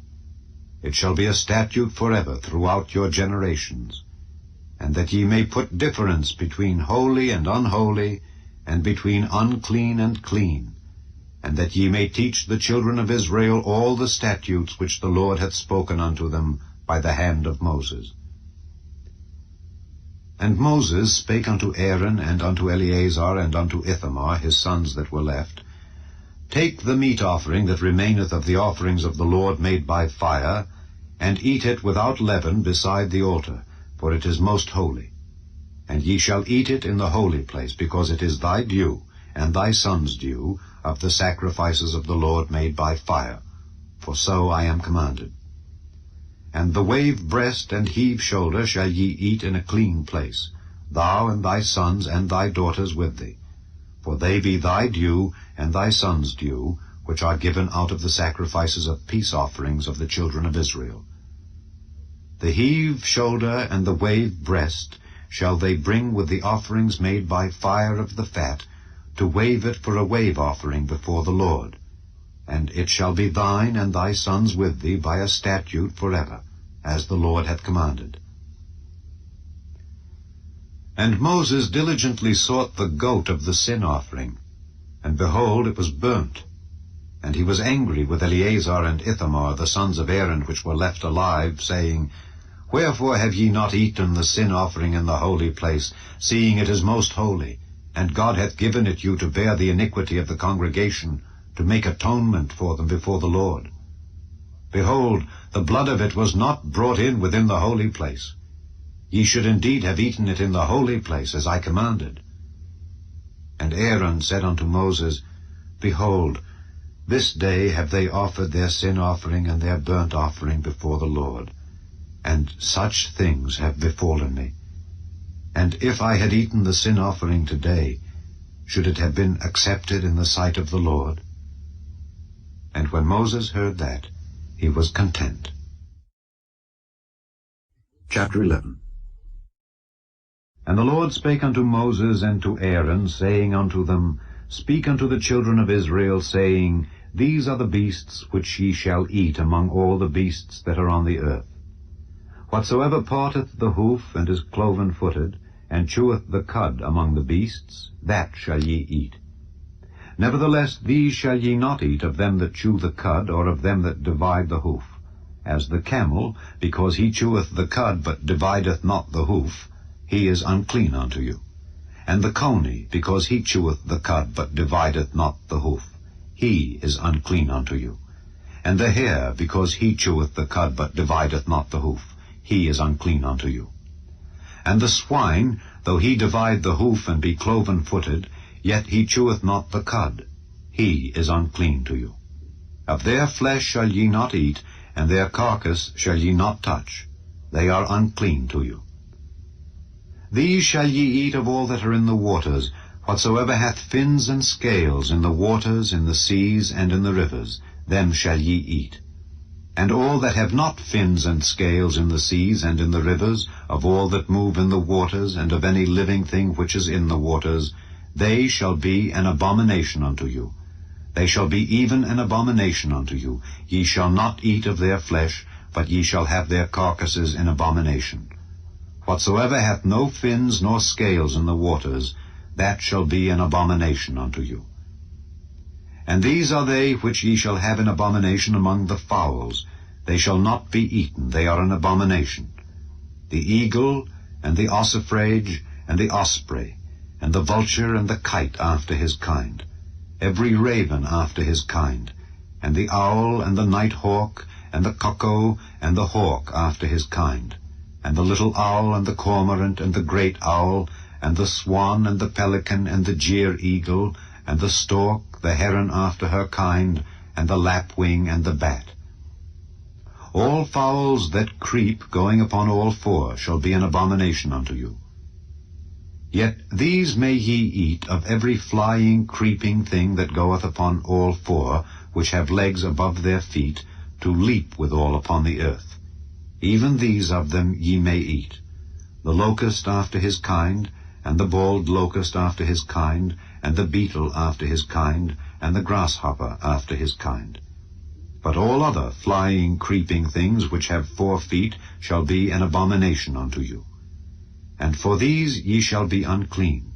Whosoever toucheth the carcass of them shall be unclean until the even. And whosoever beareth aught of the carcass of them shall wash his clothes, and be unclean until the even. The carcasses of every beast which divideth the hoof, and is not cloven-footed, nor cheweth the cud, are unclean unto you. Every one that toucheth them shall be unclean. And whatsoever goeth upon his paws among all manner of beasts that go on all 4, those are unclean unto you. Whoso toucheth their carcass shall be unclean until the even. And he that beareth the carcass of them shall wash his clothes, and be unclean until the even. They are unclean unto you. These also shall be unclean unto you among the creeping things that creep upon the earth, the weasel, and the mouse, and the tortoise after his kind, and the ferret, and the chameleon, and the lizard, and the snail, and the mole. These are unclean to you among all that creep. Whosoever doth touch them when they be dead shall be unclean until the even. And upon whatsoever any of them when they are dead doth fall, it shall be unclean, whether it be any vessel of wood, or raiment, or skin, or sack. Whatsoever vessel it be, wherein any work is done, it must be put into water, and it shall be unclean until the even. So it shall be cleansed. And every earthen vessel whereinto any of them falleth, whatsoever is in it shall be unclean, and ye shall break it.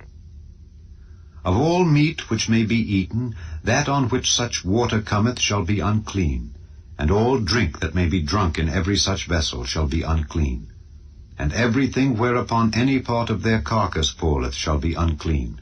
Whether it be oven or ranges for pots, they shall be broken down, for they are unclean, and shall be unclean unto you.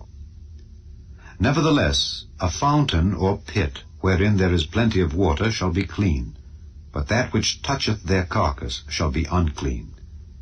And if any part of their carcass fall upon any sowing seed which is to be sown, it shall be clean. But if any water be put upon the seed, and any part of their carcass fall thereon, it shall be unclean unto you.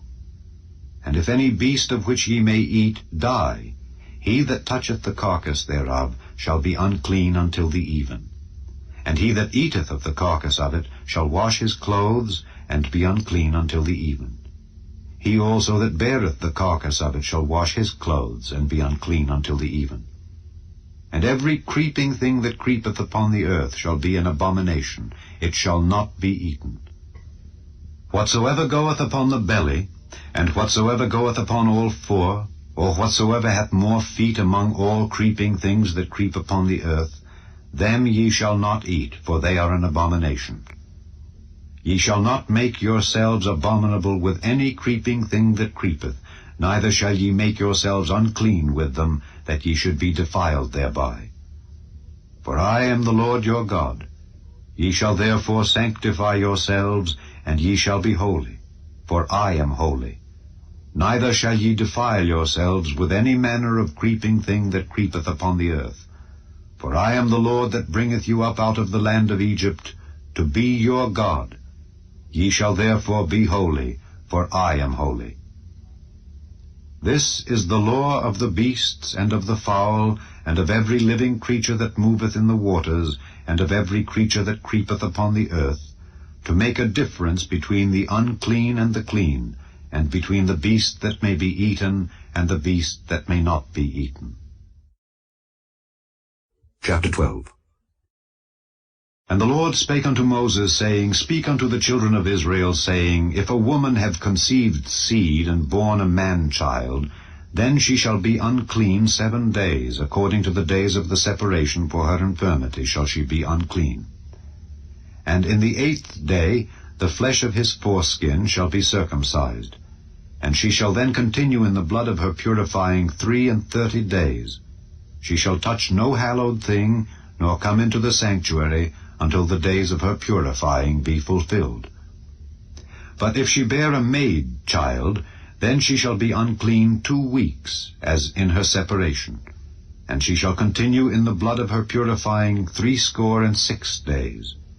And when the days of her purifying are fulfilled, for a son or for a daughter, she shall bring a lamb of the first year for a burnt offering, and a young pigeon or a turtle dove for a sin offering unto the door of the tabernacle of the congregation, unto the priest, who shall offer it before the Lord, and make an atonement for her, and she shall be cleansed from the issue of her blood.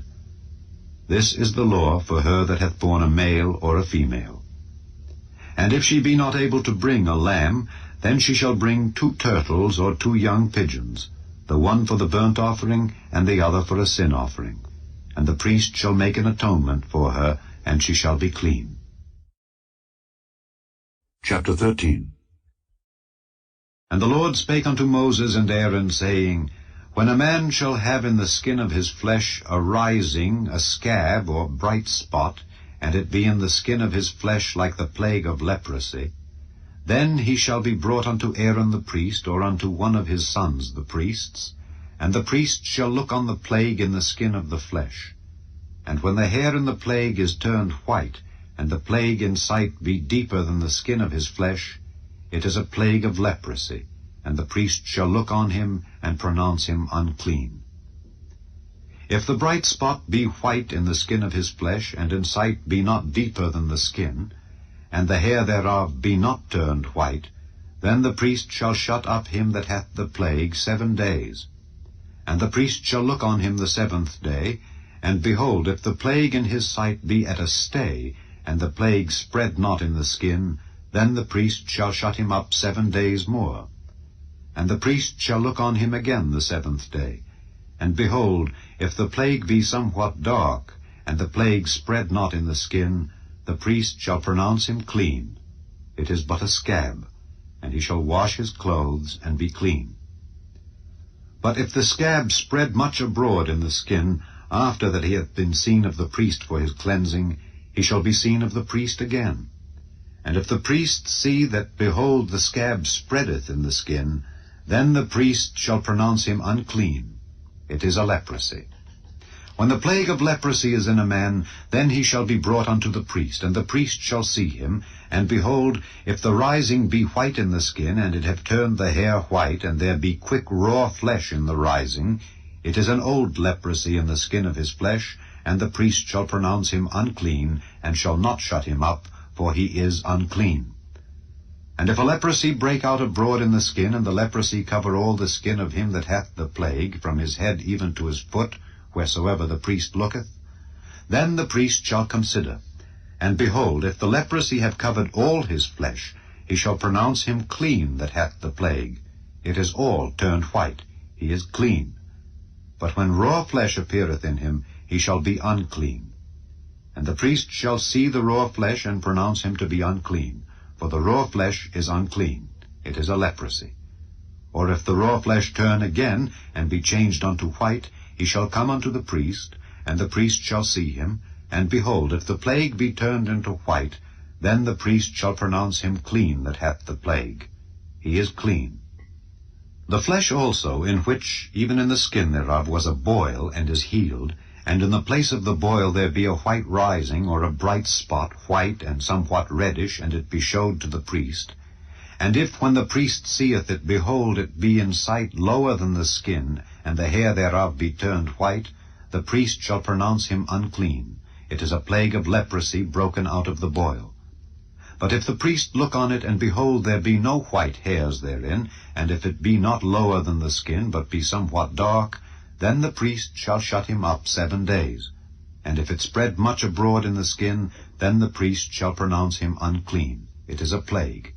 But if the bright spot stay in his place, and spread not, it is a burning boil, and the priest shall pronounce him clean. Or if there be any flesh in the skin whereof there is a hot burning, and the quick flesh that burneth have a white bright spot, somewhat reddish or white, then the priest shall look upon it, and behold, if the hair in the bright spot be turned white, and it be in sight deeper than the skin, it is a leprosy broken out of the burning. Wherefore the priest shall pronounce him unclean. It is the plague of leprosy. But if the priest look on it, and behold, there be no white hair in the bright spot, and it be no lower than the other skin, but be somewhat dark, then the priest shall shut him up 7 days. And the priest shall look upon him the 7th day, and if it be spread much abroad in the skin, then the priest shall pronounce him unclean. It is the plague of leprosy. And if the bright spot stay in his place, and spread not in the skin, but it be somewhat dark, it is a rising of the burning, and the priest shall pronounce him clean, for it is an inflammation of the burning. If a man or woman have a plague upon the head or the beard, then the priest shall see the plague. And behold, if it be in sight deeper than the skin, and there be in it a yellow thin hair, then the priest shall pronounce him unclean. It is a dry scall, even a leprosy upon the head or beard. And if the priest look on the plague of the scall, and behold, it be not in sight deeper than the skin, and that there is no black hair in it, then the priest shall shut up him that hath the plague of the scall 7 days. And in the 7th day the priest shall look on the plague, and behold, if the scall spread not, and there be in it no yellow hair, and the scall be not in sight deeper than the skin, he shall be shaven, but the scall shall he not shave. And the priest shall shut up him that hath the scall 7 days more. And in the 7th day the priest shall look on the scall, and behold, if the scall be not spread in the skin, nor be in sight deeper than the skin, then the priest shall pronounce him clean, and he shall wash his clothes and be clean. But if the scall spread much in the skin after his cleansing, then the priest shall look on him, and behold, if the scall be spread in the skin, the priest shall not seek for yellow hair. He is unclean. But if the scall be in his sight at a stay, and that there is black hair grown up therein, the scall is healed. He is clean, and the priest shall pronounce him clean. If a man also or a woman have in the skin of their flesh bright spots, even white bright spots, then the priest shall look, and behold, if the bright spots in the skin of their flesh be darkish white, it is a freckled spot that groweth in the skin. He is clean. And the man whose hair is fallen off his head, he is bald, yet is he clean. And he that hath his hair fallen off from the part of his head toward his face, he is forehead bald, yet is he clean.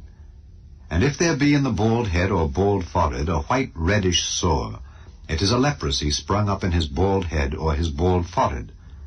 Then the priest shall look upon it, and behold, if the rising of the sore be white reddish in his bald head or in his bald forehead, as the leprosy appeareth in the skin of the flesh, he is a leprous man. He is unclean. The priest shall pronounce him utterly unclean. His plague is in his head. And the leper in whom the plague is, his clothes shall be rent, and his head bare, and he shall put a covering upon his upper lip, and shall cry, Unclean, unclean. All the days wherein the plague shall be in him, he shall be defiled. He is unclean. He shall dwell alone. Without the camp shall his habitation be. The garment also that the plague of leprosy is in, whether it be a woolen garment or a linen garment, whether it be in the warp or woof, of linen or of woolen, whether in a skin or in anything made of skin, and if the plague be greenish or reddish in the garment or in the skin, either in the warp or in the woof or in anything of skin, it is a plague of leprosy, and shall be showed unto the priest. And the priest shall look upon the plague, and shut up it that hath the plague 7 days. And he shall look on the plague on the 7th day. If the plague be spread in the garment, either in the warp or in the woof, or in a skin, or in any work that is made of skin, the plague is a fretting leprosy. It is unclean. He shall therefore burn that garment, whether warp or woof, in woolen or in linen, or anything of skin wherein the plague is. For it is a fretting leprosy. It shall be burnt in the fire. And if the priest shall look, and behold, the plague be not spread in the garment, either in the warp or in the woof or in anything of skin, then the priest shall command that they wash the thing wherein the plague is, and he shall shut it up 7 days more. And the priest shall look on the plague after that it is washed, and behold, if the plague have not changed his color, and the plague be not spread, it is unclean. Thou shalt burn it in the fire. It is fret inward, whether it be bare within or without. And if the priest look and behold the plague be somewhat dark after the washing of it, then he shall rend it out of the garment, or out of the skin, or out of the warp, or out of the woof. And if it appear still in the garment, either in the warp, or in the woof, or in anything of skin, it is a spreading plague. Thou shalt burn that wherein the plague is with fire. And the garment, either warp, or woof, or whatsoever thing of skin it be, which thou shalt wash, if the plague be departed from them, then it shall be washed the second time, and shall be clean. This is the law of the plague of leprosy in a garment of woolen or linen, either in the warp or woof, or anything of skins, to pronounce it clean, or to pronounce it unclean. Chapter 14. And the Lord spake unto Moses, saying, This shall be the law of the leper in the day of his cleansing. He shall be brought unto the priest, and the priest shall go forth out of the camp. And the priest shall look, and behold, if the plague of leprosy be healed in the leper, then shall the priest command to take for him that is to be cleansed 2 birds alive and clean, and cedar wood, and scarlet, and hyssop. And the priest shall command that one of the birds be killed in an earthen vessel over running water. As for the living bird, he shall take it, and the cedar wood, and the scarlet, and the hyssop, and shall dip them and the living bird in the blood of the bird that was killed over the running water. And he shall sprinkle upon him that is to be cleansed from the leprosy 7 times, and shall pronounce him clean, and shall let the living bird loose into the open field. And he that is to be cleansed shall wash his clothes, and shave off all his hair, and wash himself in water, that he may be clean. And after that he shall come into the camp, and shall tarry abroad out of his tent 7 days. But it shall be on the 7th day, that he shall shave all his hair off his head, and his beard, and his eyebrows, even all his hair he shall shave off. And he shall wash his clothes, also he shall wash his flesh in water, and he shall be clean. And on the 8th day he shall take 2 he-lambs without blemish, and 1 ewe lamb of the first year without blemish, and 3/10 deals of fine flour for a meat offering mingled with oil, and 1 log of oil. And the priest that maketh him clean shall present the man that is to be made clean, and those things, before the Lord, at the door of the tabernacle of the congregation. And the priest shall take 1 he-lamb, and offer him for a trespass offering, and the log of oil, and wave them for a wave offering before the Lord. And he shall slay the lamb in the place where he shall kill the sin offering and the burnt offering in the holy place. For as the sin offering is the priest's, so is the trespass offering. It is most holy. And the priest shall take some of the blood of the trespass offering, and the priest shall put it upon the tip of the right ear of him that is to be cleansed, and upon the thumb of his right hand, and upon the great toe of his right foot. And the priest shall take some of the log of oil, and pour it into the palm of his own left hand. And the priest shall dip his right finger in the oil that is in his left hand, and shall sprinkle of the oil with his finger 7 times before the Lord. And of the rest of the oil that is in his hand shall the priest put upon the tip of the right ear of him that is to be cleansed, and upon the thumb of his right hand, and upon the great toe of his right foot, upon the blood of the trespass offering. And the remnant of the oil that is in the priest's hand he shall pour upon the head of him that is to be cleansed. And the priest shall make an atonement for him before the Lord. And the priest shall offer the sin offering, and make an atonement for him that is to be cleansed from his uncleanness. And afterward he shall kill the burnt offering. And the priest shall offer the burnt offering and the meat offering upon the altar, and the priest shall make an atonement for him, and he shall be clean.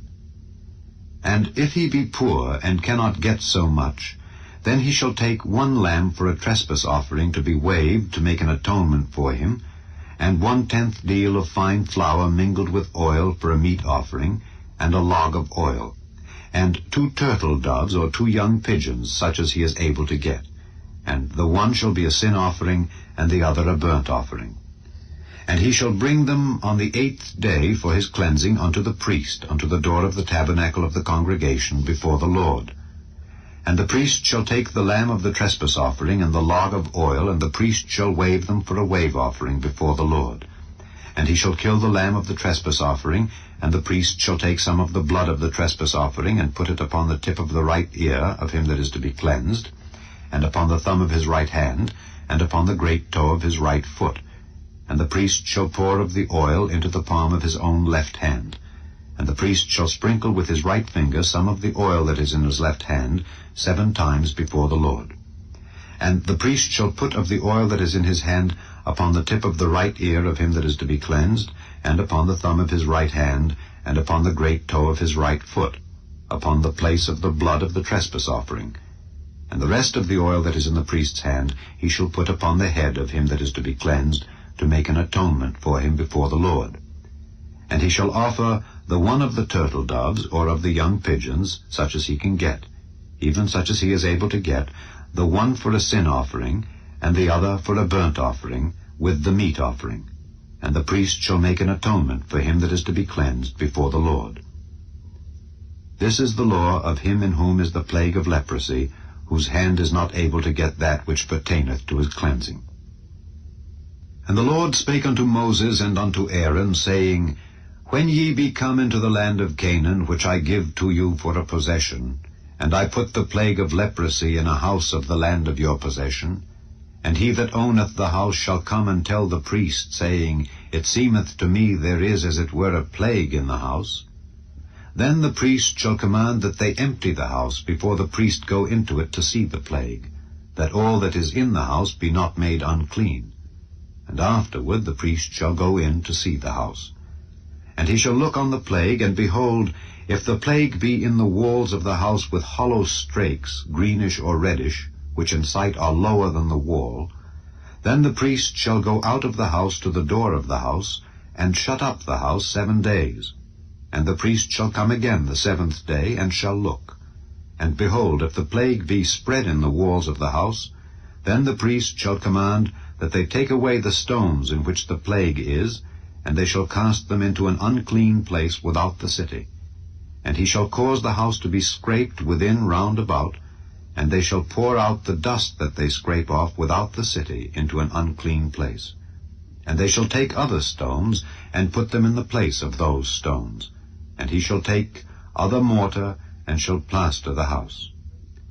And if the plague come again, and break out in the house, after that he hath taken away the stones, and after he hath scraped the house, and after it is plastered, then the priest shall come and look, and behold, if the plague be spread in the house, it is a fretting leprosy in the house, it is unclean. And he shall break down the house, the stones of it, and the timber thereof, and all the mortar of the house, and he shall carry them forth out of the city into an unclean place. Moreover, he that goeth into the house all the while that it is shut up shall be unclean until the even. And he that lieth in the house shall wash his clothes, and he that eateth in the house shall wash his clothes. And if the priest shall come in and look upon it, and behold, the plague hath not spread in the house after the house was plastered, then the priest shall pronounce the house clean, because the plague is healed. And he shall take to cleanse the house 2 birds, and cedar wood, and scarlet, and hyssop. And he shall kill the one of the birds in an earthen vessel over running water. And he shall take the cedar wood, and the hyssop, and the scarlet, and the living bird, and dip them in the blood of the slain bird, and in the running water, and sprinkle the house 7 times. And he shall cleanse the house with the blood of the bird, and with the running water, and with the living bird, and with the cedar wood, and with the hyssop, and with the scarlet. But he shall let go the living bird out of the city into the open fields, and make an atonement for the house, and it shall be clean. This is the law for all manner of plague of leprosy and scall, and for the leprosy of a garment, and of a house, and for a rising, and for a scab, and for a bright spot, to teach when it is unclean, and when it is clean. This is the law of leprosy. Chapter 15. And the Lord spake unto Moses and to Aaron, saying, Speak unto the children of Israel, and say unto them, When any man hath a running issue out of his flesh, because of his issue he is unclean. And this shall be his uncleanness in his issue. whether his flesh run with his issue, or his flesh be stopped from his issue, it is his uncleanness. Every bed whereon he lieth that hath the issue is unclean, and everything whereon he sitteth shall be unclean. And whosoever toucheth his bed shall wash his clothes, and bathe himself in water, and be unclean until the even. And he that sitteth on anything whereon he sat that hath the issue shall wash his clothes, and bathe himself in water, and be unclean until the even. And he that toucheth the flesh of him that hath the issue shall wash his clothes, and bathe himself in water, and be unclean until the even.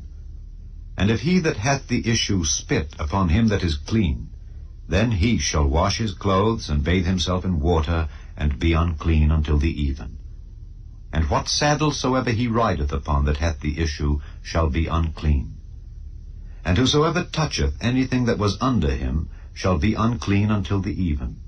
And he that beareth any of those things shall wash his clothes, and bathe himself in water, and be unclean until the even. And whomsoever he toucheth that hath the issue, and hath not rinsed his hands in water, he shall wash his clothes, and bathe himself in water, and be unclean until the even.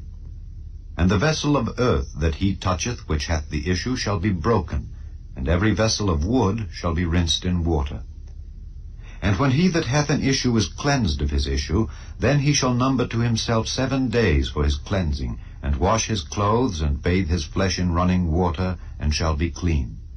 And on the 8th day he shall take to him 2 turtle doves or 2 young pigeons, and come before the Lord unto the door of the tabernacle of the congregation, and give them unto the priest.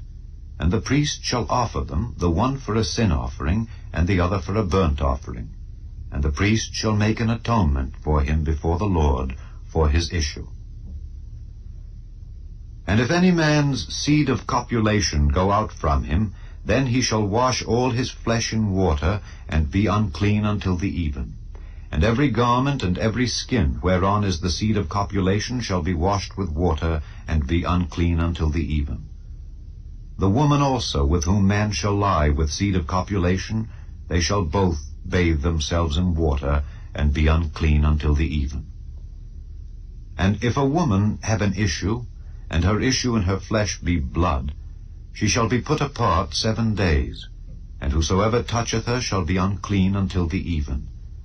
And everything that she lieth upon in her separation shall be unclean, everything also that she sitteth upon shall be unclean. And whosoever toucheth her bed shall wash his clothes, and bathe himself in water, and be unclean until the even. And whosoever toucheth anything that she sat upon shall wash his clothes, and bathe himself in water, and be unclean until the even. And if it be on her bed, or on anything whereon she sitteth, when he toucheth it, he shall be unclean until the even. And if any man lie with her at all, and her flowers be upon him, he shall be unclean 7 days, and all the bed whereon he lieth shall be unclean. And if a woman have an issue of her blood many days out of the time of her separation, or if it run beyond the time of her separation, all the days of the issue of her uncleanness shall be as the days of her separation. She shall be unclean. Every bed whereon she lieth all the days of her issue shall be unto her as the bed of her separation. And whatsoever she sitteth upon shall be unclean, as the uncleanness of her separation. And whosoever toucheth those things shall be unclean, and shall wash his clothes, and bathe himself in water, and be unclean until the even. But if she be cleansed of her issue, then she shall number to herself 7 days, and after that she shall be clean. And on the 8th day she shall take unto her 2 turtles or 2 young pigeons, and bring them unto the priest to the door of the tabernacle of the congregation. And the priest shall offer the one for a sin offering, and the other for a burnt offering. And the priest shall make an atonement for her before the Lord for the issue of her uncleanness. Thus shall ye separate the children of Israel from their uncleanness, that they die not in their uncleanness when they defile my tabernacle that is among them.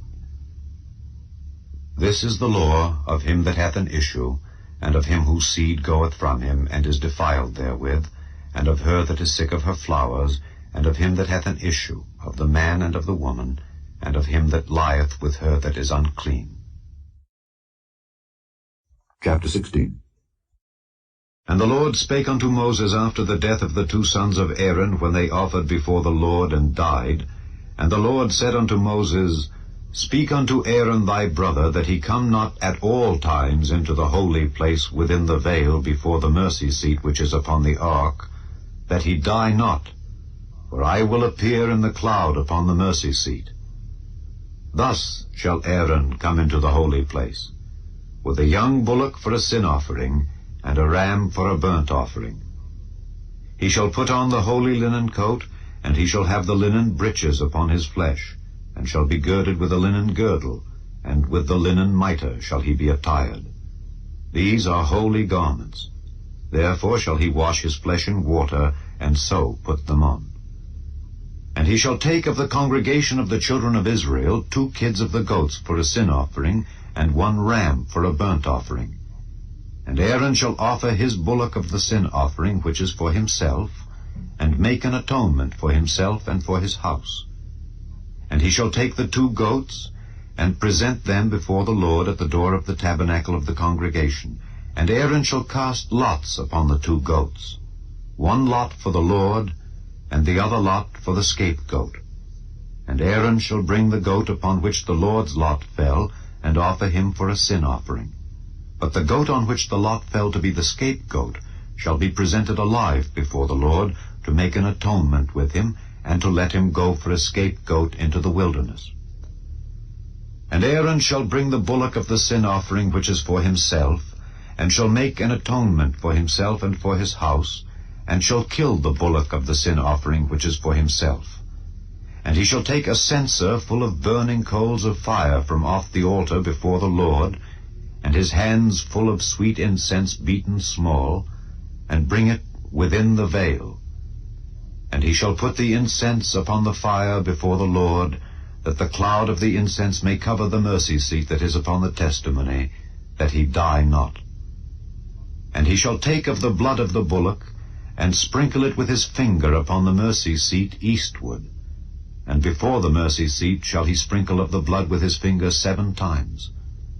Then shall he kill the goat of the sin offering, that is for the people, and bring his blood within the veil, and do with that blood as he did with the blood of the bullock, and sprinkle it upon the mercy seat and before the mercy seat. And he shall make an atonement for the holy place because of the uncleanness of the children of Israel, and because of their transgressions in all their sins. And so shall he do for the tabernacle of the congregation that remaineth among them in the midst of their uncleanness. And there shall be no man in the tabernacle of the congregation, when he goeth in to make an atonement in the holy place, until he come out, and have made an atonement for himself, and for his household, and for all the congregation of Israel. And he shall go out unto the altar that is before the Lord, and make an atonement for it, and shall take of the blood of the bullock and of the blood of the goat, and put it upon the horns of the altar round about. And he shall sprinkle of the blood upon it with his finger 7 times, and cleanse it, and hallow it from the uncleanness of the children of Israel. And when he hath made an end of reconciling the holy place, and the tabernacle of the congregation, and the altar, he shall bring the live goat. And Aaron shall lay both his hands upon the head of the live goat, and confess over him all the iniquities of the children of Israel, and all their transgressions in all their sins, putting them upon the head of the goat, and shall send him away by the hand of a fit man into the wilderness. And the goat shall bear upon him all their iniquities unto a land not inhabited. And he shall let go the goat in the wilderness. And Aaron shall come into the tabernacle of the congregation, and shall put off the linen garments which he put on when he went into the holy place, and shall leave them there. And he shall wash his flesh with water in the holy place, and put on his garments, and come forth, and offer his burnt offering and the burnt offering of the people, and make an atonement for himself and for the people. And the fat of the sin offering shall he burn upon the altar. And he that let go the goat for the scapegoat shall wash his clothes, and bathe his flesh in water, and afterward come into the camp. And the bullock for the sin offering, and the goat for the sin offering, whose blood was brought in to make atonement in the holy place, shall one carry forth without the camp, and they shall burn in the fire their skins and their flesh and their dung. And he that burneth them shall wash his clothes, and bathe his flesh in water, and afterward he shall come into the camp. And this shall be a statute forever unto you, that in the 7th month, on the 10th day of the month, ye shall afflict your souls, and do no work at all, whether it be one of your own country, or a stranger that sojourneth among you. For on that day shall the priest make an atonement for you, to cleanse you, that ye may be clean from all your sins before the Lord. It shall be a Sabbath of rest unto you, and ye shall afflict your souls by a statute forever. And the priest, whom he shall anoint, and whom he shall consecrate to minister in the priest's office in his father's stead, shall make the atonement, and shall put on the linen clothes, even the holy garments. And he shall make an atonement for the holy sanctuary, and he shall make an atonement for the tabernacle of the congregation, and for the altar, and he shall make an atonement for the priests, and for all the people of the congregation. And this shall be an everlasting statute unto you, to make an atonement for the children of Israel for all their sins once a year. And he did as the Lord commanded Moses. Chapter 17. And the Lord spake unto Moses, saying, Speak unto Aaron and unto his sons and unto all the children of Israel, and say unto them, This is the thing which the Lord hath commanded, saying, What man soever there be of the house of Israel that killeth an ox or lamb or goat in the camp, or that killeth it out of the camp, and bringeth it not unto the door of the tabernacle of the congregation to offer an offering unto the Lord before the tabernacle of the Lord, blood shall be imputed unto that man. He hath shed blood, and that man shall be cut off from among his people, to the end that the children of Israel may bring their sacrifices which they offer in the open field, even that they may bring them unto the Lord, unto the door of the tabernacle of the congregation, unto the priest, and offer them for peace offerings unto the Lord. And the priest shall sprinkle the blood upon the altar of the Lord at the door of the tabernacle of the congregation, and burn the fat for a sweet savour unto the Lord. And they shall no more offer their sacrifices unto devils, after whom they have gone a-whoring. This shall be a statute forever unto them throughout their generations. And thou shalt say unto them, Whatsoever man there be of the house of Israel, or of the strangers which sojourn among you, that offereth a burnt offering or sacrifice, and bringeth it not unto the door of the tabernacle of the congregation, to offer it unto the Lord, even that man shall be cut off from among his people. And whatsoever man there be of the house of Israel, or of the strangers that sojourn among you, that eateth any manner of blood, I will even set my face against that soul that eateth blood, and will cut him off from among his people. For the life of the flesh is in the blood, and I have given it to you upon the altar to make an atonement for your souls. For it is the blood that maketh an atonement for the soul. Therefore I said unto the children of Israel, No soul of you shall eat blood, neither shall any stranger that sojourneth among you eat blood. And whatsoever man there be of the children of Israel, or of the strangers that sojourn among you, which hunteth and catcheth any beast or fowl that may be eaten, he shall even pour out the blood thereof, and cover it with dust. For it is the life of all flesh. The blood of it is for the life thereof. Therefore I said unto the children of Israel, Ye shall eat the blood of no manner of flesh, for the life of all flesh is the blood thereof. Whosoever eateth it shall be cut off. And every soul that eateth that which died of itself, or that which was torn with beasts, whether it be one of your own country or a stranger, he shall both wash his clothes and bathe himself in water, and be unclean until the even. Then shall he be clean. But if he wash them not, nor bathe his flesh, then he shall bear his iniquity. Chapter 18. And the Lord spake unto Moses, saying, Speak unto the children of Israel, and say unto them, I am the Lord your God. After the doings of the land of Egypt, wherein ye dwelt, shall ye not do, and after the doings of the land of Canaan, whither I bring you, shall ye not do, neither shall ye walk in their ordinances. Ye shall do my judgments, and keep mine ordinances, to walk therein. I am the Lord your God. Ye shall therefore keep my statutes and my judgments, which if a man do, he shall live in them. I am the Lord. None of you shall approach to any that is near of kin to him to uncover their nakedness. I am the Lord. The nakedness of thy father or the nakedness of thy mother shalt thou not uncover. She is thy mother, thou shalt not uncover her nakedness. The nakedness of thy father's wife shalt thou not uncover. It is thy father's nakedness. The nakedness of thy sister, the daughter of thy father, or daughter of thy mother, whether she be born at home or born abroad, even their nakedness thou shalt not uncover. The nakedness of thy son's daughter, or of thy daughter's daughter, even their nakedness thou shalt not uncover, for theirs is thine own nakedness. The nakedness of thy father's wife's daughter, begotten of thy father, she is thy sister, thou shalt not uncover her nakedness. Thou shalt not uncover the nakedness of thy father's sister, she is thy father's near kinswoman. Thou shalt not uncover the nakedness of thy mother's sister, for she is thy mother's near kinswoman. Thou shalt not uncover the nakedness of thy father's brother, thou shalt not approach to his wife, she is thine aunt. Thou shalt not uncover the nakedness of thy daughter-in-law, she is thy son's wife, thou shalt not uncover her nakedness. Thou shalt not uncover the nakedness of thy brother's wife, it is thy brother's nakedness. Thou shalt not uncover the nakedness of a woman and her daughter, neither shalt thou take her son's daughter or her daughter's daughter to uncover her nakedness, for they are her near kinswomen. It is wickedness. Neither shalt thou take a wife to her sister, to vex her, to uncover her nakedness beside the other in her lifetime. Also thou shalt not approach unto a woman to uncover her nakedness, as long as she is put apart for her uncleanness. Moreover, thou shalt not lie carnally with thy neighbor's wife, to defile thyself with her.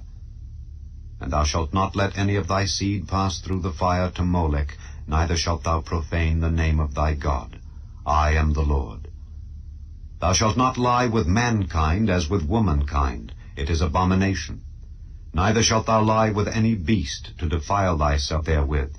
Neither shall any woman stand before a beast to lie down thereto. It is confusion. Defile not ye yourselves in any of these things, for in all these the nations are defiled, which I cast out before you, and the land is defiled. Therefore I do visit the iniquity thereof upon it, and the land itself vomiteth out her inhabitants. Ye shall therefore keep my statutes and my judgments, and shall not commit any of these abominations, neither any of your own nation, nor any stranger that sojourneth among you. For all these abominations have the men of the land done, which were before you, and the land is defiled. That the land spew not you out also, when ye defile it, as it spewed out the nations that were before you. For whosoever shall commit any of these abominations, even the souls that commit them, shall be cut off from among their people. Therefore shall ye keep mine ordinance, that ye commit not any one of these abominable customs which were committed before you, and that ye defile not yourselves therein. I am the Lord your God. Chapter 19. And the Lord spake unto Moses, saying, Speak unto all the congregation of the children of Israel, and say unto them, Ye shall be holy, for I, the Lord your God, am holy. Ye shall fear every man his mother and his father, and keep my Sabbaths. I am the Lord your God. Turn ye not unto idols, nor make to yourselves molten gods. I am the Lord your God. And if ye offer a sacrifice of peace offerings unto the Lord, ye shall offer it at your own will.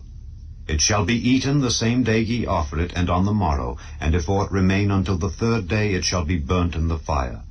And if it be eaten at all on the third day, it is abominable, it shall not be accepted. Therefore every one that eateth it shall bear his iniquity, because he hath profaned the hallowed thing of the Lord, and that soul shall be cut off from among his people. And when ye reap the harvest of your land, thou shalt not wholly reap the corners of thy field, neither shalt thou gather the gleanings of thy harvest. And thou shalt not glean thy vineyard, neither shalt thou gather every grape of thy vineyard. Thou shalt leave them for the poor and stranger. I am the Lord your God.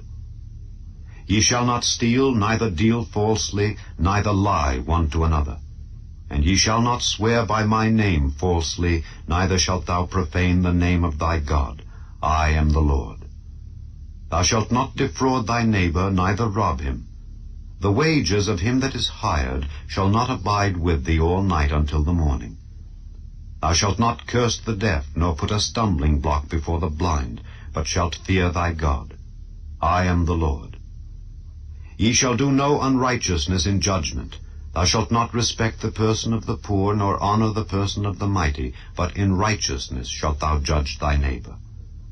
Thou shalt not go up and down as a talebearer among thy people, neither shalt thou stand against the blood of thy neighbor. I am the Lord. Thou shalt not hate thy brother in thine heart. Thou shalt in any wise rebuke thy neighbor, and not suffer sin upon him. Thou shalt not avenge, nor bear any grudge against the children of thy people, but thou shalt love thy neighbor as thyself. I am the Lord. Ye shall keep my statutes. Thou shalt not let thy cattle gender with a diverse kind. Thou shalt not sow thy field with mingled seed, neither shall a garment mingled of linen and woolen come upon thee. And whosoever lieth carnally with a woman that is a bondmaid, betrothed to an husband, and not at all redeemed, nor freedom given her, she shall be scourged. They shall not be put to death, because she was not free. And he shall bring his trespass offering unto the Lord unto the door of the tabernacle of the congregation, even a ram for a trespass offering. And the priest shall make an atonement for him with the ram of the trespass offering before the Lord for his sin which he hath done, and the sin which he hath done shall be forgiven him. And when ye shall come into the land, and shall have planted all manner of trees for food, then ye shall count the fruit thereof as uncircumcised. 3 years shall it be as uncircumcised unto you. It shall not be eaten of. But in the 4th year all the fruit thereof shall be holy, to praise the Lord withal. And in the 5th year shall ye eat of the fruit thereof, that it may yield unto you the increase thereof. I am the Lord your God. Ye shall not eat anything with the blood, neither shall ye use enchantment, nor observe times. Ye shall not round the corners of your heads, neither shalt thou mar the corners of thy beard. Ye shall not make any cuttings in your flesh for the dead, nor print any marks upon you. I am the Lord. Do not prostitute thy daughter to cause her to be a whore, lest the land fall to whoredom, and the land become full of wickedness. Ye shall keep my Sabbaths, and reverence my sanctuary. I am the Lord. Regard not them that have familiar spirits, neither seek after wizards to be defiled by them. I am the Lord your God. Thou shalt rise up before the hoary head, and honor the face of the old man, and fear thy God. I am the Lord. And if a stranger sojourn with thee in your land, ye shall not vex him. But the stranger that dwelleth with you shall be unto you as one born among you, and thou shalt love him as thyself. For ye were strangers in the land of Egypt. I am the Lord your God.